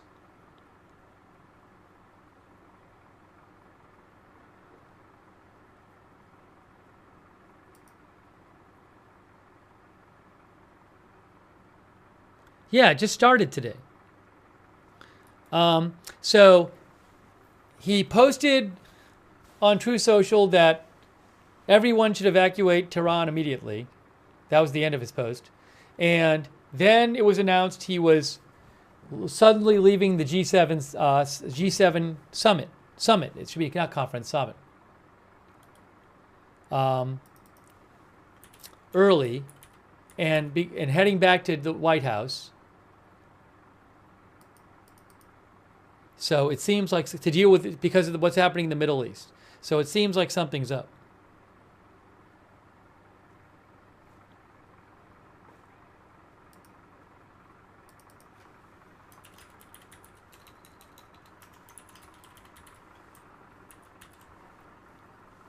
Silver Moon says something is up for sure.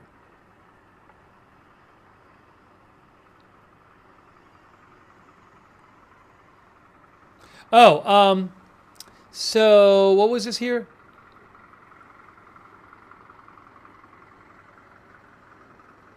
AZ Intel found this. CNN posted that President Trump has directed members of his team to attempt a meeting with Iranian officials as quickly as possible,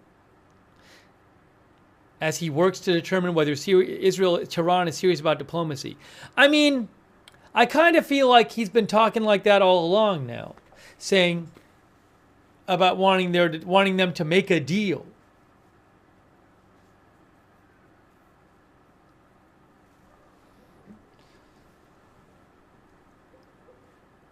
I just don't know why the big rush would be about tonight coming back. Why he could have waited a day and just do the G7 stuff and come back tomorrow.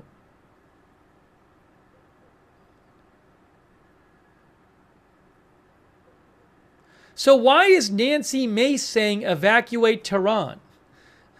Nancy Mace, who's a Republican representative, she is doubling down.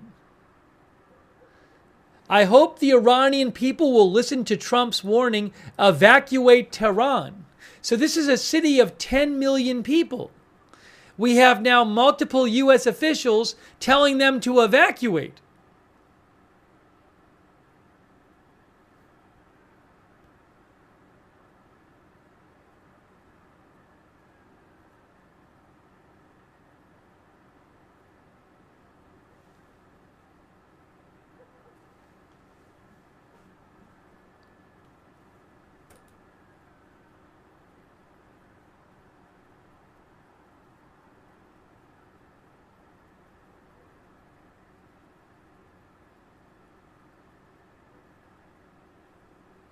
One of our viewers says, this is not making sense at all. Yeah, I don't really know what's up.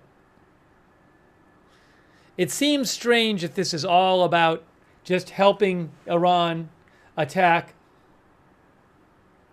Fordo.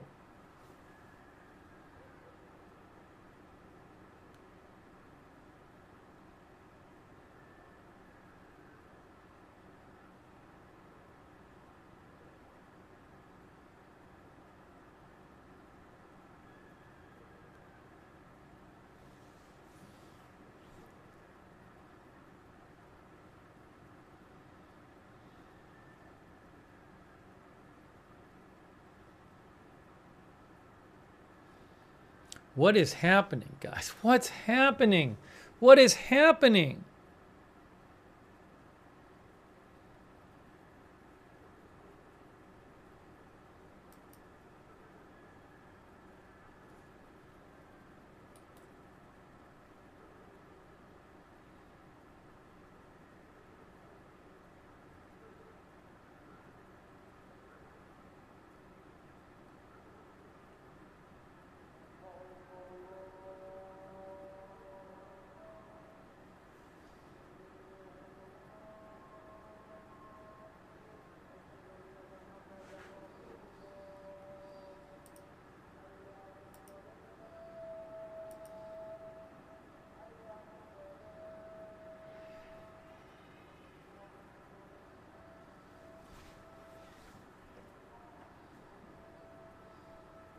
One of our viewers thinks maybe encouraging regime change in Iran.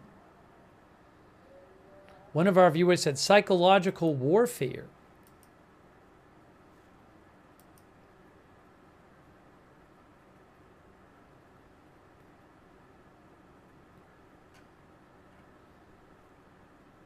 Again, President Trump posted that everyone should immediately evacuate Tehran, and now he is suddenly coming back to the White House from the G7 summit.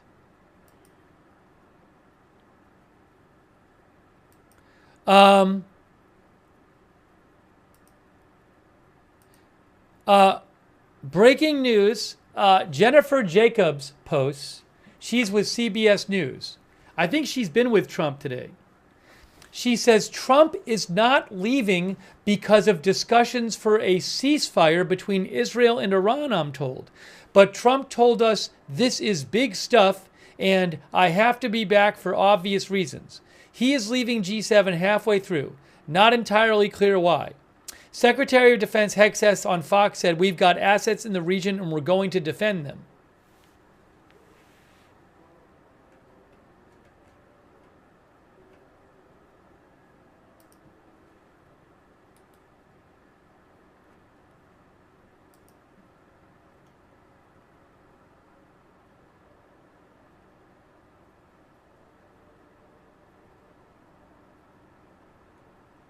Again, he told the press this is big stuff.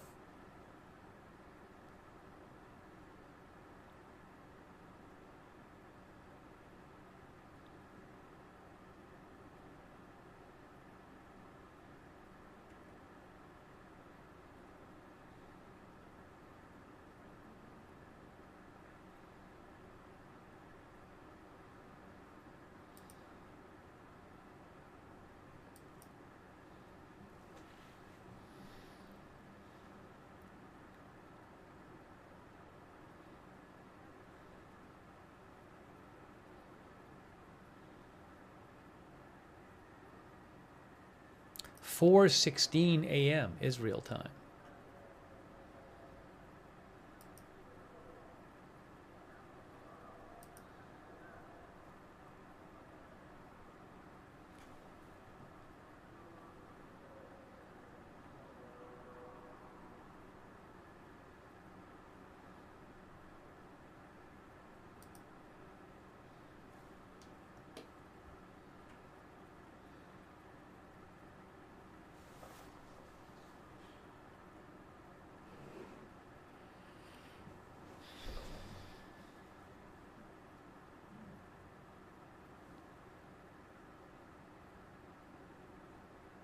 Hang on a moment.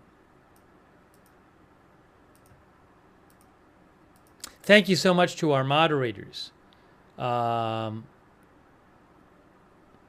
Beth Mythical is over there moderating right now. Thank you, Beth. And also on Twitch, Bastion Girl, Good Luck Duck, LB Prairie Dawn, I Got That Fire, Market NC, Matthew Kohai, and Surly Dev. Thanks to our Facebook moderators.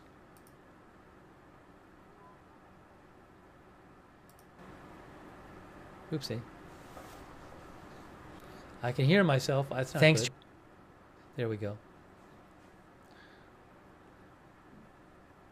And our X moderators, Linda Belk, Larry, Misha on X. Oh, I should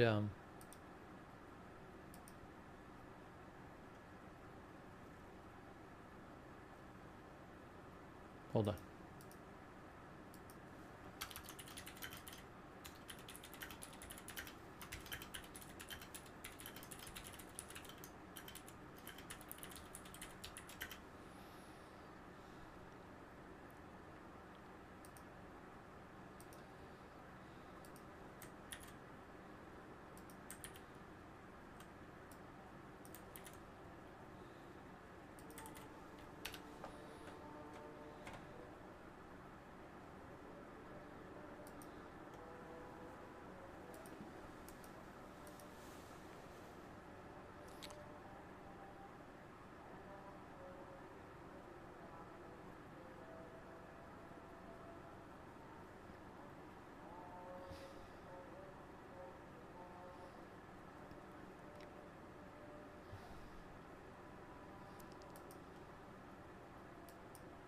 A couple of people are mentioning a cargo plane. Yeah, we've seen this has happened a few times the last few days, that once in a while a cargo plane will appear over Iran, but not actively tracked. Oh, I don't see one. Oh, right there. Yeah, it's always something like this. It's a plane. This is it's a cargo plane flying from China, I guess, to Iran. That's where it's supposed to be flying, but that's not active tracking. That's estimated track, because it's not being actively tracked there. So it's estimated position. I don't know if it's there or not. It could be. Maybe China is flying things to Iran. I haven't seen many planes like that. It says diverting to. I don't know if that's the case. But once in a while we have been seeing those the last few days, so I don't know what to make of it. Oh no, it's flying to Turkmenistan. It's not even supposed to be going to Iran. It's supposed to be going to Turkmenistan. So, which is, hold on a second here. Because Ashgabat, it says.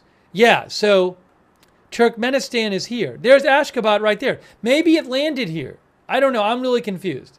It says to Ashgabat here, but this is just an estimated position. This is not actually being tracked. That's estimated position based on the last known position. I don't know. I don't know what to make of it. Their airspace is closed, so, you know. I don't know what to make of it.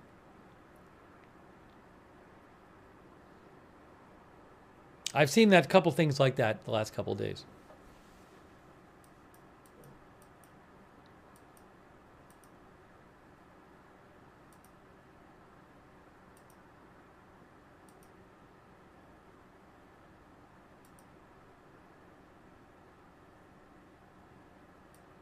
And then we mentioned on Flight Radar 24, you can see what looks like some more refueling tankers heading out over the Atlantic.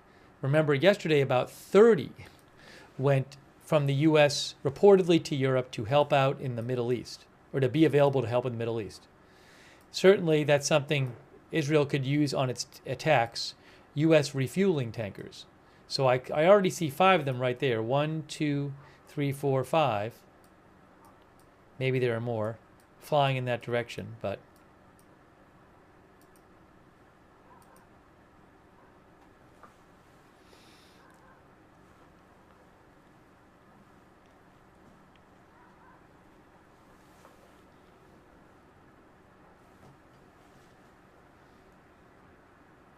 Thank you to Louis R. Louis R points out, this is a good point by Louis R. Excellent point by Louis R. Thanks for making that point, Louis R. Louis R says that he points out that the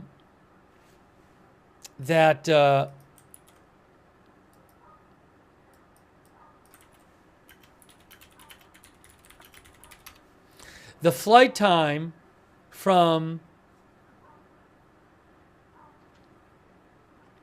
the G7 is in Kananaskis, which is about 60 miles from the Calgary airport.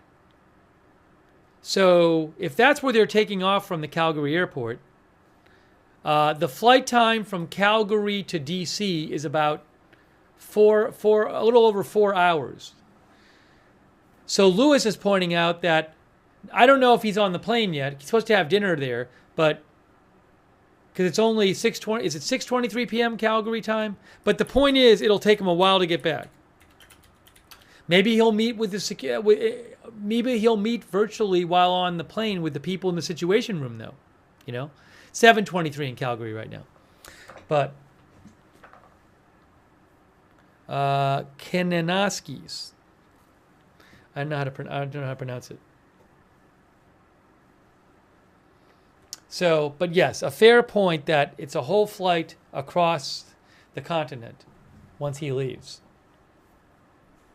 But at the same time, he could do work on the plane. Thank you, Dave Long, Katie Williams. Dave, will the U.S. help Iran by letting them use their bunker buster bombs to drop them on the Fordo nuclear complex? I do not know. Thank you, Will Dogs Droid, Lisa St. Louis, John Oliver, Mason Todd, J.K. Lloyd. I know what we're gonna have to do shortly. I can see it's coming. Tate No says, I don't even know what to think anymore. Jordan Hart, are you trying it out? Thank you. J38 John, Mommy Penguin, Jersey, Texas, Camus, Raul, Jackie Morgan, Polly, Noonie Business, Ezzy's Acres, Jordan Hart being the December. What I'm going to do in a second, we're going to stay live here. We've been on the air now today for 8.5 hours, and I have not eaten a thing. Not a bite. This is going to be a problem. So what I'm going to do is take 5 minutes and put some food in the air fryer. That's what I'm going to do, and then come back. And then eventually I'll eat my food.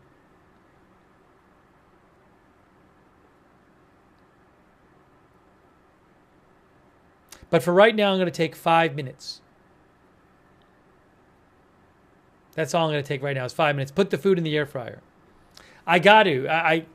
It gets to the point where, Evergreen Intel, who posted about the tankers last night, says that there are 5 additional tankers lifting and heading for the east routes. We talked about that before. All right, so that's what we're going to do right now is I'm going to take 5 minutes, and put food in the air fryer. I'm not eating yet. The food's not cooked. But we'll keep doing coverage. Steve will be back in 5 minutes. I'll take my contacts out too. I'll keep an eye on things too. I got to take my headphones out too, my earbuds. We'll pause for a second when my earbuds come out. Let's give it a second here. Give it a moment. There could still be a missile strike tonight or something, too. Don't forget about that. Am I even hearing audio out of here? Oh, here we go. All right, I'll be 5 minutes. I'm coming back.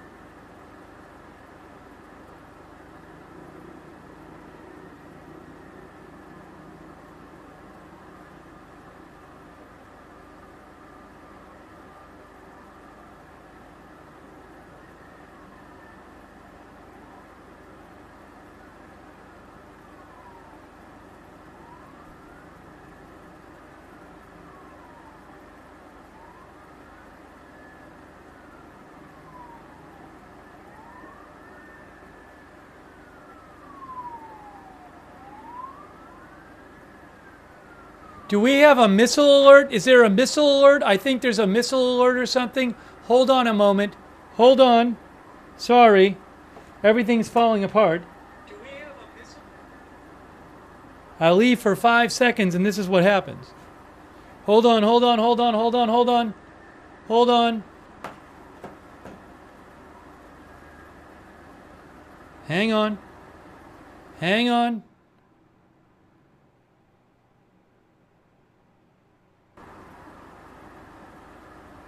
Hold on, everyone. I just saw it.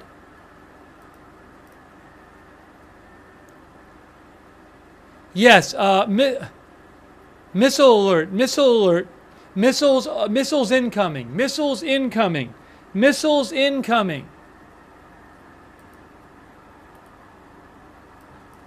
IDF, hold on. Iranian.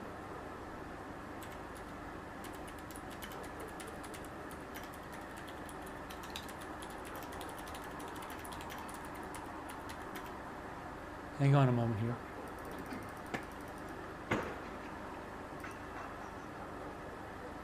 Hang on, I got to get the other shot from the other Tel Aviv shot. I want the other Tel Aviv shot. The other Tel Aviv shot. Here we go. Other Tel Aviv shot. It's better.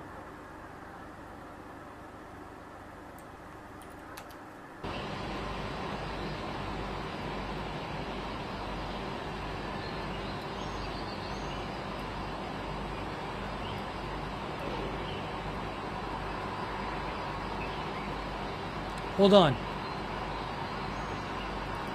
I don't have a Haifa shot. I don't have a Haifa shot. Guys, I'm giving you the best streams I have. I don't have a Haifa shot. If I have a stream and it's good, I'll give it to you, okay? I'm not hiding stuff from you.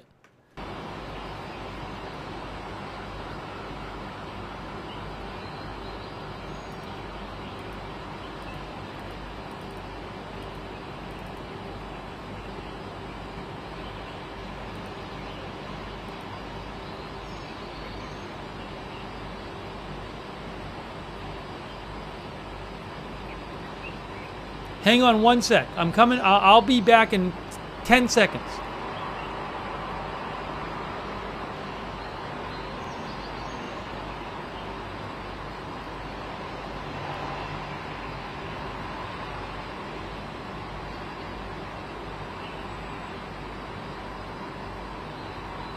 All right, there are missiles incoming. Missiles incoming to Israel from Iran.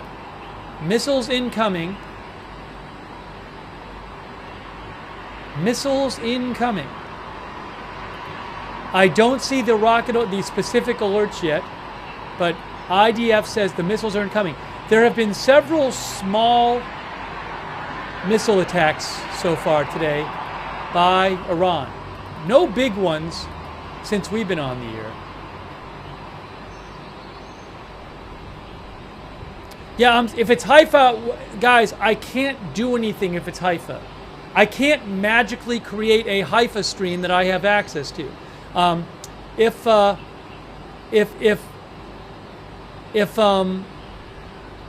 it happens there and we don't see it, well, I'll do my best to get you footage after.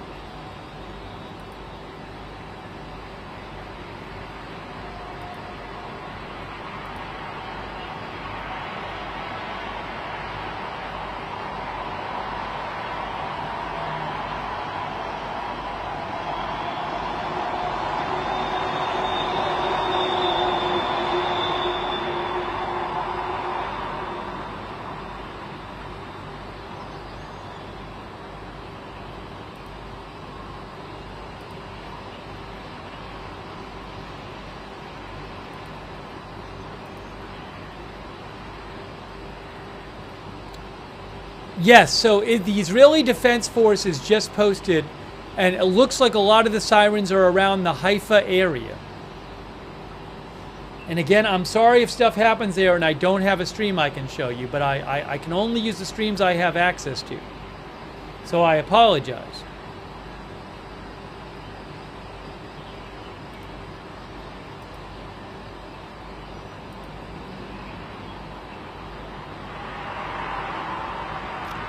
I don't know if they cut the Haifa feeds, because I'm looking at AP and AP doesn't have a Haifa feed either.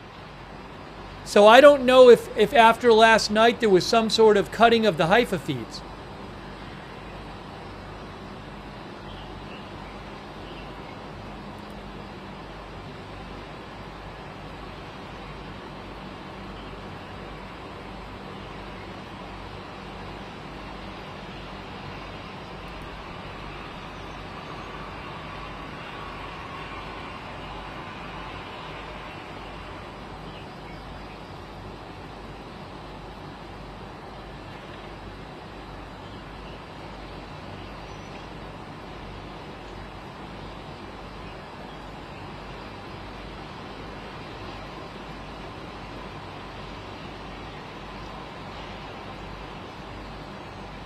But again, I can only use the stuff that I have the rights to use. I can't steal somebody else's feed.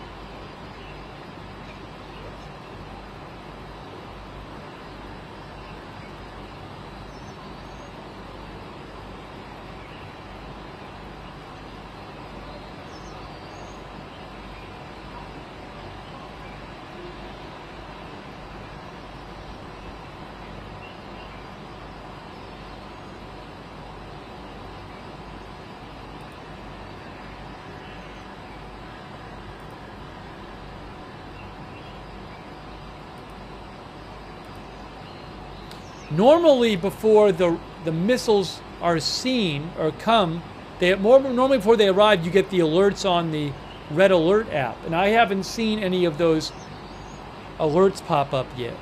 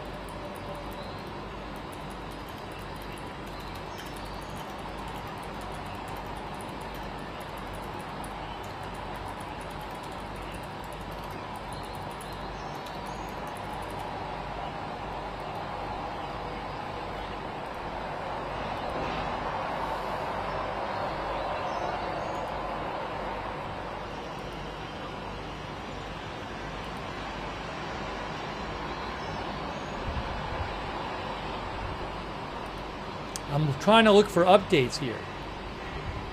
Oh, hold on. I just saw something. I'm seeing a report of maybe one missile or something. One news. Let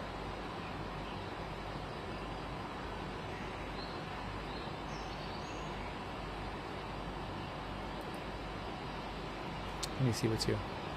I'm seeing multiple reports of one missile intercepted.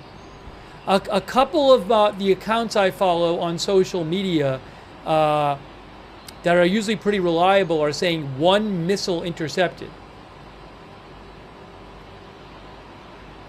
Oh, MDA just posted. MDA, which is the emergency medical service there, they say following the alarms that were heard in the north of the country, no calls have been received regarding either falls or injuries. So now they haven't said they have not said leave your shelters yet, but it looks like this might have been just like a small, again, several accounts I follow are saying 1 missile intercepted.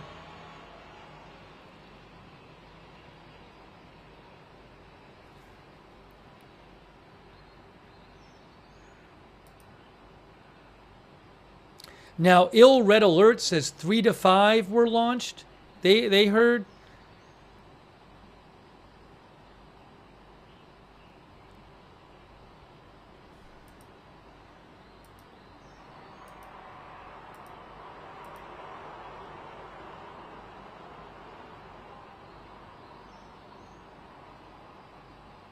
Not hearing of any impacts or any injuries. Home Front Command says the event has ended.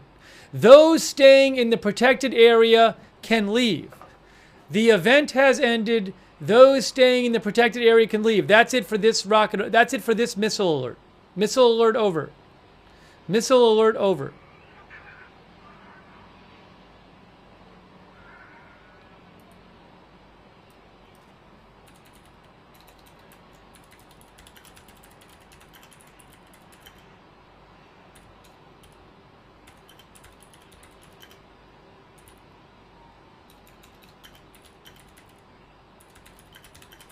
I gotta try to eat now.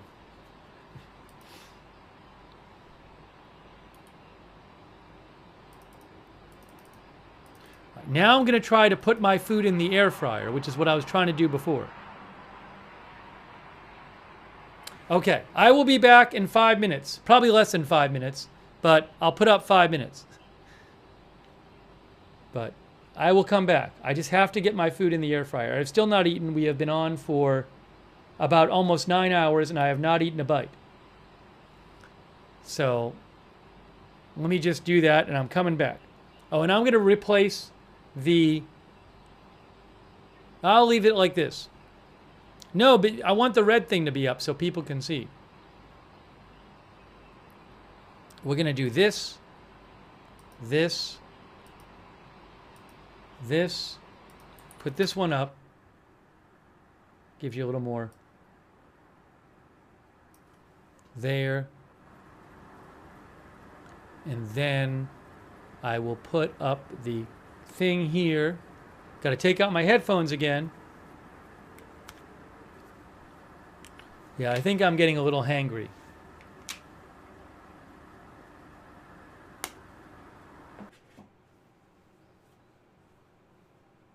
Hang on. All right, so give me a minute, I'll come back.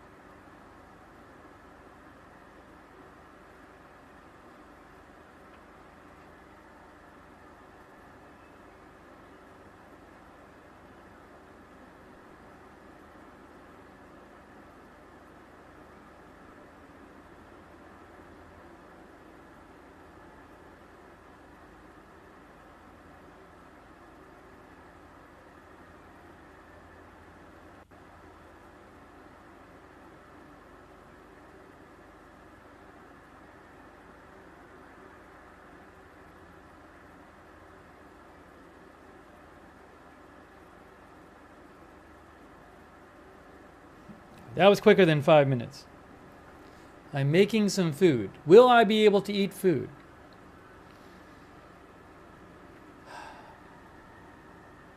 Oh, what happened to this thing?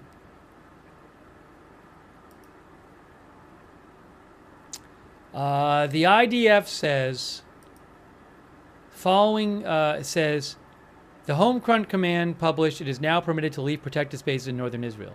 I think that might be the 4th missile attack since we've been on the air, but they've all been like quite small.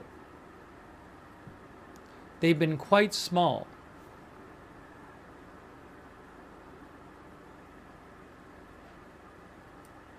I don't know if they're running out of missiles or what.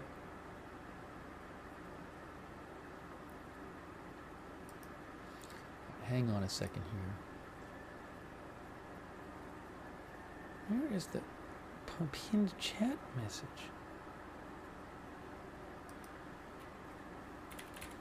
I gotta pin something and then unpin it.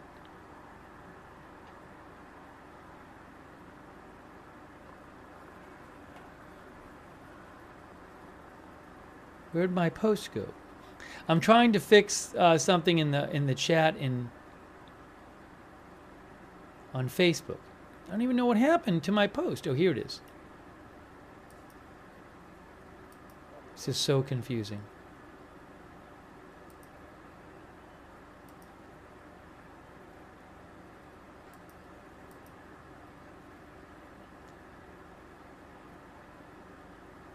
Ah, here it is.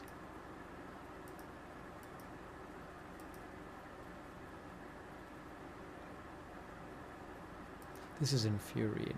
Make it so hard. All right, I'm done. Okay, I got that. Hey, so we're bringing you live coverage tonight of the Israel-Iran conflict. But big news tonight, in case you hadn't heard, President Trump posted that a few hours ago that everybody in Iran should immediately evacuate. In Tehran, should immediately evacuate. And then about a half hour later, it was reported that he was leaving. Well, his press secretary said he was leaving the G7 summit to return to the White House to deal with the situation in the Middle East.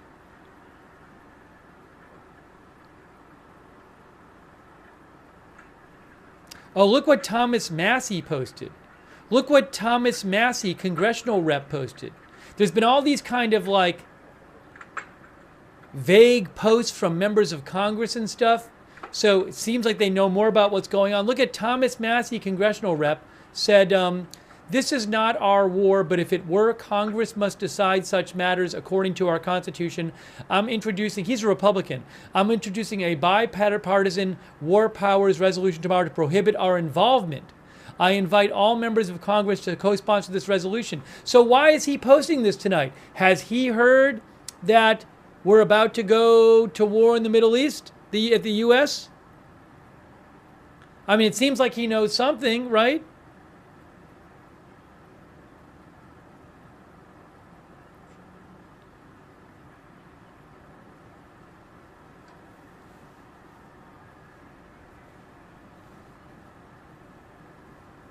My point is, it seems like certain people know things.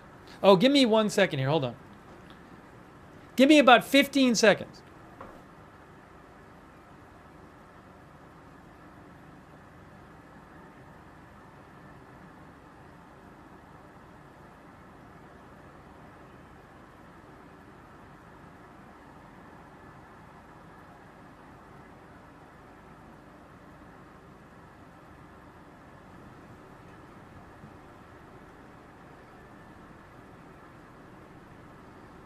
I think Thomas Massie, if I have it right, is somebody who often goes his own way on like spending bills and is one of he might be one of the only Republicans who votes against a spending bill at a certain point.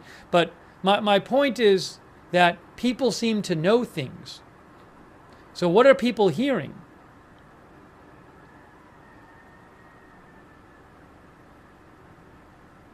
What are people hearing? It just seems like there are some people who have heard things about what's going to happen. We, the general public, don't know.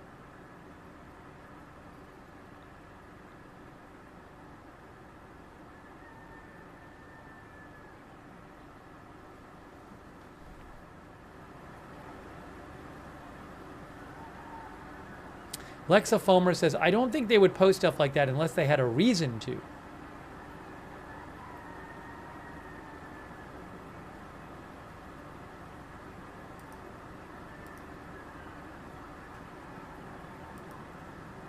Oh, by the way, I saw this other report.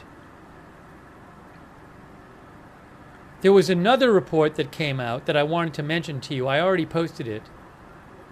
By the way, President Trump, as the red ticker says, multiple reports says he has asked his multiple reports say that President Trump has asked the National Security Council to meet him in the Situation Room on his return.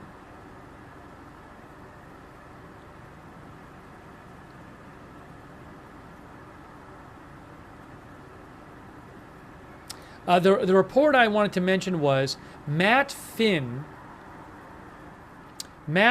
from Fox News reports that a federal source tells Fox that horrifying video exists showing the final moments leading up to the shooting death of Representative Melissa Hortman and her husband Mark, and the shooting of Senator Hoffman and his wife Yvette.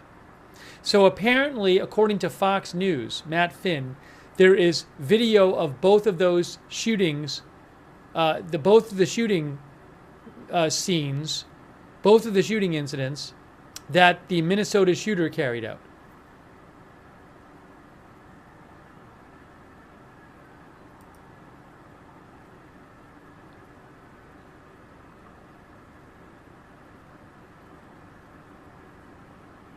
Oh, hold on a moment.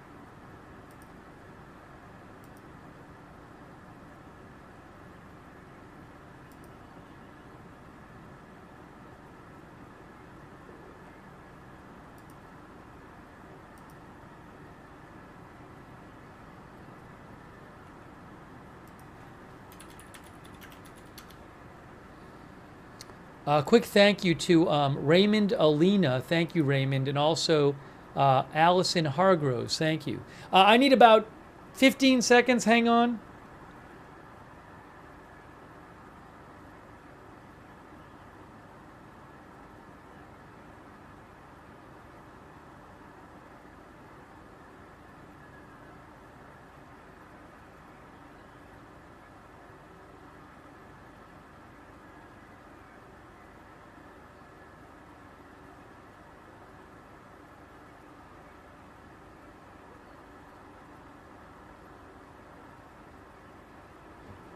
For those who are unaware, I have not eaten on the stream yet, so I am making food, and in a short while the food will be done, and if I can sneak out, I will leave the streams up while I am eating.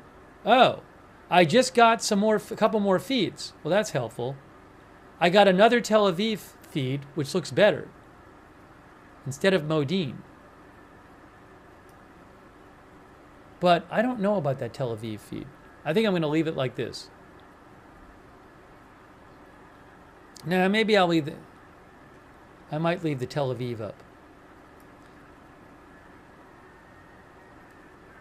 Yeah, I think that's the call, is put the other Tel Aviv up for now. So let me get rid of this Modine. Because what I'm going to do is, oops, what happened here? You'll see what I'm going to do in a second.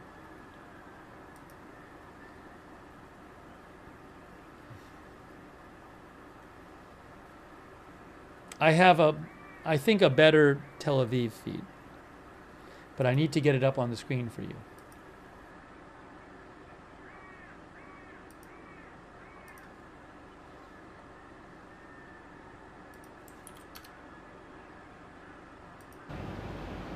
There we go. We got some sound on it.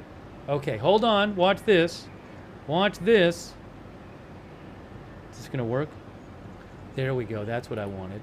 Oops. What's going on? What's happening?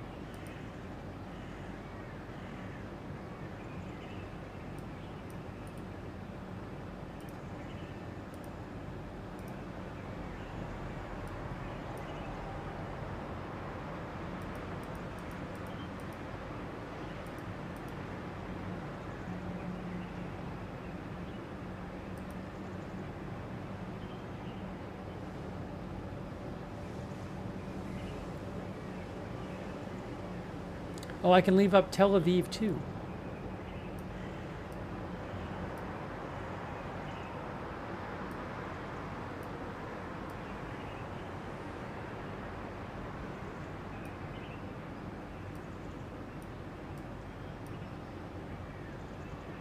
I'm just going to do this for now. I'm going to leave 2 of them up like this.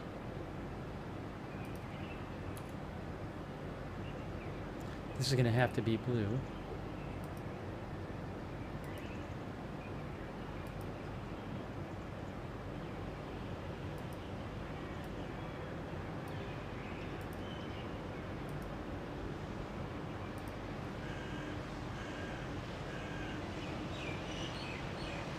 Okay. Is that all right?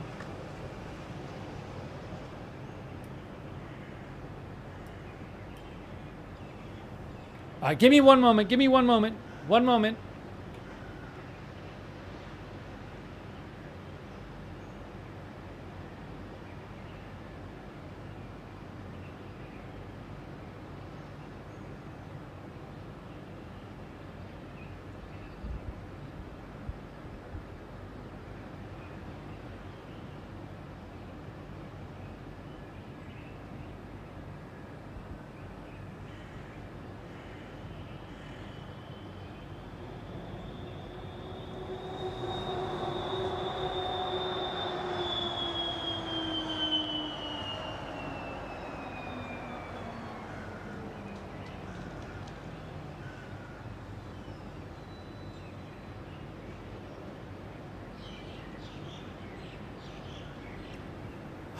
Okay, here is what we are going to do.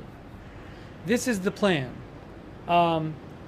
Thank you, Eastman and Goosey. Let me say a couple thank yous here. I'm behind on my thank yous. Behind on everything. Eastman, Goosey, I'm Yankee Gigi, Mrs. TPJ, Chris Wilson, Joshua James, Brad Larkin, Father Egg, Chris Lassiter, Katie Williams, Mitchell Pilot, S. Register, Zach Hudson, Logan Misiak, Just Me, Midnight Fever, @ hashtag Arjun, Joe Gray Jules. I'm trying to thank everybody. Al3, That Michigan Guy, Twisted, Raven Knight, Lookner's Air Fryer, Motown Michael, Judge Bread, Invectivus. Thank you. I'm sorry if I'm missing people. I got to eat something. So I'm leaving the stream up, but I'm going to go eat. And I'll be watching. I'm going to leave the stream up and I'm going to go eat. But I'll be watching everything while I'm eating. If there's some big news while I'm eating, I'll stop eating and rush in here like I just did before. Okay? So I will keep an eye on things. I really appreciate all of our moderators. Thank you, moderators. And let me go eat. I will be much better and less hangry after I've eaten. Okay? I promise you I'll be less hangry after I have eaten. And we will continue our live breaking news coverage. And I will see you guys in a little bit. And I will put on the screen that Steve is eating. He'll be back after.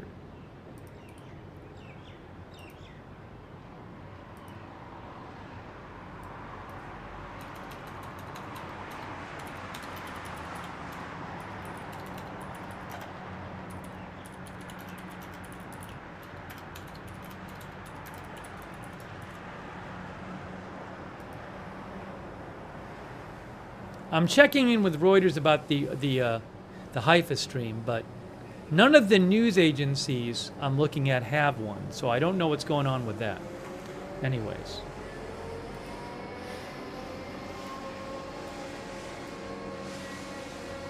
Right there. All right, I'll be back in a little bit.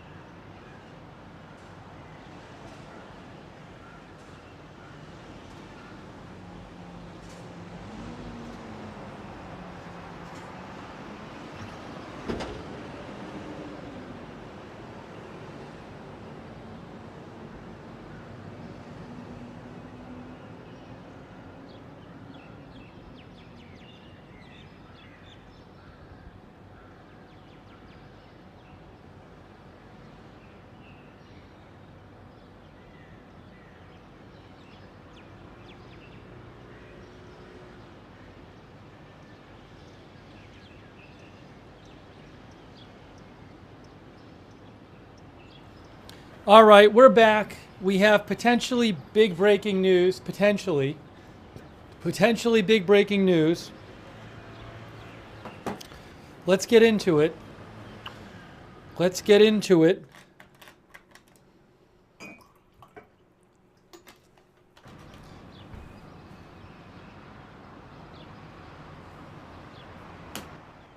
Okay, some of you know this already, but here's the basic deal. There are unconfirmed reports. There are unconfirmed reports of 3 ships on fire in the Gulf of Oman. Again, there are unconfirmed reports of 3 ships on fire in the Gulf of Oman. So the idea would be, if this is true, is that maybe Iran has started attacking ships near Iran. That's the idea. Which, if it were true, would make sense of a bunch of things. I'm not saying it's true. But if it were true, it would make a lot of things make sense. Why Trump needed to get back right now, you know? So let me let's talk about that for a second. Also, this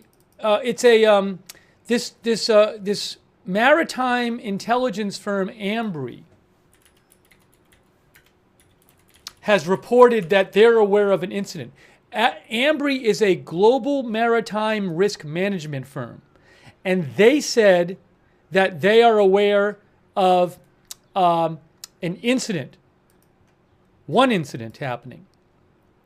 According to Reuters' Idris Ali, Ambry says it's aware of an incident 22 nautical miles east of Khor Fakkan in United Arab Emirates. So I want to show you, I've seen some people online like Faytux News and others post about FIRMS data, which is satellite fire detection data, NASA FIRMS data.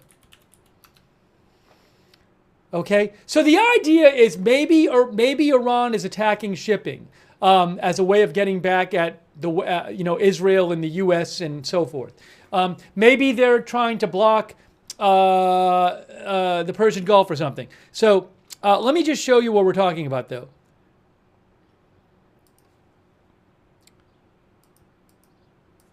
If it'll actually work.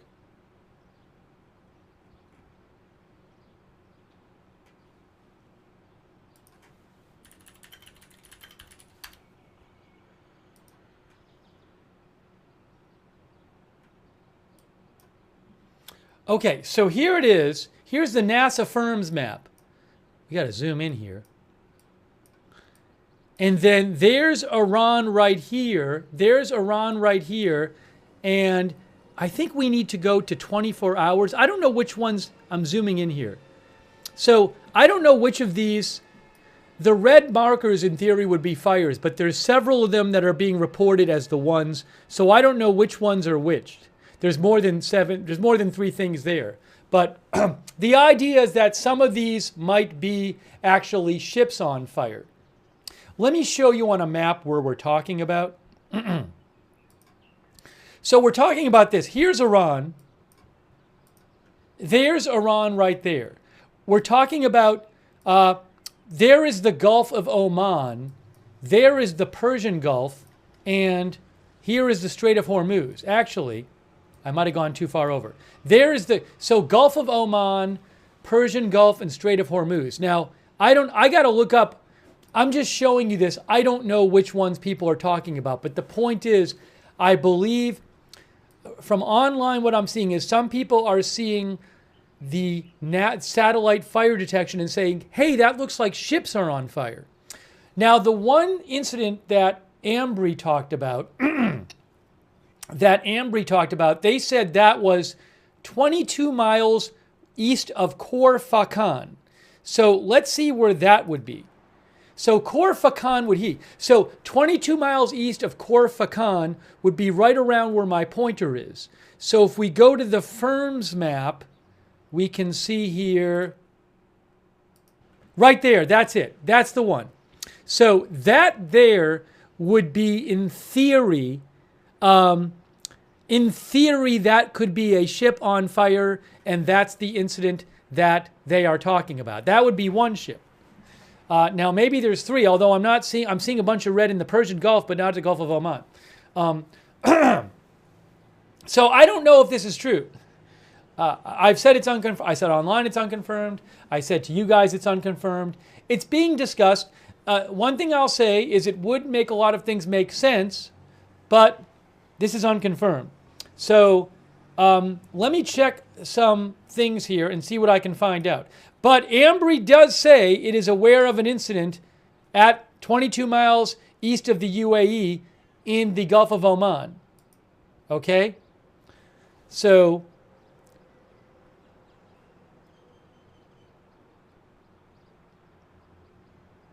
oh, and Faytuk says the fires were first detected 3 to 6 hours ago, according to firm's data.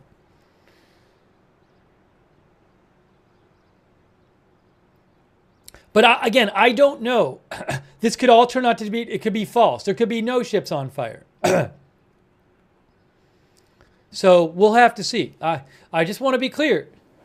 Every time I've brought this up, I've said this is totally unconfirmed.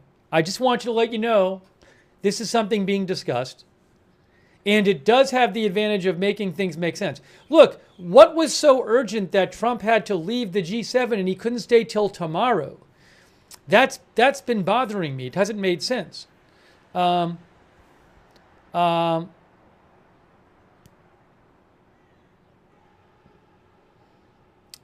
going to try to find out more for you.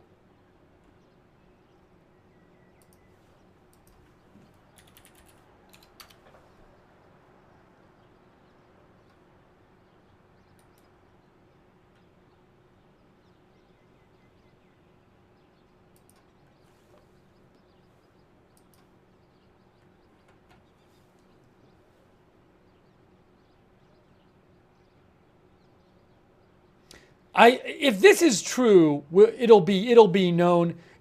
It's not going to be long before we know if this is true or not.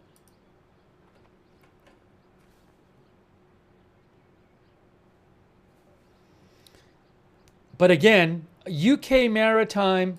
Now, interestingly, a couple of Iranian state media accounts are posting the report that AMBRI says. We're aware of AMBRI maritime intelligence firm says we received a report of an incident 22 nautical miles east of Khor Fakkan in the UAE. So in the Gulf of Oman. I just saw 2 Iranian state media accounts post that.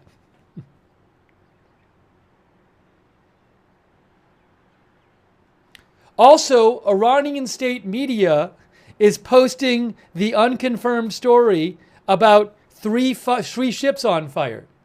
Okay, that's interesting to me. Iranian state media Fars is posting the story.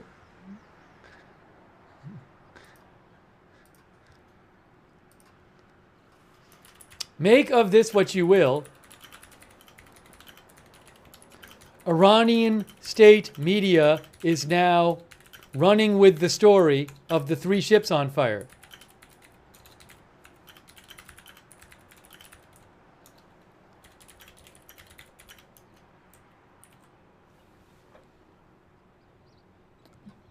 Near the Strait of Hormuz.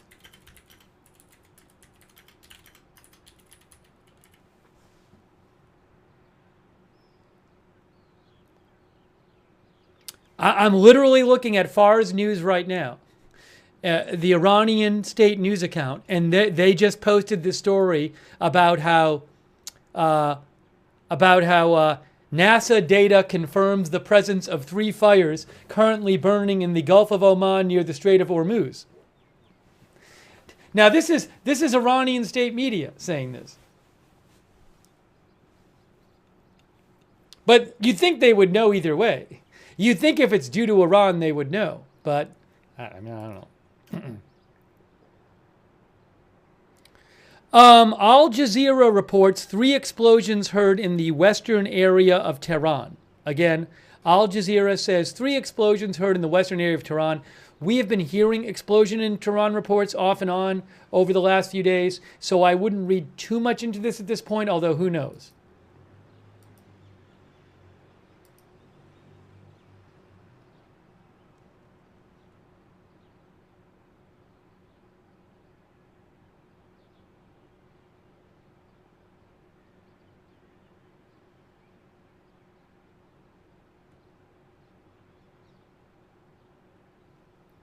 GMI, Global Military Info, who I follow, at global_mil_info, says that the ship could be Adeline.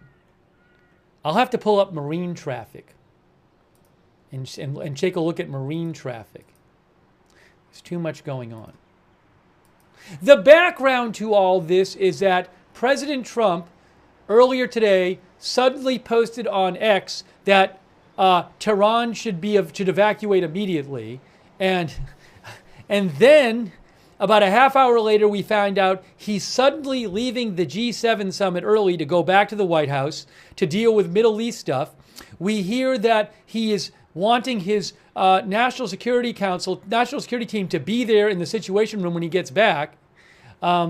So it all sounds like very strange, and we're seeing a lot of these cryptic posts by members of Congress suggesting like something could be coming. But it's been confusing. So now we're hearing these unconfirmed reports of ships on fire off the in the waters off of Iran. These very strategic waters where a lot of the world's oil passes through.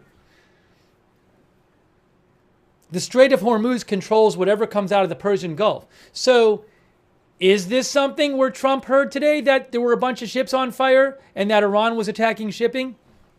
Don't know.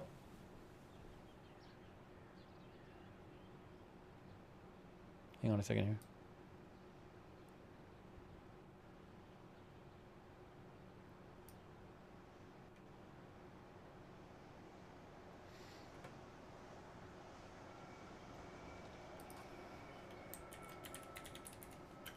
I'm going to pull up marine traffic just to do it. They are hold on a second, I'll mention this. I'm going to sneeze in a second. Oh my gosh. Oh my gosh, it's all falling apart. Let's see here.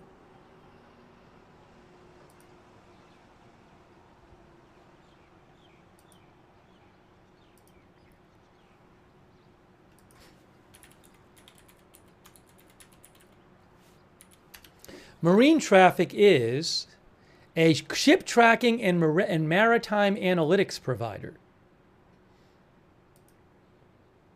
So we can go to marine traffic and look up the ships in the area. Am I signed in to marine traffic? Let's see. No, I got to sign in. Let's sign in for the fun of it. Okay, here we go. Uh-oh. Oh, okay. Map. Marine traffic. Okay, so let's go. There's Iran. Oops, we zoomed in too much. There is Iran here. There's the Gulf of Oman. There is the Persian Gulf. There's the Strait of Hormuz. And what are we? The Adeline, I think we're looking for. There's Khor Fakkan. I'm going to have to look it up. Some sites like Global Military Info were saying the Adeline? Adeline, crude oil tanker. View on live map. Okay, Adeline right there, crude oil tanker. Can we do this again? It says stopped, and it's stopped. It is stopped, and it's right there. Is that the ship in question? I don't know. Oh, let's use our distance finder. Is it 22 miles east of whatever it is? Of Khor Fakkan? Where's distance? I know there's a distance thing here.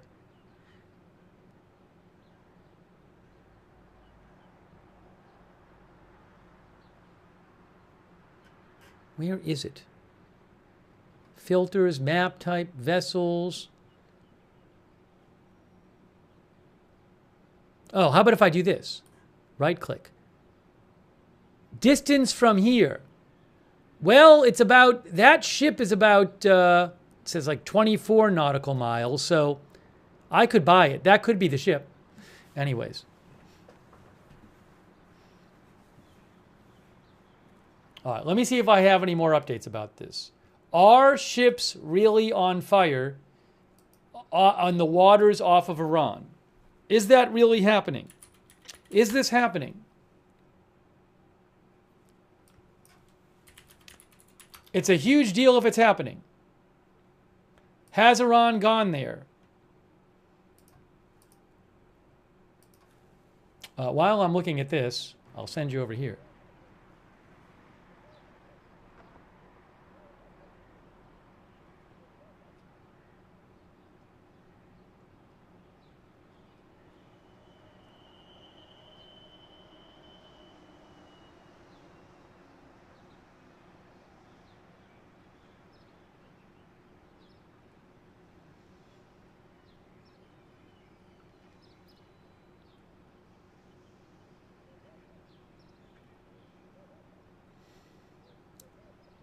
Iran state media has been posting about it, but they're posting about it as if as if it's some other story. As if it's being reported by others and they're just learning about it from others. When in fact, if it's true, my guess is that they very well do know about it.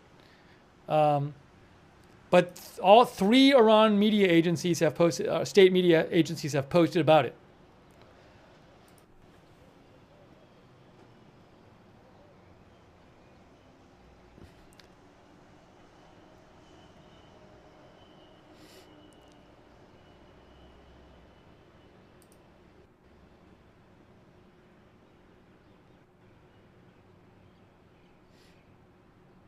Now, if it's not true, then we're left back at the start to figure out what is going on here. It very well could be not true. Axios says the White House is discussing with Iran the possibility of a meeting this week to discuss a nuclear deal in ceasefire, according to 4 sources briefed on the issue. Now, the story says they are discussing with Iran the possibility of meeting this week to discuss a nuclear deal and ceasefire.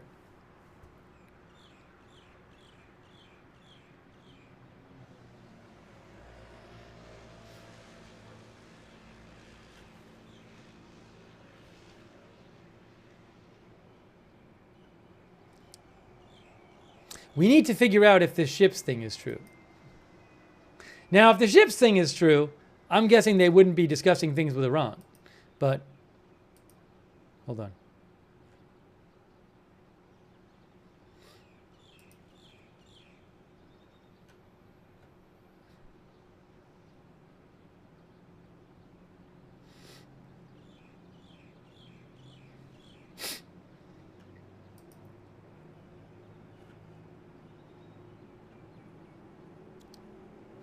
And again, 3 explosions were reported in recent minutes in Tehran. I don't know what that's about.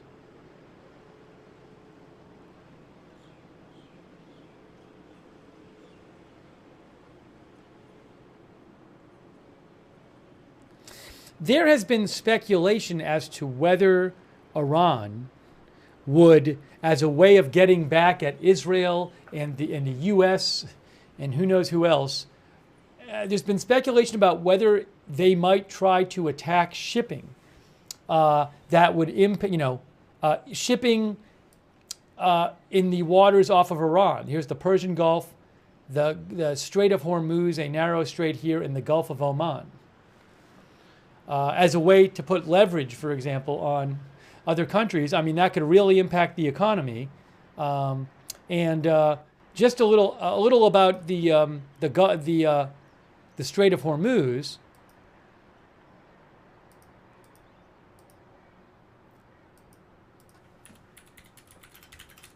Some facts about the Strait of Hormuz. According to Wikipedia, 1/3 of the world's liquefied natural gas and almost 25% of total global oil consumption passes through the Strait of Hormuz, making it a highly important strategic location for international trade.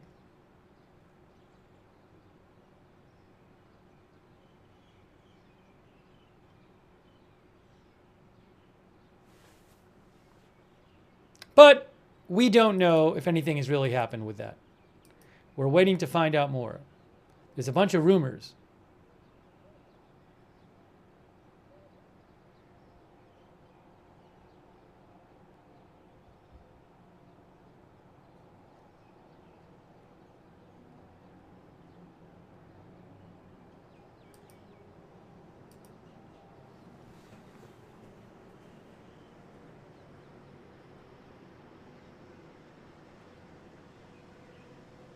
Yeah, some of our viewers are mentioning a ship called the Front Eagle and saying that's the ship. I don't know. I don't know.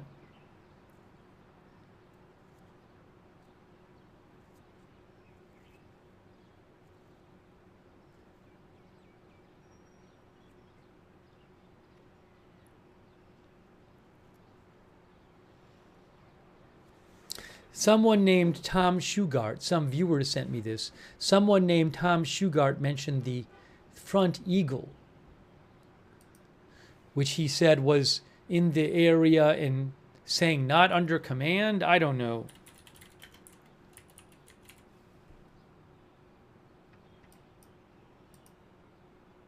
Is this it? I'm looking at marinetraffic.com again. Yeah, status not other. So this says Front Eagle. Again, Tom Shugart, is it? Mentioned this on X. And he said there's a ship in the general area of where an incident was reported. And it says that, if you can see down there, it says not under command. So I don't know, and it's an oil tanker. Does that have something to do with this whole thing? I have no idea. I haven't been looking at it. Maybe it said not under command yesterday. I do not know.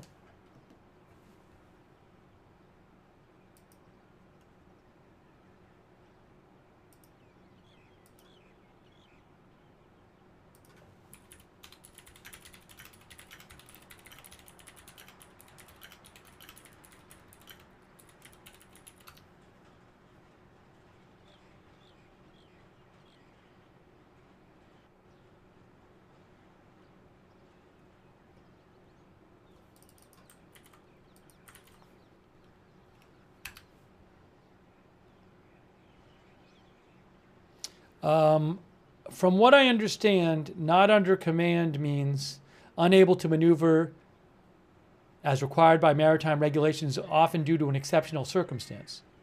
But it could be a mechanical breakdown. I don't know. So.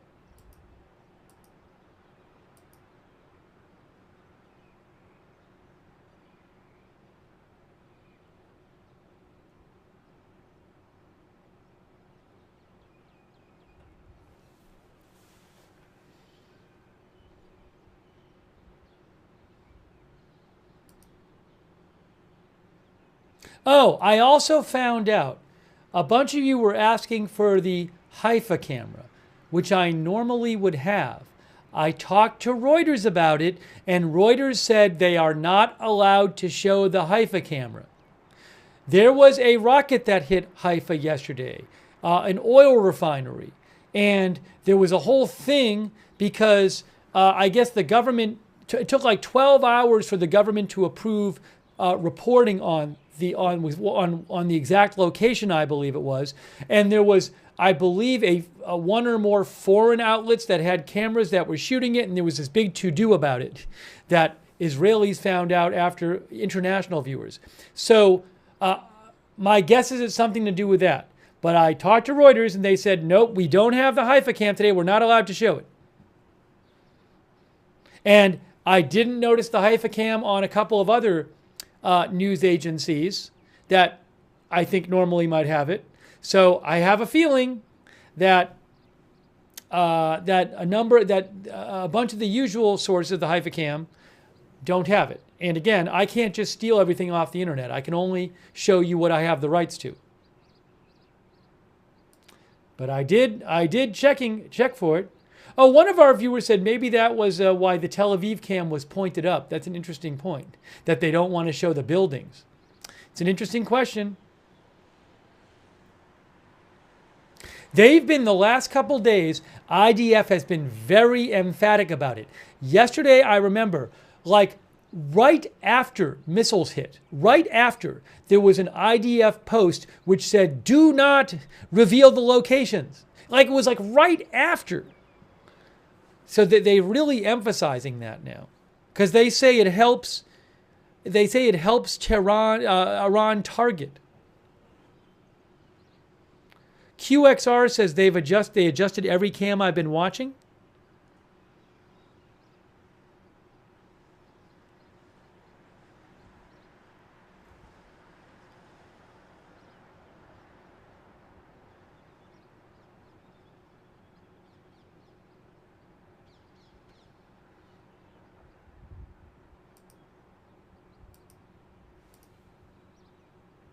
I got to keep an eye on the clock. If we hit 12 hours, I'll have to restart on YouTube.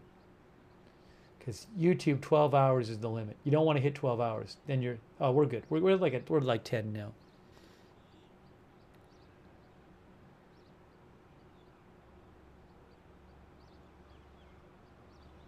Again, there are rumors that ships may be on fire in the waters off the coast of Iran, in these strategic waters. But right now, they're rumors.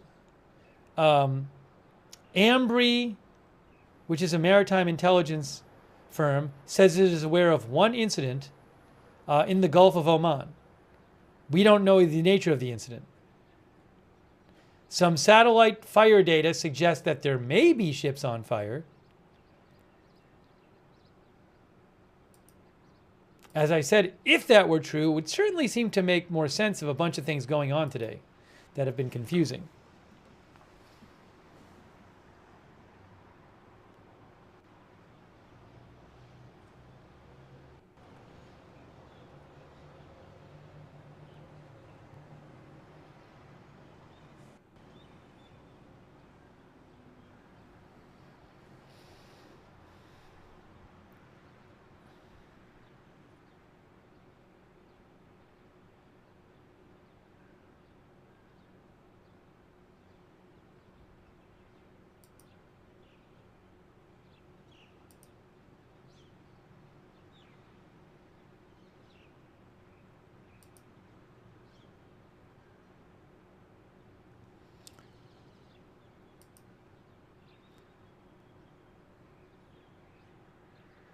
Guys, when you see reports online, if some outlet is saying 3 ships are on fire, you need to read the article and see what the sourcing is. Because they might just say, oh, we saw it this other place. And then the other place is like completely unreliable. You need to read what they say. My guess is that when you're seeing this online, it's not because they have some reporters sitting out there with binoculars.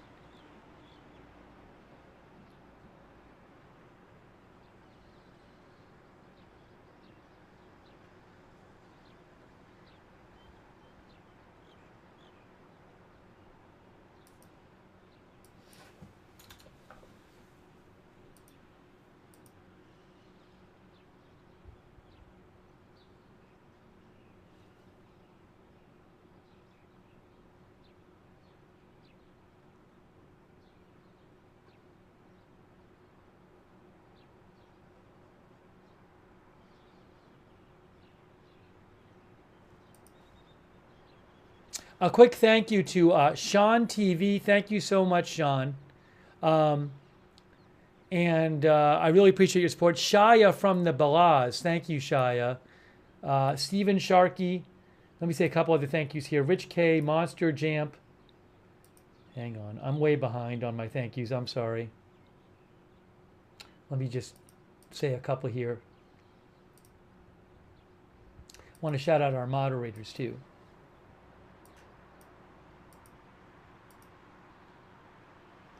Soulstar, Rich K, Monster Jamp, Amir, Safdari, Thomas Witzel, Forgotten Country. Thomas says Front Eagle is moving again. Still says not under command that I saw. I'm not going to worry about it. I don't know if, at this point, I don't know about any of these ships.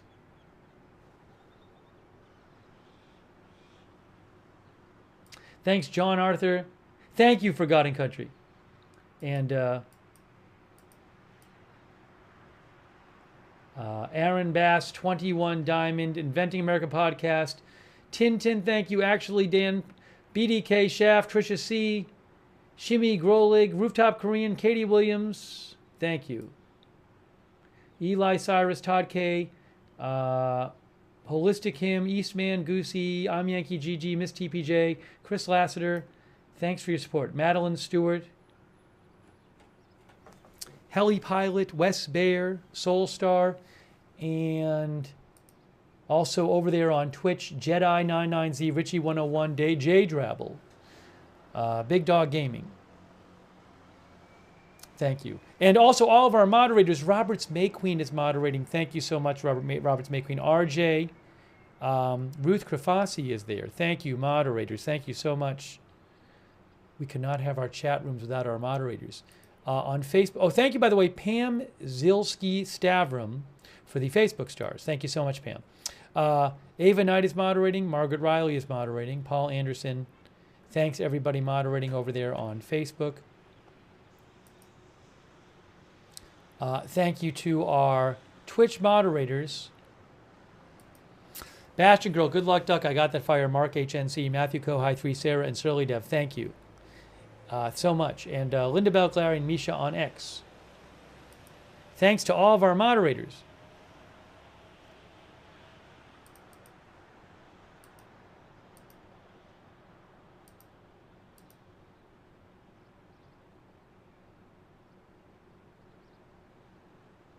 All right, OSINT Technical thinks that this was a ship collision.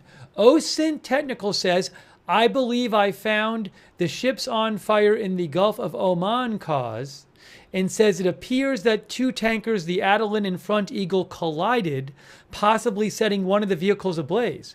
Well, that would explain why there were multiple ships that were, I guess, on fire and or disabled. Maybe that's right. Maybe that's what happened. Maybe that's what happened.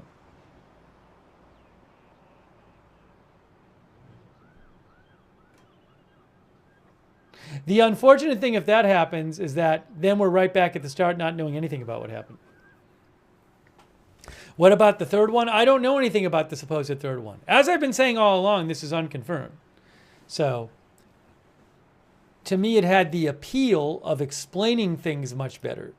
But there hasn't been great evidence for it.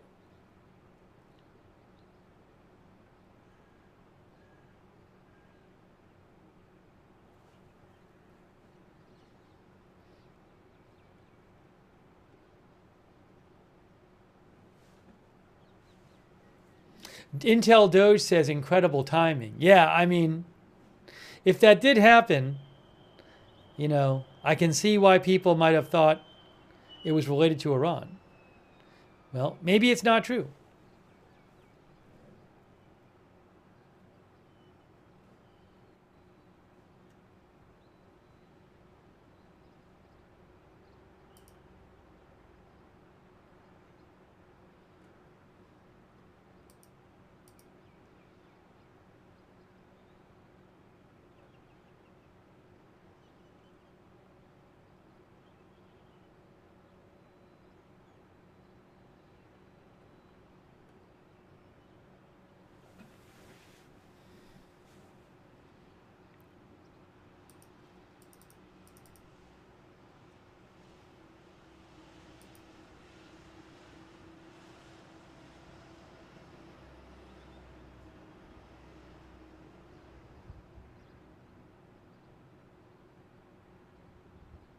I just saw that South Korea has just issued a special travel advisory for all of Iran, saying it had elevated the travel advisory for all regions to level 3, which strongly advises South Koreans there to leave the country.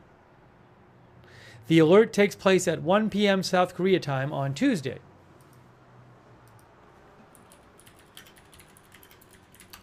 Which is in 47 minutes. That's from Yonhap.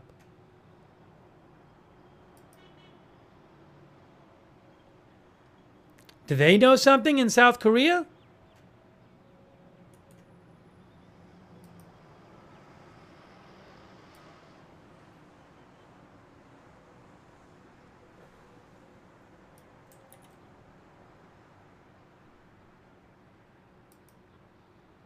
Seems like interesting timing. No?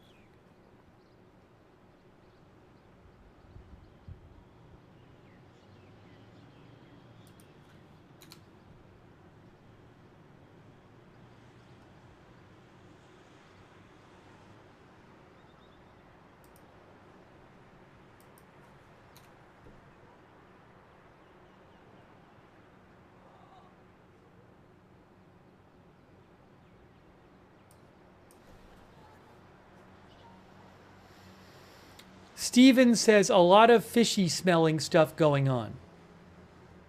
Our viewer said that.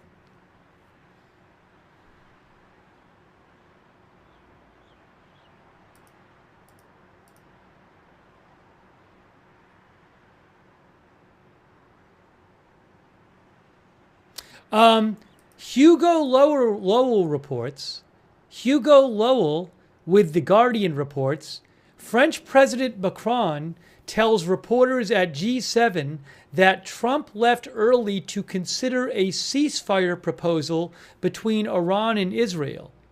There is indeed an offer to meet and exchange. An offer was made especially to get a ceasefire and then to kickstart broader discussions. That's what French President Macron claims. It doesn't seem to really match a lot of the rhetoric we've been hearing, but who knows?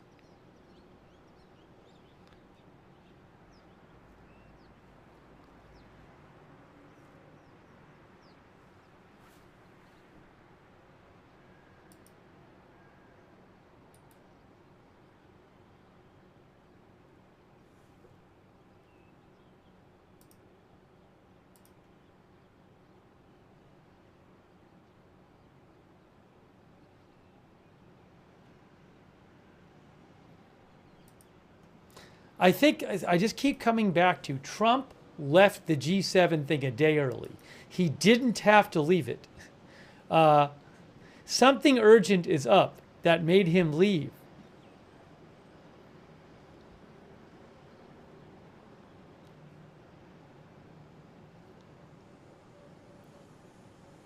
Oh, by the way, the pool report is Trump is rolling to the airport. Trump is from the White House pool, it seems to suggest that Trump is heading to the airport. Well, wait a second. That's old. Because what? No, that's an old report. I'm sorry. Because that's from 8:15 Pacific time. The time in Calgary is 9:17. That seems like it just came, but it was an old report. So I think it's a delayed report. He might have taken off already. I don't know. Is he in the air? Is Air Force One in the air?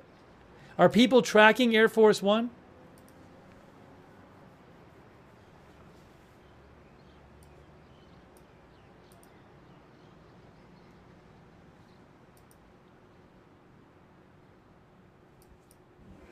No, but Calgary isn't Pacific time. Calgary is Mountain time.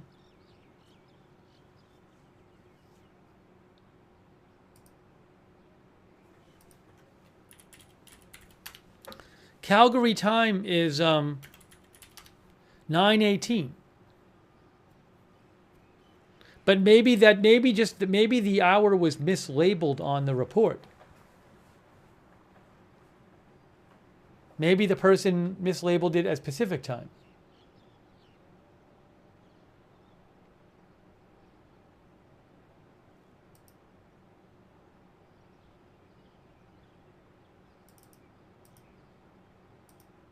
I'm not really going to worry about it right now.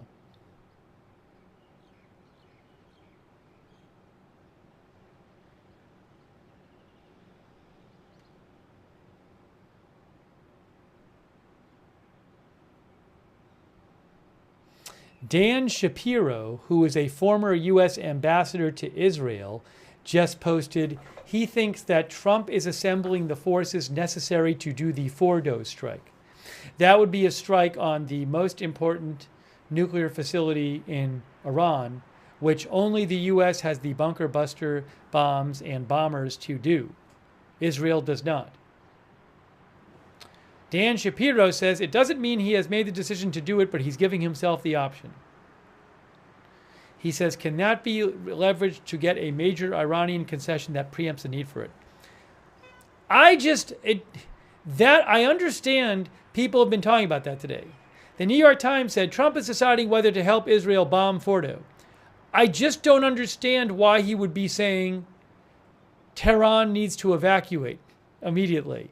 I don't buy. It doesn't make sense to me that this is all about the U.S. helping Israel bomb Fordo. It just doesn't make sense that that's it.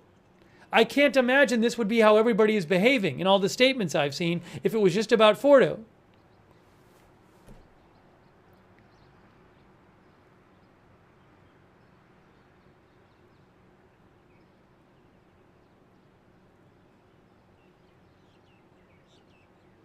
Bandit thinks he is bluffing.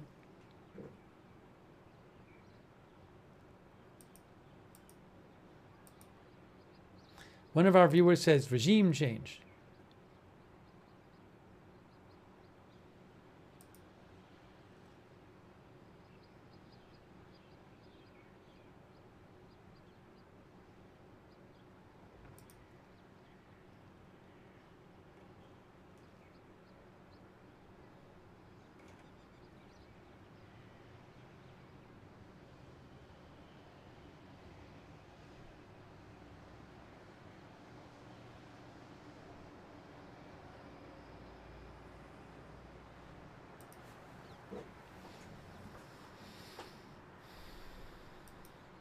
As one of our viewers, Louis R., mentioned, that flight from Calgary to D.C. takes over 4 hours.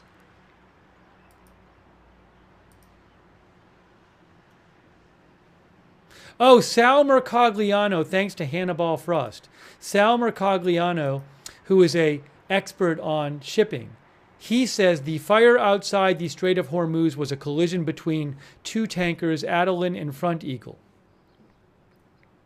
Sal knows what he's talking about. He's a shipping expert.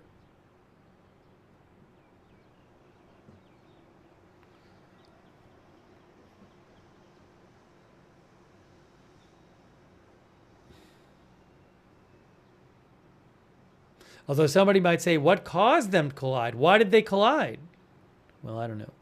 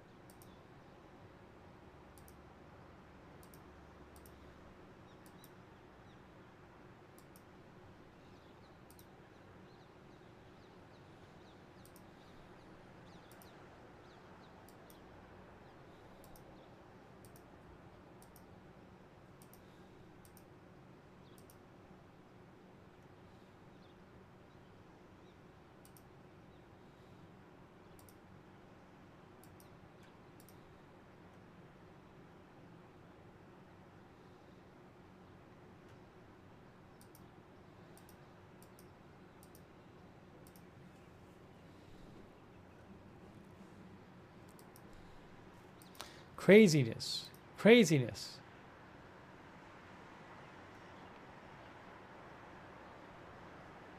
Everybody's trying to figure out what's going on.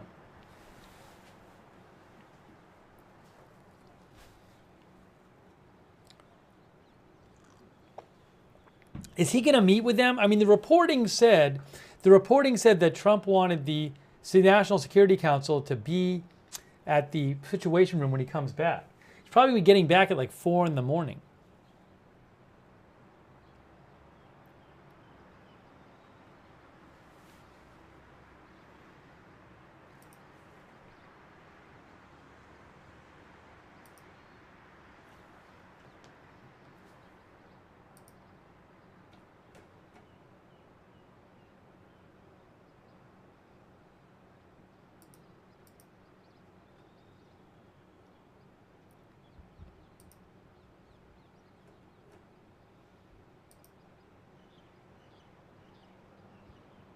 I do wonder why. I just saw a G7's. I saw a reported statement from the G7 saying that our position is clear. Iran cannot possess a nuclear weapon. And Trump was saying that over and over again. Is it possible that they think they're like more advanced in it than we've been led on to believe? I don't know.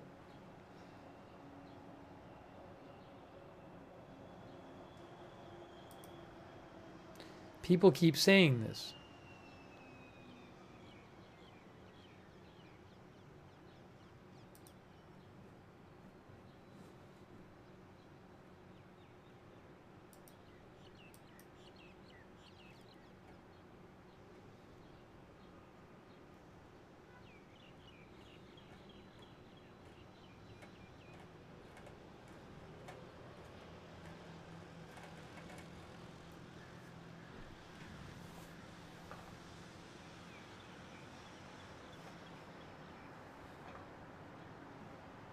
Mac Height says perhaps Mossad has shared some evidence.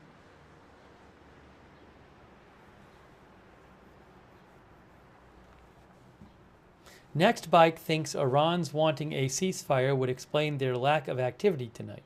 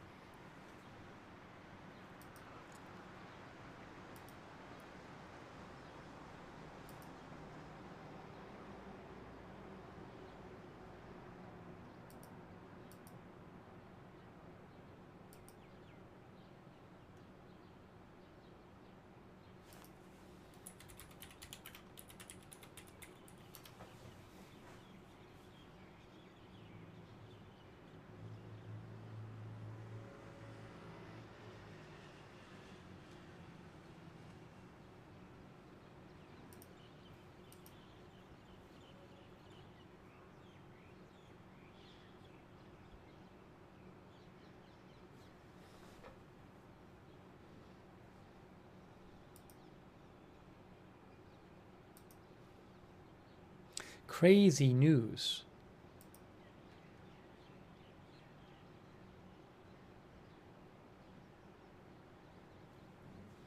It is 11:27 now.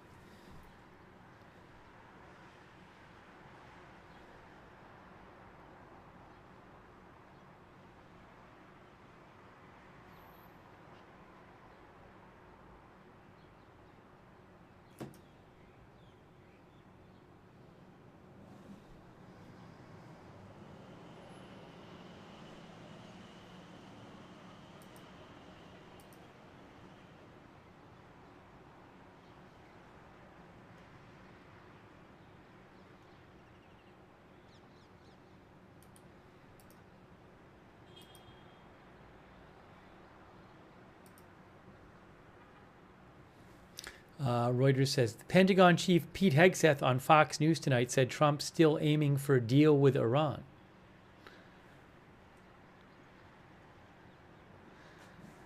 Of course, Hegseth said on Jesse Waters' primetime when asked if Trump was still aiming for a nuclear deal with Iran. We are postured defensively in the region to be strong in pursuit of a peace deal, and we certainly hope that's what happened here. In a social media post today, Trump said everyone should immediately evacuate Tehran, citing what he said was the country's rejection of a deal to curb nuclear weapons development. Iran denies seeking nuclear weapons and has pointed to its right to nuclear technology for peaceful purposes, including enrichment, as a party to the Nuclear Non-Proliferation Treaty. I just don't understand if the whole point was to get a peace deal, why is Trump rushing back? What was the urgency to come back to today? Why not just do G7 tomorrow and come back tomorrow? Why would you need to come back today if you're just trying to get a peace deal? Again, what is the urgency from? I don't understand it.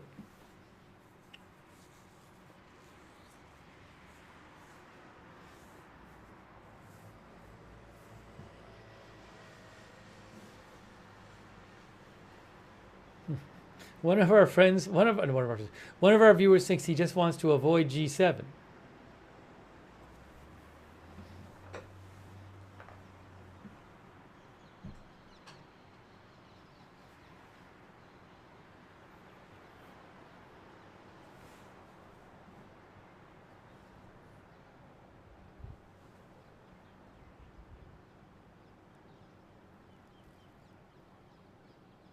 One of our viewers thinks it's a big ruse. What, to trick Iran into settling or something? Making a deal?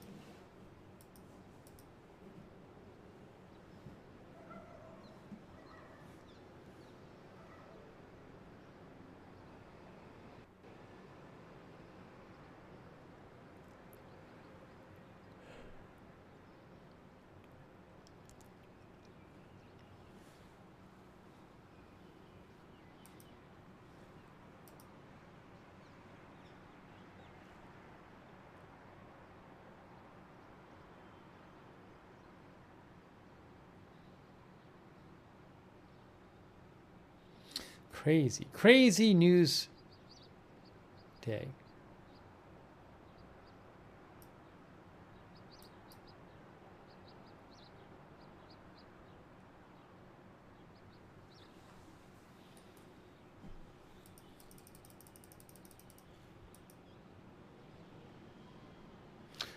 Representative Mike Collins, who is a Republican, he posted, FJ found this, he posted, trust the plan.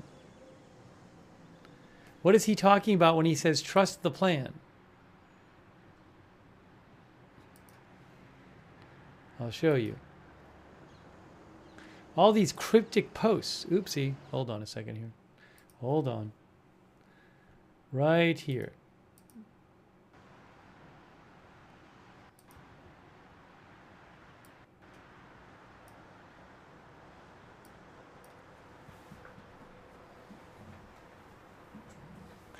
Some of our viewers think it has to do with Q.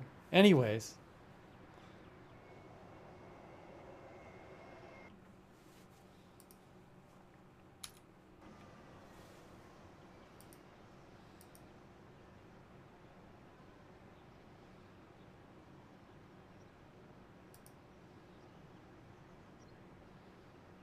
As I mentioned, Axios is claiming that Trump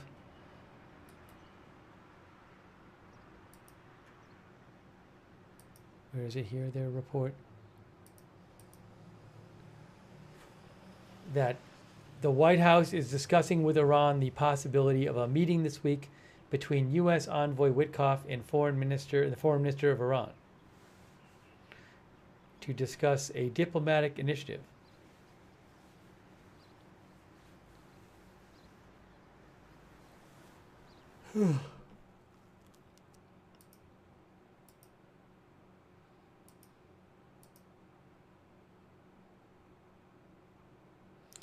I don't know when we're going to get more about this. When will we get an answer?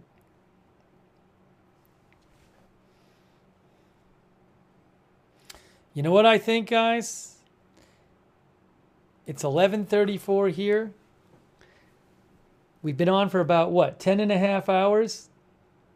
I think it might be a strategically good time to take a break from the stream. That's what I think. That's what I think.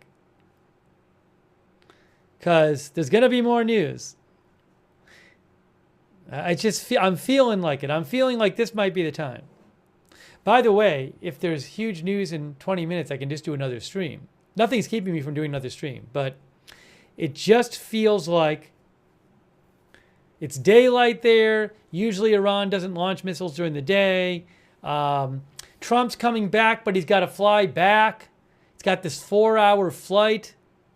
You know what I'm saying. You hear me.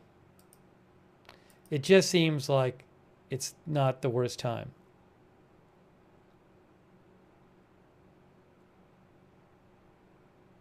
Yeah, I'm going to get some rest. So look, again, if there's like big news later tonight, I'll just come on there and do another live stream. But I think it's time right now. I really appreciate you guys joining me for this stream. I have no idea where this is going. I just don't know. I really think there's some reason that it was so urgent for him to come back. And there's also some reason he said everyone should evacuate Tehran immediately. There are reasons for these things. These are not things that he would randomly do. So we'll have to see what happens. But subscribe and follow the channel. I owe some thank yous to people, by the way. I'll say them in a second. But subscribe and follow the channel, Agenda Free TV. We cover all kinds of live breaking news without an agenda. There could be other news not related to this story, too. That's another thing. So subscribe and follow Agenda Free TV. Also, I will post updates on my X account, where I post updates about breaking news. @Lookner on X is where you can find me. I'll post the link in the chat, @Lookner. But follow me over there on X, because that's where I post breaking news. And turn on the notifications for the channel. We have our own notification system, so you get sent a notification whenever we go live. It works really well. It's free. We created it to let people know when we're going live. It's on Discord. The mods will post the link in the chat to sign up. You can find the link in the description of this video on YouTube and Facebook. But I would recommend that, because I don't know in advance when we're going on the air. Who knows when big news is going to happen?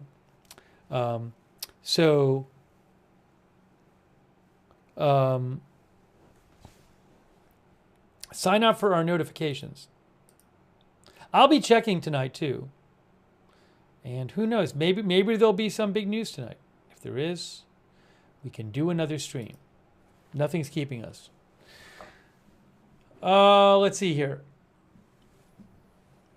But I really appreciate you tuning in. I really appreciate people sending me updates, letting me know what you're hearing about. Thanks for participating in the chat, for letting me read your comments and questions. Thank you. And also, let's shout out our moderators, because they are so awesome. Huge part of our channel is the chat, and we just couldn't have those chat rooms without our moderators. So I am really, really thankful for them. Ruth Krafasi and RJ over there on YouTube. And who else over there?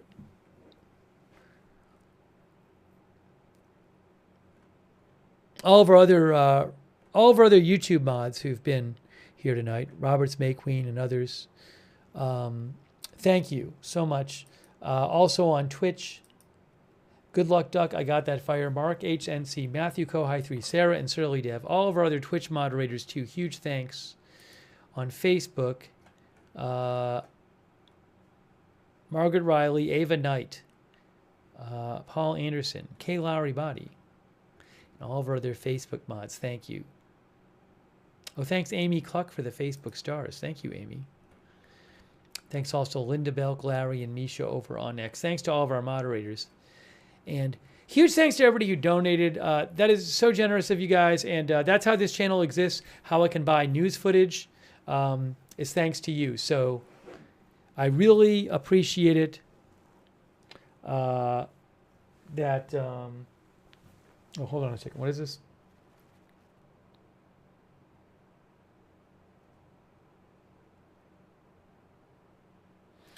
I really appreciate... Oh, thanks, Lisa Perkins, for the Facebook stars. I really appreciate your support for the channel. And if you ever want to donate, you can go to agendafree.tv, agendafree.tv. But thanks again. You guys are the ones who let this channel exist. So thank you. Oh, and I actually owe a bunch of thank yous. Let me thank some people here. I'm sorry, I got behind. It's been so busy. So my bad. Let me thank some more people. Here. Thank you to some people I haven't thanked yet. Rob Zamiga. Rob says, friend's son, 82nd Airborne, packing up right now. I can't confirm that, but if it's true, I hope he stays safe. Thank you, Rob. Thank you, Katie Williams, Freddie, Robin Ridge, Connor Day, Boomer Wow, Scaled One, Colleen Cohan, S. Draylon, Dixon, Skylar Shelton, Wes Beer, Angela Commander, Nathan Louder, thank you, Donald Drump, Cynthia Zadeh, Mike Gouge, Mr. Blanksalot, Alex S., The Sorfa, thank you so much, Heli Pilot, Top Dog, Karzar. Hopefully I've gotten everybody. I'm sorry if I missed somebody. It's my bad. Joey Popovich on Twitch. John Dietz, thank you. Lily's Thoughts on Twitch. Daredevil. Woodland Creatures, thank you. Stunned in the North. Manarelli. Fob Ross on Twitch. Richie101 on Twitch. Jetty99Z on Twitch. J Drabble on Twitch. Thanks to our Twitch supporters as well. And let's see here. Update from the travel pool. The travel pool is at the airport in Calgary, waiting the arrival of Trump's motorcade. That's from the White House travel pool. Okay, I just saw that. So he hasn't even left yet, and he's got a 4+ hour flight. Unless they're going to do the big national security meeting while he's flying, they could do that. I don't know though. Maybe he's going to sleep on the way back or something.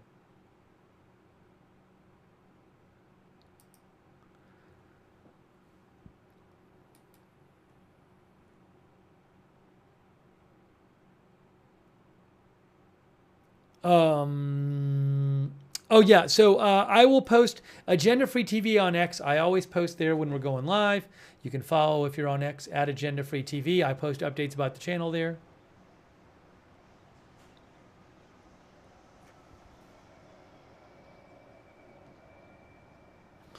At Agenda Free TV.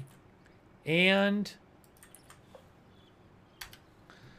what else? We have a chat where you can chat with other viewers when we're not on the air. It's on Discord. A lot of our viewers like doing that. It's the same. It's free. It's the same link as to sign up for the free notifications. Check out our chat if you'd like on Discord. Thanks to our Discord moderators, by the way. Thanks so much to all of them. Also, I would recommend for you YouTube viewers, I would recommend signing up for the new YouTube notifications, making sure you have those turned on so you can find out that way if we're live. But the way you turn on the YouTube notifications is you have to subscribe to the channel. Then you click on this bell thing here. Sounds weird, I know. Then you choose all notifications. Subscribe. Make sure you subscribe and then click the bell and choose all notifications. I want to shout out our Facebook I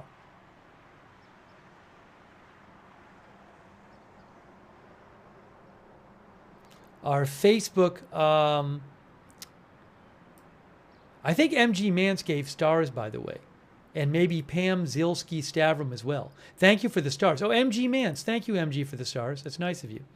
Our Facebook subscribers I want to shout out, like Diane Allworth and Lisa Perkins, Sharon Klassen-Goslin, Margaret Riley, Kayla Ribadi, Erin Van S, Diane Allworth, Robert Rial II. Thanks to all of our Facebook subscribers for supporting the channel. Sharon Klassen-Goslin and all the rest of you. On Twitch, shout out to our Twitch subscribers. Thanks, Joey Popovich, for subscribing. Thanks, Hushot JR, for your support. Douthis, Wall Street, Shaggy, Jax Animals, Matthew Kohai 3, Barnes Lemay, Gibby's Moth, Allistic, Jax Animals. Thank you. Zuli Teak. Thank you, Zuli Teak, for subscribing. All of our other subscribers there. NATO Wave, Park Tracker. Hope I'm getting them all who are there. Sorry if I missed you. Did I say Stunned in the North? Devil Doc as well. Also, our YouTube members. Thanks, YouTube members.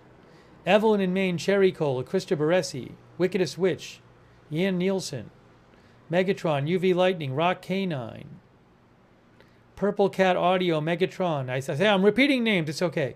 Gary Bain, Sinon, Eamon O'Leary, Sea Chase, Colleen Cohan, Jen Haneke, Bernard Tappy, Jenny Ann, Brosif, Krista Baresi, DJS, Mr. Blanksalot, Here for the Truth, Poop Juice. Oh, I said Mr. Blanksalot and then I said the other thing. Doesn't make any sense. Top Dog 101, Raven Knight, all of our other members there. Carol at Crypto King, Megatron, Gary Baines, Tom Witcher, Rick Sandre, Robert Velk, our member, and everybody else watching, like Chris, Panic, first and last name, King Grim, Little Bird, Harold. I got to get off. I got to get some rest. Got to get some rest. Who knows? There might be big news after I get off and I have to come on the air again. Esmail Sagulama, thanks for watching. We're wrapping it up. Shannon Davis Hughes, our member. Thanks, our subscriber. Thanks, Shannon. Thank Ann Hojnacki for watching. Alicia Dinoff. Melissa is eating. Luke Loke smokes. Elusis 77. Partial recall. All right, guys, we're wrapping it up. Again, if there's some huge news, I know I keep saying this, but I can always come back on the air and do another stream. I will be watching. I will be watching. I'm not seeing any big updates right now, but I will be keeping an eye on it. Oh, X-Farm Girl. Thanks, X-Farm Girl, for the memberships. That's nice of you. Thank you. Thank you, Drew Lewis. Drew asked about merch. I never talk about merch, but I will post the merch link. We do have merch. I just never talk about it. But again, I will post a link to the merch. There's a link with all the different merch on it. Somebody probably already posted it. I'm posting it right now. Oops. I'll post it everywhere. I just posted the merch link. Okay. Thank you, Susan C. as well. And Mary Termini. And Dr. Fatbird. All right, guys, that is it. Got to get some rest. Must rest. And I'm sure, I guarantee we'll have more news on this because who knows what's happening. All right, that is it for now. Thank you for watching our live coverage. I'm sure we'll have more soon. We'll see you soon with more live breaking news coverage right here at Agenda Free TV.